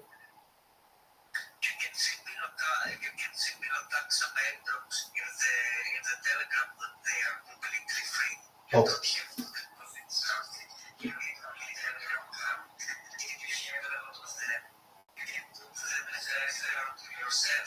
Perfect. Do you want more Telegram accounts?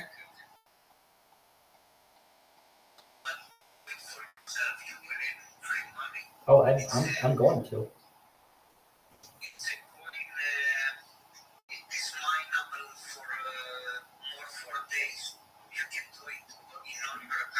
So let's we have a friend here. Ducky, can you hear me?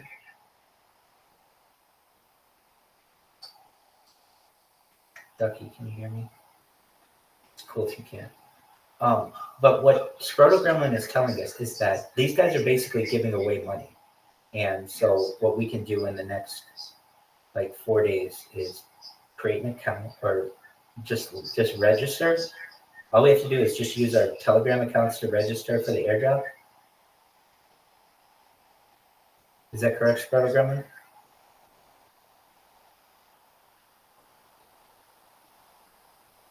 Hello? Okay.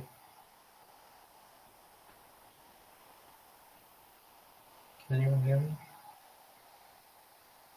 Oh, there we go. Thank you, Sproto Gremlin. It's called Gamey. Or Game. Yes, it is very easy to sign up, not like the hard sign ups with the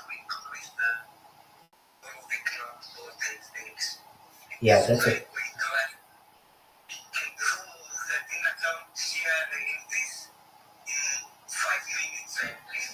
Oh, perfect. Excellent. Well, so here's my plan on Kick. All right. Basically, I'm going to use Kick as like my pool of just spamming. But I'll spam that thing all the time, every day for the next 10 years if I have to. Eventually, someone is going to take notice. And they already do. They already go from their stream to my stream and talk to me. So if they're doing that, it just tells me I have to do it more and more and more to the point where like it becomes like this, where every day the people come in. I have that with some people on there where I come in and I'm like, hey, it's Rabbi Rothschild. I'm just doing my rounds. How are you today? Like, oh, Rabbi, how are you? I'm well. I'm playing Grand Theft Auto, or I'm playing the cat game, Stray, or I'm playing Valorant or whatever. And then I'm like, oh, okay, well, that's cool. I'm going to go into the next room. And then I go to the next room and do my rounds. And then eventually one of those accounts gets banned, and I just start up another account and go around. And the fact is, people know who Rabbi Rothschild is. So all I have to do is say, I'm Rabbi Rothschild, and they know exactly who I am, as opposed to me having to have like the username. I hope that makes sense. All day, every day. Yeah. And like until they send the SWAT team on me. And it's very funny.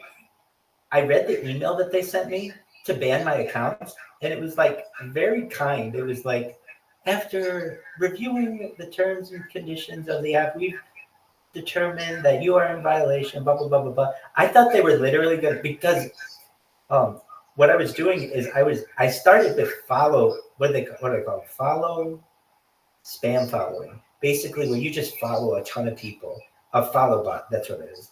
And I just would follow all these people. And I followed this one guy, and he goes, listen, Rabbi, I don't know if you can hear me right now, but Kick is pissed off at you. You aren't just the biggest troll on here, but they're getting a case against you because of how much shit you put them through. And I first heard him tell me this, and he was like really serious about it. And I was like, all right. Like, it worried me at first. And then I read their terms and conditions, and it was like, I'm not violating any of these. And even if they want to say that I am, these aren't like criminal.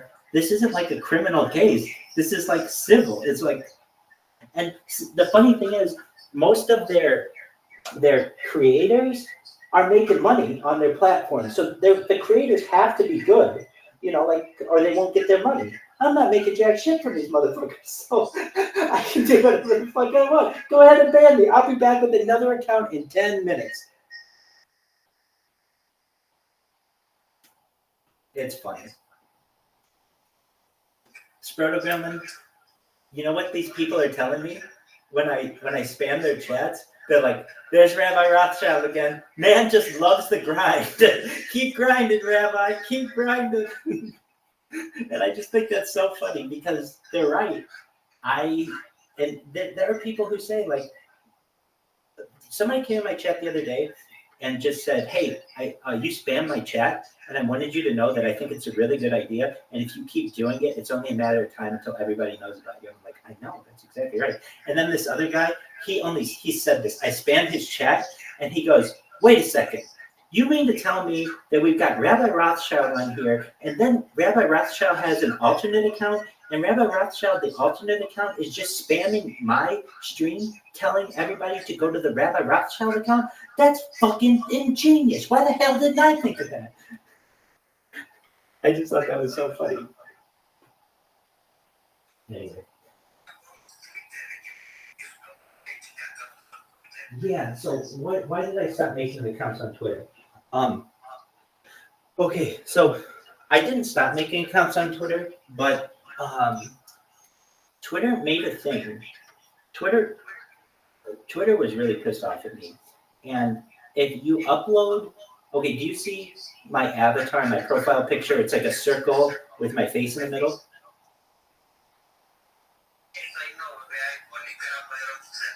Exactly. If you upload that picture to Twitter, your account immediately gets suspended. And I've tested this. So here's what I did.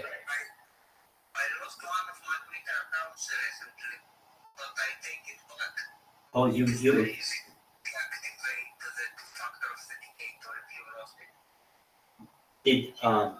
Wait, you didn't lose your account. You just lost access to it, right? Oh, yeah. That happens a lot. And you were able to get back in? It was pretty easy, but it took some days. I thought it will become instantly. Oh, yeah, it's a pain in the ass. So here's my plan, and it's kind of the same plan that I had for Twitter. What I was doing on Twitter was telling everybody, hey, everybody, go to my YouTube and check it out, which is fine. And people did. I'm going to just do the same thing on Kick. But Kick is a lot different because Kick is like already people who are involved in video. Twitter is like text people. They're not like that big into video, but Kick is.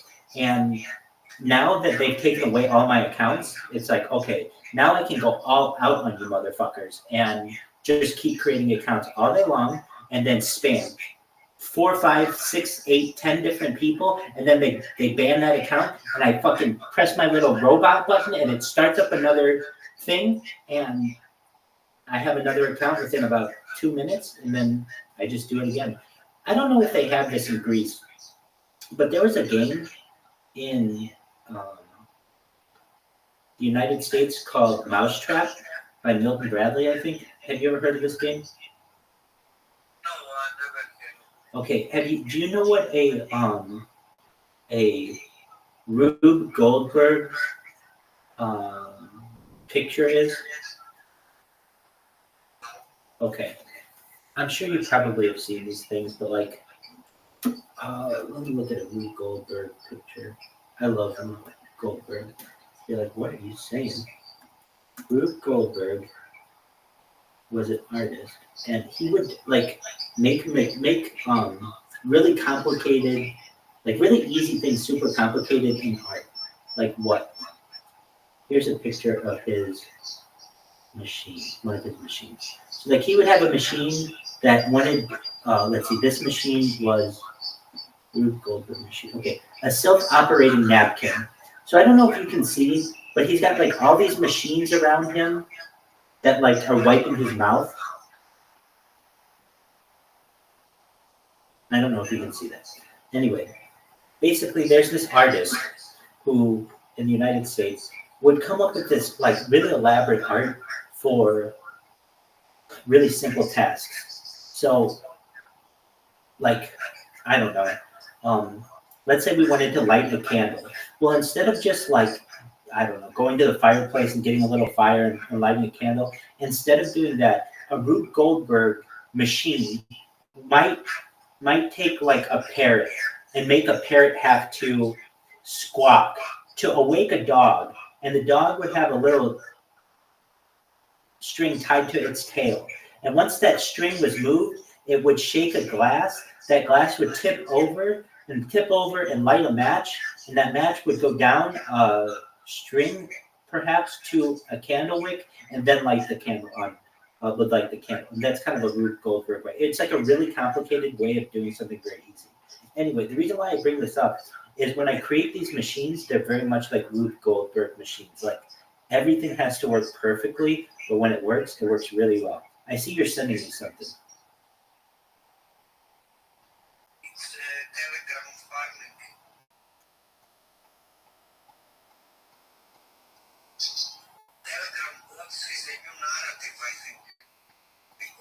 Some platforms that I searching for airdrop information easily, like the bank. I see there is a lot of hype growing around. They are free pieces, they are not something to deposit or something, they are completely free to drive people in the blockchain, in the Telegram blockchain.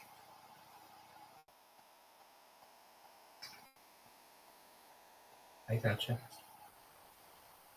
Well, I'm gonna. You should join my freelance in the hot mining HLF freelance, the prototype. Which one is that? It's the hot one, hot with fire. Hot with fire. Oh, I see. Is it near wallet? Yes, but it is built in the Telegram. You not you don't have something else. You do it. Something like a class in the Telegram. I see. So I have to create a wallet in the bot wallet, near wallet.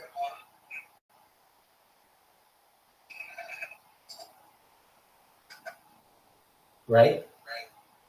I have to create an account for near wallet, right?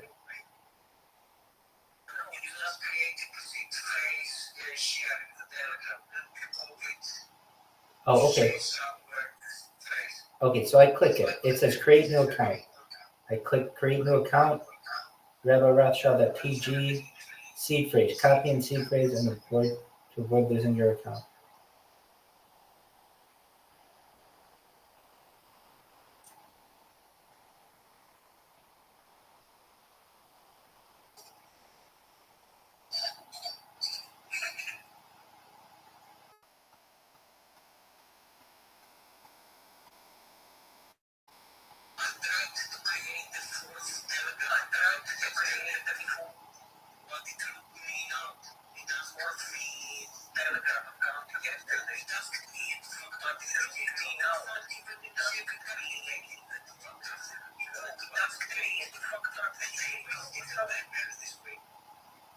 Oh yeah. So it does. Okay. What does it do?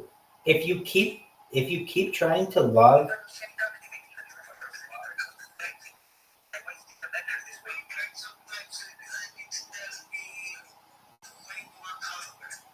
Okay. Okay. There's this app that I use. I know I told you it, but I think it would be. I can. I'm sorry. What did you say?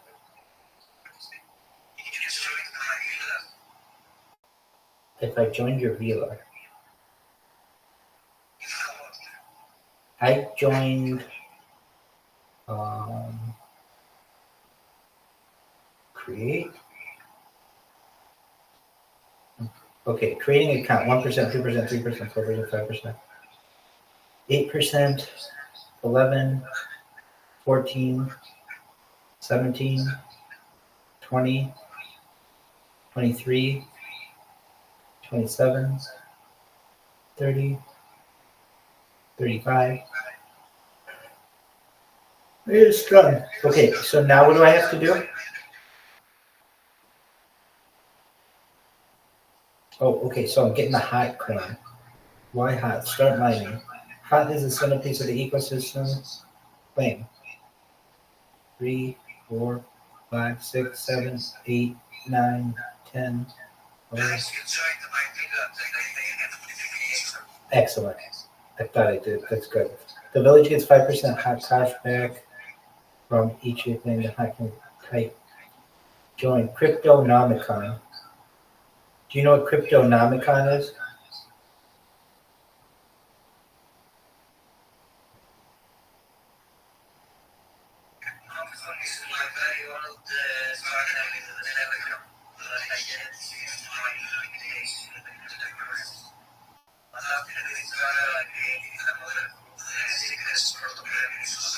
Hey, hold on a second.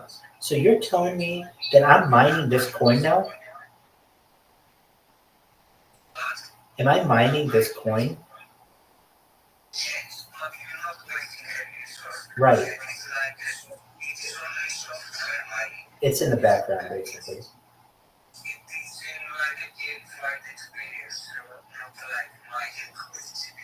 Right. Oh, this is amazing. Well, thank you so much.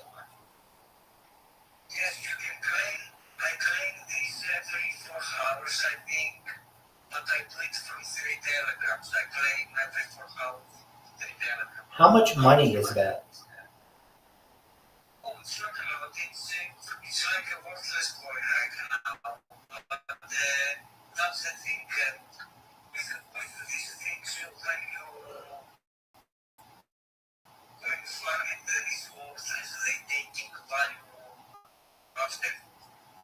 And you never know, one of these could turn out to be something big.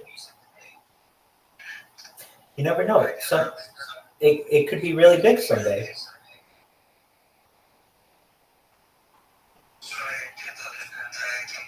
You're okay. The coin could be really big someday, so it could be really good.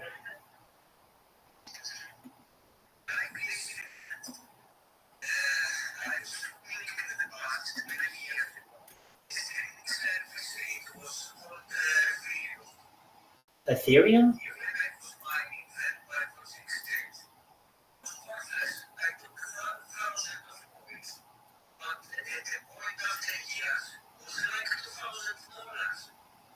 Oh wow.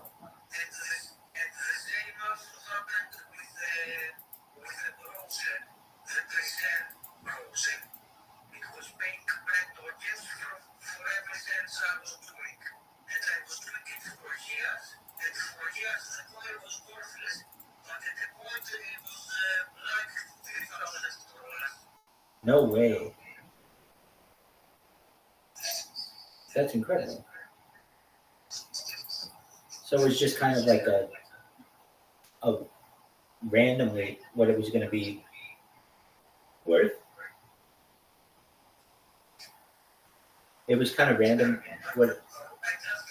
Because it is very easy to farm, I farm it. I see.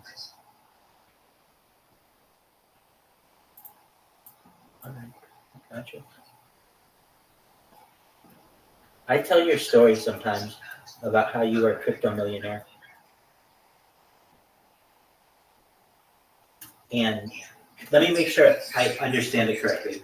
You basically did really well in some crypto, and you were a crypto millionaire on paper, but that doesn't mean anything in real life because it's like it was all invested.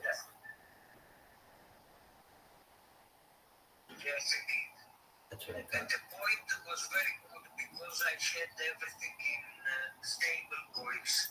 Right. And the currencies in the price of dollar. And I was earning big interest on it, like more than 10%, like 12%. And only by the interest I had, I was earning in a year very big money.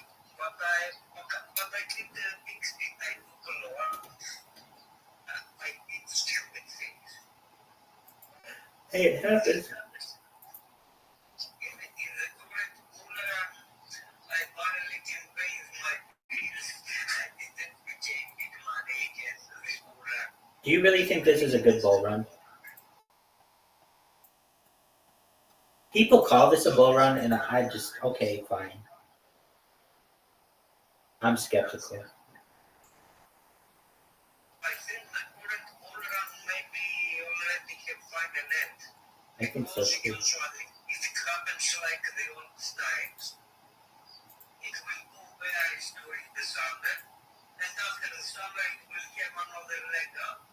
And this will be the end of the Right. if it plays like it played in the previous halvings. I'm in agreement with you. I also tend to think that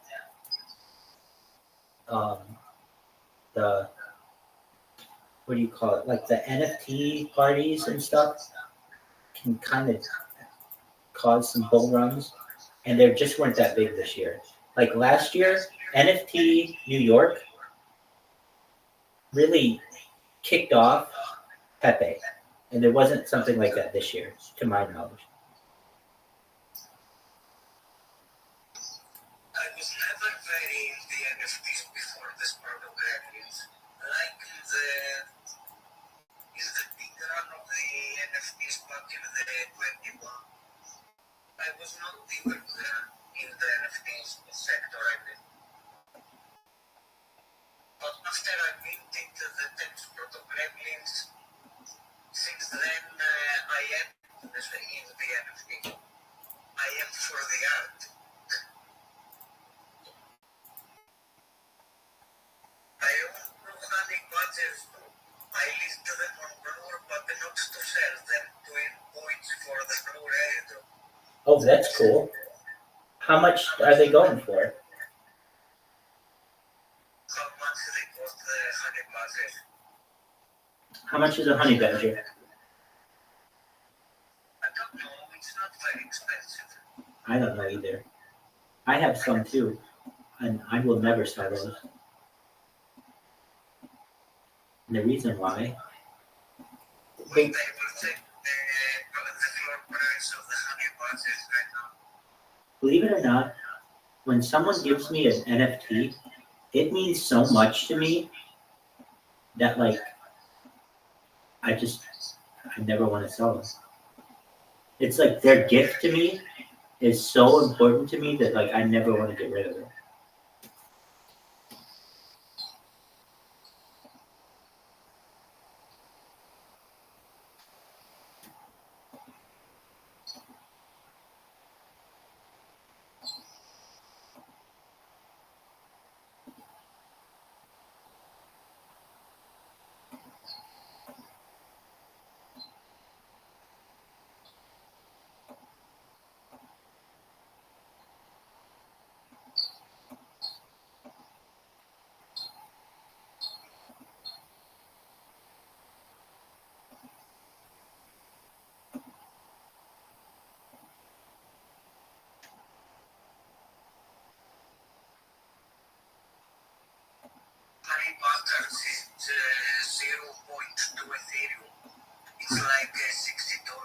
All right.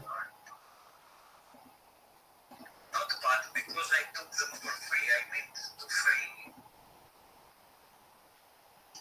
Then there you go. So you're telling me, let me make sure I understand this correctly. You minted 2 of these things for free. So if you wanted to, you could go on like OpenSea and sell both of them for like $60 each, maybe, right? Like OpenSea, I use Blue. Okay, you could use anything you want though, and sell them for $60, right? Yes. Wow. Okay.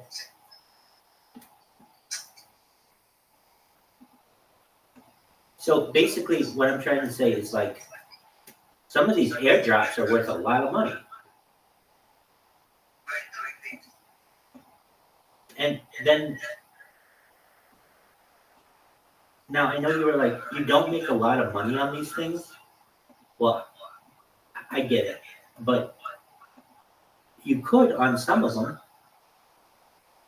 Like if you know that they're gonna have an airdrop of somebody's NFT, if you get your hands on those things, each one of those NFTs might be worth hundreds of dollars. One big mistake I did in this, it was when the snapshot for the Sport of Gremlins meet happened, I was not in sibling accounts so much. It was my style for that then. But if I had like 10 accounts with a small amount of Masonic technique, I would be able to mint 100 protos in my one wallet. I minted 10 proto gremlins. If I had 10 more wallets and 10 proto gremlins back in the outlet, it was very big money. How much is a Sproto Gremlin? The highest price of Proto Gremlin was above 2 Ethereum, I think. Oh wow. Now it's not even half Ethereum. It's like 0.3. When did they do the Sproto Gremlins? When did they do it?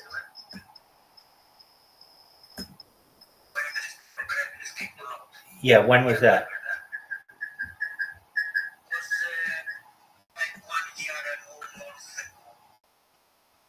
Okay. Before or after Harry Potter Obama Sonic 10 Eden was launched?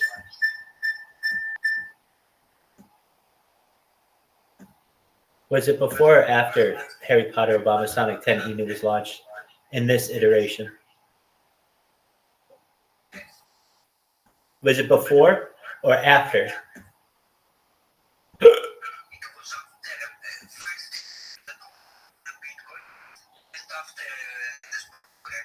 Okay, so it's probably been like 11 months for Sproto Gremlins, right? The coin's been around for 1 year in this iteration.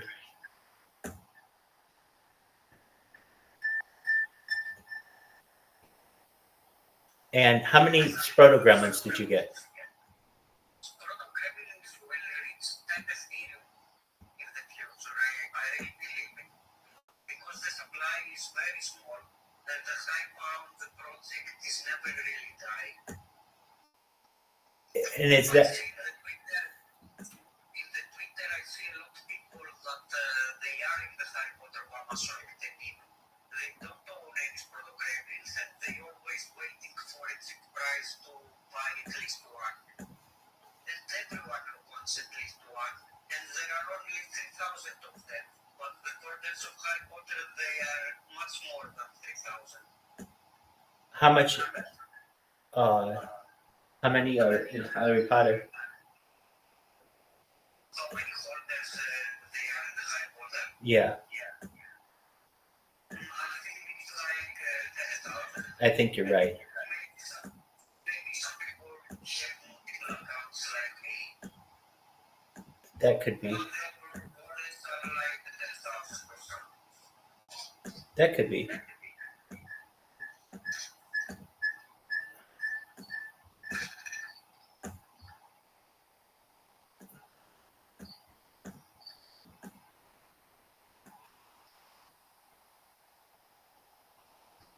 Do you live close to the Aegean or the Ionian or the Adriatic?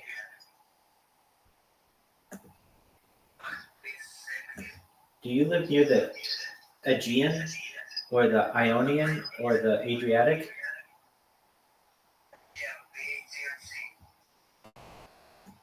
Very what?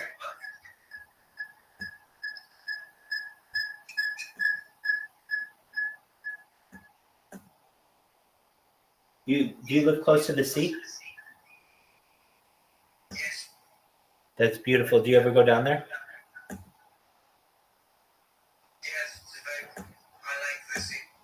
It's very calming. I don't like it in the summer because there are a lot of tourists. Oh, I imagine. Nowadays it's very calm. It's nice. Where are most tourists?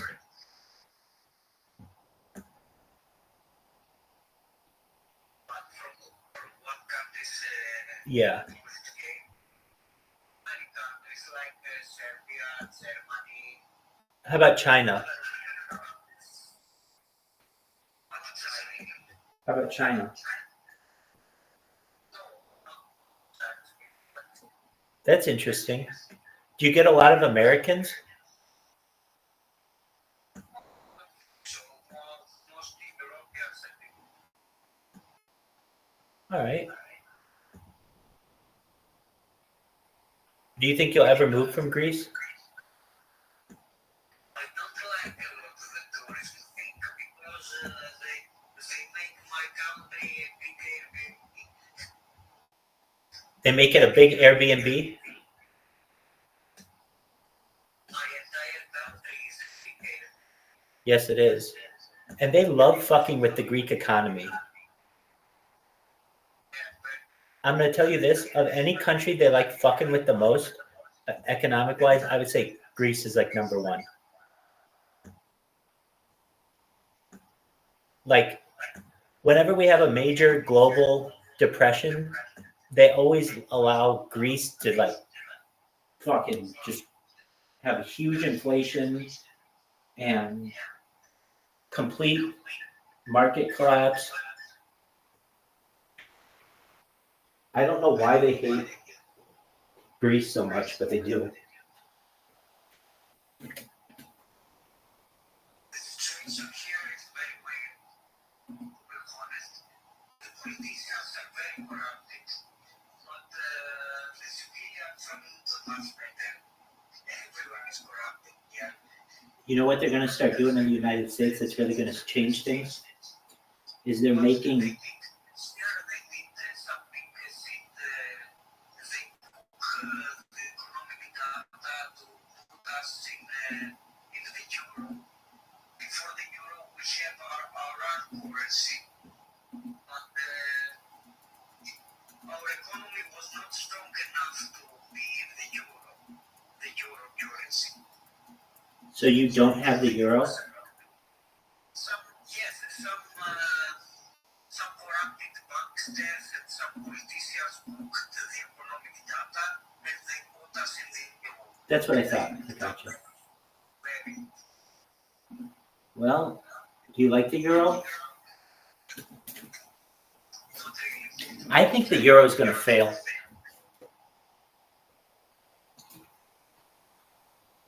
To be honest with you, it's never been that amazing. After the euro, we just haven't stopped